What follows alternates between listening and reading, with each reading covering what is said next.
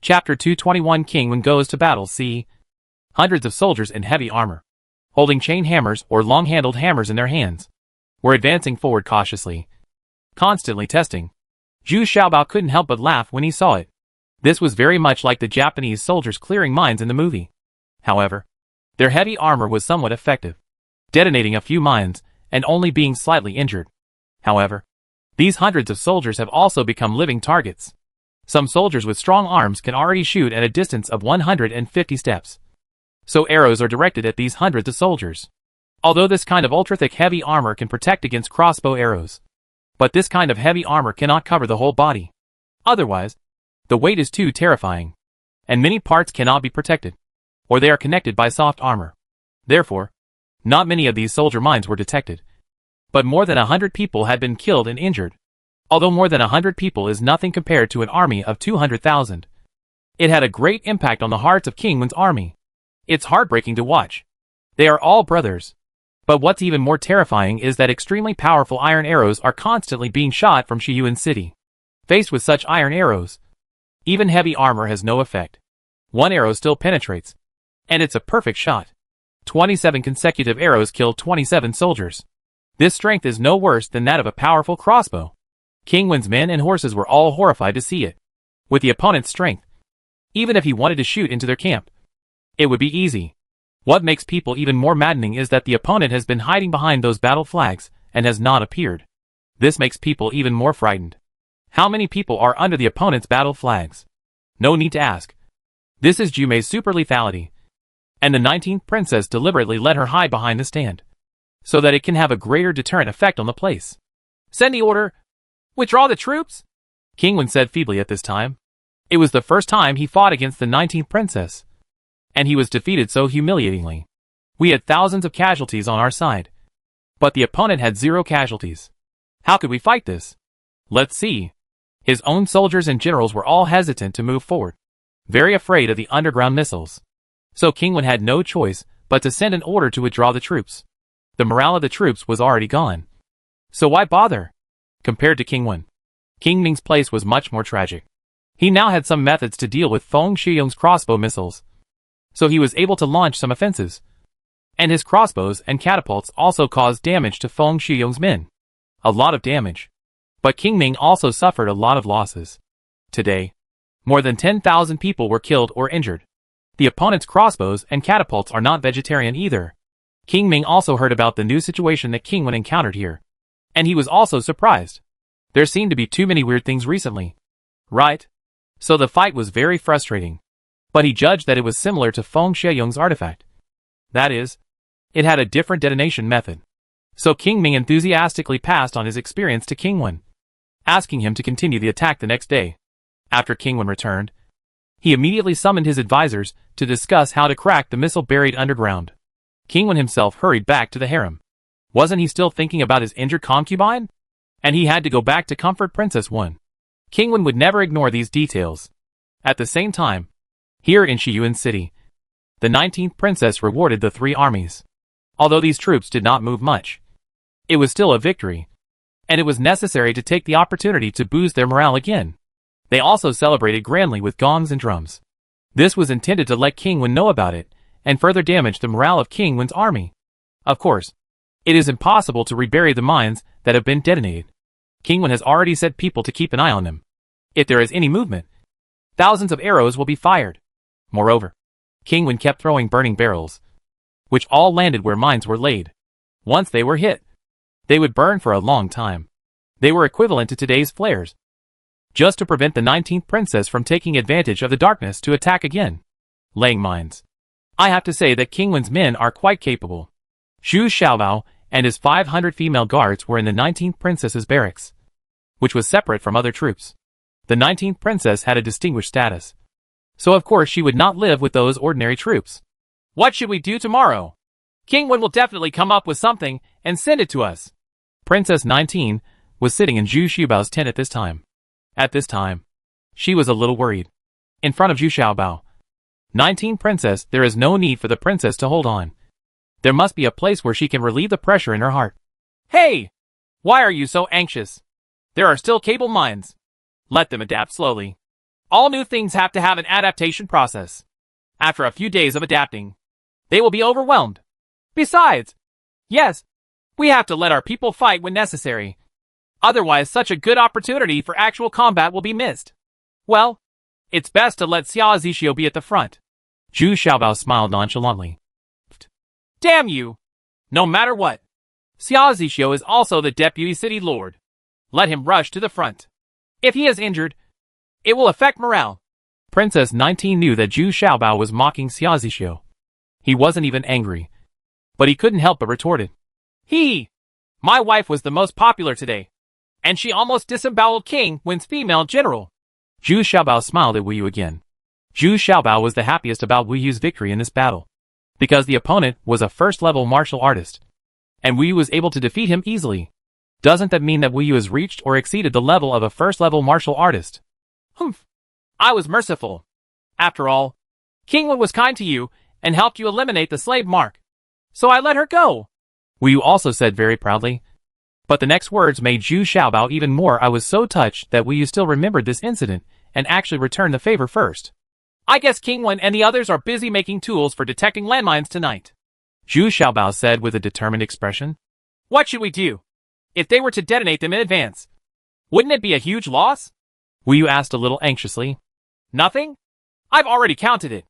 There should be 11 or 2 landmines left that haven't been detonated yet. Let them go to work. This loss is also expected. Zhu Xiaobao looked at Mu Chuanyi and said. In fact, this was all calculated by Mu Chuanyi and his old apprentice. The old apprentice's super ear power actually has such an effect here. Sure enough, when King Wen's troops came up the next day, they rolled out a very strange wooden cart. There was a thick wooden cart erected on it to withstand the attack of the crossbow, and several soldiers pushed it forward behind it. Yes, but the front of the wooden cart has a strange shape. It is a long wooden pole, 5 or 6 meters long. At the front end is a row of 4 wooden wheels lined up, which are used to detect landmines. Even if they are detonated, it will not hurt the soldiers behind. And it can also withstand crossbow attacks. This kind of wooden car is easy to process. And more than 300 of them were made in one night. Damn it! This is such a talent! Who came up with this? And made so many of them overnight? Zhu Xiaobao exclaimed when he saw it. He had to admit that King Wen also had talented people. This wooden cart, it can almost be said that it is very targeted. And it is also very simple and practical. King Wen's large army also followed the more than 300 wooden chariots with shields. At the same time, the strong crossbows and catapults behind them were also fired continuously, which made King Wen's troops advance smoothly. Shiyuan City also used strong crossbows. Fighting back, both sides suffered minor casualties. King Wen finally let out a sigh of relief and felt quite proud. His subordinates were all capable. They figured out a way to deal with this kind of missile in one night. And now it seems that the effect is very ideal. 6 missiles have been detonated without any major casualties. In other words, 6 wooden carts were blown up. And this loss was simply negligible. In this long-distance mutual attack between the two sides, King Wen's side still had a certain advantage, because Shiyuan City did not have many catapults. So King Wen's momentum was even greater at that time. And flying rocks with fireballs were thrown at them one after another. On the city wall of Shiyuan City, the destructive power of such flying stones cannot be underestimated. Several city walls have been cracked by the smashing. King Wen's men advanced another 50 steps and detonated 3 more mines. This no longer posed a threat to King Wen. Moreover, King Wen also felt that the missiles had almost been discharged completely. Going forward, it was already a flat plain, and it was only 100 steps away from the wall of Shiyuan City. Next came the most brutal siege battle. King Wen excitedly began to command the large troops to rush forward. At the same time, the ladders from behind also began to be lifted out. This was a must for the project. Seeing that the missiles no longer exploded, King Wen's soldiers began to become bolder, and their morale improved. They held weapons in their hands and shouted to kill one after another. Looking down from the city wall, densely packed soldiers were rushing towards the west. Source City. At this time, Wu Yu stood on the city wall, waved the command flag in her hand, and more than 100 female guards, who were ambushing under the city, pulled hard at the same time. In an instant, hundreds of pulling mines were detonated, and it is still in the center of the large army. Boom, boom, boom! More than 100 landmines detonated at the same time. The noise was very huge, and the damage caused was also very terrifying. because King Wen's soldiers were all concentrated towards the city wall.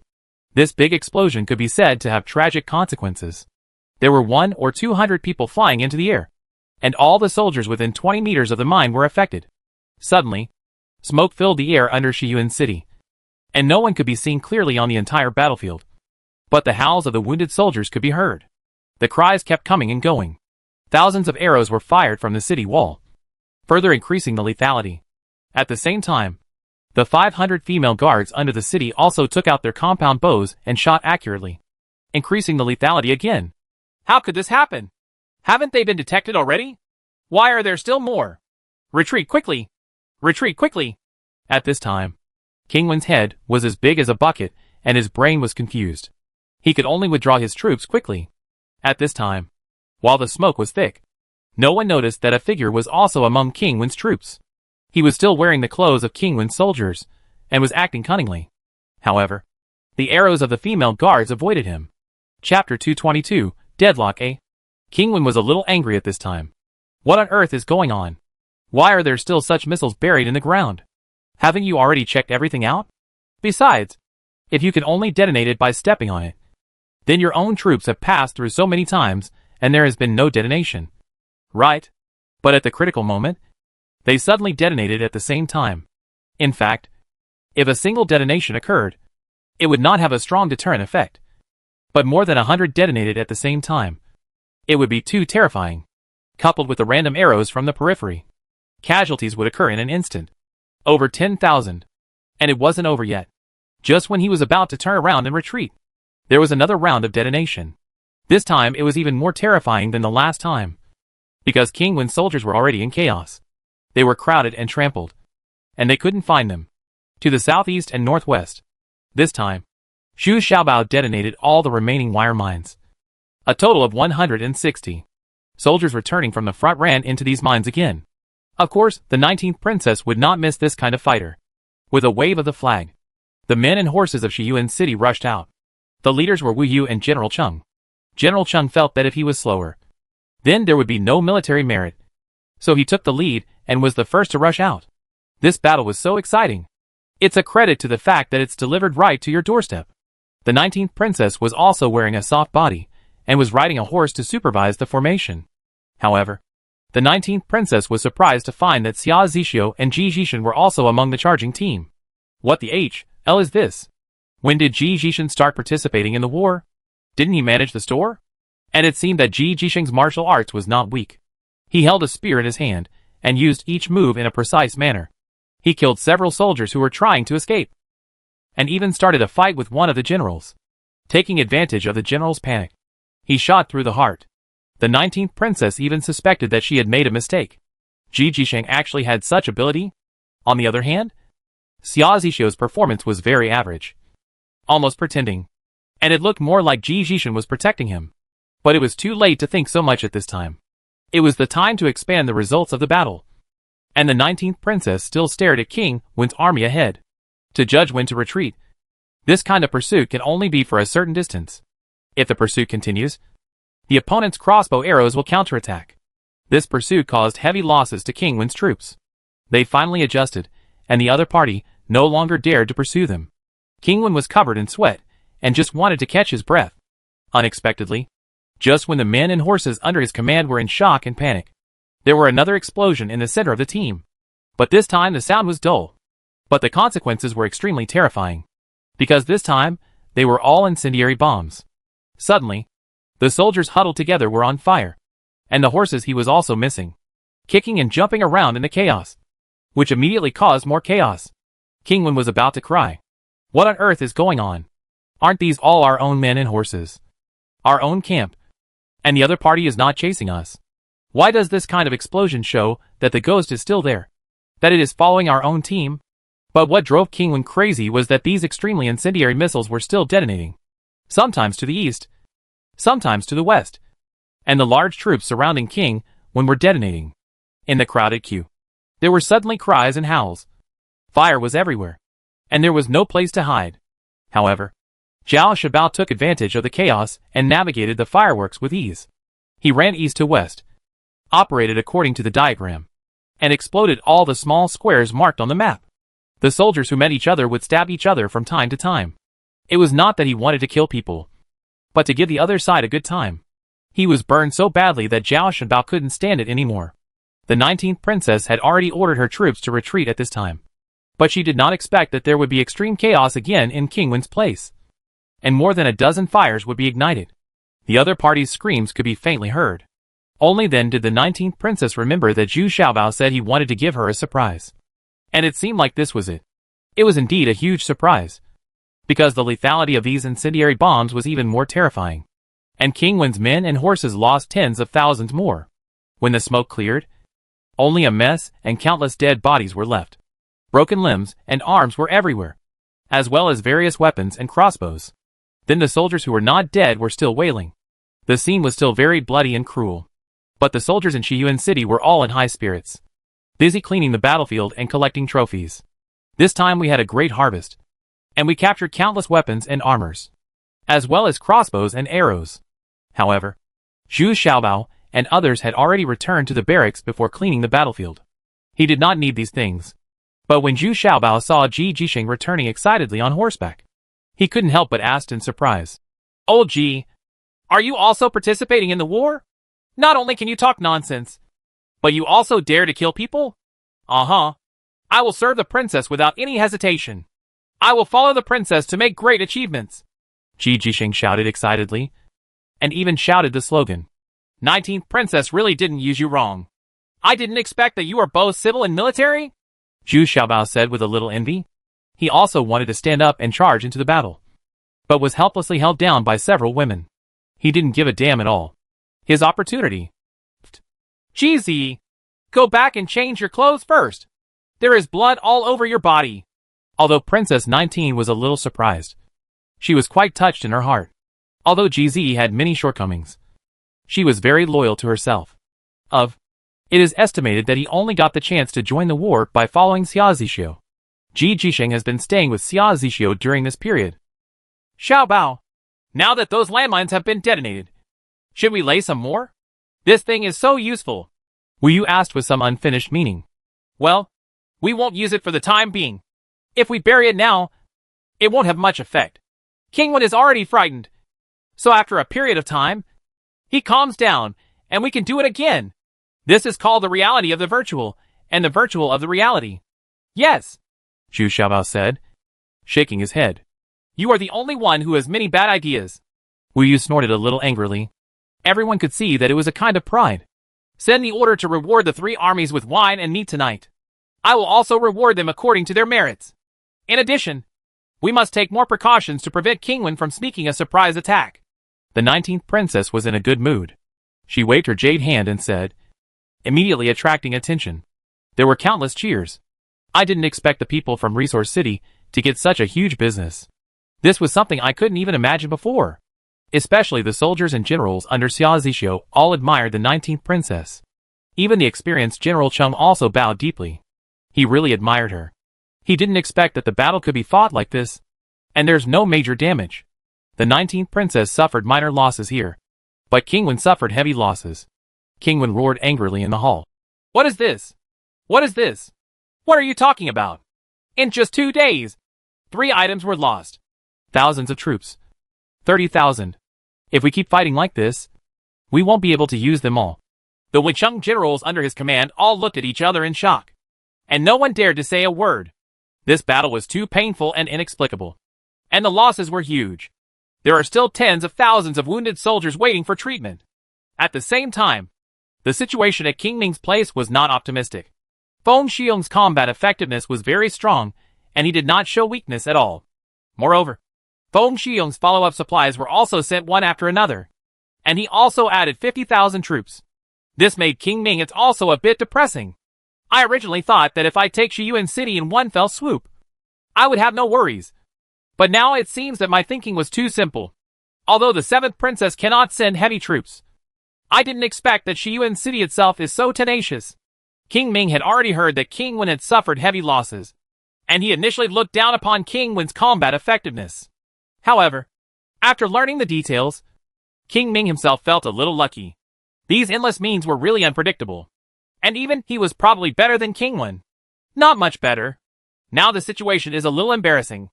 If we don't continue to attack Shiyuan City, the 7 princesses' hundreds of thousands of troops can successfully take over Shiyuan City. And then it will really become the 7 princesses' territory. Now because they are still fighting. So Princess 19 is still the master of Shiyuan City. The 7th princess has not yet replaced the 19th princess. King Ming simply went to King Wen's place. Firstly to discuss countermeasures. And secondly to comfort King Wen's troops. After all, they had suffered heavy losses and still needed to be comforted. This time the 2 princes sat together, sighing and somewhat depressed. Unexpectedly, the small Shiyuan City turned out to be the most difficult forehead bone to chew. Second brother, what should we do now? I have lost 30,000 people in just 2 days. How can I continue to fight? I didn't expect that 19th sister is so capable. We all underestimated her. King Wen was a little bit at this time. Said worriedly, well, although we can't take Shiyuan City, we still have to keep fighting. Otherwise, if 7th sister frees up her hands, she will immediately turn Shiyuan City into her territory. It will be even harder to take over Shiyuan City by then. And we are attacked from both sides. But it is really dangerous. Prince Ming said with a sullen face.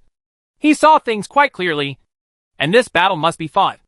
And he also estimated that it might not be so easy when he got to the 7th princess. The cost of these missiles alone is enough to give the 7th princess a headache. But you really can't beat him? King Wen said very spinelessly. We have to fight if we can't defeat her. If we can't defeat her, we will have a stalemate with her. Anyway, we have food in our hands. If 7th sister wants to maintain a stalemate, we must send supplies in a steady stream. When the time comes, who can outlast whom? Ming Wang said he is still more assertive than King Wen. The key is that he is a very smart wife. Well, okay, I'll listen to you, King Wen said with a sad face. But then King Wen actually received news that made him very excited. The troops confronting His Highness the 6th Prince turned out to be Lin Zhan and Lin Jie. And they managed to push back His Highness 6th Prince's men for 30 miles. Now the morale over there is high. Chapter 223, Deadlock B. The series of good news undoubtedly cheered up King Wen. Compared with the 19th princess, the threat from His Highness the 6th Princess worried him the most. But now good news is coming frequently. This made King Wen feel much better. It turns out that although King Wen did not have many soldiers and horses, there were many large and medium-sized aristocratic families in his fiefdom. These aristocratic families all owned a large amount of land and industry in King Wen's fiefdom. Of course, they did not want to see King Wen's fiefdom given to His Highness the 6th Prince. Encroachment. The lesson from history is that once it is invaded by other forces, the final victims will be these large and medium-sized aristocratic families. Burning, killing and looting will definitely be inevitable by then. Therefore, these large and medium-sized aristocratic families actively sent out their own private soldiers. And they spontaneously wanted to help King Wen defend their fiefdoms. Therefore, although King Wen did not have many troops, his potential strength was still very strong. The private soldiers of these aristocratic families fought for their own families, so they worked very hard. And they were self-sufficient in supplies, saving King Wen a lot of energy and money. Then the situation in Shiyuan City became very weird. It seemed that everyone was working hard, and there was no real large-scale siege. However, they were still fighting against the enemy every day, and they returned to the most traditional one-on-one duel. Their respective generals will fight. This is very suitable for Wu Yu's appetite. She has fought 4 times in a row in the past few days, winning 3 times and losing 1. But she was not injured. However, the person who defeated her was a great martial artist, which made Wu Yu more confident. But it makes Xu Xiaobao very worried. This wife is really too militant. But he has to admit that Wu Yu has grown extremely rapidly in battle. And now he has firmly entered the ranks of first-class martial arts masters. The force value has exceeded that of General Wu. But judging from the effect, there was no result at all. And both sides only lost a few generals. There was no large-scale fighting at all. Even if King Wen's troops won the duel, they did not attack Shiyuan City. But he came every day to fend off the enemy and scold him. Obviously, the 19th princess's troops must not relax. But King Wen's troops can be rotated, which makes the 19th princess very uncomfortable. With so many men and horses, they dared not evacuate. The daily supplies were huge, and King Wen's fiefdom was rich in grain, so he could afford it. The 19th princess does not have this strength. It was even more difficult for Feng Xiaoyong. King Ming simply distanced himself from him, relying on crossbows and catapults to attack each other from a distance. but with little effect. However, King Ming had a large number of people. But in turn, Feng Xiaoyong, everyone must be on standby and not dare to relax for a moment. The war fell into a stalemate for a while. During this process, Zhu Xiaobao had already led people back to Cave Heaven Paradise. He had no time to accompany them in a war of attrition. The 19th princess also quietly withdrew part of her troops. She had no choice but to spend too much, so she could only take some risks and withdraw half of her troops. King Ming and King Wen had already begun to celebrate that their strategy had worked. This situation was equivalent to holding the 7th princess back tightly. Those who were neither up nor down were the most uncomfortable, and they had to constantly replenish food and weapons. So while King Ming and King Wen were hosting a banquet to celebrate, the 7th princess was furious. The current situation of the 7th princess is not very good. Although it is said to have an army of 4 million, 1.5 million of them are staying on the 36 islands in the southeast. And the 36 islands are not peaceful now. Everyone began to oppose the 7th princess's jurisdiction. 36 islands in the southeast were pacified at the beginning. The 7th princess let them manage themselves and only sent troops to garrison them, which was equivalent to 36 small princes. But the 7th princess can collect a lot of tax revenue from these 36 islands every year. If there is a natural or man-made disaster, the 7th princess will also send people to send relief. At the beginning, it was quite harmonious. But then things slowly changed. The reason was that the officials who guarded the 36 islands not only took the salary of the 7th princess, but also made a lot of money on the islands under their respective jurisdictions. These officials were all military commanders, and they were the most trusted by the 7th princess. So they were always arbitrary and arbitrary. Later, I felt that I was at a bit of a disadvantage guarding these islands. I was away all the year round and didn't make much. So I started to make money desperately. Therefore, the residents of 36 islands suffered a lot and gradually began to resist again. The 7th princess is in charge. Now there are riots on several islands. These were originally pirate strongholds. Some people are descendants of pirates, and they still want to return to their original lives. Therefore, emergency documents from the 36 islands have been arriving frequently recently. What's even more annoying is that Lingyu Island has also begun to invade the 36 islands. Or it is uniting the 36 islands to oppose the 7th princess. The temporary island owner Yu Li's idea is very clear. That is to conquer another island, to expand his territory.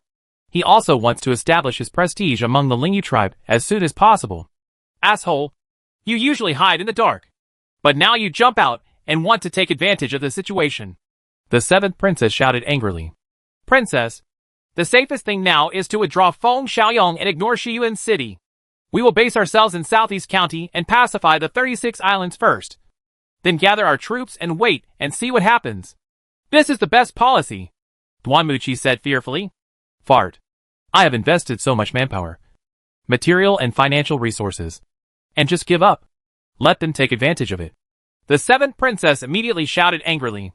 She always thought Duanmuchi's idea was too conservative, but she didn't considering that it is easy to take over Shiyuan City. It will be difficult to face the suppression of King Wen and King Ming. But now the strategy of King Ming and King Wen is to drag us to death. The losses at Feng Xiuyong's place are extremely huge, and they have been fighting with all their strength. And the troops are also very tired. And the troops of King Ming and King Wen can all take turns to rest. This is very detrimental to us. Duanmuchi is the chief strategist. I have to say something again. Humph. You said something useful. What best advice? I don't want to listen. I want to listen to your worst advice. The 7th princess shouted arrogantly. Yes. The next best idea is to increase the number of troops in Shiyuan City. Then hold off King Ming and focus on attacking King Wen. In this way, King Wen will not only have to face His Highness the 6th Prince, but also divide his troops to deal with us. Although King Ming will not sit idly by. He will not do anything either. Go all out. And it is easy to create a gap with King Wen. In this way, the crisis in Shiyuan City will be resolved. Duanmuchi is worthy of being the chief strategist. This strategy is quite powerful, but there are also huge differences in it. Risk. Okay. Let me tell you. I just want your advice. Pass my order, and send another 400,000 troops to Shiyuan City. I think they still dare to hold me back. The 7th princess was really domineering, and she immediately decided to send troops to Shiyuan City. Soar City. Yes. Duanmuchi grinned. This 7th princess is too impatient. This plan may suffer a big loss. After all, this way, There will not be many troops in Southeast County. The 30,000 female warriors of the Lingyu tribe are extremely powerful in combat. If they suddenly change their direction and attack Southeast County instead, it will be a disaster. But it's useless now. The 7th princess has made up her mind to take Shiyuan City as her own. Duinmuki couldn't persuade him anymore. This idea was originally his. Here in Shiyuan City, the 19th princess has returned to the city lord's palace. The one left to confront King Wen's men is General Chung. He wants to perform well in front of the 19th princess and earn some face for Xia Zixio. Return. After all, he had been following the old city lord for half his life. Although Xia Zixio disappointed them, he still wanted to maintain Xia Zixio's prestige. Even though they also knew that Xia Zixio had no prestige at all. Xia Zixio was also happy to be separated from the 19th princess. This way, his pressure would be much less. Anyway, there is no risk in this situation. Xia Zixio began to hide in his room and get lovesick again. But what Princess Ran did not expect was that Ji Jihui actually asked to stay here at the East City Gate and accompany Xia Zixio to fight. Moreover, Ji Jihui also fought twice in the past few days. Although he won one and lost one, he was really a bit brave, was slightly injured, and his horse was beaten to death with an iron rod. Then he fell off the horse. But I don't know what tricks Ji Jisheng used. The opponent's general was in a trance. He was lost for a moment. With such a daze, Ji Jisheng escaped with his life. When the 19th princess heard about this, she just smiled lightly. Ji Jisheng had a very clever mind, so it was normal for him to be able to deceive the other party. It's just that Ji Jisheng's martial arts has improved rapidly, and he's not far behind Wu Yu. This surprised everyone. But now everyone is not focusing on Ji Jisheng, but discussing the way out for the future. Now everyone can see that it is simply impossible for the 19th princess to control Shiyuan City. To put it bluntly, now I am helping the 7th princess fight the war. No matter whether you win or lose, there is no good outcome. So now everyone is also discussing where to go. We can't really just stick to the 7th princess banner, right? If the 7th princess fails to seize the legitimate heir, it will still be a tragic result. I think we should withdraw from Shiyuan City with our troops, so that we can preserve our strength and wait for opportunities. Tong Wuxin first put forward his own opinion. I have also thought about withdrawing from Shiyuan City. But where can we go? The 19th princess felt extremely reluctant to give up. But she also knew that there was no point in helping the 7th princess to defend it any longer. I think, Master, you can go to Luofeng Island, Mu Chuanyi said timidly from the side. What? How did you become a disciple? Always thinking about selling the master? Zhu Xiaobao jumped up when he heard this, and shouted exaggeratedly, Isn't this Wu Yu, Ying Xiuxiu, and the others all here? There are people around you. So Zhu Xiaobao needs to be more determined. I think you can go take a look. Unexpectedly, the 19th princess also nodded and agreed with Mu Chuanyi's opinion. Chapter 224 I won't go. Zhu Xiaobao looked at everyone here with some doubts, including General Manager Wu and Wu Yu. But none of them had any doubts, as if they had already discussed it, especially General Manager Wu. Zhu Xiaobao was very puzzled. Hey, I'm your son-in-law.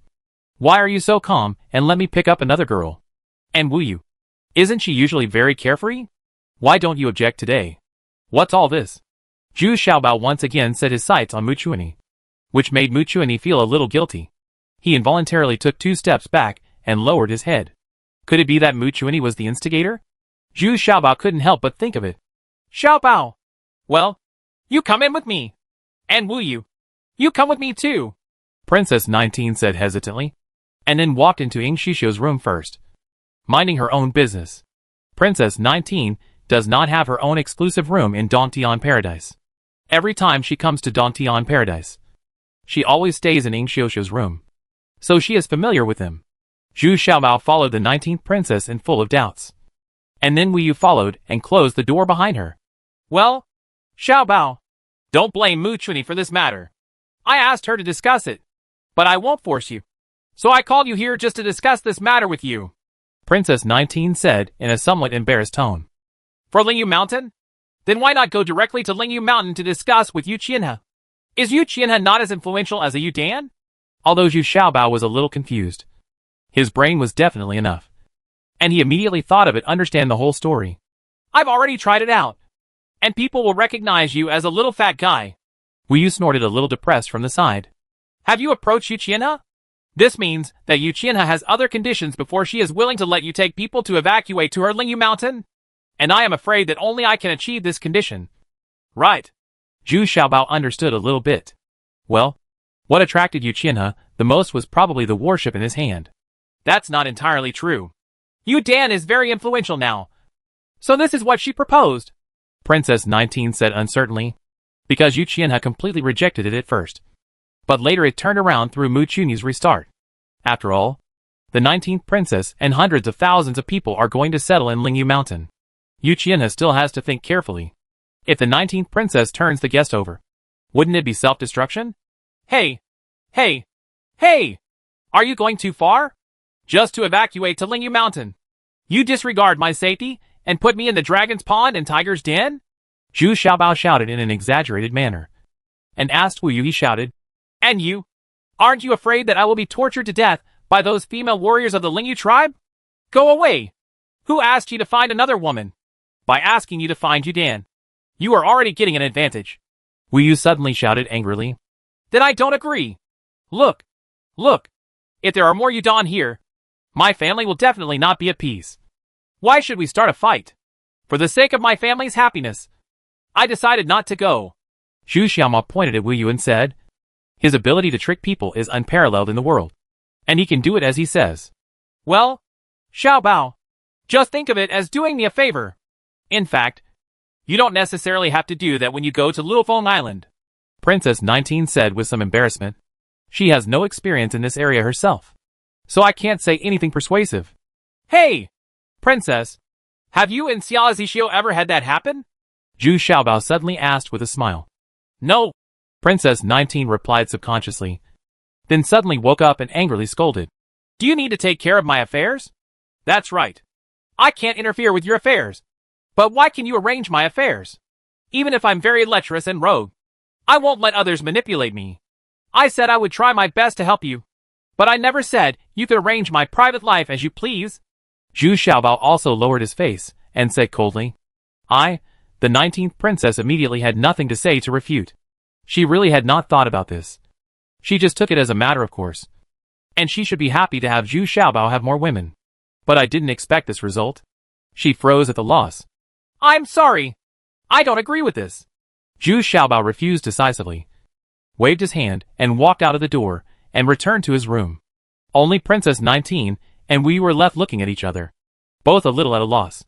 After a long time, Zhu Xiaobao was about to fall asleep. Wu Yu came in aggressively and asked angrily, What do you mean? Why are you doing this? You didn't see that the princess was crying because of you. Do you have any conscience? The princess is so kind to you. Zhu Xiaobao sat cross-legged, calm and relaxed. He was actually still practicing. Then he looked at Wu Yu calmly and said, It's not interesting. I just want to let you know that I must make the decision in my affairs. She wants to expand the territory. That's her business. But she and I are equal. And even if I help her, it's on the basis of equality. But she is a princess? How could you talk like that? Wu Yu was a little confused. She never thought that Zhu Xiaobao would say such treacherous words. What's wrong with the princess? I still want to be the emperor. Don't make yourself like a slave all day long, without any opinions of your own? Zhu Xiaobao said angrily. He didn't like this very much about Wu Yu. Yes, the princess is always put first in everything. But our family has always been waiting for the Wu family. And my father has always followed Princess Wu. Wu Yu said a little aggrievedly. You really can't blame Wu Yu for this. She has been suffering from this since she was a child. The indoctrination of thoughts has long been ingrained. Forget it. Forget it. You go and accompany the princess. I want to sleep alone tonight. Zhu Xiaobao was also stunned, as if it would be really difficult to change Wu Yu's thinking for a while. In fact, Wu Yu she got along with the 19th princess like a real sister. Could it be that Wu Yu consciously alienated the 19th princess? The next day, Zhu Xiaobao still slept heartlessly until dawn. It wasn't until Wu Yu came in again that Zhu Xiaobao got up from the bed. The princess is gone. She asked me to tell you. I'm sorry. She doesn't want to force you to do anything. You don't have to go to Lufeng Island, Wu Yu said in a low voice with a sad face. This is over. You are a good comrade if you know your mistakes and can correct them. Zhu Xiaobao seemed to be in a good mood and said, But the princess was so pitiful when she left. She didn't sleep all night last night and kept crying. Wu Yu's eyes were also red.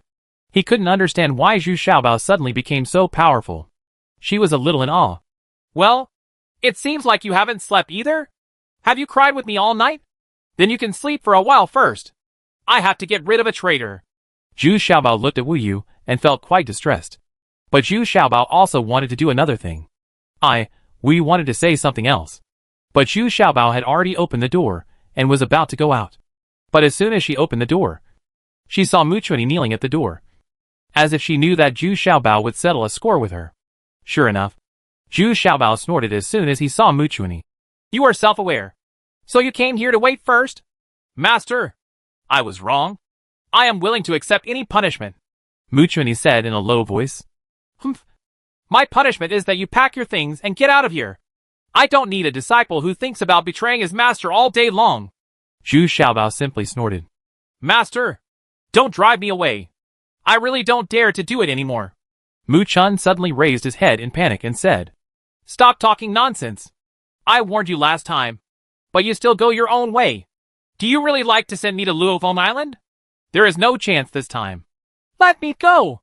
Old apprentice, send her down the mountain.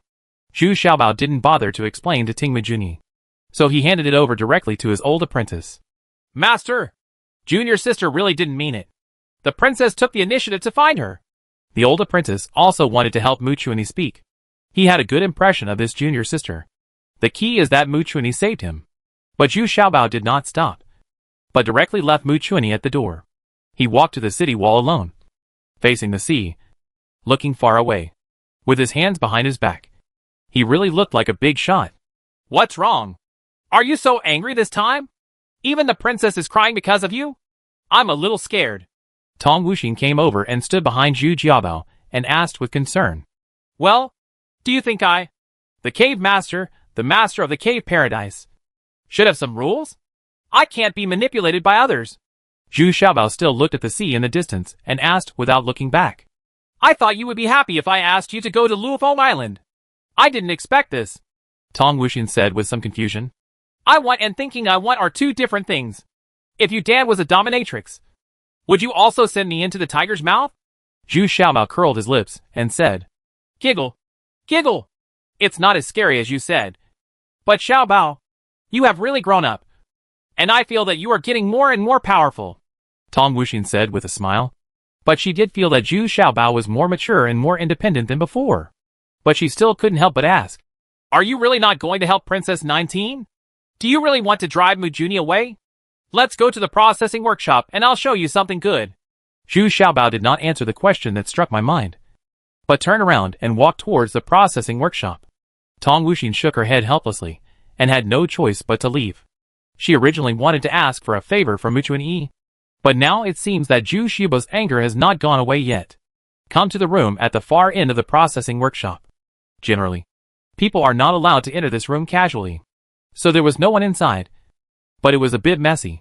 There were various medicinal materials on the table, many of which Tong Wuxin had never seen before. Look! What did I find? This is the scorpion fruit. Although it is poisonous, it can be used to refine anesthetics. You are injured and need medical treatment, or surgery to scrape the poison. If you use anesthetics, it will not work. You will feel pain. But now I am still testing its medicinal properties. Huh? Zhu Xiaobao said enthusiastically. This was said by Yi Qihong a few days ago. It is said that it was accidentally found at Shahe Lake. Zhu Xiaobao was halfway through talking, but he was surprised to find that there was another piece of paper on the table, which contained some medicinal properties of the devil scorpion fruit. It was actually Kimura Kazuo's handwriting. Oh, is that why? In order to test the medicinal properties of this magic scorpion fruit, Kimura ate it several times and almost died. If it weren't for your old apprentice, she would have died. Tong Wuxin was a little surprised. She said that Mu Chuanyi almost died of poisoning a few days ago, and she was the first to find out. Oh! Chapter 225, Luofeng Island, A. Zhu Xiaobao was stunned for a moment, then picked up the piece of paper and looked at it carefully. Sure enough, Mu Chuanyi wrote the medicinal properties of the magic scorpion fruit in very detail, and the dosage and effect of each dose were also written very clearly. It can be seen that she is very attentive. When taken with wine, the potency of the medicine increases, but the effect time is shortened. Grind the core and can be applied externally. Seeing this, Zhu Xiaobao couldn't help but exclaimed in surprise. Taking it with wine. The effect increases. Uh-huh. This is the effect you want. But why is it gone? How much has the effect increased? I haven't finished testing it yet. You're going to drive me off the mountain. Tong Wuxing couldn't help laughing. But she was looking forward to this anesthetic very much. You know, after every battle, those injured the soldiers were in quite a lot of pain. And many of them could not survive the severe pain during treatment. Some people even choose to commit suicide because they are in too much pain. Therefore, if an anesthetic like what Zhu Xiaobao said could be made, it would save the lives of many wounded people. Oh, that's it. Huh? That can't save her. Zhu Xiaobao snorted and began to study the medicinal properties of this devil scorpion fruit. He was more conservative. This time, several female guards were slightly injured, so he directly experimented on them in small doses. The effect was average, because he didn't know the properties of many medicines very well, so he could only try them little by little. But the female guards were very happy, because after taking the medicine, the pain was relieved a lot. Well, let's go back.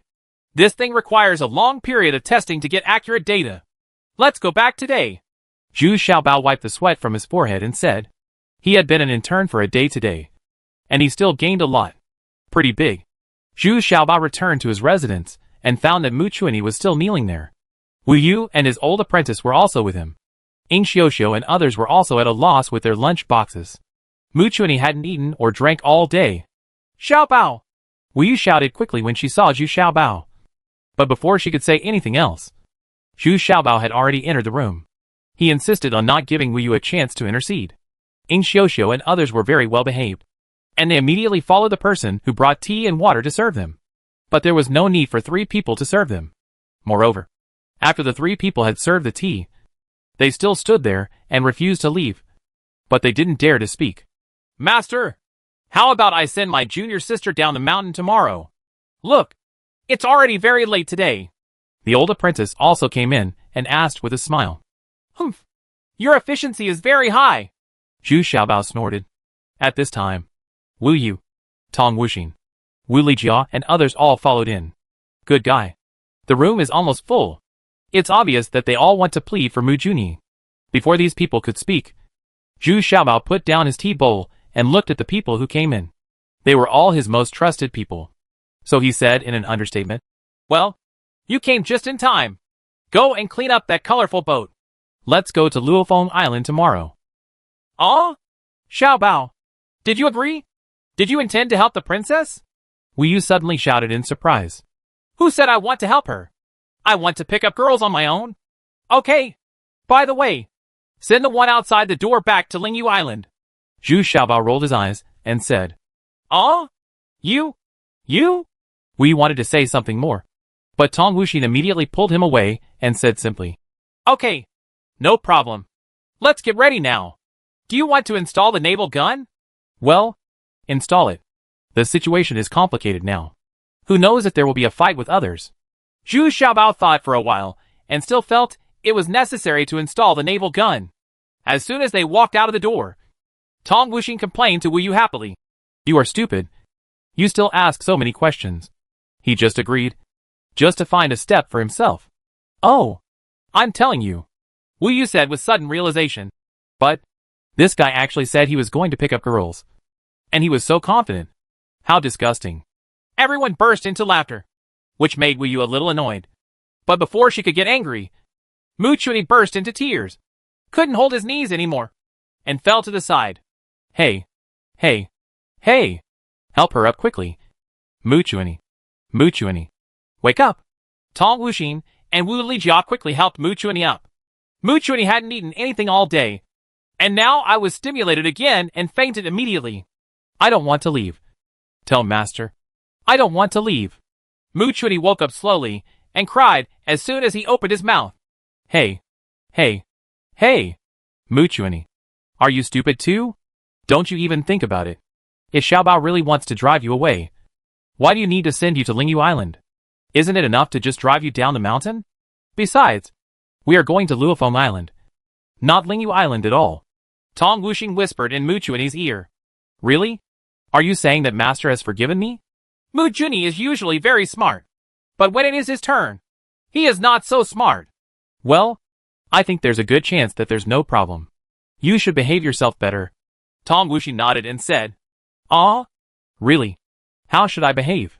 Mu Chun suddenly became excited, and then asked eagerly, "At least have a full meal first, and then clean yourself up neatly.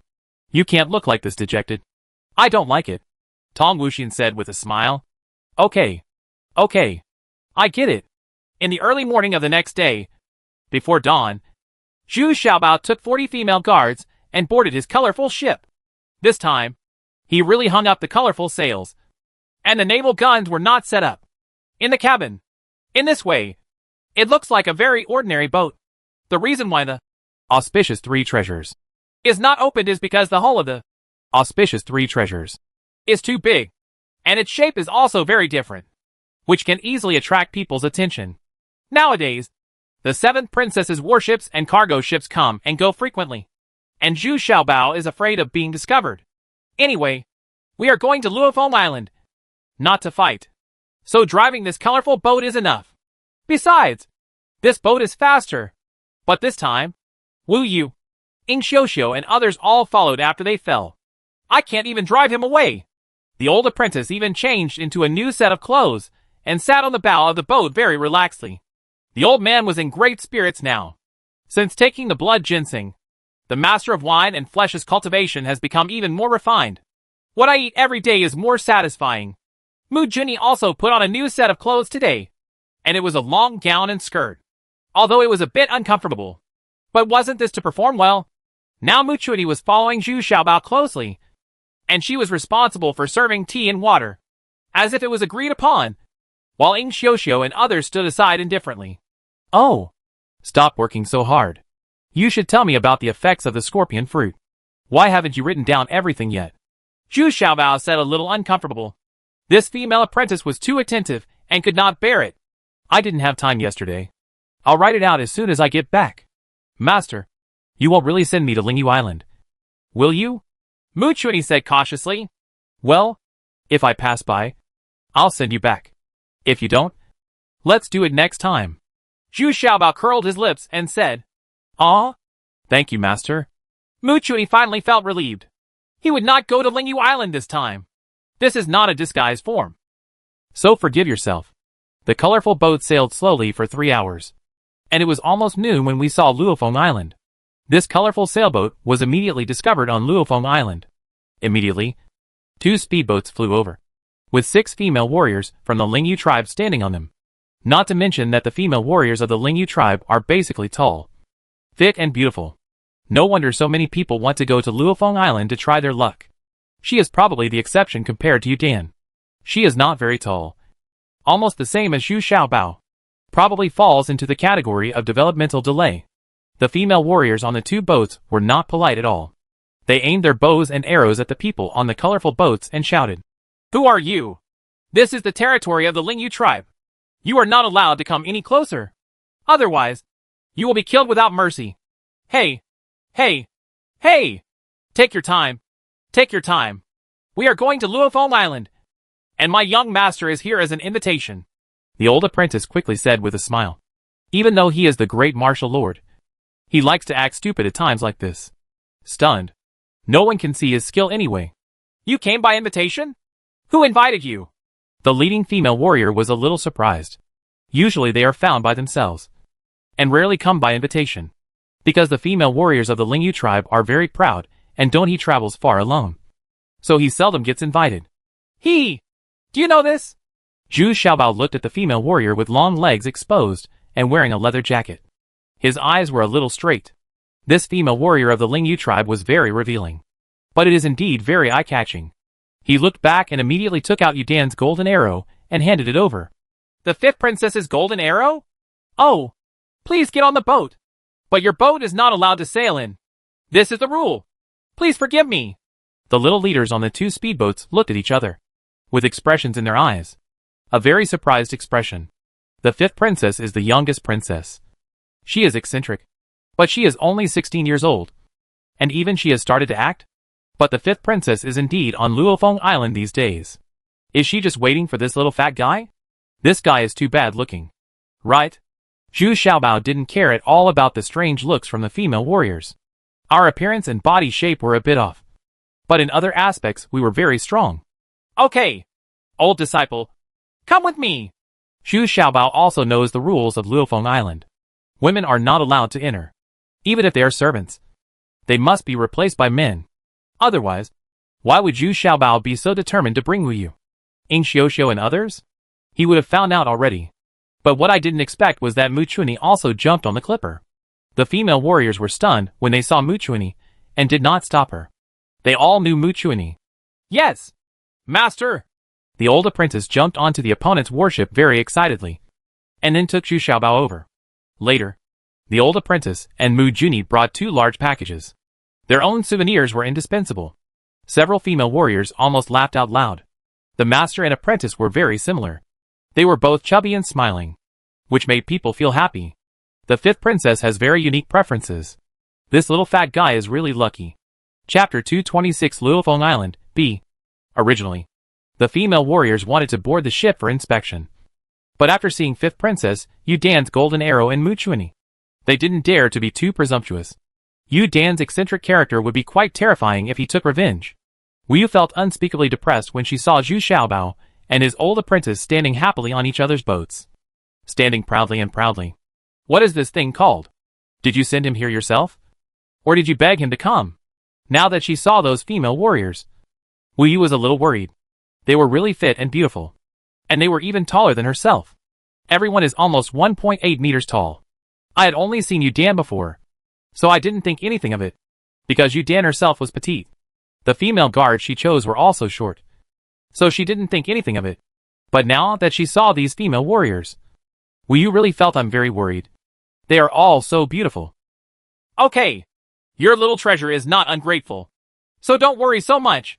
Tong Wuxing couldn't help but laugh at the side. Humph. Apart from Yu Dan, if she dares to find anyone else, see if I don't break her legs, Wu Yu said angrily. Bragging. I don't know who was scolded yesterday, and I didn't dare to talk back. Wu Lijia and others laughed. I didn't let him go for the sake of the princess, Wu Yu said with a blush. Another burst of laughter. Zhu Xiaobao took the express boat from Lingyu Island and entered the shallow reefs of Lingyu Island in 7 or 8 turns. He flexibly turned to a small pier and asked Zhu Xiaobao and others to get off the boat and board. Landed on Fengdao. After walking for a while on the pontoon, Yu truly entered Luofeng Island. As soon as they entered Luofeng Island, Zhu Xiaobao was a little surprised. There were actually pavilions. Pavilions. Various flowers. Plants and trees, which were actually built very exquisitely. There were also many shops. And it was actually very lively with people coming and going. What surprised him was that there was a tofu workshop that had just opened.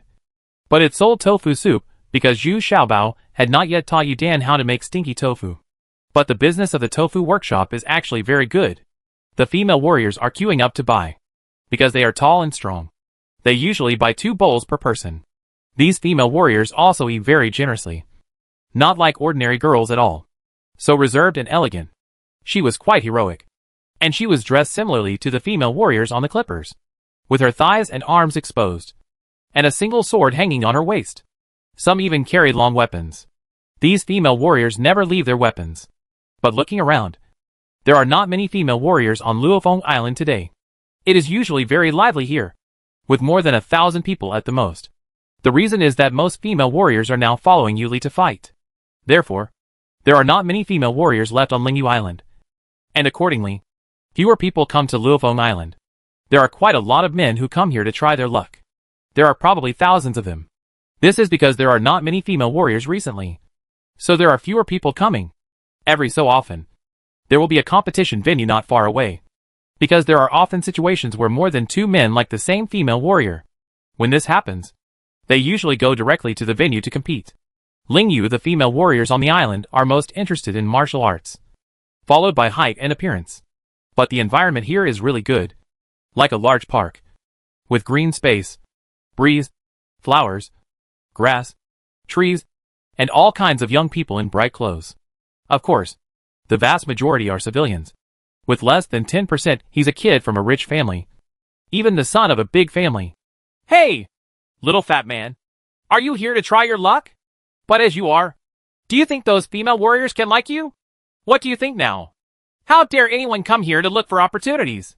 At this time, the young master with gorgeous clothes and handsome figure suddenly noticed Zhu Xiaobao. And he was very surprised and laughed. He was rejected by the female warrior. So when he saw Zhu Xiaobao, he immediately felt a sense of superiority in his heart. What? Can I come? Let me tell you. Not only am I here, but I will definitely hold the beauty back. Do you believe it or not? Zhu Xiaobao walked up to the young master with a half smile, but looked up. The head said, "There is no way. He is a head taller than him." Ha ha ha. I'm laughing so hard. This is the funniest joke I've heard today. Little fat guy, not only have you not developed your body well, but you've also not developed your brain. Right. Just you? A little finger can keep you in bed for 3 months. The young man laughed unbridled, causing the people around him to laugh too. What's your surname? Zhu Xiaobao also asked with a smile.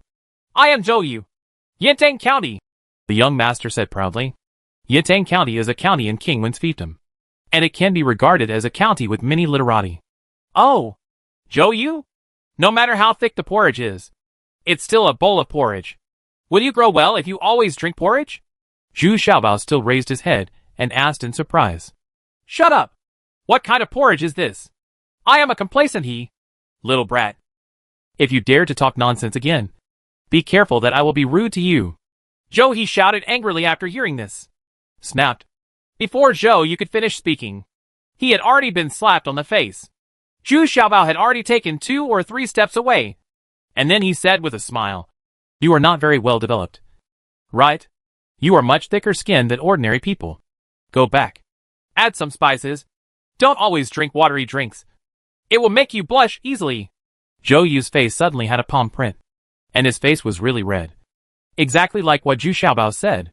Suddenly, everyone around started laughing loudly, and several female warriors also stopped to watch, looking at Zhu Xiaobao in surprise. Unexpectedly, this little fat man was very agile. The footwork just now was definitely a very clever one. You are looking for death. Zhou Yu suddenly became furious. He never expected that Zhu Xiaobao would suddenly attack. Now that he was embarrassed, he became furious and wanted to kill Zhu Xiaobao. He reached out and pulled out the sword he was carrying. Apprentice! Apprentice! This porridge drinker wants to fight with your master. You go and teach him. Of course Zhu Xiaobao knew that he just took advantage of others' unpreparedness. If a fight really happened, he might not be able to do it. So he just let him go. To the old apprentice. Dare you be disrespectful to my master? Then don't blame me for being rude. The old apprentice stretched out his hand and pulled out the kitchen knife from his waist, and held it to it unsteadily. Chopped knife? Zhou Yu was stunned when he saw it, and the relationship between the two people also made him a little confused. Is this old man an apprentice? That little fat guy is the master? There are too many weird things happening these days. Oh? Yes, a kitchen knife. My master said that no matter how good your martial arts is, you are still afraid of a kitchen knife. I chop. Chop. Chop. Chop. The fair-blooded venerable walked around, still shouting, How can you show the demeanor of a master? Finally, the old apprentice walked up to Zhu Xiaobao in an exaggerated manner, wiped the sweat from his forehead, and said breathlessly, Oh, I'm exhausted. 13 cuts in total. Master, do you think it's okay? You two are looking for death. I will help you today. Zhou Yu was dazzled by his old apprentice for a long time. In the end, he felt unscathed, but he also successfully ignited his anger. Pants, hair. At this time, people around him screamed in surprise, and saw Zhou Yu's clothes falling off piece by piece, and his hair falling off strand by strand. What was even more ugly was the clothes below the waist. They were all scattered, revealing their naked lower body, but Zhou Yu didn't notice it yet. Yo! Suddenly he felt a small breeze blowing on his lower body, making it chilly. Only then did Zhou Yu realize that his lower body was naked. He quickly clamped his knees in fear, not wanting to hold onto the sword in his hand. He protected his crotch with both hands and looked at master and disciple Zhu Xiaobao in horror. Suddenly there was a burst of laughter from all around. This is so funny! Even the female warriors couldn't help but laugh. They were not so conservative and still enjoyed watching it. Alas! You have to be kind. At least leave a fig leaf for him. Zhu Xiaobao shook his head, as if scolding his old apprentice. Then he swaggered forward with his hands behind his back. Going further, Zhu Xiaobao found that many people were sitting calmly beside the stone table. Some were whispering, some were showing off their knowledge, and some were practicing to show off their abilities. But he looked at the female warriors around him from time to time, as if they were waiting for someone. I heard that this is the first time for the 5th princess to come here. I wonder what kind of person she is looking for. No need to ask. You must be young Master Lan, who has the best martial arts skills and handsome appearance? Ha ha ha. It's a joke. It's cancelled. My martial arts skills are mediocre. And I'm still a first-level martial artist. There's been no sign of a breakthrough in half a year. That's Mr. Zhang across from you. He's good at playing chess, calligraphy and painting. That's not necessarily true. I heard that this 5th princess has an eccentric temperament, is cunning and shrewd, and is not something that ordinary people can handle. Zhu Xiaobao listened for a while. Only then did I realize that these people were actually waiting for Yu Dan. Who would have thought that I would have so many competitors? This is really frustrating. Master, it seems that Princess Yu Dan may not choose you yet? The old apprentice asked with a bit of gloating. TSK, disciple, today I'm going to let you see what my master can do besides cooking. Watch out. Zhu Xiaobao rolled up his arms and sleeves and walked forward. Young master, please give me some advice. Seeing Zhu Xiaobao approaching aggressively, the young master in blue stood up with a smile, cupped his hands and saluted. Zhu Xiaobao took a look and saw that there were 2 teacups on the stone table, containing freshly brewed jasmine tea. Zhu Xiaobao was not polite, picked it up and took a bite. Your jasmine tea is not the best. Although the taste is okay, it took too long and lost its fragrance. Here are the best jasmine flowers. Zhu Xiaobao asked Mu Chunyi to take out the jasmine flowers he brought. Without looking, he emptied the tea bowl, put the tea leaves back in, and brewed again. Mu Chun changed into men's clothes as soon as he arrived at Luofeng Island, so he wasn't very noticeable. Ah, it's indeed the best. Thank you, sir.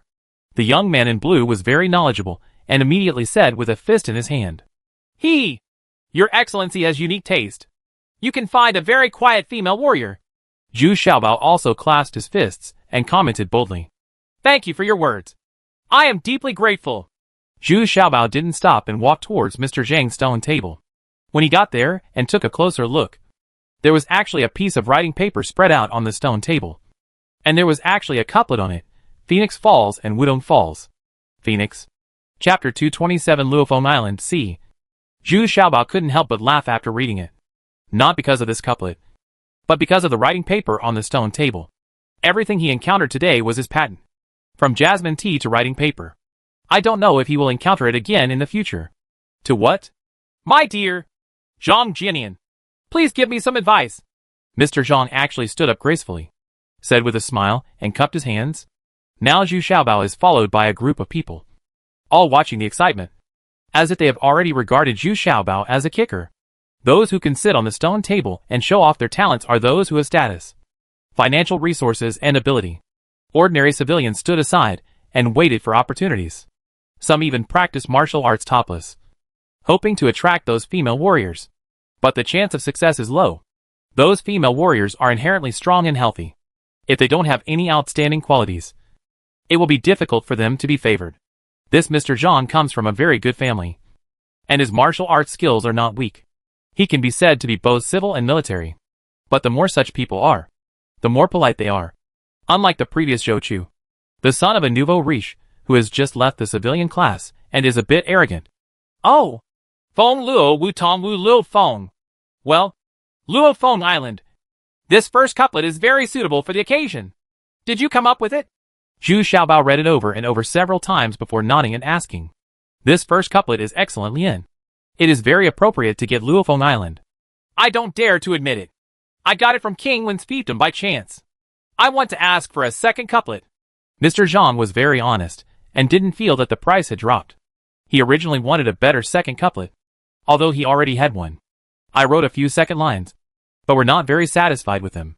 In fact, young men like them showing off their talents here at Stone Table are also a way to attract female warriors. And they are very efficient. What's even better is that he, who has stumped many people in the Shanglian, has virtually eliminated some people. Muchuini was a little worried on the side. Although this master was extremely smart, he couldn't cover everything. What's more, the other party was waiting for work, and there was no pressure at all. However, he took the initiative to join in. It was too late to leave now, because she was aloof and didn't talk much. No one told her what happened to Zhu Xiaobao in the past. She didn't know that Zhu Xiaobao and Ji Jixing were also fond of pears. Fat brother. Against one. Against one. You can do it. We are all optimistic about you. Many people behind were booing. Of course they wanted to see Zhu Xiaobao succeed in the challenge. Of course, there are also people who want to see Zhu Xiaobao's jokes. There are already many female warriors watching from a distance. And they are also reviewing this little fat guy. Although he looks a bit defective, he is very exciting. Ha. Then come one? Okay. Bring me my pen. Zhu Xiaobao was also full of pride and shouted loudly. Before Mu Chun could find his pencil, Mr. Zhang was very attentive and sent the wolf hair in his hand to him. It was really a fine brush. Definitely worth a lot of money. I'm fine. Then just try to use this pen. Zhu Xiaobao was stunned for a moment. But he could only take the Longhao pen and start writing. His handwriting was of the right size and symmetrical with the first couplet above. But the way it was written stunned everyone. Muchuini was also dumbfounded. This was the first time she saw Zhu Xiaobao's calligraphy. Preschool children are not as good as crooked. That is, what can be recognized. The scene was immediately silent. Everyone felt that their brains were not used enough. This was too exaggerated. What a pity that this wolf hair pen could actually write such words. Humph. This is a tadpole article. You have to go back and study it carefully to understand the mystery. Zhu Xiaobao said shamelessly. The old apprentice had to admire him from behind. The master was the master, and he dared to use the word dog or climb. However, although Mr. Zhang could not understand the subtlety of the tadpole essay, he could not help but applaud after reading Zhu Xiaobao's second couplet. The couplet of pearls. The perfect match. The perfect match. Wonderful. It's so wonderful. It's absolutely true. Please accept the next prayer. At this time, everyone focused their attention on Zhu Xiaobao's second line, and a burst of exclamation broke out. This second line is absolutely eternal, and no one can match it. Suddenly everyone started cheering for Zhu Xiaobao again. This wolf pen is worth 100 gold. And there is a couplet at the bottom. If the young master can match it, I would like to give this pen to the young master. Zhang Jianian seemed to be unsatisfied. He cupped his fists and saluted, and then directly handed over the second couplet regardless of whether Zhu Xiaobao was willing. The first couplet is written. The wind turns the bamboos, and the green bamboos turn. The wind turns the green bamboos, and the bamboos turn to the wind. This first couplet is still very suitable for the occasion. A bamboo forest not far away is swaying gently in the wind, making a very clear rustling sound. Everyone felt as if they were in the breeze of the bamboo forest. Good couplets can make people feel the wonderful artistic conception. There was another round of applause. Even the young man in white from Stone Table not far across the street played the guqin to add to the fun. It also made the atmosphere of the scene very artistic. Bring me my pen. Before Zhu Xiaobao's excitement was over, he shouted again. The people next to him were stunned. That wolf is definitely in your hand. Is there anything better than this? Pen? This time Mu Chuani quickly handed over Zhu Xiaobao's extra thick pencil. And Zhu Xiaobao was still the same as last time, brushing it in one go. But this time, the pencil calligraphy is full of dragons and phoenixes. No less impressive than Mr. Zhang's first couplet. It's refreshing again. No one has ever seen this way of writing. White plum blossoms in the snow. White plum blossoms reflecting the snow. The contrasts are neat, and the artistic conception is profound. It is indeed an absolute. I am deeply impressed. I will give this wolf hair to the young master. Please accept it. Zhang Jianian is very free and easy and respectful. He gave the wolf hair to Zhu Xiaobao. Hey! Thank you very much. It's not polite to reciprocate. This is my special writing paper. Well, it's also worth 100 gold. I'll give it to the young master. Zhu Xiaobao was very straightforward and took out a stack of writing paper and gave it to him. Zhang Jianian. This kind of writing paper is similar to rice paper and is very suitable for writing and painting. There really isn't one on the market right now, so it's not an exaggeration to say it's worth 100 gold. Mu Chuani was a little dumbfounded. His master was so powerful that he made 2 lines in the blink of an eye. Although she understands this, she knows that she has no ability to adapt to such changes. thinking about how he was almost driven down the mountain by Zhu Xiaobao. Mu Chuanyi is still secretly glad. Seeing Zhu Xiaobao walking towards the young man in white, who was playing the piano again, Mu Chuanyi was filled with expectations and surprises. Could it be that the master could still play the piano? The young man in white also had the same idea. This little fat man had already attracted everyone's attention. Now there were 40 or 50 female warriors watching, followed by hundreds of people watching the fun. Excellent! The young man in white also wanted to be polite, and then waited for Zhu Xiaobao to show off his piano skills. But before he could finish his words, Zhu Xiaobao interrupted him. I don't know how to do this stuff. It's not like giving any advice. I just think you play it very nicely. Zhu Xiaobao shook his head and said, "Ah?" Everyone was dumbfounded. What would you do if you didn't go to someone else's place? And this is too straightforward. Right? But this little fat man's behavior is indeed very strange. And he has become the most concerned person. Then what do you want to teach me? The young man in white was also stunned. If he didn't know how, then why did he come to him? Oh, I just want to ask. Can I also set up a stall? Show off my talents? Zhu Xiaobao asked seriously. This, of course is okay. Anyone who comes here can do it. As long as the young master has enough confidence and amazing talents? The young man in white was stunned for a moment before saying, it turns out that this little fat man also wants to show off his talents. But what is he best at? Uh-huh. Friend, come here. I like you very much. And there is a stone table here. Unexpectedly, a man in his 30s not far away said loudly. This man turned out to be dressed as a Shijua person. There were a lot of gold ornaments hanging on his body. And there were 5 or 6 servants behind him. Roast lamb is actually being cooked on his stone table. Moreover, there were several female warriors eating happily. And there was pure white kumis on the stone table, which was also very popular among the female warriors. Huh? Aren't you at war with Daxia? Zhu Xiaobao asked in surprise. The two countries are at war. So of course they are hostile. No. Our Hacha tribe is not involved. Our tribe is in Shahu. And we only do business with Shahu people. My name is Hachitu. The man shook his head and said in less than standard Chinese. Oh, my name is Zhu Xiaobao. I don't like fighting either. I like to come here to seduce female warriors. Zhu Xiaobao said with a smile. Seduce? Ha. That's a good word. I also like to seduce female warriors. But I haven't seduced her yet. Hachita thought for a while before he understood what Zhu Xiaobao said. But he shouted very happily. Under a big tree not far away, Yu Dan was wearing casual clothes and had been staring at Zhu Xiaobao. In fact, the old apprentice had noticed it a long time ago. But he just pretended to be deaf and mute and did not tell Zhu Xiaobao that he hadn't had enough fun yet. Bullshit! Instead of coming to me quickly, you want to seduce the female warrior. Come on! Let's go change clothes! Yu Dan stamped his feet and cursed secretly. Then turned around and quickly hid in the woods. Zhu Xiaobao really started to set up a stall. What he wanted to show off was his cooking skills, which was actually very simple. That is, deep-fried stinky tofu. The old apprentice and Mu Chun quickly took out the iron pot, small coal stove, and stinky tofu. The waiter from a nearby store also quickly delivered a bunch of lotus leaves. But this cost money. After a while, such an elegant environment was ruined by the smell of Zhu Xiaobao's fried stinky tofu. The surroundings were surrounded by this smelly smell, but it was still very attractive. Some young men would not stop eating 2 pieces. Ken left, and more female warriors were coming around. Come on! Have a taste. Take a look. Golden fried stinky tofu. 1 tael of silver apiece. No bully. There are also top quality burning knives. Female warriors are free. Anyone who drinks it will belong to me. If you can't drink it, it will be mine. Yours. Chapter 228, Scam Date. Everyone was dumbfounded after hearing Zhu Xiaobao's shouts. They tried every possible means to attract those female warriors to their table. But he is good and still wants to collect money. Could it be that he is crazy because of poverty? You know. Whoever dares to show off on the stone table here is not a rich noble. They all come from wealthy families, and are not short of money at all. How come there is such a weird little fat man? No, my friend.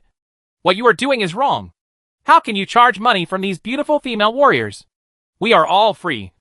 And we are still the best. Hachita hurried over at this time. He thought about Zhu Xiaobao very enthusiastically, and said that he thought Zhu Xiaobao didn't understand the rules and wanted to explain them to him.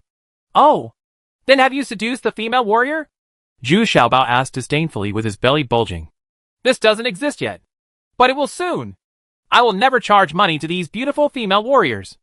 Hachita paused and said a little embarrassed. "He came a few days ago and has already killed them. There are 2 sheep. And yet no female warrior is willing to date him. But this guy is very patient. After all, he has 6 sheep with him. So he is not in a hurry." "Then it's over? These female warriors eat for free. So the money in their pockets can't be used. I'm helping them solve the problem. And the food bought with money and given for free definitely tastes bad. Same. Believe me, you are definitely not wrong. How about you give me 2 pieces first?" Zhu Xiaobao said plausibly, which made Hachita a little confused. But the taste of this stinky tofu was really weird. I couldn't help but be curious. So I exchanged 20 skewers of roasted lamb for 5 pieces of stinky tofu. Both parties ate with gusto. Everyone felt that Zhu Xiaobao's desperate method of asking for money must have offended the female warriors. But the development of things was often unexpected. Finally, a very young and shy female warrior came closer, asked in a low voice, "Can you sell me 2 yuan? 2 taels of silver. Come on, old apprentice. Give her the seasoning quickly." Zhu Xiaobao stretched out his chubby palm without any politeness and took the 2 taels of silver. "Yeah, give me 2 more. No, give me 5 more." Unexpectedly, after eating 2 pieces of this golden fried stinky tofu, this young girl was still not satisfied and asked for another 5 pieces. This time she simply sat down. "Come down and eat." "What's going on? We supply it for free, and they still ignore it. Now they pay for it themselves and enjoy it. Isn't this a shame?" Some people murmured in secret, but they couldn't help being curious and went to buy it. 2 yuan. 2 taels of silver were made away by Zhu Xiaobao again. "Hey, fatty, are you telling the truth? Is it free if you drink it if you don't pour it down?" At this time, after eating several pieces of stinky tofu, an older female warrior felt a little worried about the money in her pocket. "This thing it's too expensive. I only have a dozen or so taels of silver in my pocket. So I think I'll have to spend money to eat here." "Aw, it's not free. I belong to you. I'll go with you. If you're drunk, come with me. Of course, if you want to spend money, you can buy it. 20 taels of gold a jar," Zhu Xiaobao said, raising his head. This female warrior is tall. 1.85 meters tall. Zhu Xiaobao really had to raise his head to talk to her. "Humph. I don't want you to follow me. As long as I can't drink it down, you can give me another jar." This female warrior is usually a good drinker.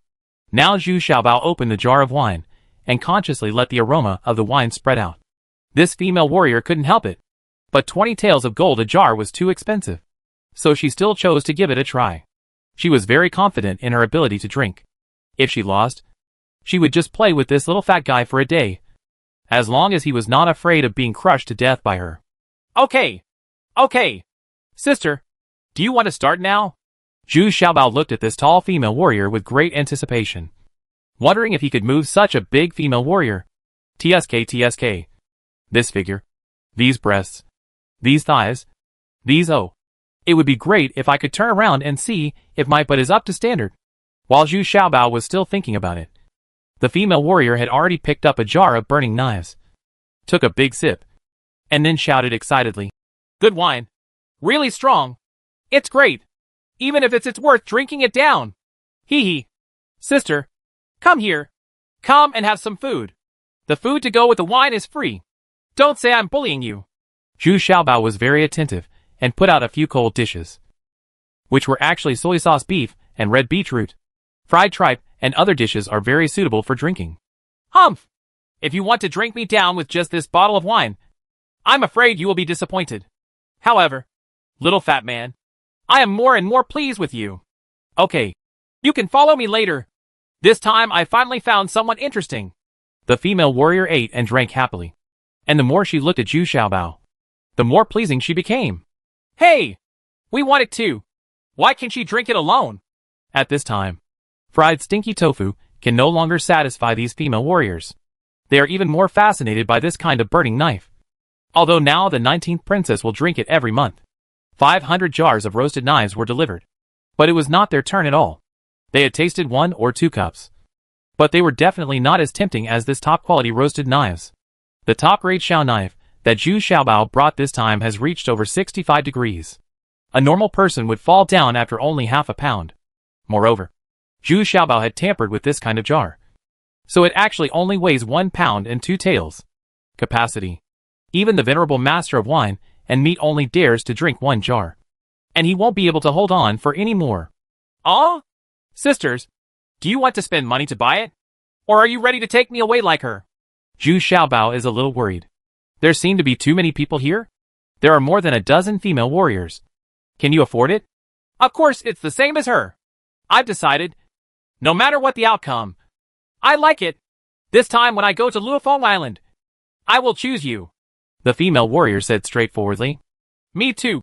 The young female warrior who first bought fried stinky tofu said in a low voice, with a blush on her face. Hee. Okay. Sisters, please sit down. Let's start now. This is yours. This is yours. This is yours. Okay. Let's start. Take your time. Don't drink it all. I can't handle it either. Zhu Xiaobao said with a smile. The surrounding crowd of onlookers were all dumbfounded. This little fat man was definitely one step ahead. Judging from this lively scene, he would definitely be able to bring back 1 or 2 female warriors today. This is a matter of probability. It is impossible. All of them are good drinkers. Sure enough, the youngest female warrior fell drunk after only half of the drink, with a faint smile on her lips, as if she was consciously trying to let Zhu Xiaobao succeed. Come on, disciples. Free up this place and put her here. This place is enough for a row. Zhu Xiaobao was immediately overjoyed, and finally got the first fat sheep. This wine is so strong. The tall female warrior really drank a bottle and wanted to stand up, but she staggered and finally passed out drunk. However, it accidentally fell on Zhu Xiaobao, who immediately fell to the ground and struggled desperately. Quick! Move her away! What's the weight? It's so heavy! Zhu Xiaobao screamed like a slaughtering pig, which attracted a lot of laughter. But more of it was envy. This little fat man can be so powerful this time. Profitable. 2 of them have been knocked down. Half an hour later, 8 female warriors were laid out in the open space one after another. Several female warriors no longer dared to drink anymore. They clearly felt that they would be knocked down if they drank any more. Result: more female warriors were eating fried stinky tofu and watching the fun. They had average drinking capacity and didn't dare to try it. But they were waiting to watch the fun. Forget it. Forget it. Stop drinking. You will definitely fall down if you drink again. I'm going to give you an advantage today, and the remaining half of the jar of wine will be given to you. Hey, don't just watch from the side. Help take them back. Zhu Xiaobao said with satisfaction. Store. Shop. Open 8 rooms for me, and send people to put my temporary wives back. Be careful. Don't mess up the order. I have to adapt slowly since I was a child. Zhu Xiaobao shouted again and called the waiter over to give instructions. Seeing all the little treasures returning home with their loads, I am truly a winner in life. Those young masters couldn't help but be envious. And Hachita came over eagerly. My friend, can you sell me your shabu-shabu knife? No problem. 20 taels of gold per jar. We are destined. So how about a 20% discount for 16 taels of gold? Is it interesting? Zhu Zaibozi said with satisfaction. Anyway, there is another one on the colorful boat outside. As for Baiduitan, it's just a good time to make a little money now. I want it too. Sir, we are also friends. That's right. Master, you can't treat one with favoritism. In the blink of an eye, the remaining 20 or so jars of top-quality shabu-shabu knives were snatched away. These young men were all rich and did not care about the money at all. Hachita even bought 3 jars at once and took them with him. The rest of the stinky tofu was also taken away. I smiled proudly. Smiling proudly again. Laugh at the immortality of people in this mortal world. I smile proudly. Smiling proudly again. Seek a lifetime of happiness and ease. I smile proudly. Smiling proudly again. Treat wine as song and take advantage of the moment. I smile proudly. Smiling proudly again. Seek a lifetime of happiness and ease. Why should we care too much about grudges and grudges? Fame and fortune. What are they? If you don't bring life, you won't take death with you. The joys and sorrows of the world are unpredictable. There is no chance in this life to meet again in the next life. Love and hate. What the HL? The boat will go naturally when it reaches the bridge. Just wave your sleeves and don't look back. It's time to drink and have fun. That daughter is good though. Happiness is hard to find. Under the admiration of everyone, Zhu Xiaobao sang a song happily, followed the last carriage with his head shaking, and walked towards the inn. These female warriors had extraordinary status, so of course they had to be pulled back by the carriage. You can't just drag him away like a dog to death. All this trouble really cost Zhu Xiaobao a lot of money. The store makes a lot of money from this. The old apprentice and Mu Chunyi also looked at each other. They couldn't believe it. Is this guy really going to the inn for a one-on-one? Thinking about the figures of those female warriors, I was worried for him. But these two people have little experience in this area, and this thing doesn't rely on body shape at all. Zhu Xiaobao was still thinking as he walked, which one should we start with? The most ideal one is the youngest and greenest female warrior. She is short and shy. She should be easy to get. Humph. You took my golden arrow and want to find someone else. If you dare to take a step forward again, I will break whichever leg you take. The moment Zhu Xiaobao was about to step into the inn, suddenly a cold voice came from behind. Zhu Xiaobao's raised right leg was suddenly hanging in the air, and he did not dare to put it down. Because this voice belongs to you, Dan. Chapter 229, Lost Money and Money. One of Zhu Xiaobao's legs was hanging in the air, and he didn't dare to put it down. He thought quickly, then jumped back on one leg, and then slowly put down the hanging leg, and saw Yu Dan standing behind him, riding a snow-white war horse. There were several female warriors following behind him, but those female warriors were covering their mouths and snickering. The performance of this little fat man was really interesting, and he really almost succeeded. He recruited 8 female warriors at once, which definitely set a historical record for Luofeng Island. Uh-huh. Princess Dandan, you finally showed up? If I didn't make such a big noise, how could you show up? Zhu Xiaobao's eyes suddenly lit up when he saw Yu Dan. Yu Dan is actually wearing a silver hoop and silver soft armor, although not as exposed as those female warriors. This outfit shows that she has a noble status, and she looks like a queen when riding a horse. Zhu Xiaobao smiled and walked up to Yun's horse, looking up at Yu Dan. Today, Zhu Xiaobao deeply realized the shortcomings of his short stature. He had to look up to see everyone. Yu Dan is about the same height as him, but he is on a horse.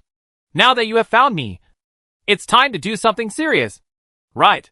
Yu Dan's face was not very good, with a slightly sad look, but he couldn't help but feel happy when he saw Zhu Xiaobao. Yes, I'm ready.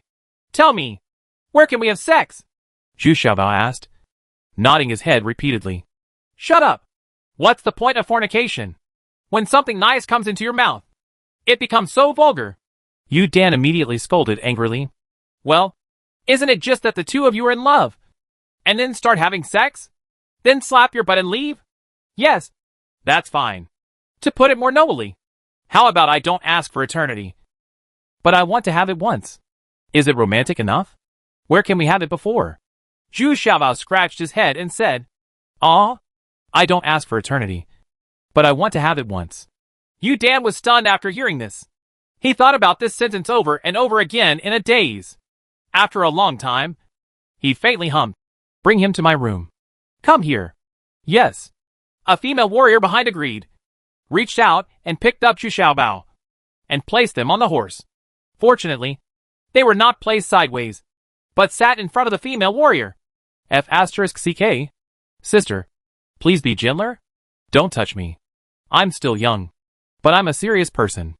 Zhu Xiaobao leaned in the arms of the female warrior, not only swiping money, but also talking nonsense. He couldn't speak, but the female warrior grabbed his upper arm. As soon as he exerted force, Zhu Xiaobao stopped moving, leaving only one mouth left to express freely. The place where Yu Dan is located is a room dedicated to female warriors, but her room is more luxurious and comfortable, and ordinary female warriors cannot stay there.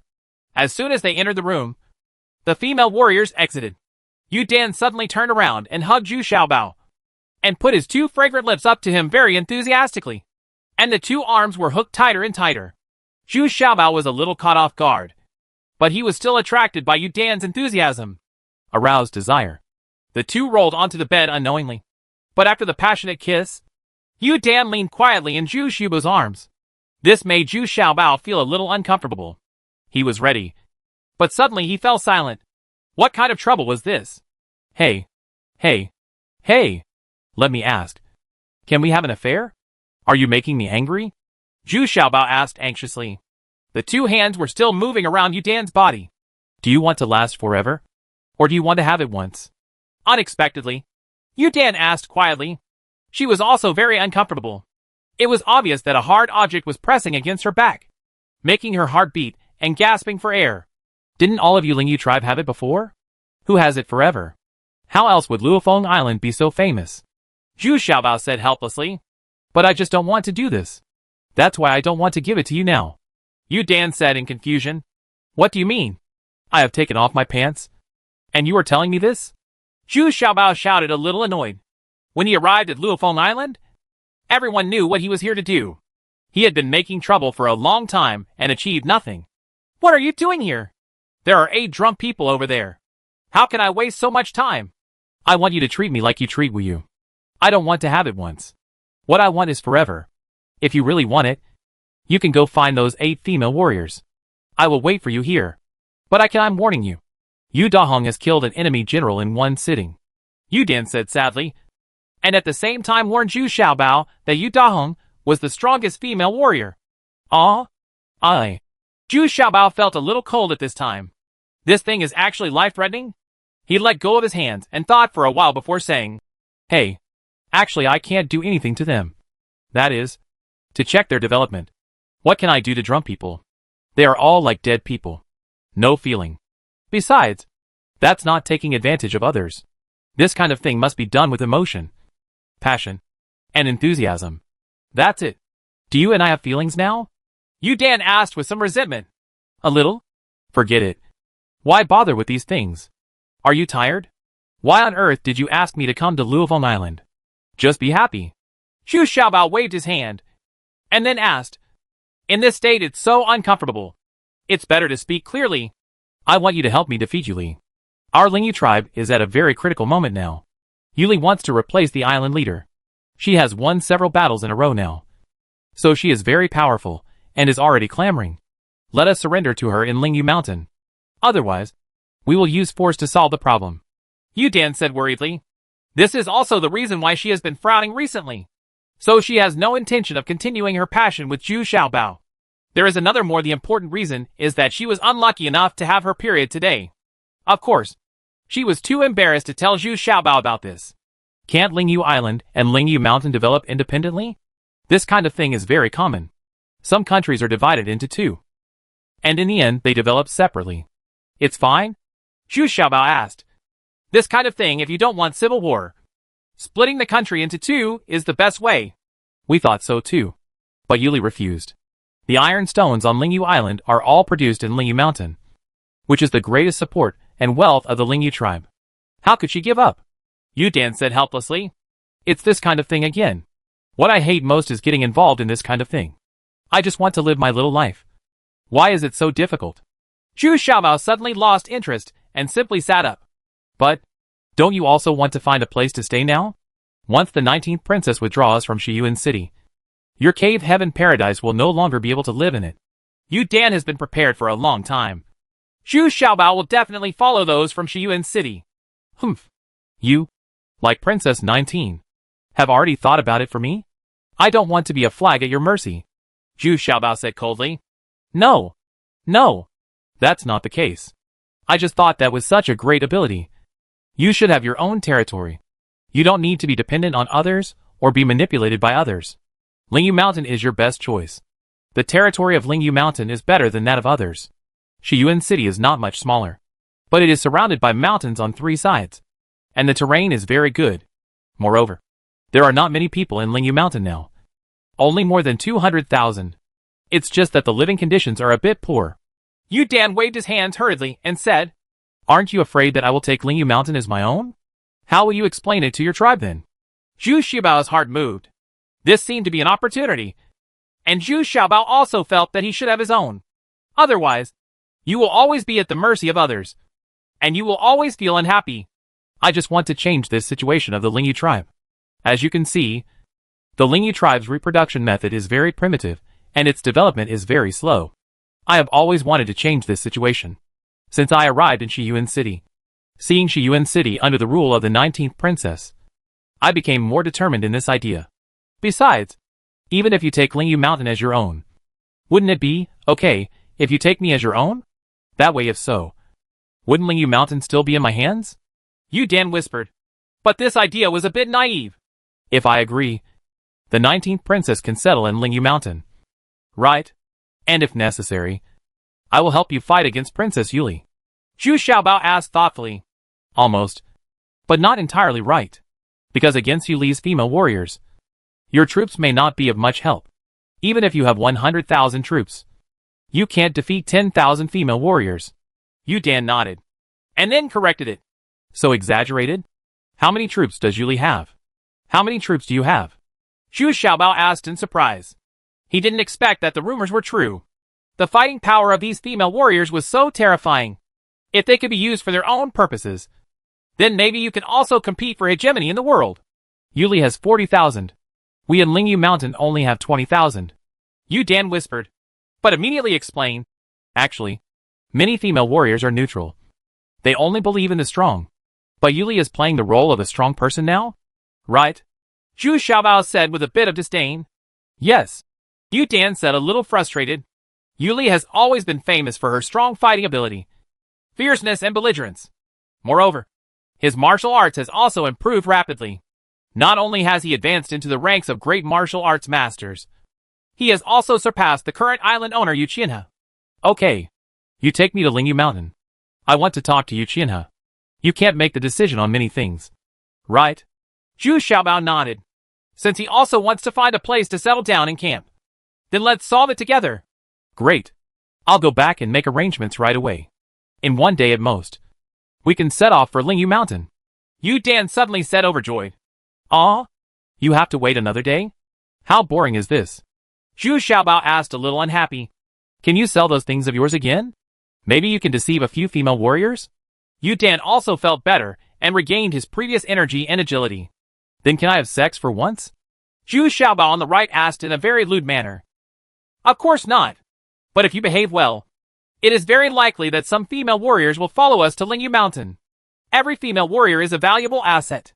Oh, that's great. Old apprentice, bring me some good wine. I'm going to drink 8 more of her. Chapter 230, Winning Over. Yu Dan led people back to Lingyu Mountain overnight. The reason why she did not use flying pigeons to pass the message was because many of her ideas had not yet been recognized by Yu Qianhe. But now she has great confidence and hope. So he had to rush back to convince Yu Qianhe. Perform. Zhu Xiaobao sneakily rushed to the inn again and found his old apprentice. Old apprentice, where are my drunken girlfriends? Ah? They are all lying down in the room. Are you planning to take action? The old apprentice responded positively. This old man is afraid that the world will not be in chaos. The more things happen, the more interesting it will be. Well, just look at my trophies. Move your hands. Move your hands. Nothing else. Zhu Xiaobao said a little embarrassed, and then suddenly asked, how much did we spend to arrange these 8 drunkards? 16 taels of gold. This does not include the cost of helping them bathe and change clothes. If the store is asked to help them bathe and change clothes, it will cost 16 taels of gold. The old apprentice said with great distress. What? So expensive? Isn't this a money grab? We all paid for it. Zhu Xiaobao exclaimed. Yes. Then who else is going to pay? The old apprentice said, nodding. Like Zhu Xiaobao, he also had a pained expression on his face. Mu Chun next to him just wanted to laugh. The expressions of the master and apprentice were exactly the same. No. We've suffered a big loss this time. We must do something.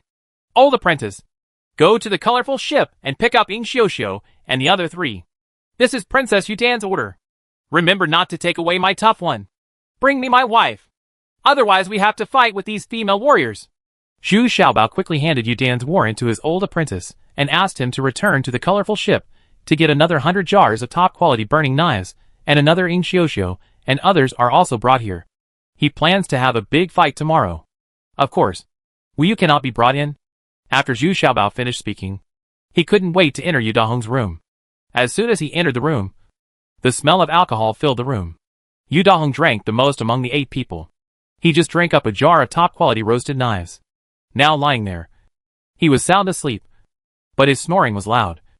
which was quite intimidating to a woman. Damn it! I don't know where to put this. One leg is still outside. Zhu Xiaobao was quite new. When he saw one of Yu Dahong's legs resting on the ground, he wanted to help her carry her to the bed. This took a lot of effort from Zhu Xiaobao. Yu Dahong's thighs were as thick as Zhu Xiaobao's waist. Zhu Xiaobao spent a lot of effort to straighten Yu Dahong so that she could lie down more comfortably and naturally. There was no need for him to be sneaky. Now the female warrior was already wearing scantily clad clothes. Her thighs were not covered, and her skin color was still bronze. Zhu Xiaobao boldly touched it, and it felt really strong and strong. Tisk! TSK! This means that Jimei can surpass her. But the female warrior of Lingyu Island is really good looking. But this one is too strong. So let's change to another 1 inch. Bar. Zhu Xiaobao shook his head and slipped out, feeling that he was not confident in dealing with such a 180-pound female man. I ran to the room of the youngest and greenest female warrior again. I felt much better this time. She was also slightly shorter than the average female warrior. About the same height as Wu Yu, but not as mature as Wu Yu. There is still a bit of childishness in it, and it is still very delicate. Uh-huh. Hee. This feels much better. Don't worry. I'm just checking it for you. Hee. Zhu Xiaobao was able to do it with ease this time. Climbed into the bed and started working with both hands non-stop. But the movement was too big. The young female warrior suddenly opened her mouth and vomited with a loud sound. And there was no waste at all. She vomited all on Zhu Xiaobao's body. Huh? Why is this happening? You won't vomit on the ground? Zhu Xiaobao immediately shouted angrily. Slap her hard on the butt. This time, I had no interest at all. I hurriedly walked out of the room and asked Mu Juni to help the young female warrior clean up the mess. I also ran back to my room and started asking people to prepare the bathtub. There was nothing I could do. The only option is to take a shower and change clothes. The filth/material vomited by the beautiful woman also smells bad. It was almost midnight after this busy work, and Zhu Xiaobao was so disappointed that he went to bed hastily. The next day, Zhu Xiaobao was still in high spirits. He came to the tofu workshop and made a generous offer to book the store for a day. Ing Xiao and Xiao Gung's people were already busy. Zhu Xiaobao's appearance once again attracted everyone's attention. He was so generous that he just occupied a stone table and directly booked a store. There were a lot more female warriors watching from a distance today. Almost 70 or 80 of them. But some were farther away. And some looked at them with a little hostility. Because Zhu Xiaobao was taken away by Yu Dan yesterday. Some female warriors are not leaning towards Yu Dan, but towards Yu Li. The relationship between them is also very subtle. But most of them are neutral. It's not as complicated as I thought. Just come to Luofeng Island to relax. At first, it was the same as yesterday. The soldiers didn't come near. They were all watching from a distance. It wasn't until someone asked about fried stinky tofu that someone began to slowly approach. Beautiful Anda-o. The young and green female warrior was the first to come over today. Why didn't you come to my place yesterday? The young female warrior asked in a shy voice. What do you mean you didn't come? You opened your mouth and vomited all over me. I just went back to take a bath and change clothes. Zhu Xiaobao shouted angrily. Oh? I don't even know. I'm sorry. I didn't mean to do it. The female warrior suddenly said with a blush on her face. Thinking about it, she knew that it must be a very embarrassing scene. Moreover, when I woke up early in the morning, I had changed my clothes. After asking about it, I found out that it was the maid of the inn who helped me change. So she came early in the morning to ask about it. Sit down. Sit down. I am in a good mood today. The female warriors are free to eat and drink here. And there is no need to fight for wine. Just feel free to do whatever you want. Zhu Xiaobao said with a very enthusiastic wave of his hand. Really? Are you coming to see me tonight? My name is Yu Qing. The young female warrior asked in surprise, and at the same time looking forward to it. She really liked Zhu Xiaobao. Huh? Yu Qing? It means lingering love. It seems that we two are very destined. But I will leave tonight. I am going to Lingyu Mountain. Are you willing to go with us? Zhu Xiaobao Yu Qing's face turned red when she spoke. But her heart was full of joy. But when she heard that he wanted to go to Lingyu Mountain, she seemed a little hesitant. She also knew that the Lingyu clan was having internal strife, and everyone was waiting and watching. Hey! You didn't come yesterday. I don't care. It's not that I broke my promise. It's that I didn't come. At this time, Yu Dahong also strode past. And wherever he passed, Even the ground shook a little. Sister! I went, and you slept like a dead person. How can I move you? Zhu Xiaobao said in distress. Ha ha. Then you won't wait until I wake up before coming back? Yu Dahong didn't hesitate at all and said boldly. Anyway, just remember that you owe me once. That's fine. I don't want you to drink and lie down today. Just feel free to do whatever you want. All the food and drinks are free. It's my treat. Zhu Xiaobao once again enthusiastically said. He actually likes this Yu Dahong. If he can bring such a strong female warrior to Lingyu Mountain, it will be a big gain. The other 6 female warriors came one after another. They were all in high spirits and ready to feast. But I was also very surprised by Zhu Xiaobao's warm hospitality today. Zhu Xiaobao worked really hard this time. Ying Xiuxiu and the 3 of them were also quick in their movements. Zhu Xiaobao cooked more than a dozen dishes that Yu Dahong and the others had never seen before. At the same time, more and more female warriors also came over from here, and then sat down together, drank wine, talked, and ate happily. Not long after, Yu Dan rushed back, and she also sat among them, eating and drinking with these female warriors. But a few female warriors slipped away quietly, and a few others were hesitant.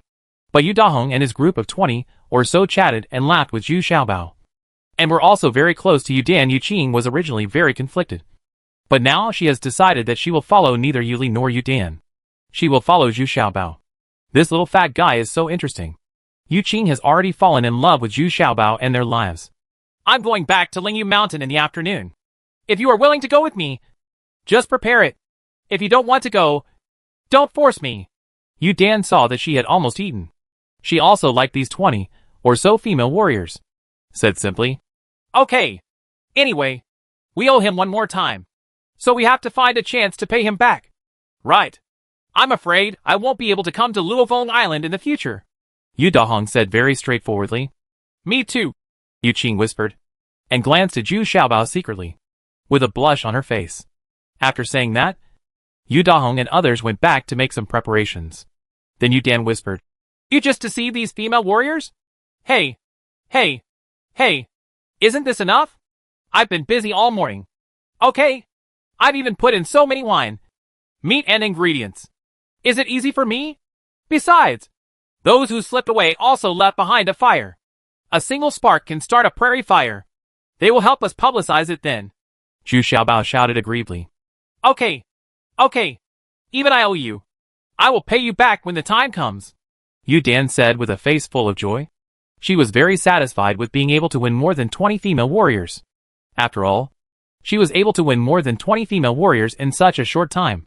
Being able to make decisions shows that Zhu Xiaobao's influence is really great. In the evening, Zhu Xiaobao boarded Yu Dan's warship directly from Luofeng Island. By this time, Yu Dahong and others had finished packing and rushed over. But there were dozens of female warriors chasing behind them, and it seemed that they were not allowed to leave. Yu Dahong, do you want to rebel? Do you know that if you want to leave Lingyu Island, you need the island owner's consent? A female warrior in her 50s chased after her with someone behind her and shouted. She firmly supported Yu Li. These neutral female warriors have always been closely monitored. Huh? Island Master.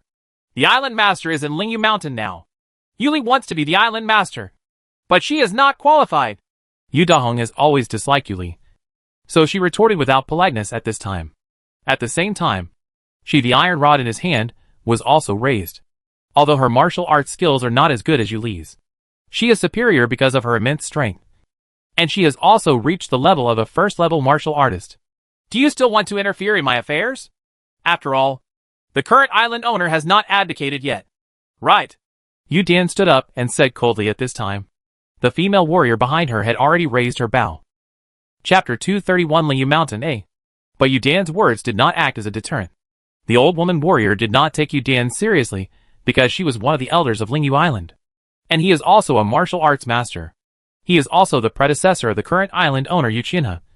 Yu Jinmin. In fact, Yu Jinmin could have taken action long ago.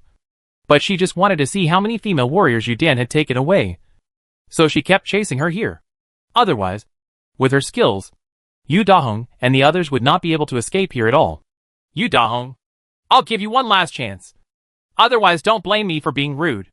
And you, Yu Qing, how dare you betray Lingyu Island? Come back quickly if you don't. Yu Jinmin was already ready to take action at this time, but Yu Qing also wanted to run away, which made her a little surprised. This girl didn't know anything yet, and she had excellent martial arts qualifications. She originally wanted to accept her as her disciple. Huh? Come on then! I have to go to Lingyu Mountain anyway. Although Yu Dahong knew that she was no match for Yu Jinmin, she was stubborn by nature and would never compromise. Okay, if you want to die, then I will help you. Yu Jinmin was immediately furious. She must maintain her dignity in front of so many people. So she was merciless when she took action. Yu Dahong's iron rod made the wind blow, but it was still unable to deal with Yu Jinmin. With his dexterous body skills, Yu Jinmin easily dodged Yu Dahong's iron rod. And with the trend, Yu Dahong's iron rod the stick missed its target, and Yu Jinmin took advantage of the situation and rushed up. She has already reached the level of martial master. She no longer needs weapons under normal circumstances. She can kill people with one hand. Slow down! Come on! Ha. She still owes our young master one more time? I can't let you hurt her! Unexpectedly, the old apprentice suddenly appeared in front of Yu Jinmin at this time, and the two almost bumped into each other. Who are you? Who dare to interfere with my affairs on Lingyu Island? Yu Jinmin was immediately shocked. This person's kung fu was definitely not inferior to his own. How could someone with the level of Wuzun appear on Luofeng Island? TSK! I really don't want to care about these things, but I can't ignore my master's affairs. Otherwise, you can just turn around and leave as if it was nothing. Wouldn't everyone be happy? The old apprentice shook his head. The head seemed helpless and said, You are looking for death. Let me see how much you are capable of. Yu Jinmin was also impulsive, forgetting that she couldn't even see the opponent's strength. He must be a being higher than her. She reached out and pulled out a knife from the waist of the female warrior beside her, then raised the knife to chop. Swish! Swish! Swish! Yu Jinmin's 3 moves in a row really showed how extraordinary she was. Even the Fairweather Venerable had to avoid her sharp edges. She took 2 consecutive wrong steps and seemingly avoided Yu Jinmin's attack lightly. However, the old apprentice still secretly praised her. As expected, he is a martial master level master, and these 3 swords are indeed very powerful. Hee! Are you finished? It's my turn. Right, the old apprentice asked with a smile, and took out the kitchen knife again. Chop knife? Yu Jinmin was also a little dumbfounded. He really couldn't remember that the venerable used a kitchen knife as a weapon. But now she couldn't allow her to think too much. The old apprentice's kitchen knife had already begun to fly like snowflakes. Cut! Chop! Chop! Chop! The Fairweather Venerable still shouted and chopped at random. Yu Jinmin was in a hurry, but he still couldn't cope with it. When the old apprentice was satisfied with the chopping and jumped back, he saw that Yu Jinmin had become a mess after a while, and the clothes on his body were full of holes, which made him even more embarrassed. Yes, it was only after the old apprentice left that the single sword began to break off piece by piece. Great Venerable? Are you a great Venerable? Only then did Yu Jinmin realize that the wretched old man in front of her was actually a great Venerable. There are only 9 great Venerables in the world, and she met one today. That was before. Now I am a little apprentice, learning from my master. I have just started. I said, You are so old, and you are still dressed so coquettishly. Go back and change your clothes quickly. It's cold, the old apprentice said with a smile. Let's go! Yu Jinmin was about to say something. Suddenly he found that the clothes on his body were falling off piece by piece. If he stayed here any longer, he might lose them all. He couldn't help but be shocked and didn't even dare to say anything. He turned around and ran away quickly, leaving several pieces of cloth behind him. The female warriors who followed Yu Jinmin also looked at the old apprentice in fear, and then at Zhu Xiaobao, because the old man actually called Zhu Xiaobao master. Then, he hurriedly ran away with Yu Jinmin. This old man's tricks are so destructive that no one can stand it. Are you the great master? Yu Dahong asked in disbelief. She thought she would be seriously injured by Yu Jinmin, but she didn't expect it to end so easily, and she was unscathed. What a great lord! He is just a young apprentice who has been serving you for 2 days. Get on the boat quickly. The old apprentice waved his hand, unwilling to mention his identity too much. Yes, thank you, senior. Yu Dahong quickly bowed deeply, and then happily stepped onto the warship. She had a hunch that her choice this time was absolutely correct. The warship sailed away from Luofeng Island and joined the colorful sailboat. Zhu Xiaobao also returned to the colorful sailboat. It was a bit uncomfortable to stay on Yu Dan's warship. He was surrounded by female warriors, and they were all wearing very revealing clothes. It was a bit unbearable. Yu Dan didn't follow her. She was very reluctant to meet Wu Yu now. She always felt a little guilty, and a little unwilling. She was just a year behind Wu Yu, so she was probably too young. Originally there were warships from Lingyu Island following them. Now that Yu Jinmin was defeated, there were no more warships to follow. Yu Dan's warship sailed to Lingyu Mountain safely. Arriving in front of Lingyu Mountain, there is actually a man-made canal and a large beach that leads directly to Lingyu Mountain. It turned out that in order to transport the mined iron and stone, the Lingyu people dug this canal. It is actually 5 kilometers long. One can imagine that a lot of manpower and financial resources were spent at the beginning. However, according to Yu Dan, only the warships of the Lingyu tribe can enter this canal. Large warships, like the 7 princesses, cannot enter this canal because the depth of this canal is limited. Driving along the canal to the top, it suddenly became clear that there were hundreds of warships and dozens of cargo ships parked inside. Moreover, the place here is very open and can accommodate at least 1,000 warships. After landing on the shore, Yu Qianhe and the eldest princess Yu Hui were already waiting there with their troops, probably to show the strength of Lingyu Mountain. Yu Qianhe actually brought 2,000 female warriors, all of whom were neatly dressed and with dazzling swords and guns. Very energetic. Even Wu Yu and others had to admit that the female warriors of the Lingyu tribe were indeed very strong. That kind of fierce momentum is definitely not comparable to ordinary soldiers. This was the first time Yu Qianhe saw Zhu Xiaobao. Although he had heard about him before and knew that he was average looking, he was still a little surprised. Isn't he too short? He's only less than 1.7 meters tall. And he still has a big belly. Isn't it true that Yu Dan has taken a fancy to him? It was also the first time for Zhu Xiaobao to see Yu Qianhe. But Zhu Xiaobao was very surprised. This future mother-in-law is really dignified and charming. No wonder Yu Dan is so pretty. She is really hereditary. Ah! I've met Lord Yu. I'm Zhu Xiaobao. Zhu Xiaobao recognized the situation and took the initiative to bend down and say "Lo." This was already a great gift from him. Ha ha! You are so polite. Gentlemen, you are indeed very strange. Yu Qianhe didn't know how to evaluate Zhu Xiaobao, so she could only praise him with "Qingqi." Average. Average. But my brain is relatively easy to use. I can handle anything. Zhu Xiaobao also knew that others looked down on his appearance, so he didn't dare to boast. He could only highlight his own advantages. It's also the only advantage. Well, then please follow me to the hall to talk. Yu Qianhe raised his hand politely, then turned around gracefully and accompanied everyone towards Lingyu Mountain. In fact, when you get to Lingyu Mountain, you have to walk up countless stone stairs to actually enter the mountain. This walk lasts for less than half an hour, and the little treasures are exhausted. It seems that they will have to build an elevator in the future. Otherwise, it would be too much trouble to go out. Finally entering the hall of Lingyu Mountain, he actually didn't talk in detail, but directly invited Zhu Xiaobao and others to dinner because it was already evening.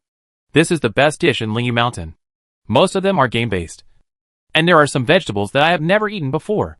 In addition, there are 2 dishes made with tofu. It seems that tofu is already very popular here, even though the level of cooking was average. Zhu Xiaobao and the others were also very interested in eating these game meats. And the wine on the table was actually roasted with knives, which made everyone feel even more happy. As the dinner was coming to an end, Yu Qianhe asked calmly, "Young masters, can you represent the 19th princess?" "Yes," Zhu Xiaobao replied without thinking. "Okay, tell me, what benefits can you bring to Lingyu Mountain? And what kind of reward do you want?" Yu Qianhe asked solemnly at this time. Her current situation is very critical, so she urgently needs to find a solution. Method. Well, when we left Luofeng Island, there was an old woman named Yu Jinmin who chased us, but we defeated her. She was so scared that she ran away. Zhu Xiaobao did not answer directly, but instead talked about it first. "Ah? Yu Jinmin? She is an elder. How could she take action in person? And she was defeated by you?" Yu Qianhe suddenly became a little unsteady. Yu Jinmin was a martial artist. How could he be defeated by Zhu Xiaobao and the others? It seems very relaxed. "TSK! She's just an old witch. She's still wearing such revealing clothes at such an old age. I didn't like it, so I asked my apprentice to teach her a lesson. However, Island Master Yu, The situation here is not very good, isn't it? Zhu Xiaobao succeeded, taking the initiative into his own hands. He said, a little worried for Yu Qianhe. Well, that's why I asked you. What can you do? What benefits can you bring to us? I can defeat you, Li. Chapter 232 Liu Mountain B. After hearing Zhu Xiaobao's words, Yu Qianhe felt surprised and happy. What she was most worried about now was Yu Li, even though she was her biological daughter. At such a critical moment when she was fighting for the position of the island master, she would not talk about love. Not to mention that Yu Li had long been very dissatisfied with her management methods. Now, under the instigation of a few elders, they have begun to force her to have a baby. Recently, Yu Li has won several battles, so Yu Li is in the limelight, and a letter has been sent to Yu Qianhe to take the initiative to give up her position, because the official change of island owner will take a few years. Yu Li can't wait, because the Great Xia Kingdom is now at war. The seventh princess is focusing on one thing and not the other, and it is difficult for her to take care of the end. It is a great opportunity for her to take advantage of the opportunity to expand. Therefore, among the many difficulties that Yu Qianhe is facing now, the most important one is to resist Yu Li first, stabilize himself in Lingyu Mountain, and then slowly develop. But Yu Li will never let them develop independently, because Lingyu Mountain not only has extremely high-quality iron ore mines, but also has 20,000 female warriors. These are the most precious assets of the Lingyu tribe. How could Yu Li give up? It's no use just talking big words. You probably don't know how sharp the fighting power of the female warriors of our Lingyu tribe is. And this is not just the fight between Yu Li and me. Many female warriors are waiting and watching. They will follow the strong ones in the end. So the battle between me and Yu Li will, to some extent, determine the final affiliation of these female warriors. Yu Qianhe sighed and said, because when it comes to the strength and bellicosity of combat power, she can't compare to Yu Li. Okay, there is no basis for what you say, and I don't want to explain anymore. It's too late today. Tomorrow I'll let you see if I can fight off Yu Li. How about it? Zhu Xiaobao smiled calmly and looked at no worries at all. But the more this happened, the more excited Yu Dan was, who was sitting aside. Every time Zhu Xiaobao looks like this, it means that he has a plan in mind. Oh, really? That's fine. Just wait until tomorrow. You guys have been tired all the way, so you should rest early. Yu Qianhe was a little disappointed. Zhu Xiaobao did not argue with reason, state his views, and clarify himself. The advantages and strategies seemed to be a bit funny. This time, I am afraid that Yu Dan really got it wrong. After all, Yu Dan is still young and takes many things for granted. Yu Qianhe stood up and left with a slight disappointment. But the hospitality to Zhu Xiaobao and others was good. The accommodation prepared was also very exquisite, and many servants were sent to serve them very attentively. Returning to his residence, Yu Qianhe immediately sat down with the eldest princess Yu Hui and Yu Shuang Yu Shui to discuss this matter. Yu Shuang and Yu Shui were twins, and they were quite warlike, but they just looked at each other, not used to Yu Li. This time, Yu Qianhe was able to successfully evacuate Lingyu Island, thanks to these two people, because the two of them were quite powerful together and had 10,000 female warriors under their command. Yu Li didn't dare to act rashly. What do you think of this Zhu Xiaobao? I think it's a bit unrealistic, and it doesn't have any convincing strength. Yu Qianhe first shook his head in disappointment and said, well, I don't think he looks like someone who can lead troops in war or intimidate a party. He may have some talents in business and other aspects. Yu Hui said this tactfully, because Yu Dan was also beside her, and she didn't want to think about it yet. Embarrass Yu Dan. The worst case scenario is to fight Yu Li. We are not afraid of her. Third Princess Yu Shuang and fourth Princess Yu Shui said, somewhat unconvinced. The two of them usually practice martial arts and don't care about other things. And he was not afraid of Yu Li's threat. Yeah. Didn't I say that? I will let you know tomorrow whether he is capable or not. Then you must fulfill your promise to me. Yu Dan smiled with a relaxed expression. You mean his thunder bullets? Right. This kind of thing is fine against 1 or 2 warships, but it may not be able to deal with hundreds of warships.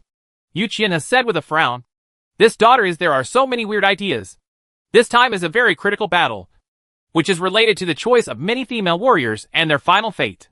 Then let's wait and see. By the way, eldest sister, drag out the most damaged warship tomorrow, instead of leaving it there to rot. It's better to be a living target. Yu Dan, you remember Zhu Xiaobao's instructions, said quickly to Yu Hui. Okay. I'll arrange for someone to tow that warship out early tomorrow morning. Yu looked at this sister lovingly. It was Yu Dan, who had always supported him firmly. So she still loves Yu Dan very much. Early the next morning, Yu Qianhe ate some breakfast in a hurry, and then took his guards to Yu Hui's exclusive warship. Yu Qianhe's own warship dedicated to the island owner was not able to take it out when he evacuated Lingyu Island this time. So now he had to board Yu Hui's warship. This warship is relatively simple, not so luxurious. Yu Hui is a very frugal person, so unnecessary decorations and enjoyments are avoided. But when Yu Qianhe boarded the warship, he saw another busy scene. In the cabin that served as the kitchen, Ing Xiuxiu and others were busy in an orderly manner, and even Yu Dan was also eager to help. There is also an old man who is baking several large clay balls with a smile. Zhu Xiaobao was already sitting on the bow. It was early summer, and the weather was already very hot. Sitting on the bow was quite comfortable, and there was no wind today. Hee. Lord Yu Island. I am a guest, so I need to make some preparations first. I hope you don't mind. When Zhu Xiaobao saw Yu Qianhe, he immediately greeted him with a smile. At the same time, Mu Chuanyi hurriedly moved in next to him. Chair, please take a seat at Yu Qianhe. Mu Chuanyi, are you really going to leave our Lingyu tribe? Yu Li is a little mean to you, but Yu Hui takes great care of you? Yu Qianhe asked in surprise when she saw Mu Chuanyi. Mu Chuanyi did not show up at yesterday's reception dinner.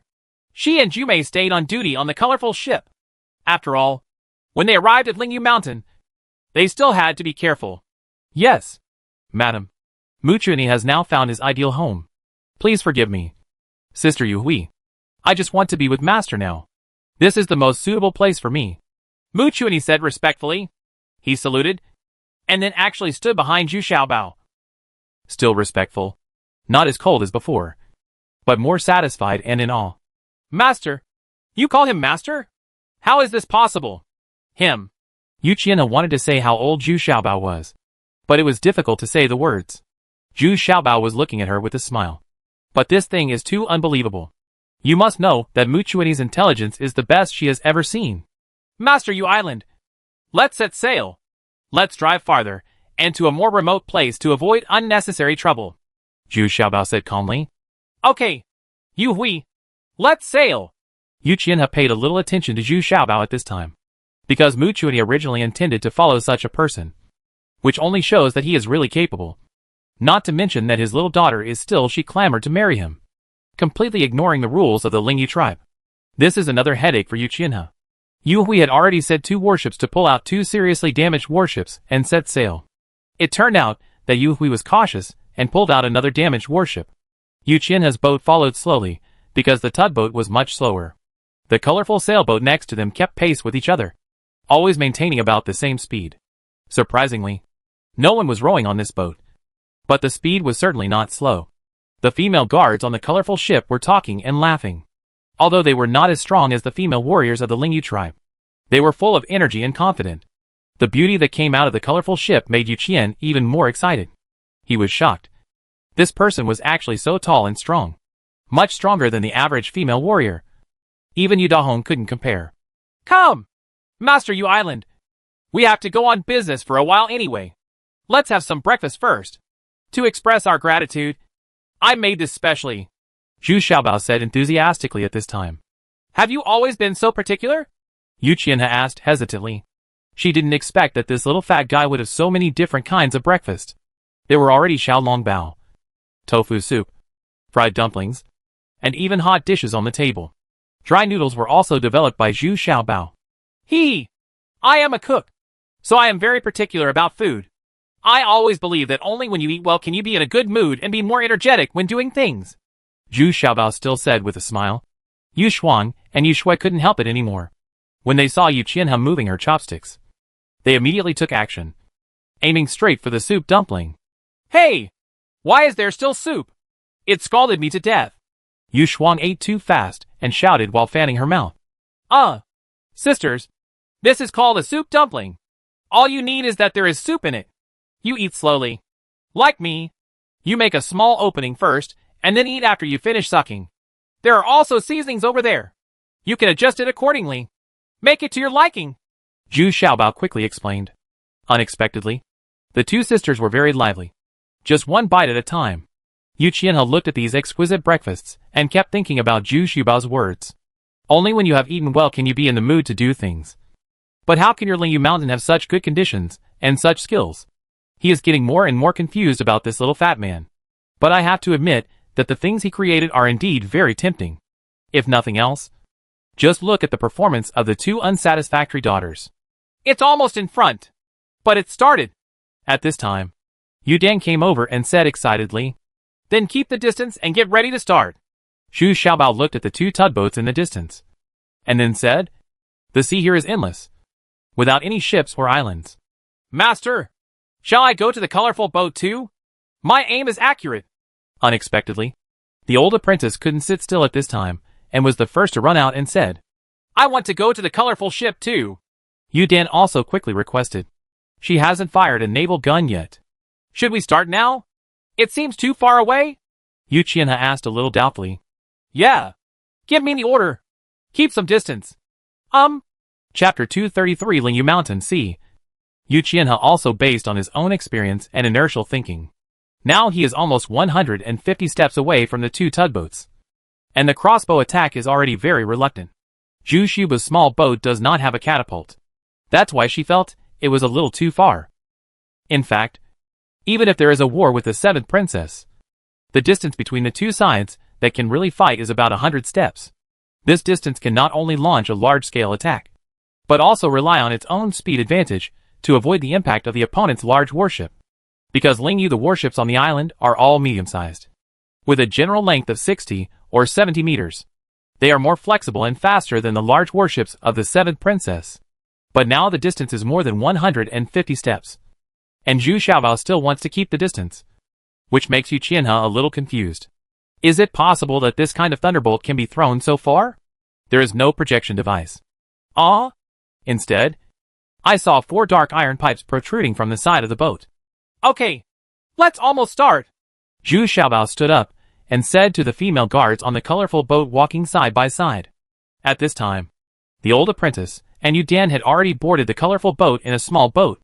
Zhu Xiaobao didn't dare to show off anymore. Although his naval gun could hit very far, its accuracy could not be guaranteed. The most important thing now was to frighten Yu Qianhe from the very beginning. So he opened the gun again. After a few dozen steps, he gave the order to fire. The tugboat on the opposite side saw the command flag, immediately cut the tow rope, and then left as quickly as possible. There was only one target ship left on the sea. Boom! Boom! Boom! Boom! For naval guns fired a salvo, immediately setting the target ship on the opposite side on fire. This time, it was mainly incendiary bombs. So a fire started instantly, at a distance of less than 200 steps. The hit rate is still very high. A burst of cheers suddenly erupted in the colorful boat. Wu Yu and Tong Wuxin also high-fived each other. Their accuracy had greatly improved. The old apprentice was also very happy. He actually had the highest accuracy among them. With one shot, directly hit the command module of the target ship. Crack! The teacup in Yu Qianhe's hand fell to the ground. And Yu Shuang and Yu Shui, who were still feasting next to them, also opened their mouths wide and looked at the broken boat opposite in extreme fear. How long has it been? After a round of sh. Ling, it only took less than a few breaths for the warship on the opposite side to catch fire. There were fire points from the bow to the stern. The fire was extremely fierce, and there was almost no possibility of putting it out. There was still no wind. If there is a bit of wind, the fire will take advantage of the wind, and the wind will help the fire. It will burn even more fiercely. Unexpectedly, at this time, the colorful boat quickly turned around and launched another salvo with the 4 naval guns on the other side. This time, it used explosive bombs. The power of the explosion was even greater, and it was already extremely damaged. The target ship immediately began to shake and slowly sink, and the hull was blown to pieces, as if it had been hit hard by hundreds of catapults. At this time, Yu Qianhe and the 3 princesses no longer cared about their image. They all rushed to the edge of the bow and looked intently.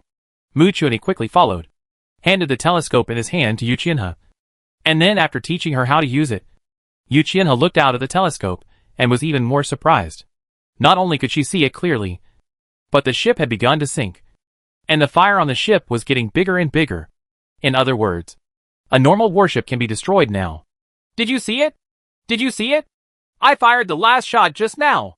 At this time, Yu Dan ran out of the colorful boat, jumping up and down excitedly towards Yuqianha and her three sisters on the big boat, shouted. The shock and horror in Yuqianha's heart at this moment is indescribable. The greater the hope, the greater the disappointment. But on the other hand, the greater the disappointment, the greater the surprise now. I was originally quite disappointed with Zhu Xiaobao. Even the fresh and delicious breakfast he prepared was just to satisfy the appetite, and was not solved at all. The most critical question. But now, Yuqianha suddenly saw hope. And it was still a very big hope. Even the seventh princess couldn't stop this kind of lethality. Right? How is this possible? Such a small boat has such huge power. And it doesn't even take a stick of incense to burn it? Yuqianha murmured. Master Yu, can we sit down and discuss cooperation now? Zhu Xiaobao handed the telescope in Yuqianha's hand.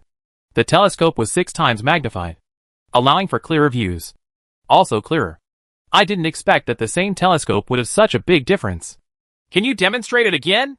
Can you make this boat drive at full speed? Yu Qingyan forced herself to calm down, and then said as calmly as possible, Okay, then drag the other boat over. But this time there is no need to stop. Let the tugboat continue to move at full speed. Zhu Xiaobao nodded. Yuqianha was still very careful and thoughtful. Hey, little fat man, let's go take a look at that little boat. Okay. Yu Shuang and Yu Shui couldn't bear it any longer. They walked up to Zhu Xiaobao together and asked directly. Okay, sisters, after all, I am also your future brother-in-law. Right. Zhu Xiaobao said with a thick-skinned smile. Originally, since we were going to cooperate with Lingyu Mountain, there was no need to keep these things a secret from them. Your image is a bit off, but you are quite capable. We are optimistic about you. Yu Shuang and Yu Shui act simply and directly, but they never think too much. Yuqianha looked at Yu Shuang and Yu Shui with some depression. Except for Yu Hui, none of these daughters made her worry. However, at this time, Yu Shuang and Yu Shui had already soared into the air, and they did not need a boat to transition. They borrowed each other's strength and relied on the soft whip in their hands to land on the colorful boat. Even the older princess on the boat was also nodding secretly. The two sisters' joint skills are already very impressive. Even if they join forces, even great martial arts masters may not be able to defeat them. Zhu Xiaobao also looked a little stupid. The kung fu of these third and fourth sisters was very impressive. Wu was even more stunned when she saw it, and immediately had the urge to come forward and have a discussion. Listen, go due south at full speed and sink the target ship within 1,000 steps. Zhu Xiaobao poked his head out from the big ship and shouted. Go forward at full speed. Wu Yu, good at martial arts. Old apprentice, aim and shoot as fast as you can. Tong Wuxin immediately ordered with a serious expression. The female guards who were cheering just now immediately went all out to enter the fighting state. Efficiently and quickly. Even the old apprentice started to adjust the angle of the gun barrel quickly, without paying any attention to Tong Wuxin's disrespect. An order was an order. Who would pay attention to these details? Even the great master was now a member of the warship. This colorful boat started running at full speed, which surprised Yuqianha even more. The speed was nearly twice as fast as the average speed boat. This was simply unbelievable. What was even weirder was that there were no sailors rowing on the boat. Not even an oar was seen. The distance of 1,000 steps was enough for Wu Yu and the others to load 2 cannonballs and fire 3 rounds together. The scene was too terrifying. 9 of the 12 cannonballs hit, and the last round was a highly destructive explosive bomb. The bow of the ship was literally blown to pieces. The warship that was originally towing the target ship only had a fragmented bow on the towing rope. The female warriors, who were tugging the boat in front, were also shocked into a cold sweat. If this was a mistake and hit their boat, the consequences would be terrible. How many warships like this do you have? Sell them all to me. Yuqianha excitedly took Zhu Xiaobao's hand and shouted. Mother-in-law, can we sit down and have a good talk? It's almost time for lunch. Let's talk while eating. Zhu Xiaobao couldn't shake Yuqianha's hand. Just kidding. Yuqianha was also a great martial artist. In terms of cultivation, although he is middle-aged and has always been pampered, his strength is still very strong. Don't talk nonsense. We, the Lingyu people, don't have those customs like yours. Yuqianha glared at Zhu Xiaobao with some annoyance. Yu Dan was probably led astray by him, and now she is clamoring to marry him. And it's better to be small, which Yuqianha has always been unable to accept. If a tribe wants to develop and be strong, it must constantly change and progress, and accept new things. Zhu Xiaobao continued to chatter. Unexpectedly, Wu Yu and Yu Shuang were already fighting in just a short while. And the two of them were actually fighting with real swords and guns on the colorful ship. Yu Shuang's soft whip made Wu Yu extremely uncomfortable. But Wu Yu's weird body skills also made Yu Shuang unable to find a clue. And the two were evenly matched. Yu Shui watched the battle carefully from the side. As soon as Yu Shuang was in danger, she would take action immediately. When these two sisters join forces, love can exert its strongest fighting power. Finally, Wu Yu found an excellent opportunity. He made a mistake and stepped in front of Yu Shuang. The knife in his left hand was already out, facing Yu Shuang's belly. But Yu Shuang did not panic, but looked at Wu Yu confidently, with a short knife in her hand, pointing directly at Wu Yu's chest. At this time, Wu Yu's neck was already entangled with another soft whip. As long as Yu Shui behind her used force, Wu Yu's head would be severed. Humph! Do you want to win with more? Wu Yu also snorted and looked at Yu Shuang without fear. Yeah. Okay. You win this one. Yu Shuang was very straightforward and admitted defeat directly. At the same time, I also admired Wu Yu very much. I never thought that Wu Yu, who was not very young, would be even more powerful than the average female warrior. Well, you're not bad either. After all, I'm familiar with this colorful ship, so I accepted it. Wu Yu also said sincerely, as if she had found a confidant with the same interests, and she felt a bit sympathetic to each other. Hey! My name is Yu Shui. We have always worked together to fight against the enemy. Don't blame me! Yu Shui also said with a smile. Unexpectedly, the three of them became friendly first. When Yu Qianhe saw that they were no longer fighting, he felt relieved and just sat down. They saw Yu Dan laughing and jumping, holding Zhu Xiaobao's arm, and still talking about the incident of sinking two warships just now. Suddenly she felt that her daughter was just a supporting role next to Zhu Xiaobao. And this little fat man was the real protagonist. And the absolute protagonist. Chapter 234. Come as soon as you say, eh? Sitting down again, Yu Qianhe actually offered to let Wu Yu, Tong Wuxing, Mu Chuanyi and others sit together, while she and her daughters were the ones on his side. Although Yu Qianhe couldn't figure out why Zhu Xiaobao wanted to treat him to a meal at sea, he could definitely go back to Lingyu Mountain and treat him back. But Zhu Xiaobao seemed to have done it intentionally, because this lunch was very sumptuous, and it was the first time for even Yu Qianhe to eat such a sumptuous and novel feast. But this time, the relationship between the two parties was very integrated. Especially Wu Yu and Yu Shuang and Yu Shui actually had a very good chat. They mainly talked about their experiences and insights in martial arts. Just now, both sides had something that amazed their opponents. Kung Fu. And these three people have similar temperaments and temperaments. But they are very compatible. Regarding Mu Chuanyi, Yu Qianhe finally understood why she wanted to worship Zhu Xiaobao as her teacher. This little fat man's novel inventions and creations could indeed strongly attract people like Mu Chuanyi.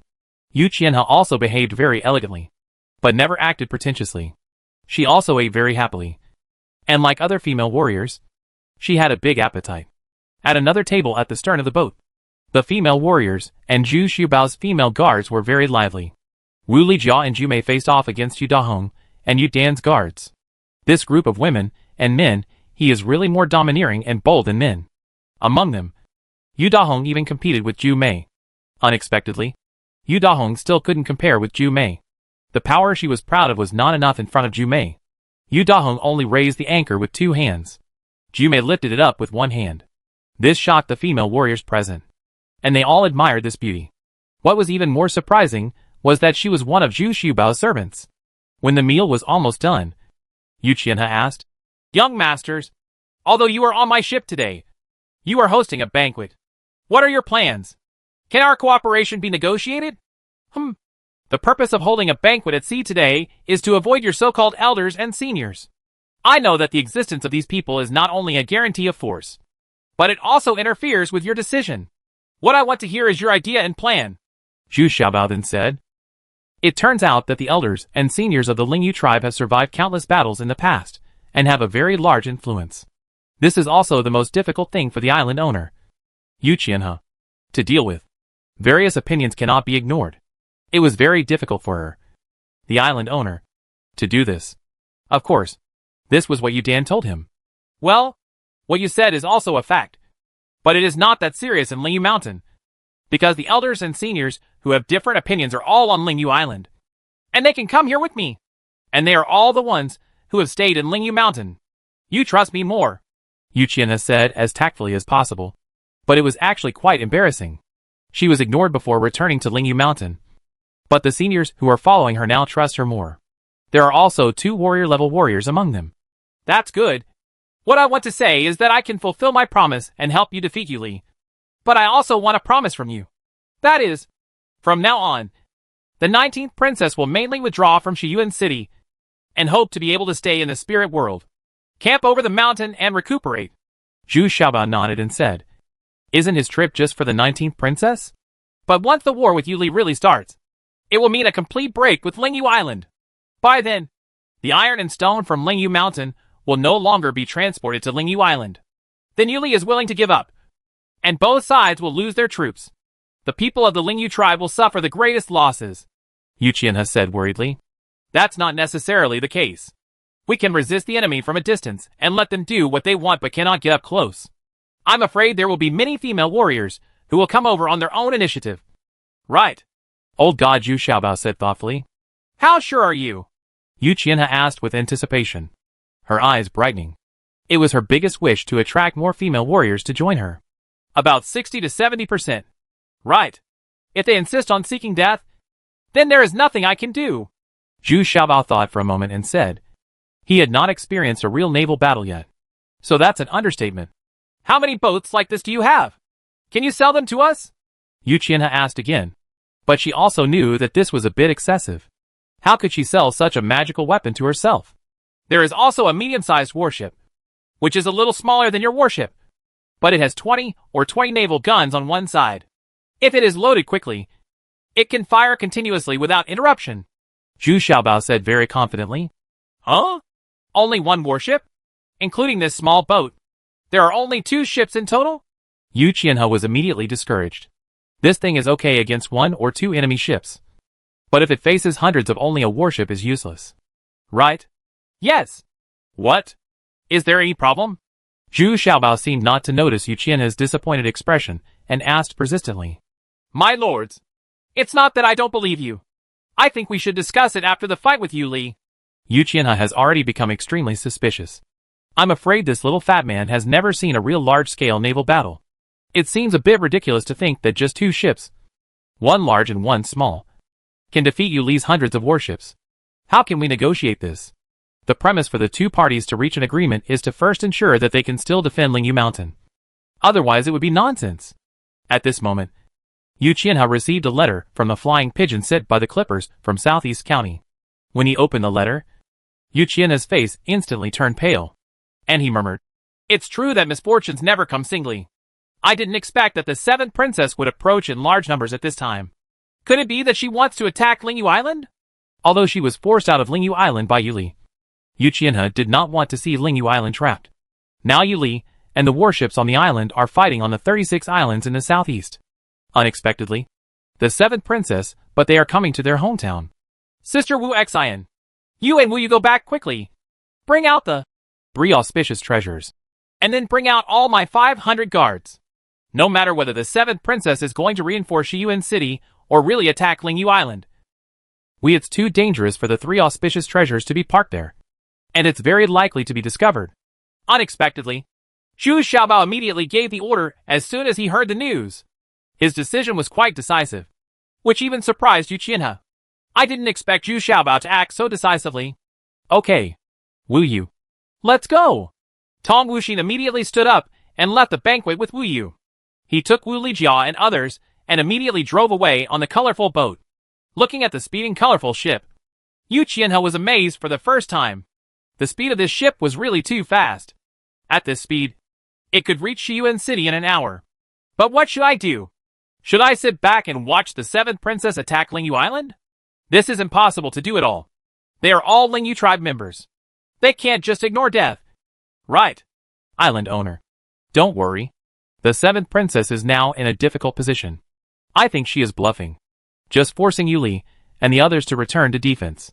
How can she have so much time and energy to attack Lingyu Island?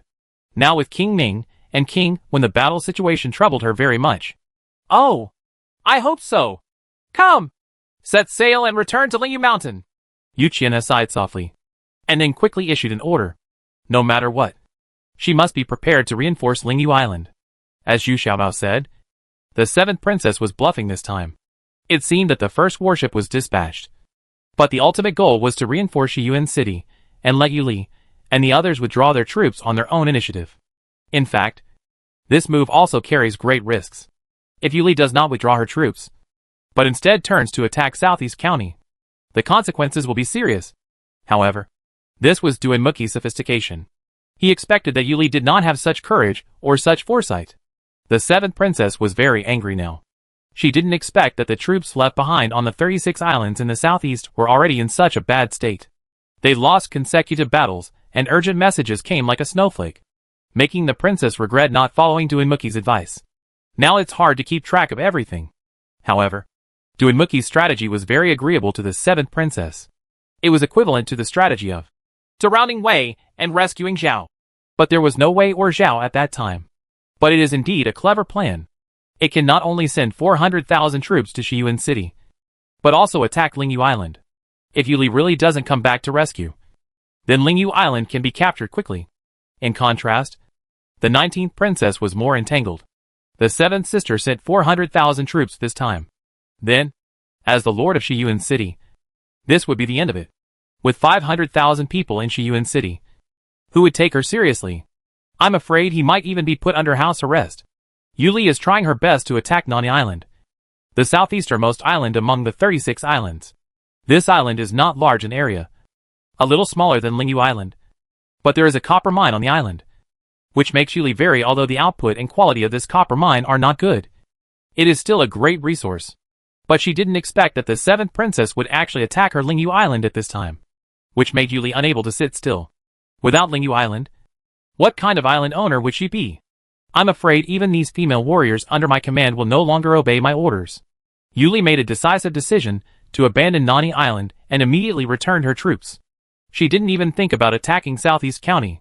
Fortunately, they returned in time, and Yu Li's warship was faster than the 7th princess's warship, because they were walking in a straight line. The 7th princess wanted to go to Lingyu Island, which was a diagonal line. So Yu Li was surprised. We rushed back to Lingyu Island without any danger. What made Yu Li angry was that the 7th princess had no intention of attacking Lingyu Island, and only 400 of the 800 warships that had just set out reached Shiyuan City, and the other 400 warships only reached Shiyuan City. I took a detour and went back. But Yu Li was deceived and the whole army returned to Lingyu Island. But this time she gained nothing at all and lost hundreds of female soldiers. But back on Lingyu Island, what made Yu Li even more angry was that not only did Yu Dan take away Yu Dahong and others, but the iron stones that were supposed to be delivered on time were not delivered. The soap, toilet paper, and burning knife promised by the 19th princess were nowhere to be seen. The female warriors up and down were very dissatisfied. Chapter 235. Come as soon as you say, B. Of course, the 19th princess has also received the news. She is very calm now, since the initiative is not in her hands. She can only wait and see what happens. But we rushed back at this time. They came back to drive the 3 auspicious treasures out, but Wu Yu did not follow them. Things in Shiyuan City were a bit complicated, so she had to stay with the 19th princess. Now the 19th princess felt more at ease. After listening to Wu Yu's detailed description of Zhu Xiaobao's performance in Lingyu Mountain, she knew that the matter was almost done. So she felt confident. At least she had already done it. Found a way out.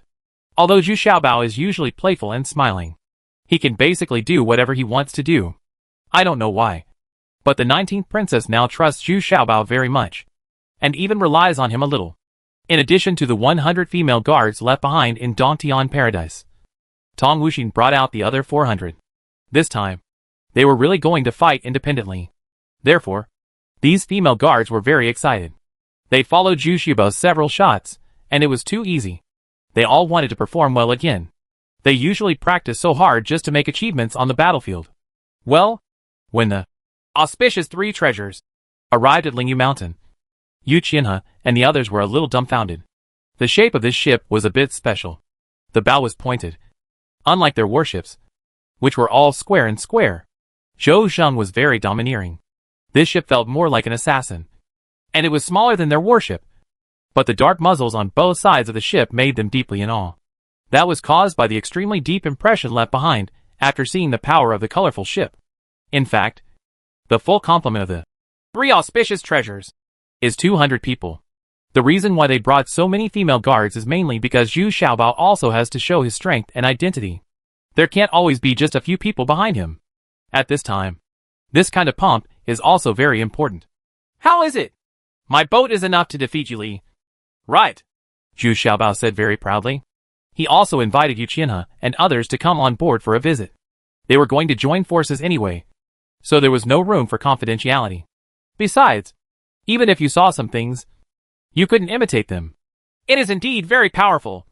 But what we have to face is Yu Li's nearly 500 warships. Don't be too careless. This was the first time that Yu Qianhe touched these naval guns. He felt very novel. His own Lingyu Island can also produce high-quality iron blanks. And maybe it can also build such naval guns in the future. Ha ha! Don't you still have almost 100 warships and clippers of yours? They will all be dispatched when the time comes to cheer me up and bring some ropes and nets. Zhu Xiaobao smiled nonchalantly. Why are you bringing these things? Aren't you going fishing? Yu Shuang and Yu Shui asked in confusion. You'll understand then. Zhu Xiaobao was still showing off his words while shaking his head, making the two sisters want to kick him off the boat. Okay, it will be up to you to arrange it then. But gentlemen, are you really sure of defeating Yu Li? Yu Qianhe asked again, still a little worried. She couldn't afford to lose. Once she loses, she would have to give way to Yu Li. And Yu Li would also fully take over Lingyu Mountain. By then, even Yu Hui would probably lose her position in Lingyu Mountain and become a very ordinary female warrior. The two sisters, Yu Shuang and Yu Shui, are likely to die in battle. They have a character that would rather break than bend. Ask them to bow to Yu Li, and they will absolutely refuse. Oh, don't worry. After all, you are also my future mother-in-law. Don't you, Dan, still think about eternity? Will I be irrational? Not only do I want to win, but I also want to make those female warriors yearn to join Lingyu Mountain. That's the greatest victory. Zhu Xiaobao sighed and said, but this guy's expression was still so wretched. But it still gave people a very trustworthy feeling.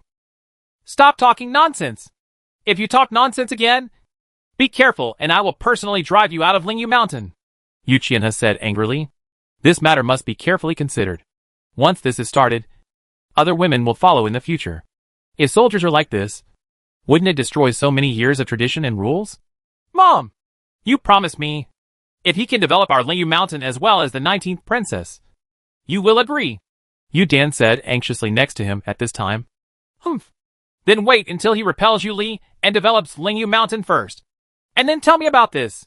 Yu Qianhe also hopes that Lingyu Mountain can grow as quickly as the 19th princess's Shiyuan city. Prosperity arose. But this seems impossible. The number of people here is still too small, and there is not that much potential. In the next 2 days, the warships from Lingyu Mountain all sailed out. But once they all sailed out, Zhu Xiaobao became a little depressed. Only 70 or 80 of the 100 warships were good. 30 of them are very old. And some are no better than the broken boats that were used as targets a few days ago. I can only follow behind and recharge. According to Zhu Xiaobao's instructions, he practiced the so-called long snake formation, mainly lining up in a row, which can make people feel that there are more warships. The auspicious 3 treasures is also mixed in, but it is not very conspicuous. Even once it is driven, it is still very eye-catching. Its speed is equivalent to the speed of those fast boats, and its turns are also very flexible. It is not at all like the warships of Lingyu Mountain. So clumsy. You must know that compared with the warships of Lingyu Mountain and Lingyu Island and the warships of the 7th princess, the greatest advantages are flexibility and speed. Now all these advantages are gone in front of the 3 lucky treasures. Yu Qianhe was still paying close attention to the situation on Lingyu Island. Unexpectedly, the 7th princess did not go to attack Lingyu Island, but went back directly. In Shiyuan City, Duanmuki was left behind. He was stationed in Shiyuan City to completely control Shiyuan City and make both King Ming and King Wen give up their thoughts. The 7th princess brought 400 warships, and they just circled around Lingyu Island and made their appearance, making Yu Li and the others on full alert. After all, the 7th princess was still a very powerful opponent for them. However, the two sides only faced each other at a distance for a while, and the 7th princess's warship returned home calmly. She had achieved both goals of her trip, so she went back very satisfied. After all, Southeast County is very empty now. She didn't dare to take it lightly. Only then did Yuli realize that she had been deceived by the 7th princess. The 7th princess actually sent more troops to Shiyuan City and was bluffing towards Lingyu Island. But she easily deceived her back. This is tantamount to the results of the previous stage were all in vain, and all the troops were wasted, which made the female warriors under my command very dissatisfied. Who said I was deceived? I just rushed back to clean up Lingyu Mountain. Only when the internal troubles are completely resolved can we go to war with peace of mind, Yuli said forcefully in front of all the elders and seniors. Then what do you plan to do now? One of the elders asked worriedly. Of course we must first completely conquer Lingyu Mountain, and at the same time bring back all the female warriors from Lingyu Mountain. Only in this way can we ensure our strongest fight, and at the same time ensure that our iron and stone will not be taken over by Lingyu Mountain. What Yushan is doing now is rebellious, and should be eradicated with all our strength, Yuli said bitterly. If Yu Qianhe could continue to maintain the supply of iron and stone as before by escaping to Lingyu Mountain, she would not want to take action against Lingyu Mountain so soon. But I didn't expect that Lingyu Mountain would actually want to start a new business now. So there's no need to show mercy. Not even his own mother. Okay. Although we don't agree with the civil war, Lingyu Mountain wants to be independent. This is still intolerable. Several elders who supported Yuli also expressed their opinions at this time. Of course, they wanted to let Yuli board the board as soon as possible. The position of island owner. Just one day later, Yuli brought 500 warships and sailed towards Lingyu Mountain. The formation was really majestic. 500 warships came in formation, and the entire sea was densely packed. In fact, Yuli's warships also have water.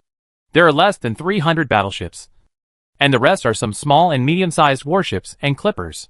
Besides the clippers, half of the other warships are coolies, usually female warriors. These coolies were responsible for manual labor such as rocking oars and raising and lowering sails, while the female warriors were responsible for fighting. Yu Qianhe used the telescope on his ship. What he saw was a little frightening, and even a little regretful. He should have stayed dormant for a while. It was too early to break up openly now. Yuli's warship is less than 5 kilometers away from Lingyu Mountain. It's really here. Master Yu Island. Let your warships go out.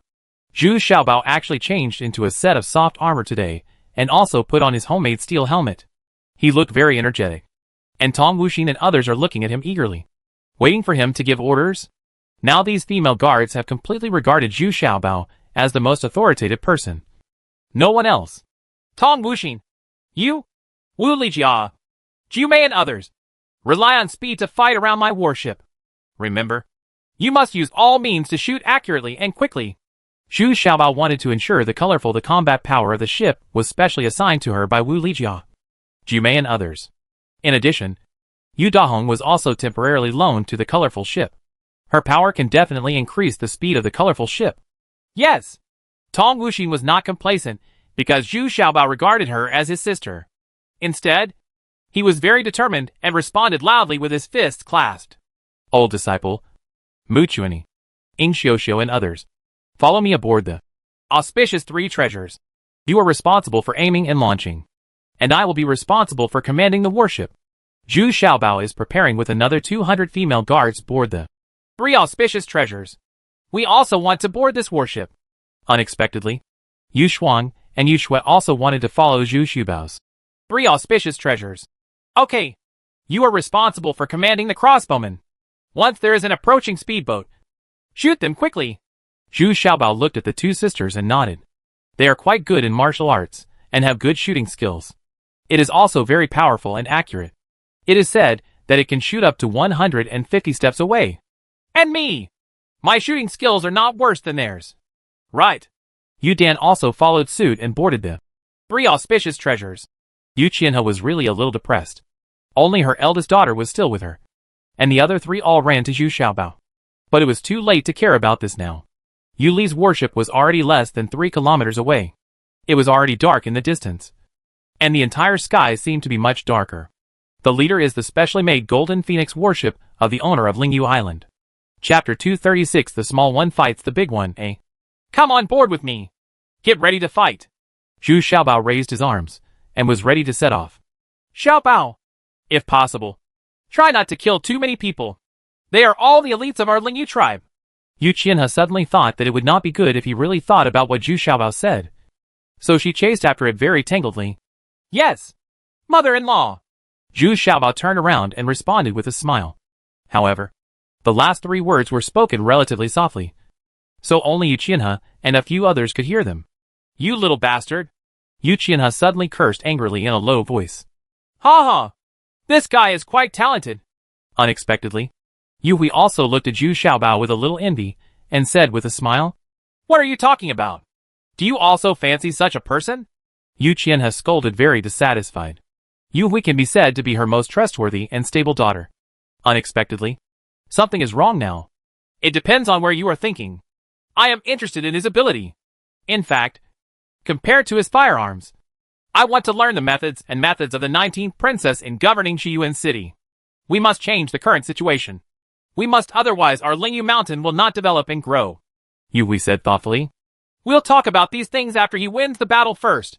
Yu Qianhe has no intention of discussing these things now. The army is approaching, and she is feeling nervous. Zhu Xiaobao's 3 auspicious treasures brought more than 100 warships and speedboats from Lingyu Mountain to meet Yu Li's large fleet of warships. Those female warriors were not so relaxed. After all, the number of people and the number of warships were huge, far inferior to Yu Li. And now they are more like rebels and are being surrounded and suppressed by Yu Li. Zhu Xiaobao looked at it carefully with the telescope for a while, and then asked, Then their flagship. Right. There is a golden phoenix embroidered on the sail. Humph. That was originally my mother's island owner's special warship. But Yu Li couldn't wait to get on it. Yu Dan said angrily. Then let's sink her first. Zhu Xiaobao said comfortingly. It's useless. When we get closer, other warships will go ahead and protect the golden phoenix warship. You can't hit her. Yu Dan shook his head and said, although he was full of resentment, but she also knows the combat steps of Lingyu Island. At this time, Yu Li also saw more than 100 warships on the opposite side, and she was very disdainful. With just 100 warships, she also wanted to compete with her own 500 warships? It's really overestimating one's abilities. But she immediately saw the strange-shaped warship driving at the front. It seemed that she had never seen it before. Where did this one come from? Even if we rush to build it now, it's too late. Moreover, the sail on this boat is still down, but the speed is not slow. Could it be that it is all paddled by sailors? This is too unprofessional. Right. Getting closer, the 2 female warriors standing on the bow of the boat, majestic and holding strong bows, are not their 2 sisters Yushuang Yushui. But the other female warriors don't look like the Lingyu tribe. But they look a bit like the female soldiers from Qiyuan City. What exactly is going on? Island owner! Look! Isn't Yu Dan standing on the bow of the upper deck? There is also a little fat man wearing a round hat. He should be the little fat man who left with Yu Dan on Luofeng Island. He is the one who took him away, killed Yu Dahong and Yu Qing. Yu Jinmin, who was frightened by her old apprentice and fled back, is standing behind Yu Li. She is Yu Li's most loyal supporter. Her cultivation has reached the level of a martial artist, and her eyesight is super strong. You can see it clearly. Yu Dan, this little bitch, has repeatedly ruined my business. Let her know how powerful I am today. Yu Li suddenly shouted angrily, waving the command flag in her hand. 200 warships on each side accelerated and rushed out, surrounding Zhu Xiaobao's 3 auspicious treasures, forming a double team. Hey, we're finally here. Follow my orders. Move forward at full speed. Rush up, and give them some greeting gifts first. Zhu Xiaobao shouted to the female guard below. The female guard responsible for shaking the driving lever immediately went all out, and the auspicious 3 treasures immediately tripled its speed, throwing away 100 warships behind it, with only the colorful ship following closely behind. Seeing the lucky 3 treasures suddenly speeding up, Yu Li asked, a little confused. What do they want to do? And why do they rush over? What kind of fighting method is this? How can they be so fast? I don't understand either. Do you want to win with crossbows? Yu Shuang and Yu Shui's shooting skills are still very strong. Yu Jinmin was also a little confused. This was the first time he saw this style of fighting, and the opponent's warship was obviously smaller than theirs.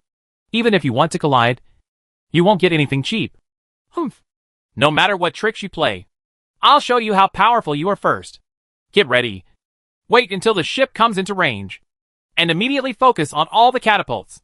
Make sure to sink it in one round. Yuli sneered and snorted. She was very angry when she saw the two sisters on the boat. These two sisters were specifically against her. And now they dared to provoke her. Are they not asking for death? But Yuli's idea was too simple. She didn't expect the range of the auspicious three treasures at all. They were still 250 steps away. Instead, the auspicious three treasures opened fire first, and the 6 naval guns on the bow of the ship fired at a single point, shooting, targeting 6 warships respectively. Boom! Boom! Boom! Boom! Boom! Boom! With the sound of 6 cannons. The 6 ships on Yuli's side were all on fire, and the fire was very strong. It was definitely not like the fireball wrapped in haystacks hit by ordinary catapults. But it was extremely difficult to the flammable materials are extinguished. And the fire area is also very large. What is this? How did it fly so far? Did you see it clearly? Yuli rubbed her eyes, almost doubting that she had seen it wrong. She didn't see the flight at all. Why? It was already on fire. And the initial explosion injured several female soldiers. I can see it clearly. This seems to be the kind of thunderstorm bomb Dan mentioned. It was this mysterious thunderstorm bomb that sank the 2 warships of the 7th Princess last time. Eugene Min was also dumbfounded. But Shishi has a very good memory and immediately thought of Dan's last report. Although not many people believed her at that time. Okay. So we have this support. But with just such a ship, does it want to compete with hundreds of my warships? What a dream. Come here. Give me the order to launch the catapult. Yuli gave a fierce blow, take a picture of the handsome platform, and give a loud order. But just as the catapult adjusted its angle, the auspicious 3 treasures suddenly turned around. The speed was astonishing. Almost as fast as a clipper. Seeing the auspicious 3 treasures tilt greatly, it turned 9 times rapidly. 10 degrees. Then keep racing. Those catapults that had just been aimed could only be moved again. Or in again. Asshole! What kind of ship is this? How can it be so fast? Aim again! Also, send 20 speedboats immediately to catch up with it. Yuli shouted angrily. In fact, the 6-gun fire just now was not accurate. But Yuli's warships had not dispersed yet. So Zhu Xiaobao had hit them all just by attacking and running away. Yu Dan on the 2nd floor cabin suddenly screamed and jumped with joy. At this time, Mu Chunyi and his old apprentice were taking aim seriously in the cabins on the 1st and 2nd floors respectively. They were moving at high speed, and they had to calculate a small amount of advance when launching. The 3 auspicious treasures are almost 100 steps away from the opponent's warship. They are advancing rapidly, and some powerful arrows and crossbows can already shoot into the cabin.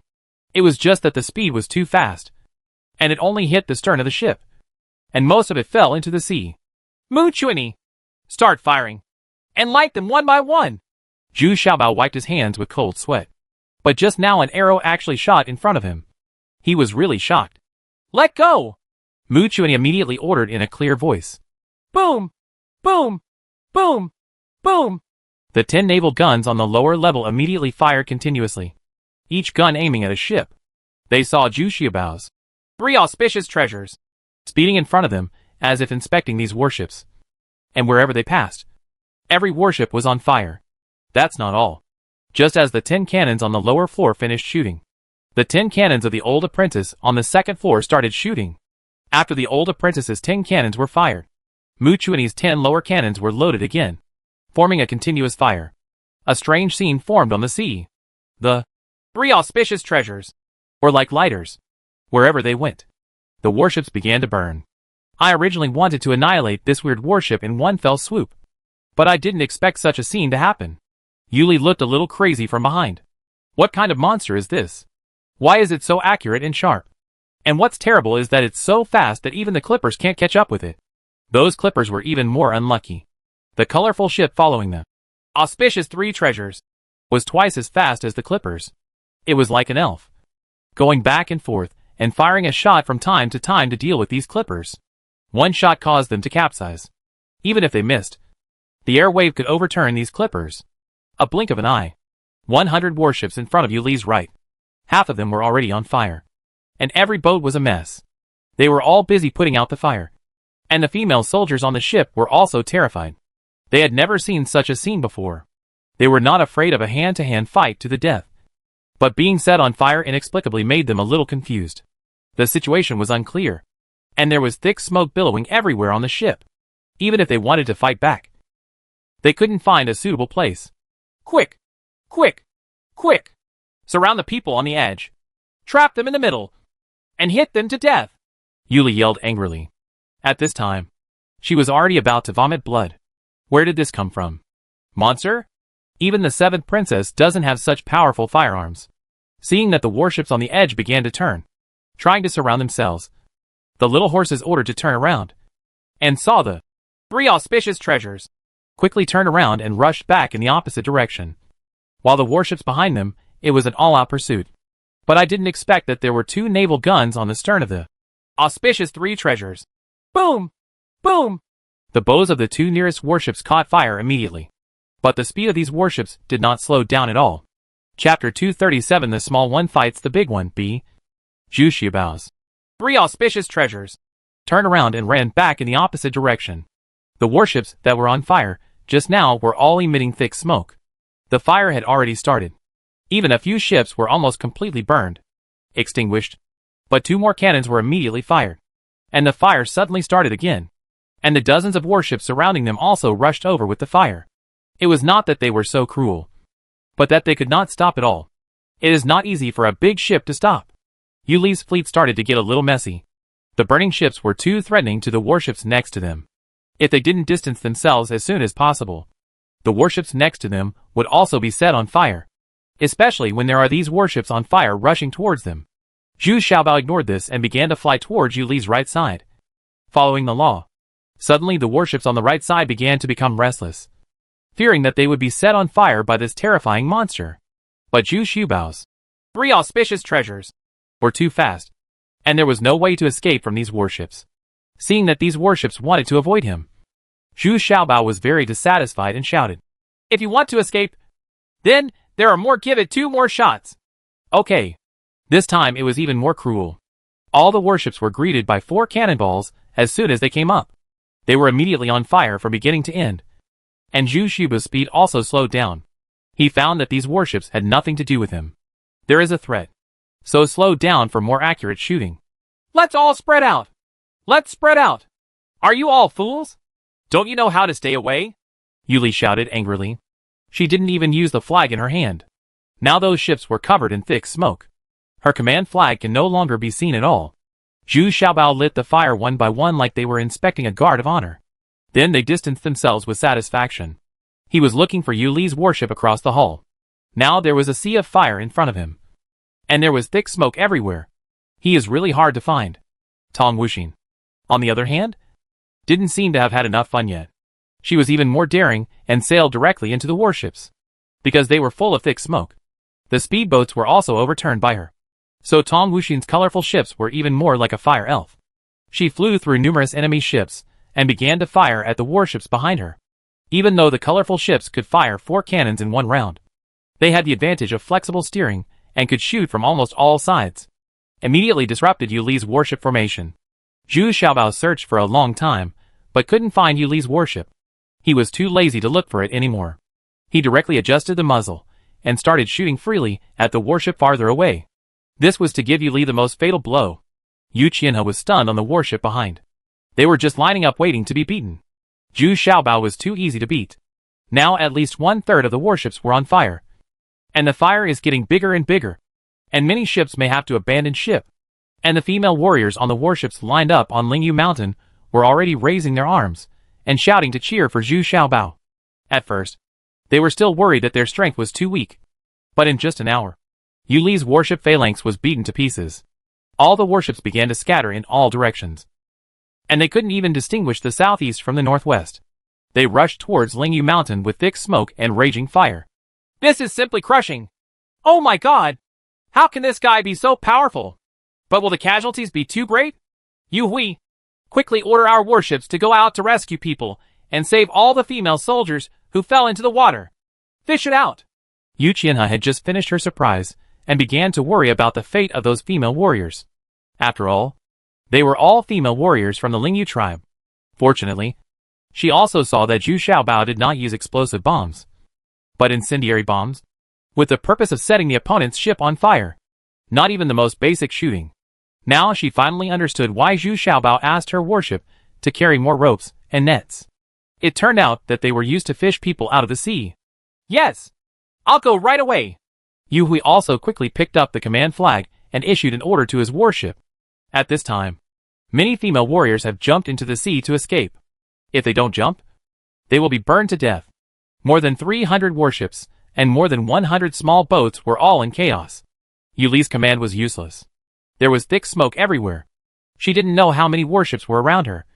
So she moved forward. Some distance away, I saw the 3 auspicious treasures parked there. At this time, Zhu Xiaobao had stopped shooting.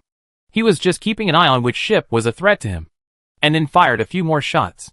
But Zhu Xiaobao did not shoot any of the female warriors who swam near him, which made Yu Dan very happy. After all, those were his own tribe, and they were also rare female warriors.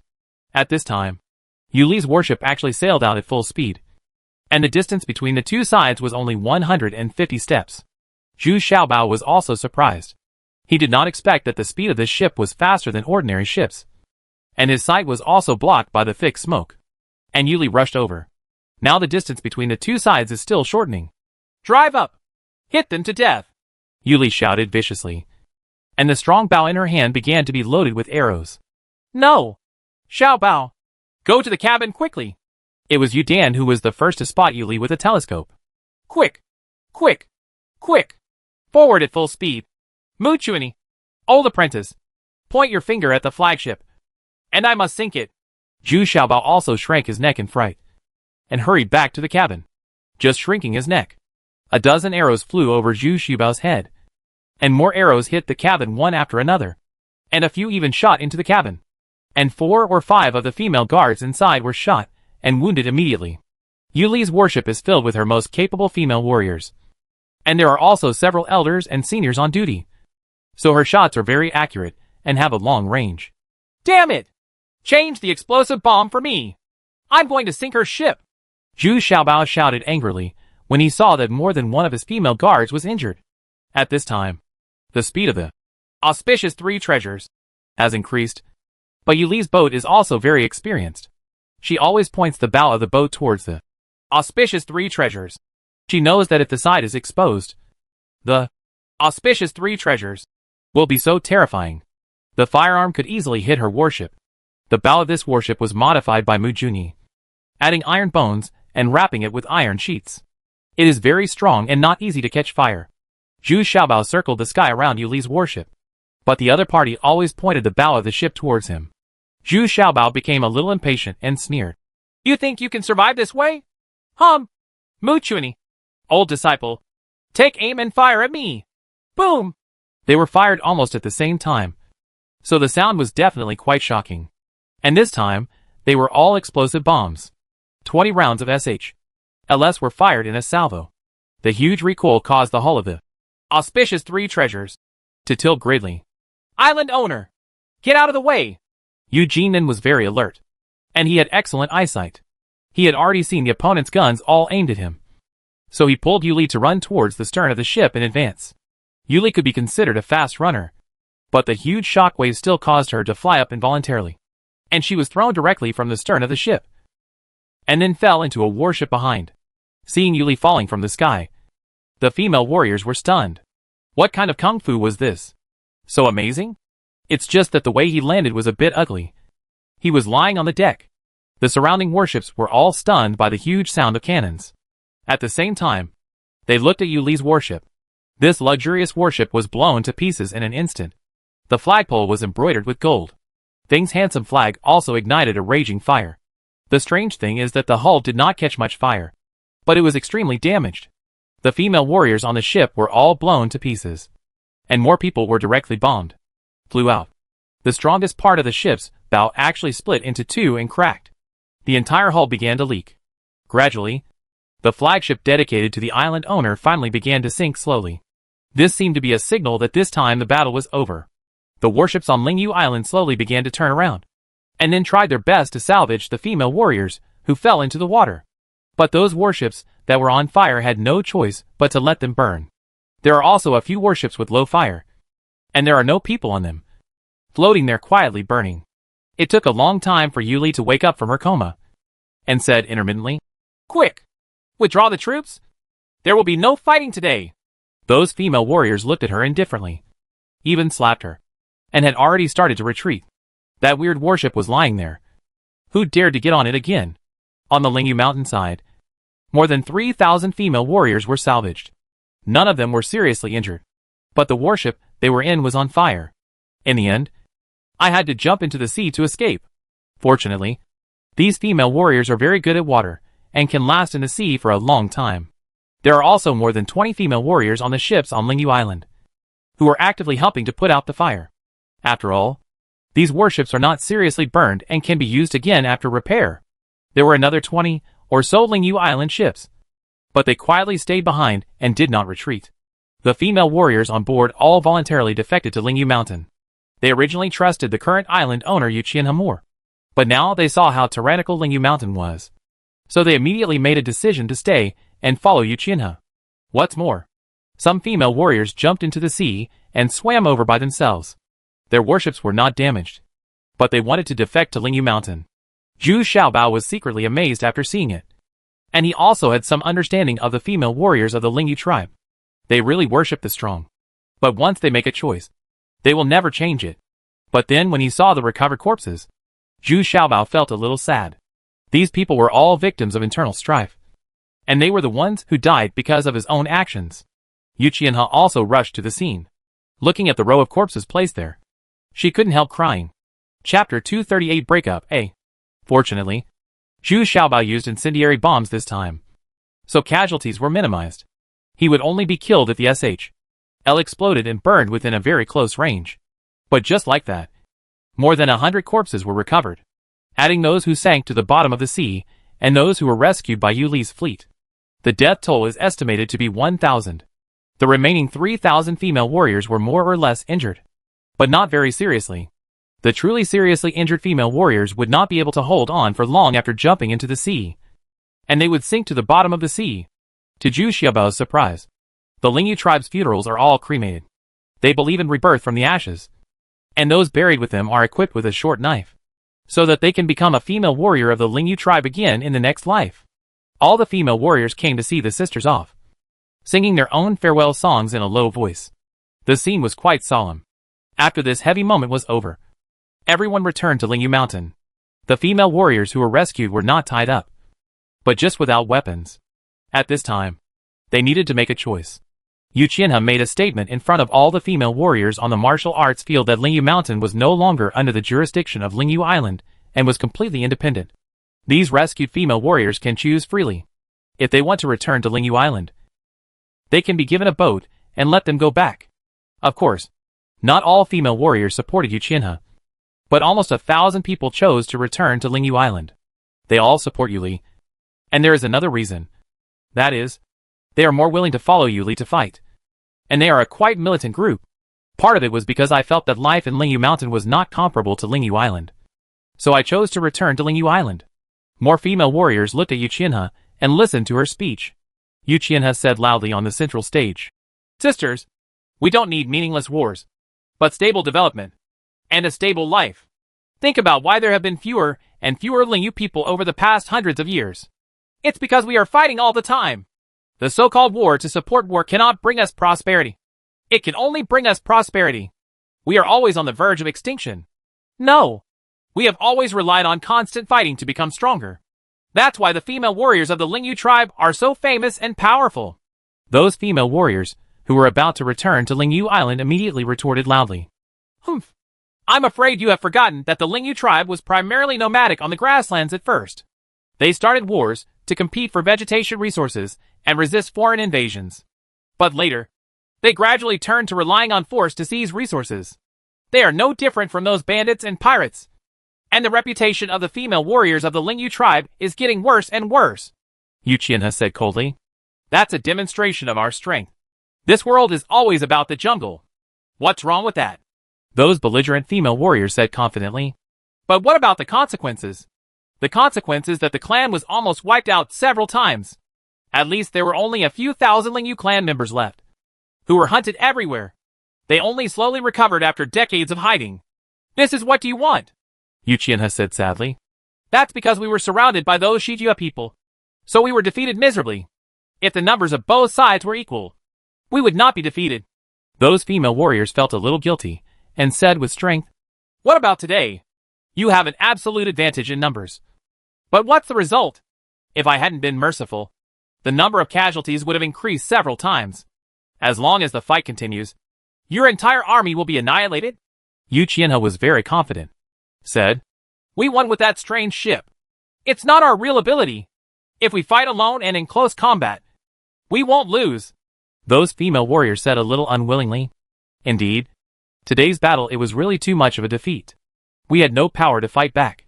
And we were already burned to the point where we couldn't find anything to the east, west or north. There is no reason for victory or defeat. Just the result. You have to go back and follow Yu Li to fight everywhere. I won't stop you. And I don't need people like you. What I want to do is to develop the Lingyu tribe. To bring prosperity to Lingyu Mountain. I don't want to see our female warriors make unnecessary sacrifices anymore. Only when Lingyu Mountain develops will our Lingyu tribe become truly powerful and the number of people will increase. All Lingyu people my tribe can live a stable life. This is what I want to do, Yu Qianhe said firmly. The scene fell into a brief silence. And then enthusiastic cheers broke out. We originally intended to stay in Lingyu Mountain. We originally intended to follow the master of Qianhe Island. The female warriors, who were still holding on, were all pale. Although they were warlike, they also hoped that their race would develop and become stronger. Otherwise, there would not be enough manpower to fight. And this time, they suffered a disastrous defeat. I also feel that super strong force sometimes doesn't have much effect. In addition, Yu Li's warships that had quietly stayed behind have also appeared on Lingyu Island. The female warriors on them have defected to Lingyu Mountain. They all saw the power of Lingyu Mountain.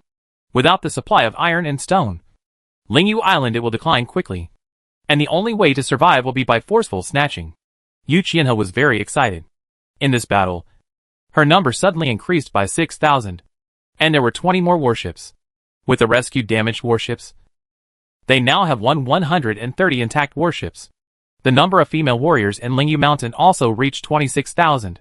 Even more surprising. This time, I followed 6 seniors from the Lingyu tribe. And they also made their final choices. And as one goes, the other goes up. And there are only more than 30,000 female warriors on Lingyu Island. Yu Qianhe did not embarrass the female warriors who were returning, and gave them a boat, let them have a good meal, and then went back. After Yu Li returned to Lingyu Island, she was immediately punished by the elders and seniors. The meeting hall of Lingyu Island was noisy and chaotic. Many people did not believe this fact. 500 people, the warship was defeated by 100 warships from Lingyu Mountain. And even the warship dedicated to the island owner was sunk. This is simply unbelievable. What are you arguing about?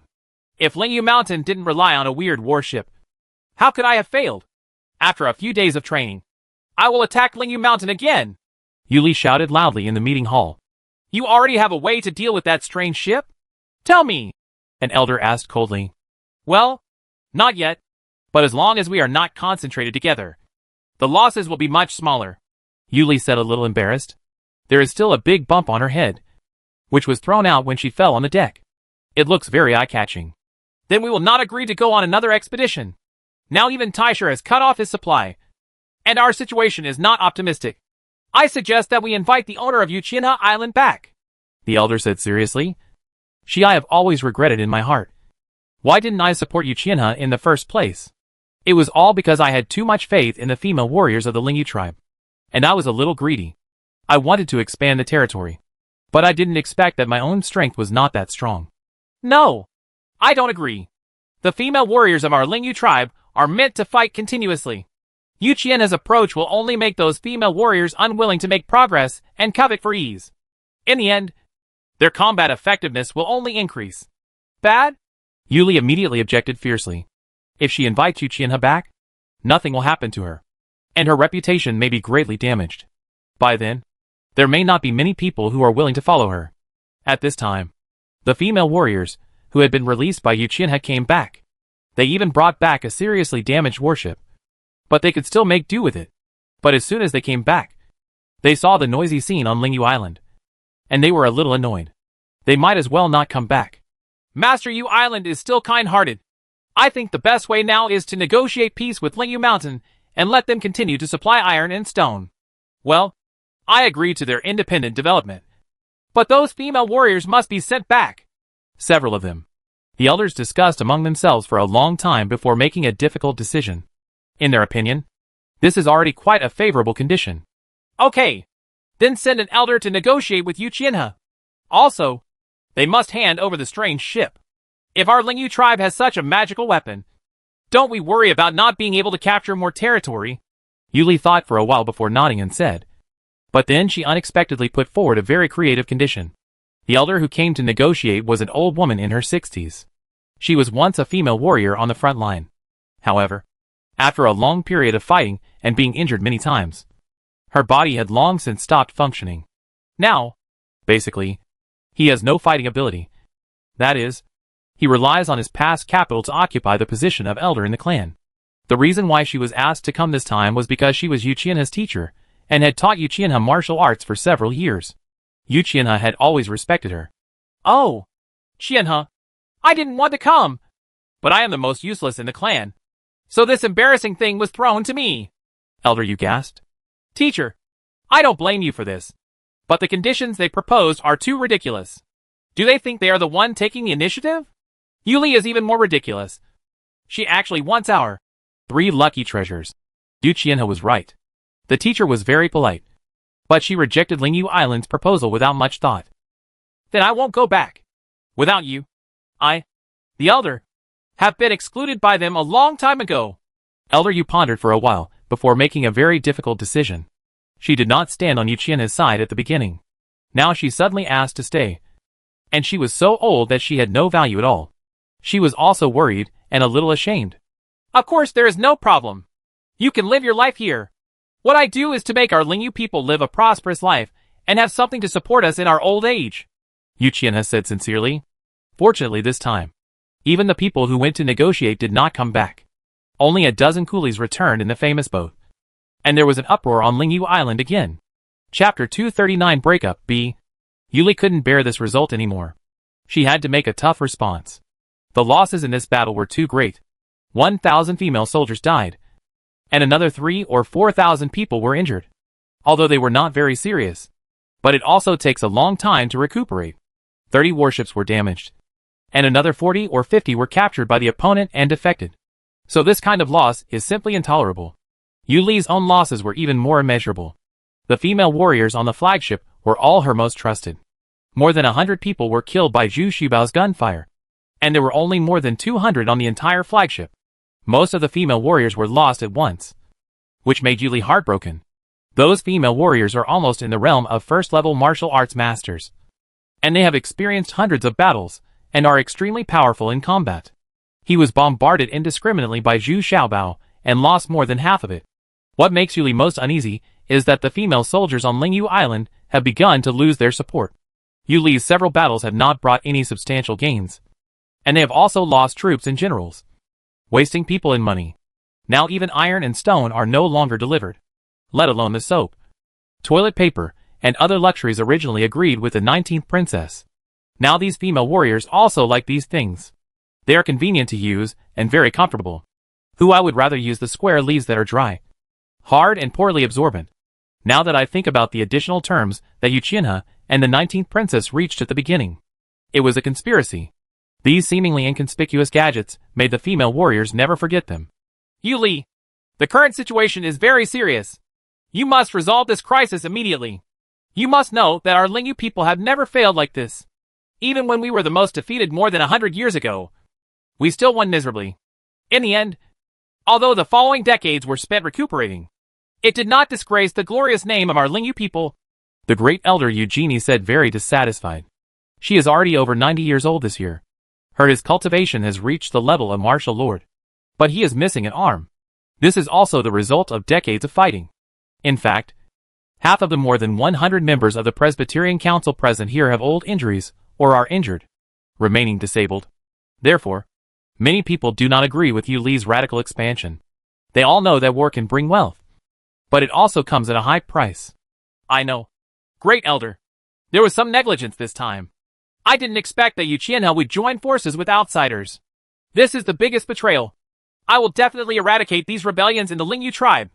Yu Li's thoughts are very ruthless. Yu Qianhe and the others have been classified as traitors of the Lingyu tribe. And this is also a strategy for her to clear herself and divert the attention of the elders.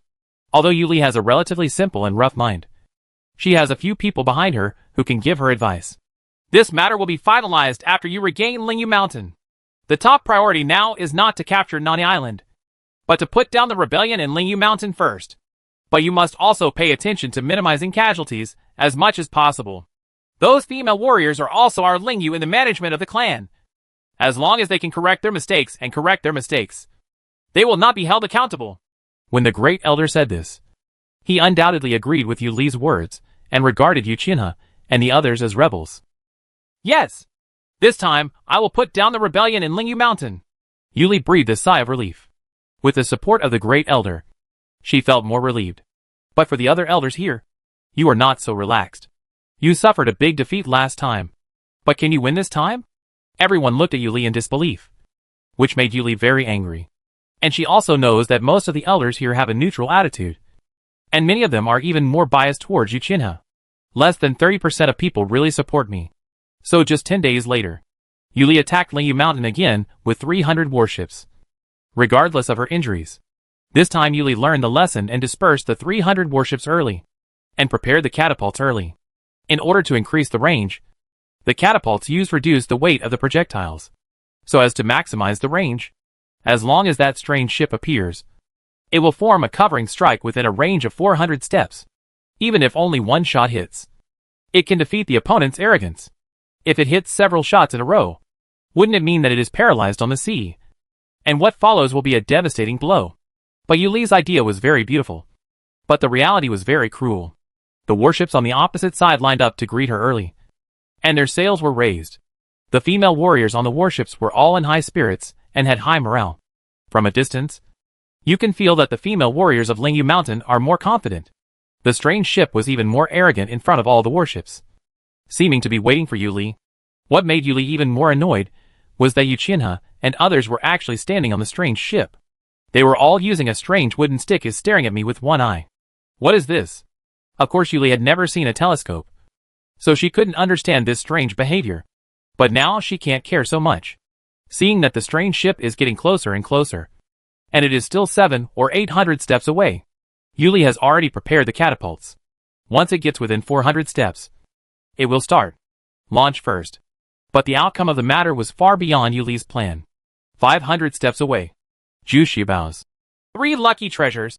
Open fire. In the cabin, Mu Juni calculated the angle of the muzzle very carefully, even using a protractor. This salvo set the 4 warships around Yu Li on fire. And there were several fires as soon as they started, making firefighting very difficult. What on earth is this? How can it shoot from such a distance? How can we fight here? Yu Li was suddenly shocked and angry. No matter how ideal her countermeasures were, she couldn't withstand the opponent's shooting range from such a long distance. What a slap in the face. The remaining distance alone would allow her warship to light another 20 or 30. What's even more terrifying is that on the periphery of the warship phalanx, that extremely fast, colorful ship has appeared again. Boom! Boom! Boom! Boom! They were constantly harassing the outermost warships. It didn't take much. They lit 2 fires on each ship and then went to look for the next target. This caused those warships to become chaotic. Who could stand this? Compared to small boats, those warships were like slow-moving turtles, only capable of being beaten. Withdraw! Withdraw! Withdraw! Withdraw quickly! This battle can't be fought! Yu Li shouted angrily. This was probably the shortest battle among all the battles Yu Li had experienced. It couldn't even be called a battle. They didn't even have a chance to fight back. And they had already retreated with more than a dozen blazing warships. This is because Zhu Xiaobao listened to Yu Qianhe's instructions and didn't pursue him fiercely. Otherwise, Yu Li's losses this time would be huge. Are you leaving now? Don't you want to play for a while longer? Zhu Xiaobao was also surprised. This battle ended too quickly, and it was not enough. Okay, just scare them away. I guess they won't dare to come again. Yu Qianhe also personally experienced the performance and lethality of this ship on the auspicious 3 treasures. Today, she was very surprised. and at the same time very satisfied with the result. Of course, she didn't want more female warriors to be injured or killed. But what was unexpected and surprising was that Yu Li's warship fled at full speed. But hundreds of female warriors swam over from the opposite side. It turned out that they had already made a decision to defect to Lingyu Mountain. So they took advantage of the fire to cause chaos. All jumped into the sea and swam over by themselves. Hee hee! Do you see what I said? It won't be long before Yu Li has very few people left. Yu Dan shouted with a smile on his face at this time. Quick! Pick up these sisters! Yu Hui was so excited that she couldn't express it in words at this time. This little fat guy was really creating a miracle. In just half a month, Lingyu Mountain became completely new. Morale boosted. A day later, Lingyu Island sent someone to talk about it again. This time, the attitude was very low. They wanted to ask Yu Qianhe to go back and continue to be the owner of the island. But Yu Qianhe put forward a condition, asking Yu Li to bring all the warships and female warriors to visit the island owner. Yu Li must admit her mistake and apologize, so as to show the sincerity of Lingyu Island. In the end, the two parties still failed to reach an agreement. But there were no more negotiations. Yu Li would never come to apologize and admit her fault even if she died. And Yu Qianhe didn't want to go back. The thinking of those elders and seniors hadn't changed yet. So she didn't want to go back either. It seems that the two sides really broke up like this. Although the victory of Lingyu Mountain is gratifying, the following problems are also quite serious. Now there are so many people added at once. And Lingyu Mountain does not have any food reserves. It all depends on the iron and stone trade on Lingyu Island. Purchase shipped. The top priority now is to solve basic life problems. Let's go and bring everyone from Cave Heaven Paradise over here. The 7th princess has already occupied Shiyuan City. It will be even harder to take action in the future.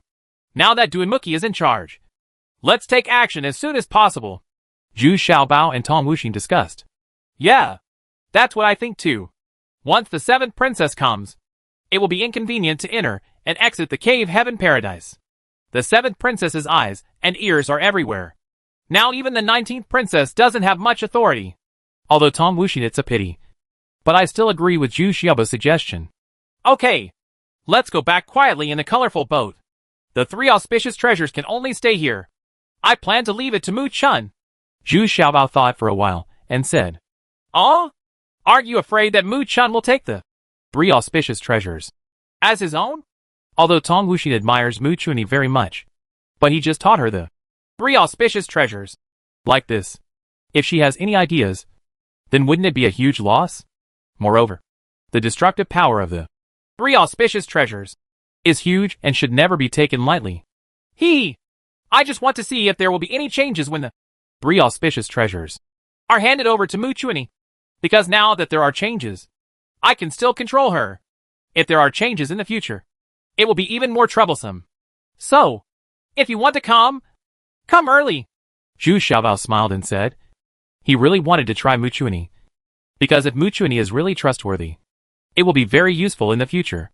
Yeah, I understand. You are planning to reuse Mu Chunyi. Then there is a better way. Tong Wuxin nodded, and then looked at Zhu Xiaobao a little weirdly. No, you don't have to say it. I know what you mean. That would be counterproductive. Besides, I don't mean anything to her. Zhu Xiaobao quickly waved his hands and said. He understood what Tong Wuxin meant, which was to let him Mu Chunyi was also included in the harem. But Zhu Xiaobao had no such idea. Too many women would be a disaster. And Zhu Xiaobao had begun to realize this deeply. Okay. Anyway, we all listen to you. Although Tong Wuxin was a little surprised. Zhu Xiaobao didn't have this idea. Isn't that what those big men do? Isn't favoring a woman the best reward and grace for her? No more talk. No more talk. We'll leave overnight. Let the old apprentice, Wu Lijia, and the others prepare. Zhu Xiaobao took action. Speaking of Shiyuan City, they have fought several battles in the past few days. This time tomorrow night, and King Wen were really angry. The 7th princess was beyond their means of retreat. How could this keep them from being anxious? So they sent out attack Shiyuan City with heavy troops. The battle between the two sides was very fierce. With such a large number of people, Feng Xiong's missiles would not have much effect. After all, the number was limited. When facing a massive attack by hundreds of thousands of troops, we still have to rely on traditional tactics to deal with the enemy. In the past half month, the two sides have fought 6 large and small battles. with an average of once every 2 days. The casualties on both sides are not small. There have been 100,000 casualties in Shiyuan City. And even the troops of the 19th Princess have also suffered casualties. 10,000. 3,000 of them are the people of the 19th Princess. What's even more annoying is that the first prince and His Highness the 6th Highness both stopped fighting and waited, seemingly intending to let King Wen and King Ming and the 7th Princess troops kill them without any worries. So they stopped harassing King Ming and King Wen at the same time. Duinmuki saw it more clearly, and quickly sent a letter to King Wen and King Ming to explain the stakes. If the fight continued like this, the first prince and His Highness the 6th Prince would be the happiest, and both of them can only suffer losses. But Prince Ming's attitude was also very tough. To cease the war, the 7th Princess's troops would have to withdraw from Shiyuan City. This made Duinmuki very embarrassed. It was impossible to withdraw from Shiyuan City. The 7th Princess would definitely not agree. But if she did this again as the fight continued, Duinmuki was a little overwhelmed. The losses on both sides were too great. There has been a temporary truce in the past few days. But Duinmuki is frowning. The 7th Princess's reply has come, and he will never be allowed to withdraw from Shiyuan City. And at this moment, Zhu Xiaobao and the others came back. Zhu Xiaobao first went to Cave Heaven Paradise, made some arrangements, and then hurriedly met with the 19th Princess. Now the 19th Princess was really worried, because her troops could not be withdrawn, and the result of continuing the fight would be to destroy herself. I really don't want to be willing to pay for my troops. After all, every move of the 80,000 troops under his command is very eye-catching. Let me go and talk to Mr. Duanmuqi. Zhu Xiaobao thought for a while, and then said, since he and Duanmuqi have quite a long history of friendship. Zhu Xiaobao suddenly thought of a way to get the best of all three, taking advantage of the nightfall. Under Tong Wuxin's arrangement, Duinmuki was invited to the 19th Princess's mansion. When Duinmuki saw Zhu Xiaobao, he was overjoyed. Chapter 240 Killing 3 Birds with 1 Stone. Duinmuki also made some miscalculations this time. He thought he could maintain the stalemate. Unexpectedly, King Ming and King Wen were very determined this time. They must capture Shiyuan City or drive the 7th Princess men out of Shiyuan City. Originally, the two of them were still a little impatient and were not in a hurry to win Shiyuan City, because once they won Shiyuan City, it would mean how to divide the two. In this regard, King Wen would definitely not dare to co-govern with King Ming. The gap in strength made him have to guard against King Ming.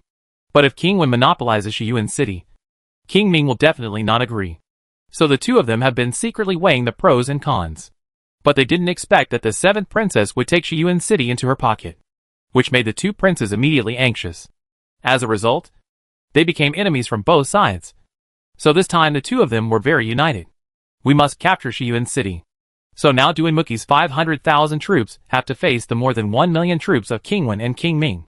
The pressure can be imagined. This is not Southeast County, and various supplies are not very timely and sufficient. And the 7th Princess's troops are not. There are not many people who are good at land warfare, or rather good at land warfare. It can be seen from these few battles that King Ming's troops are very powerful. If Duinmuki hadn't relied on the solidity of the city wall, he really wouldn't have been able to defend Shiyuan City. Therefore, Duinmuki has really been thinking about nothing for the past few days, and cannot sleep at night, thinking of ways to resist the enemy. Now when he heard that Zhu Xiaobao was coming, he was very happy. And he also had a premonition that Zhu Xiaobao might have something to discuss with him this time. Although he didn't know what it was, Duinmuki was a little super over Zhu Xiaobao. Extraordinary trust. As soon as they met, Zhu Xiaobao was shocked. Duinmuki lost a lot of weight, and his face was a little pale. But he was still in good spirits, and his demeanor was still very chic. Hee! Little brother. We meet again! I miss you so much! As soon as Duinmuki saw Zhu Xiaobao, he reached out his hand first, and held Zhu Xiaobao's hands together. Brother! What's wrong with you? You lost so much weight all of a sudden? I can't even recognize you. Zhu Xiaobao asked a little worriedly. He also had a good feeling for Duanmuqi, and his life-saving the Yuanong sword was passed down to him, and Wu Yu from Duanmuqi. Zhu Xiaobao has always kept in mind these benefits of Duanmuqi. Ha ha ha! It's not because of the war. Oh, I'm really ashamed to say it. The situation is not very good now. Duanmuqi shook his head and smiled. Even in a disadvantageous situation, Duanmuqi's demeanor is still some. Please take a seat. I have prepared some food and wine, so I can have a nice drink with my brother. Catch up on old times. Wu Yu is here too. Zhu Xiaobao raised his hand and asked Duan Muqi to take a seat. But Duan Muqi was a little surprised. They hadn't seen each other for only a few months. But Zhu Xiaobao's every move seemed quite calm, and he was no longer as indifferent as before. Wu Yu's performance also illustrates this point, because Wu Yu followed Zhu Xiaobao very obediently, and probably even Wu Yu himself did not notice these changes in himself. The 19th princess did not come forward, which made Duan Muqi understand a little bit. Zhu Xiaobao must have something to talk to him, and it was probably about the 19th princess. Xiaobao, the commotion you have made recently is quite big, isn't it? Luofeng Island suddenly recruited 8 female warriors. Lingyu Mountain defeated Yuli to a complete defeat. I'm afraid these are not rumors. Right. Duan Muqi, he said with a smile as soon as he sat down. Ah? You know everything? How do you know these things? Although Zhu Xiaobao was prepared, he was still shocked. Isn't this information too well informed? Ha ha. Do you think there are no spies on Luofeng Island? Let me tell you. Not only are there are many more. People from all forces are there. So I already know every move you make there. As for Lingyu Mountain, hey. Duan Muqi said half of it, and then laughed and said nothing. At this time, even a fool can understand that there are undercover agents in Lingyu Mountain. So Zhu Xiaobao believes that Duan Muqi now knows about the 3 auspicious treasures. Then the 7th princess also knows? Zhu Xiaobao asked a little worriedly. That's not necessarily true. I pay more attention to Lingyu Mountain. But the 7th princess only pays attention to Lingyu Island. She must not be very clear. Otherwise, she would have written to me long ago. What happened to you on Luofeng Island? That is to say, it is just for seeking love. After all, Yu Dan can be considered a princess. Duan Muqi said seemingly understandingly. Okay. I can't hide those things anymore. I don't care whether you know it or not. Today I'm just here to discuss cooperation with my brother. It will definitely be beneficial to both parties. Zhu Xiaobao, he said, shaking his head. Tell me about it. I'll think about it. Duan Muqi cheered up and must be more careful with this little fat guy. This guy's brain can work faster than his own. Duan Muqi did not dare to underestimate Zhu Xiaobao at all. I can help you defeat King Ming. How about it? Is this a big gift? Zhu Xiaobao asked seductively. Ha. Come on. It's definitely a big gift. But I'm afraid your request is not too small. Right. Duan Muqi didn't dare to be happy, knowing that Zhu Xiaobao wouldn't give him a big gift for no reason. Of course. I have 2 requests. First, give me 200,000 dan of food. Second, let the 19th princess withdraw from the front line and guard the Southwest Sea area. Well, these 2 requests are not too high. Right? Zhu Xiaobao asked with a smile. Humph. Isn't that high? You really dare to ask for 200,000 days of food. This time, I brought a total of 200,000 days. I have already eaten less than half of it in the past half month. How can there be so much food? Here you go. Besides, why do you need so much grain? Don't tell me you want to make wine. Duan Muqi almost jumped out of his chair. Finally, he was mentally prepared. So he said with a sigh, 200,000 dan of grain is equivalent to 20 million caddies. And 500,000 soldiers will consume almost 1 million caddies a day. So Duan Muqi was not lying when he said that half of it was left now. I want to move out of Shiyuan City and find a place where I can settle down and start a business. Do you think I can bring some food with me? Zhu Xiaobao said simply. He had no intention of hiding it from Duan Muqi anyway. Go to Lingyu Mountain? Well, no wonder you worked so hard to help Lingyu Mountain defeat you, Li. It turns out you don't just want to marry Yu Dan? Do you want to develop in Lingyu Mountain? Duan Muqi immediately figured it out. These things. Well, my brother's brain is so good. He was seen through right away. So this request is not too much. Right. Zhu Xiaobao patted the horse and said, Humph. First, tell me how you helped me defeat King Ming's troops? You mean your red cannon? Duan Muqi pondered for a long time before asking anxiously. He can't afford to lose now. Once the troops of King Ming and King Wen attack Shiyuan City, they will have no way to retreat. There are only a few ships in the southwest of Shiyuan City, which can be regarded as mobile and on standby. A more important person like him could escape. But how to explain to the 7th princess after escaping? Yes, I will support you with 10 red cannons and 2,000 pieces of ammunition, which is enough to prevent King Ming's troops from invading again. How about it? Zhu Xiaobao nodded and said, The last time Duinmuki went to Dantian Paradise, he saw Hongaida solving a case. And he also saw the power of this kind of artillery. But he didn't expect that it could be lent to him to resist the enemy. This time it can be said that victory is guaranteed. Okay. 200,000 dan of grain in exchange for 10 red cannons. I agreed, Duanmuchi said with joy. No. No. No. No. Brother. I'm helping you resist the enemy. I didn't say I would give it to you. After the fight, I have to carry it back, Zhu Xiaobao said quickly. How could this thing be given to the 7th princess? Huh? You want 200,000 dan of food for just a few shots? Are you too shady? Duinmuki suddenly said with a long face. What do you mean by shooting a few rounds? You think you picked up thousands of LS for nothing? They were all made with money. They are precious, Zhu Xiaobao said plausibly. 100,000 dan. 100,000 dan of grain. No more. I can't get any more. Duinmuki immediately sold off half of the price. Hey!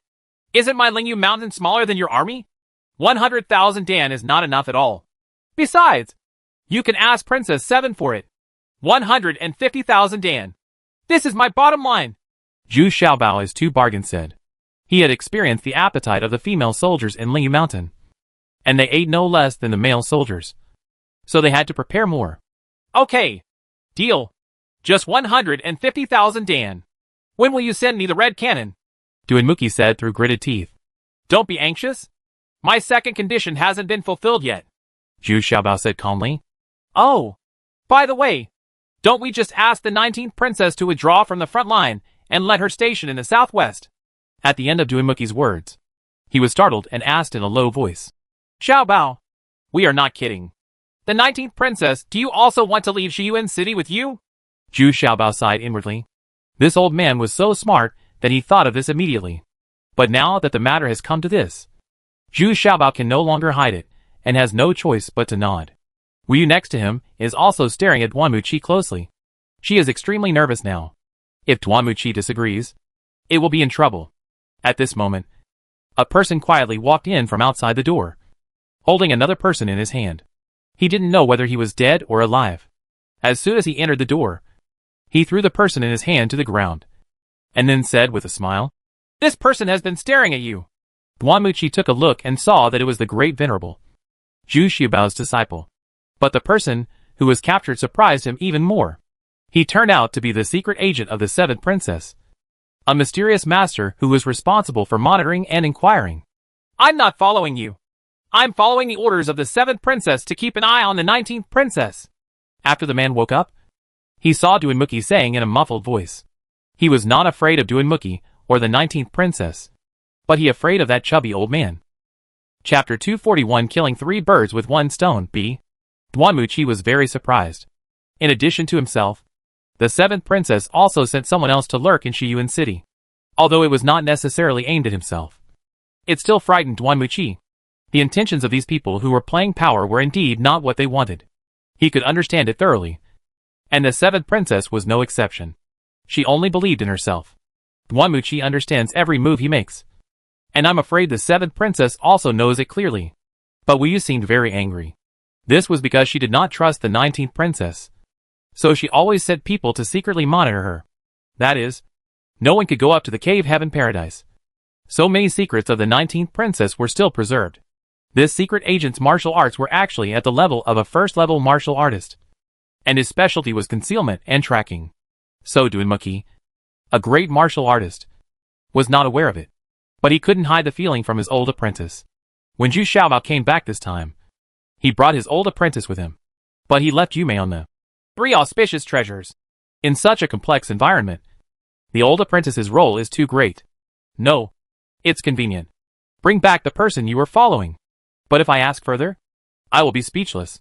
The 7th princess keeps a close eye on the 19th princess. But she doesn't take any precautions against Xia Zixio. In other words, the 7th princess has long seen through that Xia Zi can't achieve great things. So there is no way you didn't take him seriously. This secret agent was still very confident. He took out the token of the 7th princess, which meant that Duinmuki and others had finished asking questions, and it was time to let him go. If it weren't for the fear of the old apprentice, this person's attitude would be even tougher, and even the interrogation would be difficult. He won't speak. Let him go. Zhu Xiaobao looked at Tong Wuxing, then waved his hands and said, Yes. Tong Wuxing nodded. The long-term tacit understanding made the two siblings have the same mind. As soon as they walked out of the door, this person was killed by his old disciple. Brother, it seems you are not very trustworthy. Right. What do you think of what we discussed? Zhu Xiaobao looked at Duan Muqi and asked with a smile. Okay. I'll do as you say. But the 19th princess cannot all evacuate. That would be too obvious. It can only be gradually reduced. And the 19th princess will have to show up often. Duan Muqi sighed. He said. He knew that Zhu Xiaobao must have killed the spy. Otherwise Zhu Xiaobao would be too naive. Of course. After all, the 19th princess is still the city lord of Shiyuan City. Brother, you still have to report this matter to the 7th princess. Right. Will it cause you any trouble? Zhu Xiaobao said sure was a little worried for Duan Muqi. With such a large batch of grain, the 7th princess still had to jump up. Humph. That's right. Is it possible for me to bring the food to you myself? I don't have the strength. But don't worry. I have my own sense of discretion. The 7th princess is most worried about the success or failure of this place right now. And the arrival of food is the next best thing. To put it bluntly, if I can't defend Shiyuan City, it will be trouble. Duan Muqi said angrily. This bad idea was proposed by Duan Muqi. So Duan Muqi was under great psychological pressure. If he was attacked by King Ming, although it would not cause him to lose his head, it would also cause his status with the 7th princess to drop by a notch. Brother, don't say that I won't help you. This thing is given to you, but it can only be used by you alone. It is not allowed to be spread to other people. Zhu Xiaobao smiled and hugged Duan Muqi's neck. As if he wanted to kiss his brother, they were both the same, which made Duan Muqi very helpless. He was already over 50, and he was still holding hands with him. It was unbecoming to be seen by others. But what he took from Zhu Xiaobao would really make his eyes lit up. It's actually a telescope. What's the use of this thing? Duan Muqi asked happily. But he knew that Xiaobao's products must be high quality. So I immediately felt more energetic. You'll know after you see it. Zhu Xiaobao brought Duan Muqi to the yard. Although it was dark, the pavilions in the distance were still brightly lit. Then Zhu Xiaobao opened the telescope and made a demonstration. Huh? What is this? How is it possible that you can see so far away and still see it very clearly? Duan Muqi asked in surprise. This thing is so good that he can see two people on the 2nd floor of Yixiang Garden in the distance. A girl. But after putting down the telescope, the Yixiang Garden is still so far away. This is called a telescope. It can shorten the distance by 4 times. Think about it. If this is used in a war, can it provide insight into opportunities? Old God Zhu Xiaobao said thoughtfully. Yes. Absolutely yes. The value of this thing is simply more than any magical weapon. Do you really want to give it to me? Duan Muqi suddenly became excited. From the perspective of fighting, this thing is indeed very useful. Of course. You are my brother.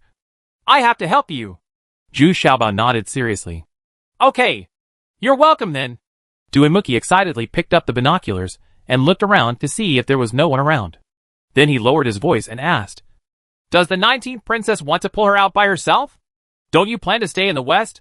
Are you staying in Yuancheng? Well, do you think she can still stay? Once you stabilize the situation in Shiyuan City, then she will be dead and named only as the city lord. Zhu Xiaobao shook his head and said, Oh, I originally thought that she could live peacefully with the 7th princess. But I didn't expect that she also had some ideas. Of course Duan Muqi immediately saw the meaning. The 19th princess wanted to save her life. With his own strength, he would rather move outside Shiyuan City than submit to the 7th princess. There must be something up his sleeve. It's not that I underestimate the 7th princess. Moving to her fiefdom may not necessarily mean everything will be fine. Zhu Xiaobao seemed to be reminding Duan Muqi intentionally. Yes, I understand. And I will try my best to help you. After all, the 19th princess moves to a place outside the Great Xia Kingdom and does not pose any threat to anyone. Duan Muqi nodded, thinking that he was looking for it for himself. A suitable reason. In fact, even outside Daxia, it is still a potential threat.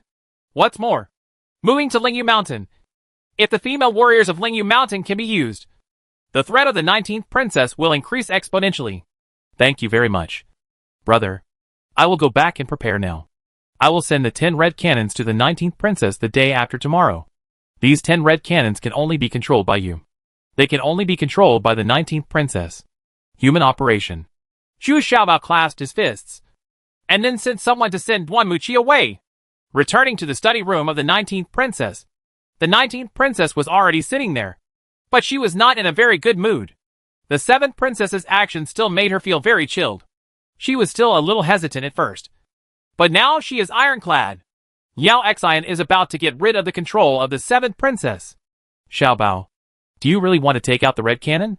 Do you know how big a shock this will cause? I'm afraid even the 7th princess will be attracted. Princess 19 asked worriedly. It doesn't matter. The key to this kind of thing depends on whose hands it is. At worst, I will give her these 10 red cannons, and it will be over. When the SHLs are finished, it will be a pile of scrap metal. And the last few I have remade the cannonballs. Hee hee. I'm afraid it will all be in vain by then. Zhu Xiaobao said confidently. Okay. We will fully cooperate with you. Princess 19 felt much more at ease when she saw Zhu Xiaobao's confident look, and then nodded decisively and said, Then I'll rush back to Cave Heaven Paradise and make some arrangements. I won't say more. You guys take care of yourselves. Zhu Xiaobao bent over to the 19th princess, and then got ready to go. Xiaobao, you just left like that? Didn't you say a few words to me? Wu Yu hurriedly chased him out and asked with some reluctance. Well, I wanted to say that, but I don't have time. TSK. The time is too short. Not enough at all. And there isn't even a bed? Zhu Xiaobao looked around, and then said a little regretfully, Go away. Who said that? Can't you be more serious? Wu Yu shouted angrily with a blush on her face. Oh? Could it be that I misunderstood? Sorry.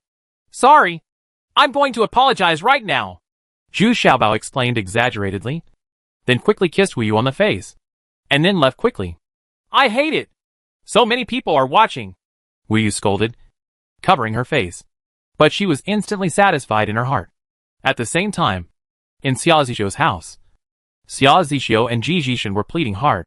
Brother Ji, just help me. I don't want anything. Just let me go to Songju's place. Are you hacking crazy? The two sides are at war now. Isn't it just surrendering to the enemy? Can't you let go of the trivial things you and Ma Song raised? Are you so hacking cheap? Ji Jishan explained. He quickly looked around, but luckily it was just the two of them now. Ji Jisheng didn't pay attention to Xia Zixio at all now, and even the most basic respect was limited to outsiders. Brother Ji, I really can't stand it anymore. Can you just help me this time? I'll take away my followers. And some banknotes, Xia Zixio said pitifully. In fact, he is several years older than Ji Jishan, but he still calls Ji Jishan Brother Ji. Well, let me think about it carefully. What should I do? Don't you want those concubines of yours? Ji Jishan rolled his eyes and made a quick calculation, and then began to feel a little excited. If this is done well, he may have collected a lot of wealth and beautiful women. Xia Zixio's harem is really clean and has not been touched much. Once this guy leaves, doesn't it all belong to him? Hey! Okay. Brother Ji, let me tell you the truth. Songju sent me a letter, and he misses me very much. I must not let Songju down anymore.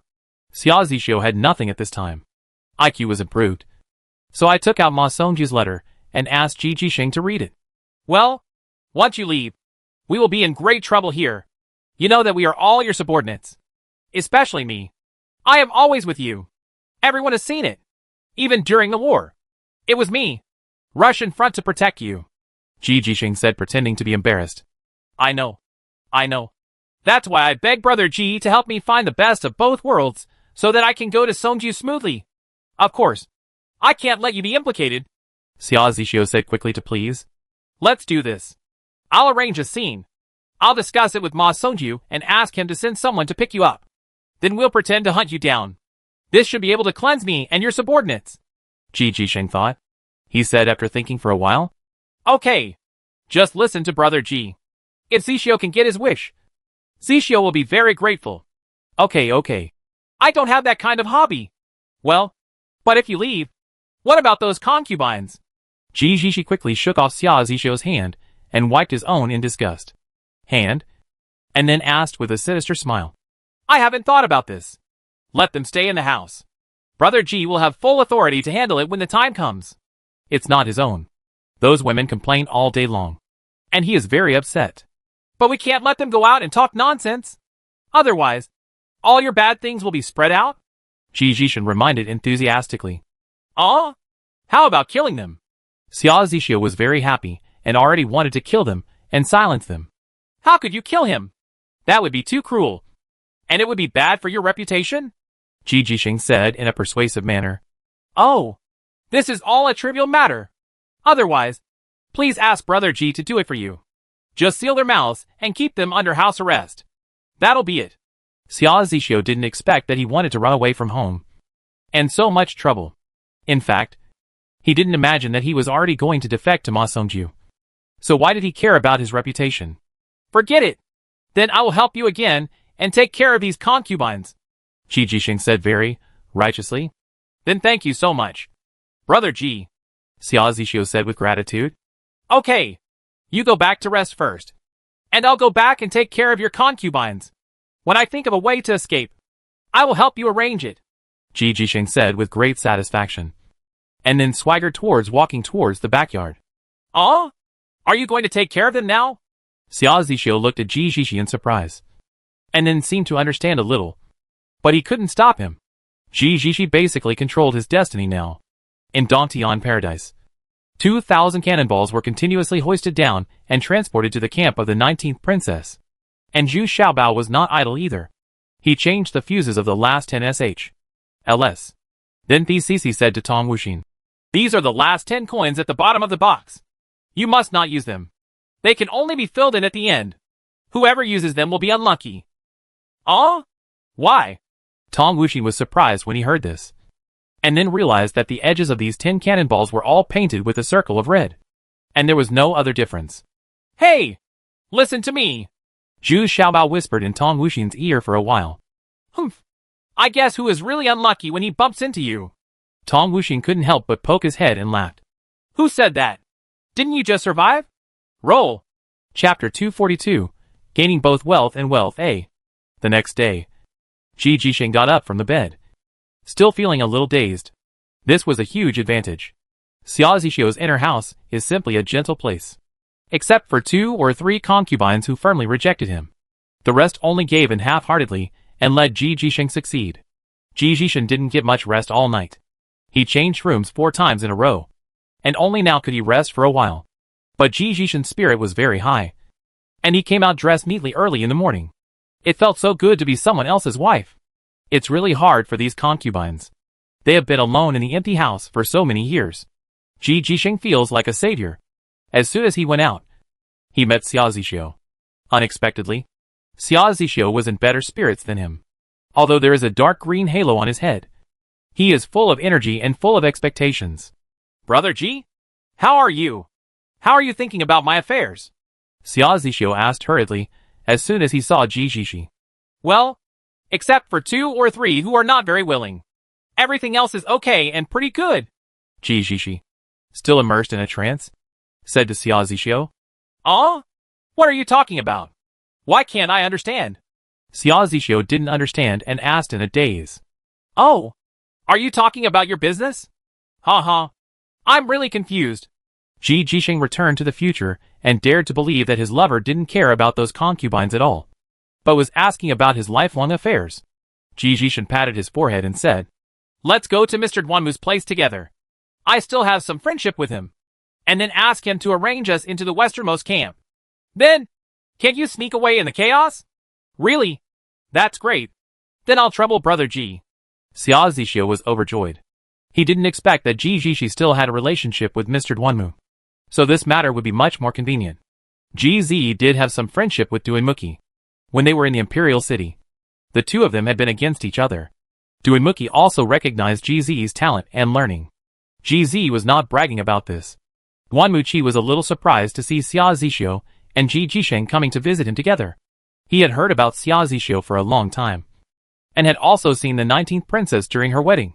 But I heard that since being defeated by King Ming's troops a few months ago, he has become very dull and rarely shows his face. Even when Duanmuki came to Shiyuan City this time, he met her once at the reception banquet of the 19th princess. At that time, she felt very decadent and dull. I didn't expect that he would come to me today. What Duanmuchi didn't expect was that Xia Zixio actually proposed to switch to the westernmost camp, where he was facing King Ming's army. What does this mean? Did the 19th princess say something to him yesterday? General Xia, you are the consort. Have you considered this matter?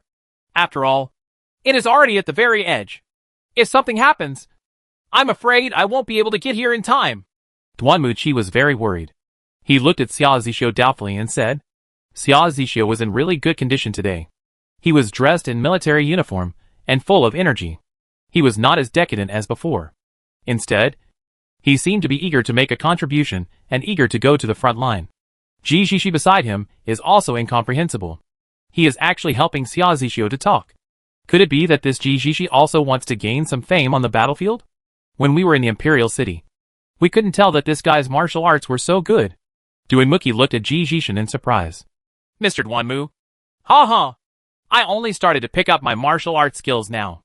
I have no choice but to have more ability to protect myself during troubled times. Ji Zixi said very calmly. In fact, in terms of magnanimity and martial arts, Ji Zixi has already gone far, surpassed Xia Zixio.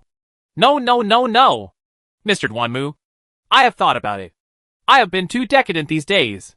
I just want to completely change my current situation. So I want to go to the battlefield to regain my confidence. Now they are the camp that insists on going to the west and taking charge alone. Xia Zixio quickly stood up and said with his head held high. Does the 19th princess agree? Duanmuchi asked hesitantly. He was kind-hearted. After all, the two of them had only been married for a short time. If something happened, it would be hard for him to answer to the 19th princess. I just want to prove to the princess that I, Xia Zixio, can also make achievements. After all, this is the foundation laid by my father. It is my responsibility to guard Shiyuan City. Xia Zixio actually said it so impassionedly that it was awe-inspiring.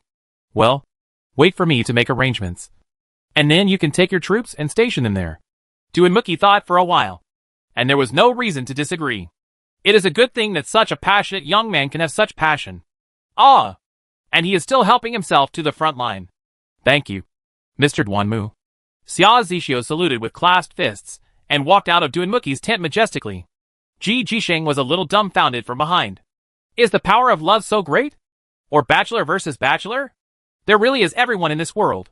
Well, he should take care of his concubines. Ji Zixing started to get a little excited when he thought about this. When Princess 19 heard the news, she was also surprised. How could Xia Zixio suddenly become so active?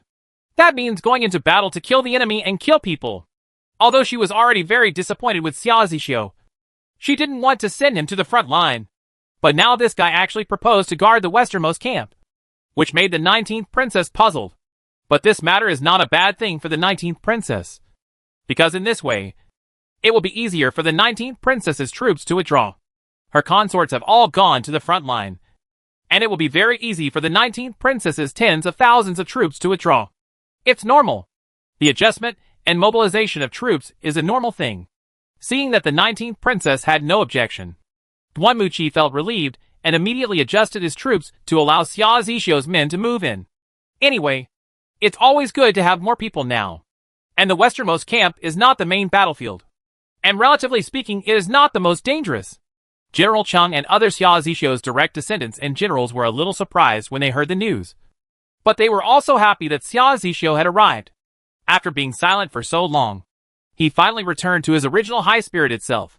But General Cheng is also a little worried. In this way, he is helping the 7th princess to sacrifice his life, which seems a bit unworthy. But now that Xia Zixio has made a decision, General Cheng and the others cannot refute it. Hurry up. Hurry up. I don't need these things. I just want the banknotes. I can't take those things with me. Xia Zixio was very busy in his house, sweating all over. And now he was helping him organize his things. They are all his most trusted followers and servants, including the 2 bodyguards at the level of a great martial artist, one of whom is named Xia Chun. One is named Xia Qiu. Not a real brother, but the name given to them by the old city lord when he bought them. After so many years, these 2 people have also been promoted to the realm of great martial arts masters, and they have always been responsible for protecting Xia Zixio. But these two people sneaked over to GZ's place as soon as they left the house, and reported Xia Zixio's every move to GZ. These two people had always received benefits from GZ, so they had become GZ's confidants. Mr. G, these are the house deeds. These are the slave contracts of the servants. And these are calligraphy and paintings. He can't take them away. Xia Chun and Xia Qiu said flatteringly. Well, okay. Keep an eye on me, and try not to let him take too much. I'll give him something substantial when the time comes. Ha ha ha. Don't worry. I won't treat you badly when the time comes. I'll buy you one too. Family business. I'll give you a few more maidservants, so that you can always feel like a master. Ji Jishan said with a laugh. Thank you, Mr. G, for your support. We sent him away this time, and came back to follow Mr. G. Xia Chun and Xia Qiu said happily, following Ji Jisheng. Life was so comfortable, and they also received a lot of money. With the money, now Ji Jishan has to help them buy a property. Is there anyone unhappy? After Xia Chun and Xia Qiu went out, Ji Jishi couldn't wait. Oh, when will this fool leave? I really can't wait. Forget it. Let's go to the inner house to enjoy ourselves first. We can't take these concubines with us anyway. Well, TSK. Those sons and daughters are difficult to deal with. What should I do? They are too young and cannot be sold for the price. Ji Jishi was also bold, and went to Xia Zixio's inner house in broad daylight. Because Xia Zixio usually didn't live here at all. He didn't expect any danger at all. Today, he had been thinking about how to deal with the children in the future. So he walked into the room of a concubine named Lu without realizing it. In fact, Mrs. Lu is also unlucky. She was forced to follow Xia Zixio in order to raise money. And the child was not Xia Zixio's. The acquaintance continued to communicate with her. But she had a child, and had to live in his house for 10 years. But I didn't expect that Xia Zixio later came to Shiyuan City in order to complete the contract. Mrs. Lu had no choice but to follow. She was one of the concubines who rejected Ji Jisheng yesterday. Today, Ji Jisheng is also a deviant. I have to get my hands on this Mrs. Lu. But I didn't expect that Mrs. Lu was so strong that she even took a pair of scissors and died to preserve her innocence. Because she still thought that she could go back to find the child's real father in the future. Ji Jishi became so angry that he knocked Mrs. Lu unconscious with one punch. And even grabbed her child to threaten Mrs. Lu. Coincidentally, the 19th princess actually came at this time. This place can be regarded as half of the 19th princess's home. Because Xia Zixio is the consort, Ji Jishi was about to vent his animal desires. But he didn't expect that the 19th princess would come. He didn't expect that Mrs. Lu would wake up at this time, crying and yelling. This made Ji Jishi break out in a cold sweat. In desperation, he beat her to death with one palm. Mrs. Lu and the child next to her were not spared either. Ji Jisheng kept doing nothing, and killed the 6 or 7-year-old child as well. Chapter 243, Gaining Both Wealth and Wealth. B. The 19th princess really rarely comes here. But this time Xia Zixio's decision surprised her so much that the 19th princess finally decided to come over to see Xia Zixio. After all, they were still a couple in name only. And although Xia Zixio was incompetent, he was not a bad person. Princess 19 did not want him to go to the battlefield just to get angry. What's more, the 19th princess is reluctant to let those troops make unnecessary sacrifices on the battlefield. But as soon as she came in, she vaguely heard a woman's exclamation. But it came from the inner house. Princess 19 frowned slightly. She knew about Xia Zixio's concubines, but she had never been in contact with them. Pass. She is a princess. How can she have contact with these people? Xia Zixio never mentions these concubines. Could it be that even if Xia Zixio wants to go on an expedition, these women won't be able to part with him? The 19th princess is a bit biased. Wu was very straightforward at the back, and wanted to go to the inner house to visit. But at this moment, Ji Jisheng came in a hurry. As soon as he saw the 19th princess, he immediately saluted. Ji Jisheng has met the 19th princess. Huh? Why are you here? Where is Zixio? Princess 19 was a little surprised. Ji Jishi had always followed Xia Zixio. She knew this. But now this is Xia Zixio's house. Ji Jishi is not a personal bodyguard. Princess, I'm here to help the prince consort prepare things. There are a lot of music, chess, calligraphy and painting, etc. The prince consort also wanted to take them with him. So he asked me to sort them out, Ji Jisheng said calmly. As his cultivation level increased, his mental quality also became better and better. He was not alarmed by any changes. and it was impossible to tell that he had just killed someone. Huh? Why do you bring these things with you when you go to war? You really haven't made any progress at all. Princess 19 immediately ignored what had just happened and said very dissatisfied. Even Wu Yu is too lazy to go to the inner chamber. She despises people who only know how to play the piano. Calligraphy and painting. I don't know about that. How can a villain interfere with the consort's affairs? Ji Jishin said with his head lowered, looking very respectful. But a pair of eyes was fixed on the 19th princess's beautiful feet.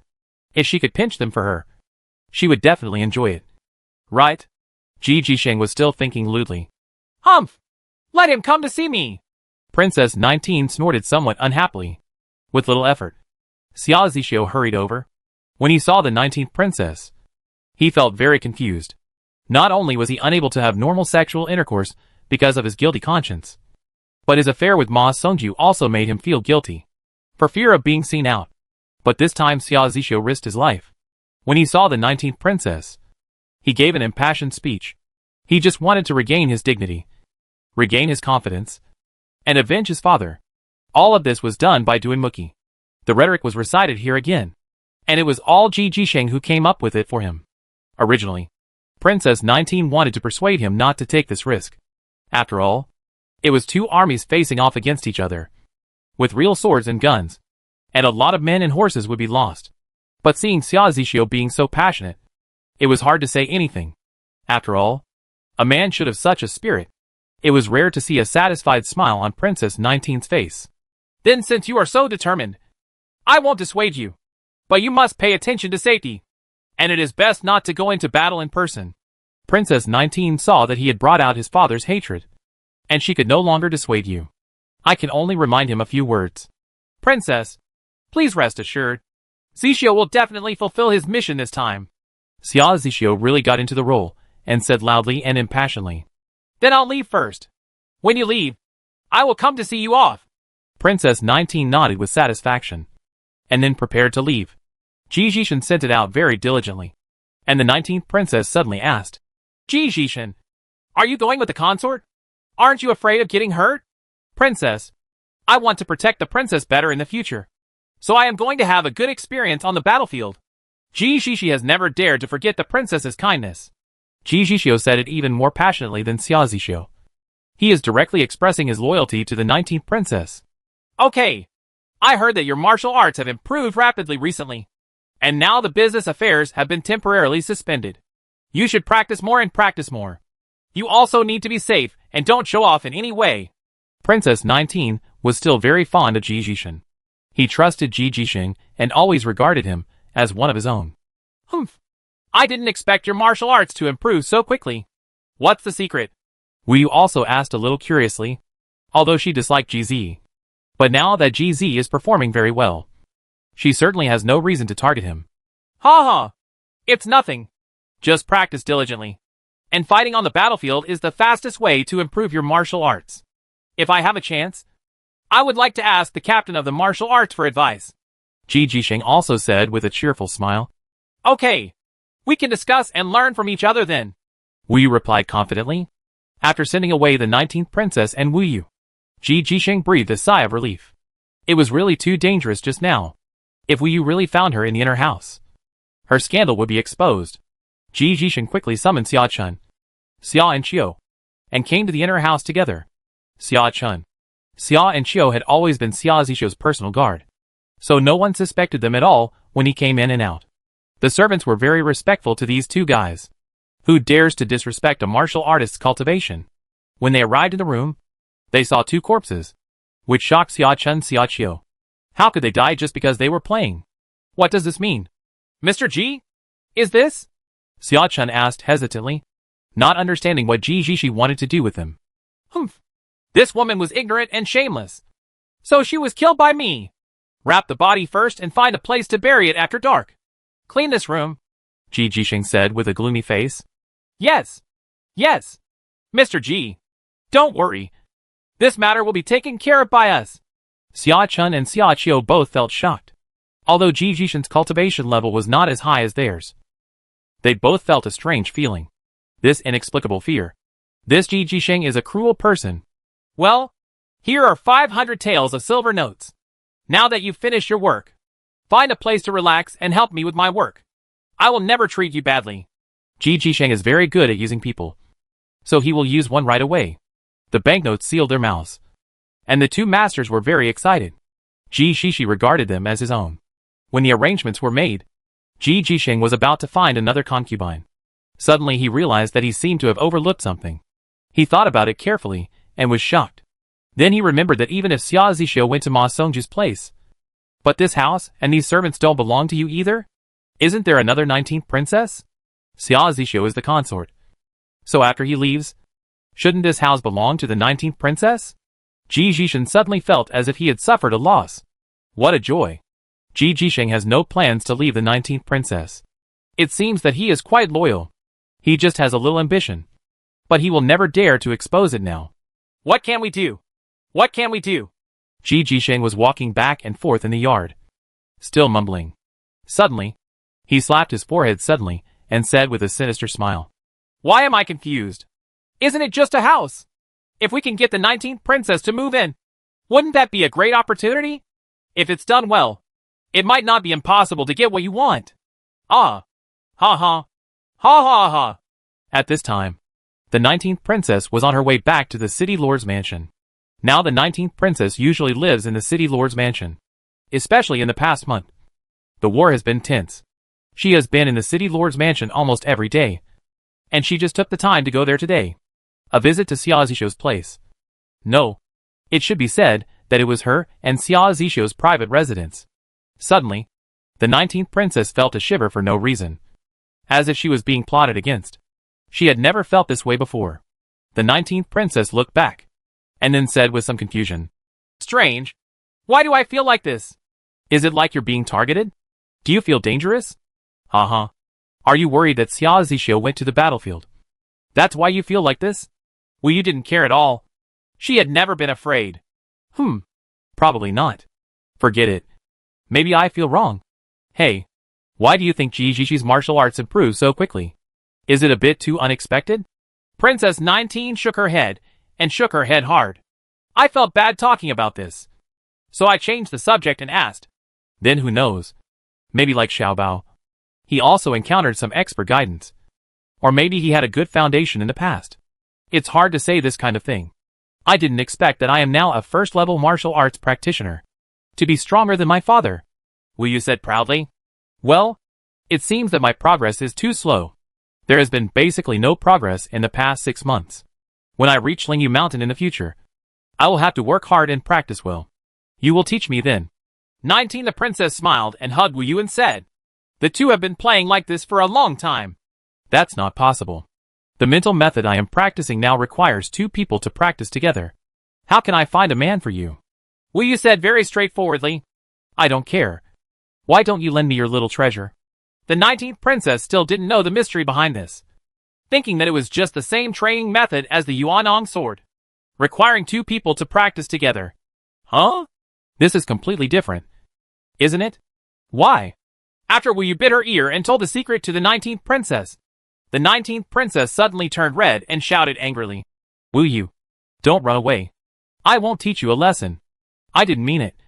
It's because you didn't figure it out." Wu Yu ran as fast as she could, laughing as she ran. As she ran, Wu Yu realized something was wrong. The princess didn't seem to be chasing her. She quickly turned back, but she saw the 19th princess standing there blankly, silently shedding 2 lines of tears. Chapter 244, Coming, eh? Wu Yu suddenly panicked. Princess 19 had become strong and calm since she arrived in Shiyuan City, and she was calm and collected in situations. It was rare to see such a weak side. But what happened now? Wu Yu was a little confused. "Princess, what's wrong with you? Are you worried?" Wu Yu hurried back and hugged the princess tightly in her arms.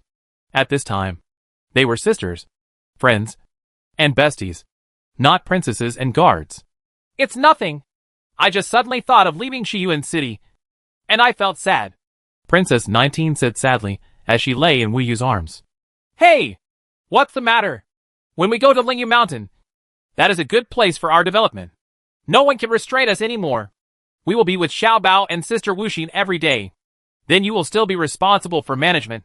It must be better than now, Wu Yu said with a smile without any thought. Little did she know that the 19th princess felt an unspeakable feeling of loneliness and helplessness because she saw Wu Yu was so happy. But this emotion did not last long. Princess 19 regained her composure and rationality. In fact, she was not allowed to have too much time to feel sorry for herself, because 10 red cannons had been quietly sent to the military camp under the protection of many guards. Come on! Of course, even in the camp of the 19th princess, this matter is quite confidential, and only a few people have access to these artillery. Recently, spies and assassins from all sides have been appearing constantly, and the situation is very tense. It is difficult to ensure that there are no lurking enemies in the military camp. Duanmuki also received the message and hurried over. He wanted to verify whether Zhu Xiaobao's promise was fulfilled, and he also had to read the preface before he could rest assured. It was about 150,000 dan of food, and Duanmuki did not dare to take it lightly. How far can this red cannon hit? Duanmuki asked. Range and power are the most critical parts of this red cannon. 2,000 to 2,500 steps. Enough for King Ming not to know where it came from. Zhu Xiaobao patted the red cannon and said confidently. So far? Are you sure? This is no child's play. Duanmuchi asked again in surprise. Don't worry. What I said is still conservative. It's possible to go as far as 3,000 steps. Zhu Xiaobao said a little unhappy, and then asked Duanmuchi, how is our situation? Is it okay? Here we go? Well, I am here this time to tell you two things. First, I have adjusted the troops so that Xia Zixio can go to camp. Second, it is a good thing because Xia Zixio is active. In order to show my performance, I also adjusted the 19th princess's troops to the far west and changed the defense, so that it would not alert others at all. Duanmuchi nodded and said, he looked at 10 with approval. 9th princess. Xia Zixio's performance must have been planned by the 19th princess. Little did he know that it was Xia Zixio himself who strongly requested it. What about the food? The most important thing is the food. 15,000 dan. Which is enough for us to carry it for a while. Zhu Xiaobao stared at it and asked. The food can only be transferred bit by bit. Otherwise it will easily arouse others' suspicion. But don't worry. I will never break my promise. Duanmuchi looked at it with an aggrieved look. Zhu Xiaobao. 150,000 dan of food really makes him feel distressed. Wouldn't that take a long time? Zhu Xiaobao was a bit miscalculated. He thought that as soon as the food arrived, he could transport all the food to Lingyu Mountain with great fanfare, and then transfer the 19th princess's troops one after another. But now it seems that's not the case at all. It has to be done bit by bit and quietly. This shouldn't take months. In addition to the grain reserves originally stored by the 19th princess, there are already 300,000 dan. This is still a very huge project. Well, that's it. Mr. Duanmu, you go back first. I will personally send Xia Zixio off tomorrow, and let General Wu go to Dantian Paradise to be responsible for loading food. Princess 19 nodded and said. She was no longer taboo at this time. He confessed his thoughts in front of Duanmuki, because Duanmuki had already guessed it. But he didn't say anything. He just turned a blind eye. Returning to Dantian Paradise, Zhu Xiaobao also began to make preparations for evacuation. Many things that should be dismantled and transported were registered. All the equipment that could be taken away was taken away. There were also Zhu Xiaobao with Tong Wuxin and others. People went and sealed the cave leading into Dantian Paradise with cement. Anyway, a small hole has been reserved, which is already filled with explosives, and can be re-exploded if necessary. Seeing that his territory was about to be given up, Zhu Xiaobao was really a little reluctant to give up. But when he thought that the place on the other side of Lingyu Mountain was wider, and his actions were more free, Zhu Xiaobao was still looking forward to it. The first group of people were the servants from Dantian Paradise, including Du Ping, Duan, Du Xing, and Du Wang. These 4 people are now Zhu Xiaobao's indispensable and capable helpers. As for the aged wine sealed in the cave, Zhu Xiaobao has no intention of taking it away. When it is taken out in a few years, it will become a treasure of high price. The next day, the 19th princess went to see Xia Zixio off in person. When she saw Xia Zixio, the 19th princess also felt her eyes light up. Today, Xia Zixio was neatly dressed, with a bright helmet, and he was riding on a horse. He really looked like he had just arrived in the West. The high-spirited look when she came to Yuancheng couldn't help but bring back some memories. But in the blink of an eye, The 19th princess shook her head and waved away these past feelings. Xia Zixio's 40,000 troops have been assembled. General Cheng and the others are waiting there in high spirits, waiting to set off with Xia Zixio. Although they are not willing to sacrifice their lives for the 7th princess, they can see that their young master has recovered again. The spirit of the past still makes these soldiers, who have followed Xia Zixio and his son for many years, very excited. What surprised the 19th princess was that Ji Zixi was also fully clothed and neatly following Xia Zixio. Moreover, Ji Zixi was very powerful and had begun to have the kind of chilling aura that she had experienced on the battlefield. This made the 19th princess was very surprised. Ji Zixin's progress was so fast that it caught people off guard. But thinking of Ji Zixing's bad habits, the 19th princess still shook her head with regret. This kind of habit is difficult to get rid of. The only way is to restrain it more in the future. After being sent out for 10 miles, Princess 19 and Xia Zixio had a rare opportunity to exchange a few words along the way.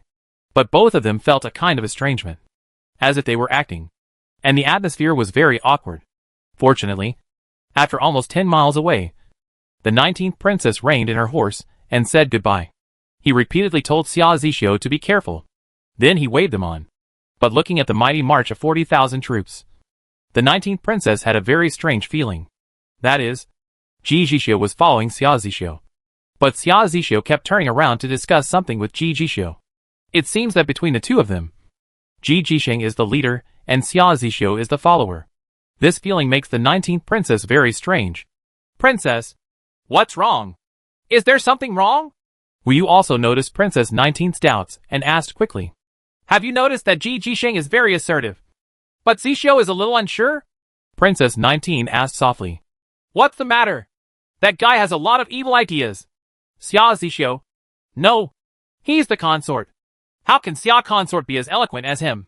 But this guy's recent performance is pretty good. Wu Yu was still carefree. I don't think there's anything wrong with it at all. Let's go! It's time for us to go back. There are many things waiting for us to handle. Princess 19 shook her head. Maybe Wu Yu was right. Ji Zixing was more respected in front of Xia Zixio because of his eloquence. Xia Zixio took his troops and stationed in the westernmost camp. But the development of things was a bit beyond his expectation. His soldiers paid too much attention to him and arranged his camp in a very safe place. In this way, it is really not easy for Xia Zixio to get to the front line. Whenever he moves, he will alert the soldiers under his command. Everyone immediately protects his safety. This makes Xia Zixio very depressed. I don't want anything. Protection. I want to find a partner.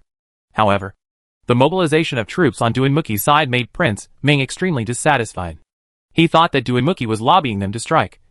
But at the same time, he was making secret deployments. Now the number of enemy troops directly opposite had increased significantly. Isn't it increased? The troops who changed houses with Xia Zixio were all arranged here. Because judging from the actual combat situation, King Ming's troops were the strongest.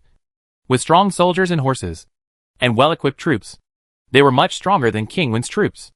As a result, King Ming, who was still in a temporary truce, took the lead in launching the attack. Although he was always on guard and did not relax, it also made Duanmuki feel more pressure. After all, King Ming had as many as 800,000 men, and Duanmuki only had 300,000 troops to defend here, which was already the most he could arrange here, because he had already suffered 80,000 casualties, and there were still 100,000 troops to defend King Wen. Although King Wen's troops were not very effective, but he was also trying his best to accompany King Ming to attack Shiyuan city. Now Feng Shiyong's missiles have long been used up, so the situation is very critical. Duanmuki hurriedly flew to the back of the camp and asked Zhu Xiaobao to take action. Zhu Xiaobao rushed here after arranging many matters in the cave Heaven Paradise. This was the first appearance of the Red Cannon. He did not dare to be rude. So as soon as King Ming started the war, Zhu Xiaobao came to the 19th princess. Hurry! Hurry! Hurry! Xiaobao! When can your Red Cannon be put into battle? The front can't hold it anymore. Duanmuki ran over and shouted in a bit of embarrassment. His face was covered with dust and his body was rubbed with dust. There was a lot of blood, and those who didn't know it thought he was injured. Well, it has been prepared for a long time. Just waiting for you to come, Zhu Xiaobao said with a map in his hand. Where are the main forces of King Ming now distributed? Help me mark them out. This is the strong crossbow camp. Here is the infantry. Here is the armored army. And here is the position of the catapult. After all, Duinmuki has rich experience. Although the situation is urgent, he also understands the opponent's deployment very clearly. And this time he benefited from having a telescope in his hand. So he could now see many things that he couldn't see before. As for this kind of map, Duinmuki was already very familiar with it. He had seen it before when he went to Cave Heaven Paradise. He was very interested in this marking method and could quickly understand and use it. Well, this catapult camp is still a little far away from us. Push forward another 500 steps. Zhu Xiaobao looked at the position marked by Duinmuki and nodded. 500 steps is a very short distance for such a large camp. Not to mention that it is still in the rear, with no obstacles at all. The soldiers under the 19th princess quickly advanced the 10 red cannons to a distance of 500 steps. Okay, let them all retreat. Strengthen the vigilance around them. And don't let anyone enter the area I have designated. Zhu Xiaobao looked at the surrounding environment. It was relatively hidden, and the soldiers here had already avoided it. Only the 3,000 troops of the 19th princess were responsible for guarding. You should hurry up, Duinmuki urged anxiously, when he saw Zhu Xiaobao still moving around to adjust the angle of the muzzle. He had no choice but to be impatient. The battle ahead was intense, and soldiers were being killed or wounded every moment. He couldn't afford to lose it. How many catapults are there in King Ming's place? Zhu Xiaobao still asked calmly. 500. Among all the princes, Prince Ming's equipment has always been the most sophisticated, Duanmuchi said helplessly. Now he could only wait for Zhu Xiaobao to take action. It is now almost 1.5 kilometers away from the armored army at the front of King Ming's army. Because Zhu Xiaobao is behind Duinmuki's camp, King Ming's troops have begun to approach the city wall, and the catapults behind them have stopped projecting. They are now mainly relying on crossbows to attack. However, King Ming's armored army is not afraid of crossbow attacks, so they are advancing steadily. Behind the iron armored army is King Ming's strong crossbow camp, providing them with support. At this time, King Ming and Princess Ming were both on horseback, standing on a high slope, watching the battle. Based on past experience, they now had a certain advantage. The tens of thousands of catapults in the early stage had already caused damage to the city wall. Great damage. Now as long as the armored army can move forward another 100 steps, then the troops behind can follow to attack the city and start the most brutal siege battle. At that time, all the advantages of King Ming can be fully utilized. Got it. His catapult can also be pushed closer and projected directly into Shiyuan City. Ha ha! Madam, Duinmuki is now deeply passive. The next step is to siege the city. It relies on the advantages of numbers and siege equipment. No matter how resourceful Duinmuki is, it will have no effect. If it's too soon, it will be dark. We can attack Shiyuan City before. We can win it tomorrow at the latest. King Ming is in a good mood now, and his own advantage has become obvious. Well, I'm a little confused. According to the secret report from the spies, the 19th princess is also in Duinmuki's army these days. I wonder if there is some conspiracy. Princess Ming nodded lightly, but he said a little worried. According to past experience, such a situation has a high chance of winning. But Princess Ming is vaguely uneasy. Ha ha! That's because Duinmuki was afraid that he could no longer hold on. So he took the 19th princess with him so that he could escape with her if necessary. Prince Ming still laughed. At this moment, suddenly there was a whistling sound above his head. And then, the catapult camp behind him actually exploded one after another. Chapter 245, Coming B. Both King Ming and Princess Ming looked back in surprise, only to see that the catapult camp, which was at least 300 steps away from them, was exploded one after another, destroying more than a dozen catapults. And some soldiers were also bombed. Died. This is incredible. This is already considered the rear of the camp. It is 3,000 steps away from Shiyuan City. During normal confrontations with Duanmuchi, he would make pots of rice and set up camp at this distance. Therefore, King Ming's first reaction was that the other party had detoured behind him. But the armies on both sides showed no signs of fighting. They all looked at the catapult camp with great confusion. Many people thought that the accident was caused by themselves in the catapult camp. But the subsequent explosions negated these ideas.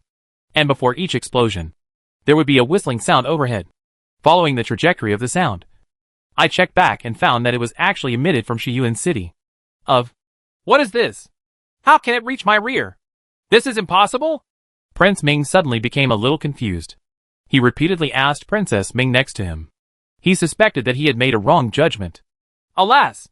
It seems that the 19th princess did it again. Do you still remember the heavy losses suffered when King Wen attacked the 19th sister? Only the 19th princess has these wonderful things. Princess Ming was still relatively calm inside. She said in a tone that she had already had a premonition that the siege would not go so smoothly. But she didn't expect it to come true. Nonsense! How is it possible? Tell me, who can hit so far and can't see from such a distance? This is really crazy! King Ming shouted angrily. What happened in Shiyuan City is really... It's weird. Every time I try to capture it, something unexpected happens. I don't know, but I feel that this explosion is much more powerful than Feng Shiyong's missiles. I hope they don't have many missiles of this power, Princess Ming said sadly. But what happened was counterproductive. Not only were there a lot of artillery SH/LS fired, but they were also fired everywhere. Not just in the catapult camp. The siege troops standing in front of King Ming also suffered a round of artillery bombardment. Then, the infantrymen who were slowly pressed in by the followers of the iron armored army in front were also disrupted by the continuous artillery bombardment and began to become chaotic. The armored troops at the forefront also stopped moving forward, looking back from time to time because chaos began behind them. And the crossbows providing support for them also stopped. What's even more terrifying is that bursts of cheers have come from the opponent's camp. The last time I heard this kind of cheers, it was caused by Feng Shiyong's missiles. What confused King Ming was that even if he could hit this far, he couldn't see it so clearly. It seems that the opponent is watching the target and striking accurately. Almost all explosions occur in places with the largest number of people. After several rounds of explosions, there have been thousands of casualties. At this time, Zhu Xiaobao was standing on a high observation tower, which was specially made. It was more than 10 meters high and 4 people could stand on it. At this moment, Zhu Xiaobao, Duanmuki, and the 19th princess were all standing on top. Through the telescope, the opponent's camp can be clearly seen. TSK, TSK! This is such a good treasure. It can actually see so far. I'm afraid what King Ming can't figure out the most now is why we can clearly grasp the distribution of his troops. Duanmuki held up the telescope and looked at it again and again. He couldn't help but smile with joy.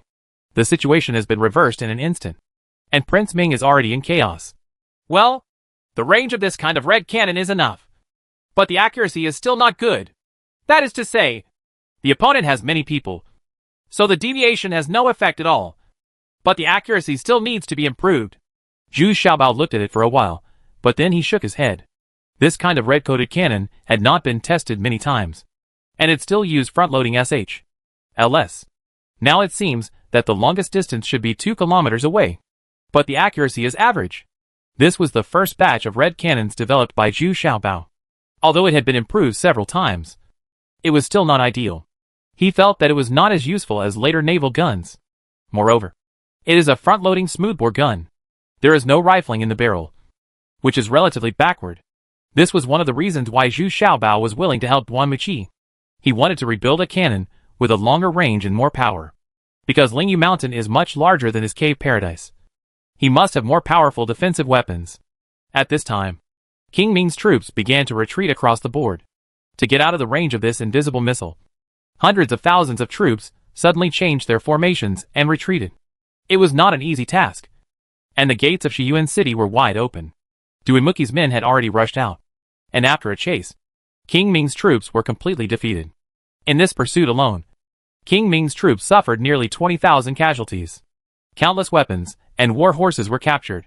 There were also 5,000 prisoners taken alive. Ha ha ha! I didn't expect that the battle situation would turn around so quickly. This red cannon is so powerful and invincible. Give me the order to withdraw your troops and return to camp, Duanmuki said with a hearty laugh. How many SH/LS were destroyed? Zhu Xiaobao came down from the observation deck and asked quickly. Almost 300 rounds, Tong Wuxin said while still rubbing her ears. The sound of the red cannon was so loud that she covered her ears afterwards. But she still didn't reply. Grass! So much! Save some money! Zhu Xiaobao cried out distressedly. Hee. Brother, don't worry. Prince Ming's troops will not dare to come again in a short time, Duanmuki said in a very good mood. Humph. Of course you are happy. You can claim credit in front of the 7th princess again. How are my food preparations going? Zhu Xiaobao curled his lips and then asked. I told you. Don't worry. I will definitely promise you more. You will allocate 20,000 yen to me right now. And then immediately send a message to the 7th princess to report the victory. And also urge for food. Guanmuchi said vigorously. He patted Zhu Xiaobao on the shoulder and said with a smile, "The 7th princess is getting angry here. It has been an afternoon. All the civil and military officials are standing there upright, not daring to move. The 7th princess is angry. But her relatives don't recognize her. If she hits her hand, her head will fall off. Very likely to be Duinmuki. This old man is really stupid. What kind of red cannon can I exchange for 150,000 yuan of grain? Isn't it just our missile? It costs so much to use it. It's easy for me to make money." Right. The 7th princess, the more he talked, the angrier he became. And he kicked over the desk in front of him, knocking the pen, ink, paper, inkstone, and gold seal of the order flag to the ground. Report. The 1,000-years-old king. Guanmuchi's urgent message from Shiyuan City. At this time, his men ran in and knelt down to present Guanmuchi's flying pigeon message. There were 3 chicken feathers on it. That means very urgent. "Oh? Old guy. If we defeat him, let's see if I don't kill him." The 7th princess was shocked and felt that something was not good. She knew the situation at Duinmuki's place and could hardly hold on anymore. Now this letter, there were 3 chicken feathers inserted in the letter, which made the 7th princess feel cold and ready to withdraw from Shiyuan City. But after reading the secret report, the 7th princess was stunned, feeling ecstatic in her heart. She didn't expect that Shiyuan City actually won, and even beat King Ming back 30 miles, losing more than 20,000 troops. The key is that Duinmuki ensures that the king's troops will not dare to invade Shiyuan City again. There was still silence in the main hall, and all the civil and military officials looked at the uncertain face of the 7th princess, wondering what the secret report said. This expression is so strange. Neither angry nor happy, but rather confused. I don't even know what Duinmuki wrote in his letter. Yes. Pass my order and immediately allocate 200,000 yen of food to be transported to Shiyuan City. Only then did the 7th princess realize that all the civil and military officials were looking at her. So she regained her composure and said, "Yes." The quartermaster responded immediately. Other officials were even more puzzled. They were still supplying Duinmuki. Should they continue to fight? Now the 36 islands in the southeast are in big trouble. Yuli and her warships are attacking Nani Island like crazy. Nani Island can no longer be defended, because Yuli's female warriors had already captured Nani Island. Once they landed successfully and fought hand to hand, the super combat effectiveness of those female warriors was undoubtedly evident.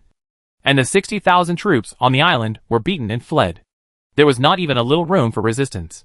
Do you still want to continue to support Guanmuchi now? Well, Duinmuki's place has stabilized. You should still discuss how to take back Nani Island. I can't always fight in person. Right. The 7th princess said coldly.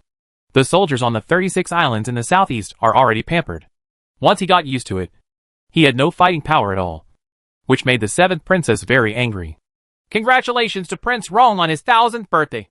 And congratulations to Mr. Guanmu for stabilizing Shiyuan City. We will do our best to recapture Nani Island. All the civil and military officials quickly congratulated the 7th princess. This can be regarded as a recent great victory. Well, everyone, please step aside, the 7th princess said calmly. After everyone retreated, she immediately dug out all the letters and secret reports from the past few days. She took a closer look and found out that this matter was actually related to Zhu Xiaobao. What is going on? And what role does the 19th princess play in it? The 7th princess was very confused. Zhu Xiaobao wanted to go to Lingyu Mountain, which puzzled her. Could it be that he really had nothing to do with the 19th princess? Moreover, several spies sent to Shiyuan City have disappeared recently, and we don't know who did it.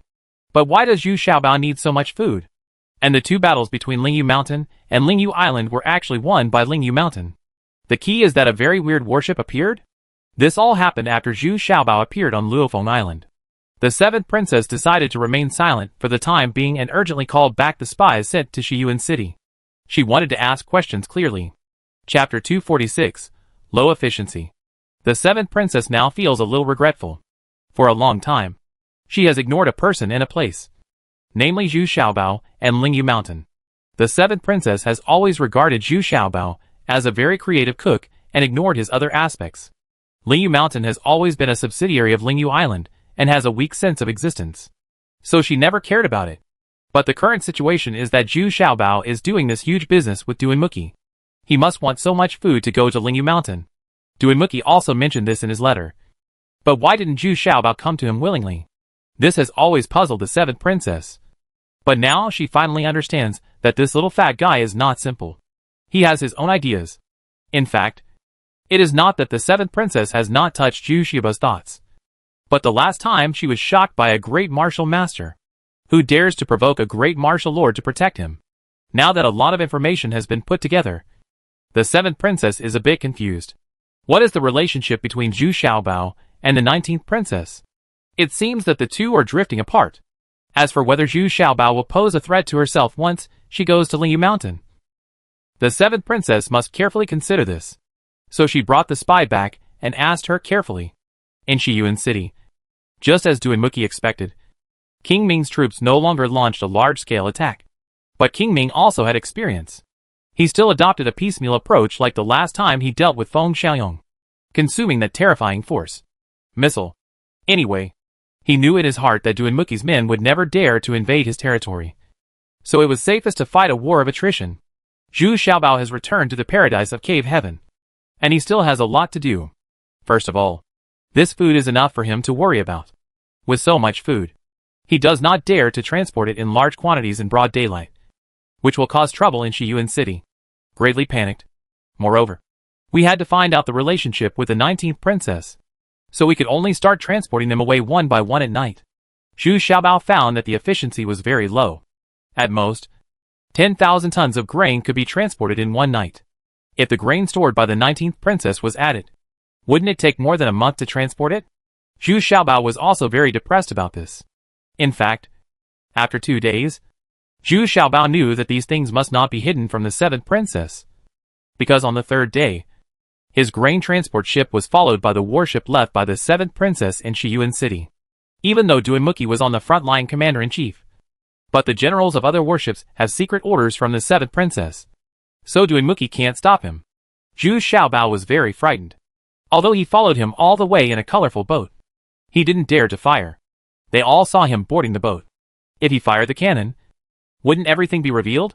Fortunately, when we were about to approach Lingyu Mountain, the warships from Lingyu Mountain came out to greet us. More than 20 warships from Lingyu Mountain appeared at once, which scared off the following warships. For safety reasons, colorful ships are now required to escort food every time. However, Zhu Xiaobao went directly to Lingyu Mountain at this time. Tong Wuxin and the female guards were already fully capable of doing these things. And if they really wanted to sink, it's not difficult to track the incoming ship. When they came to Lingyu Mountain again, Zhu Xiaobao's status was no longer the same. He received a very grand welcome. Even Yu Qianhe was also very enthusiastic.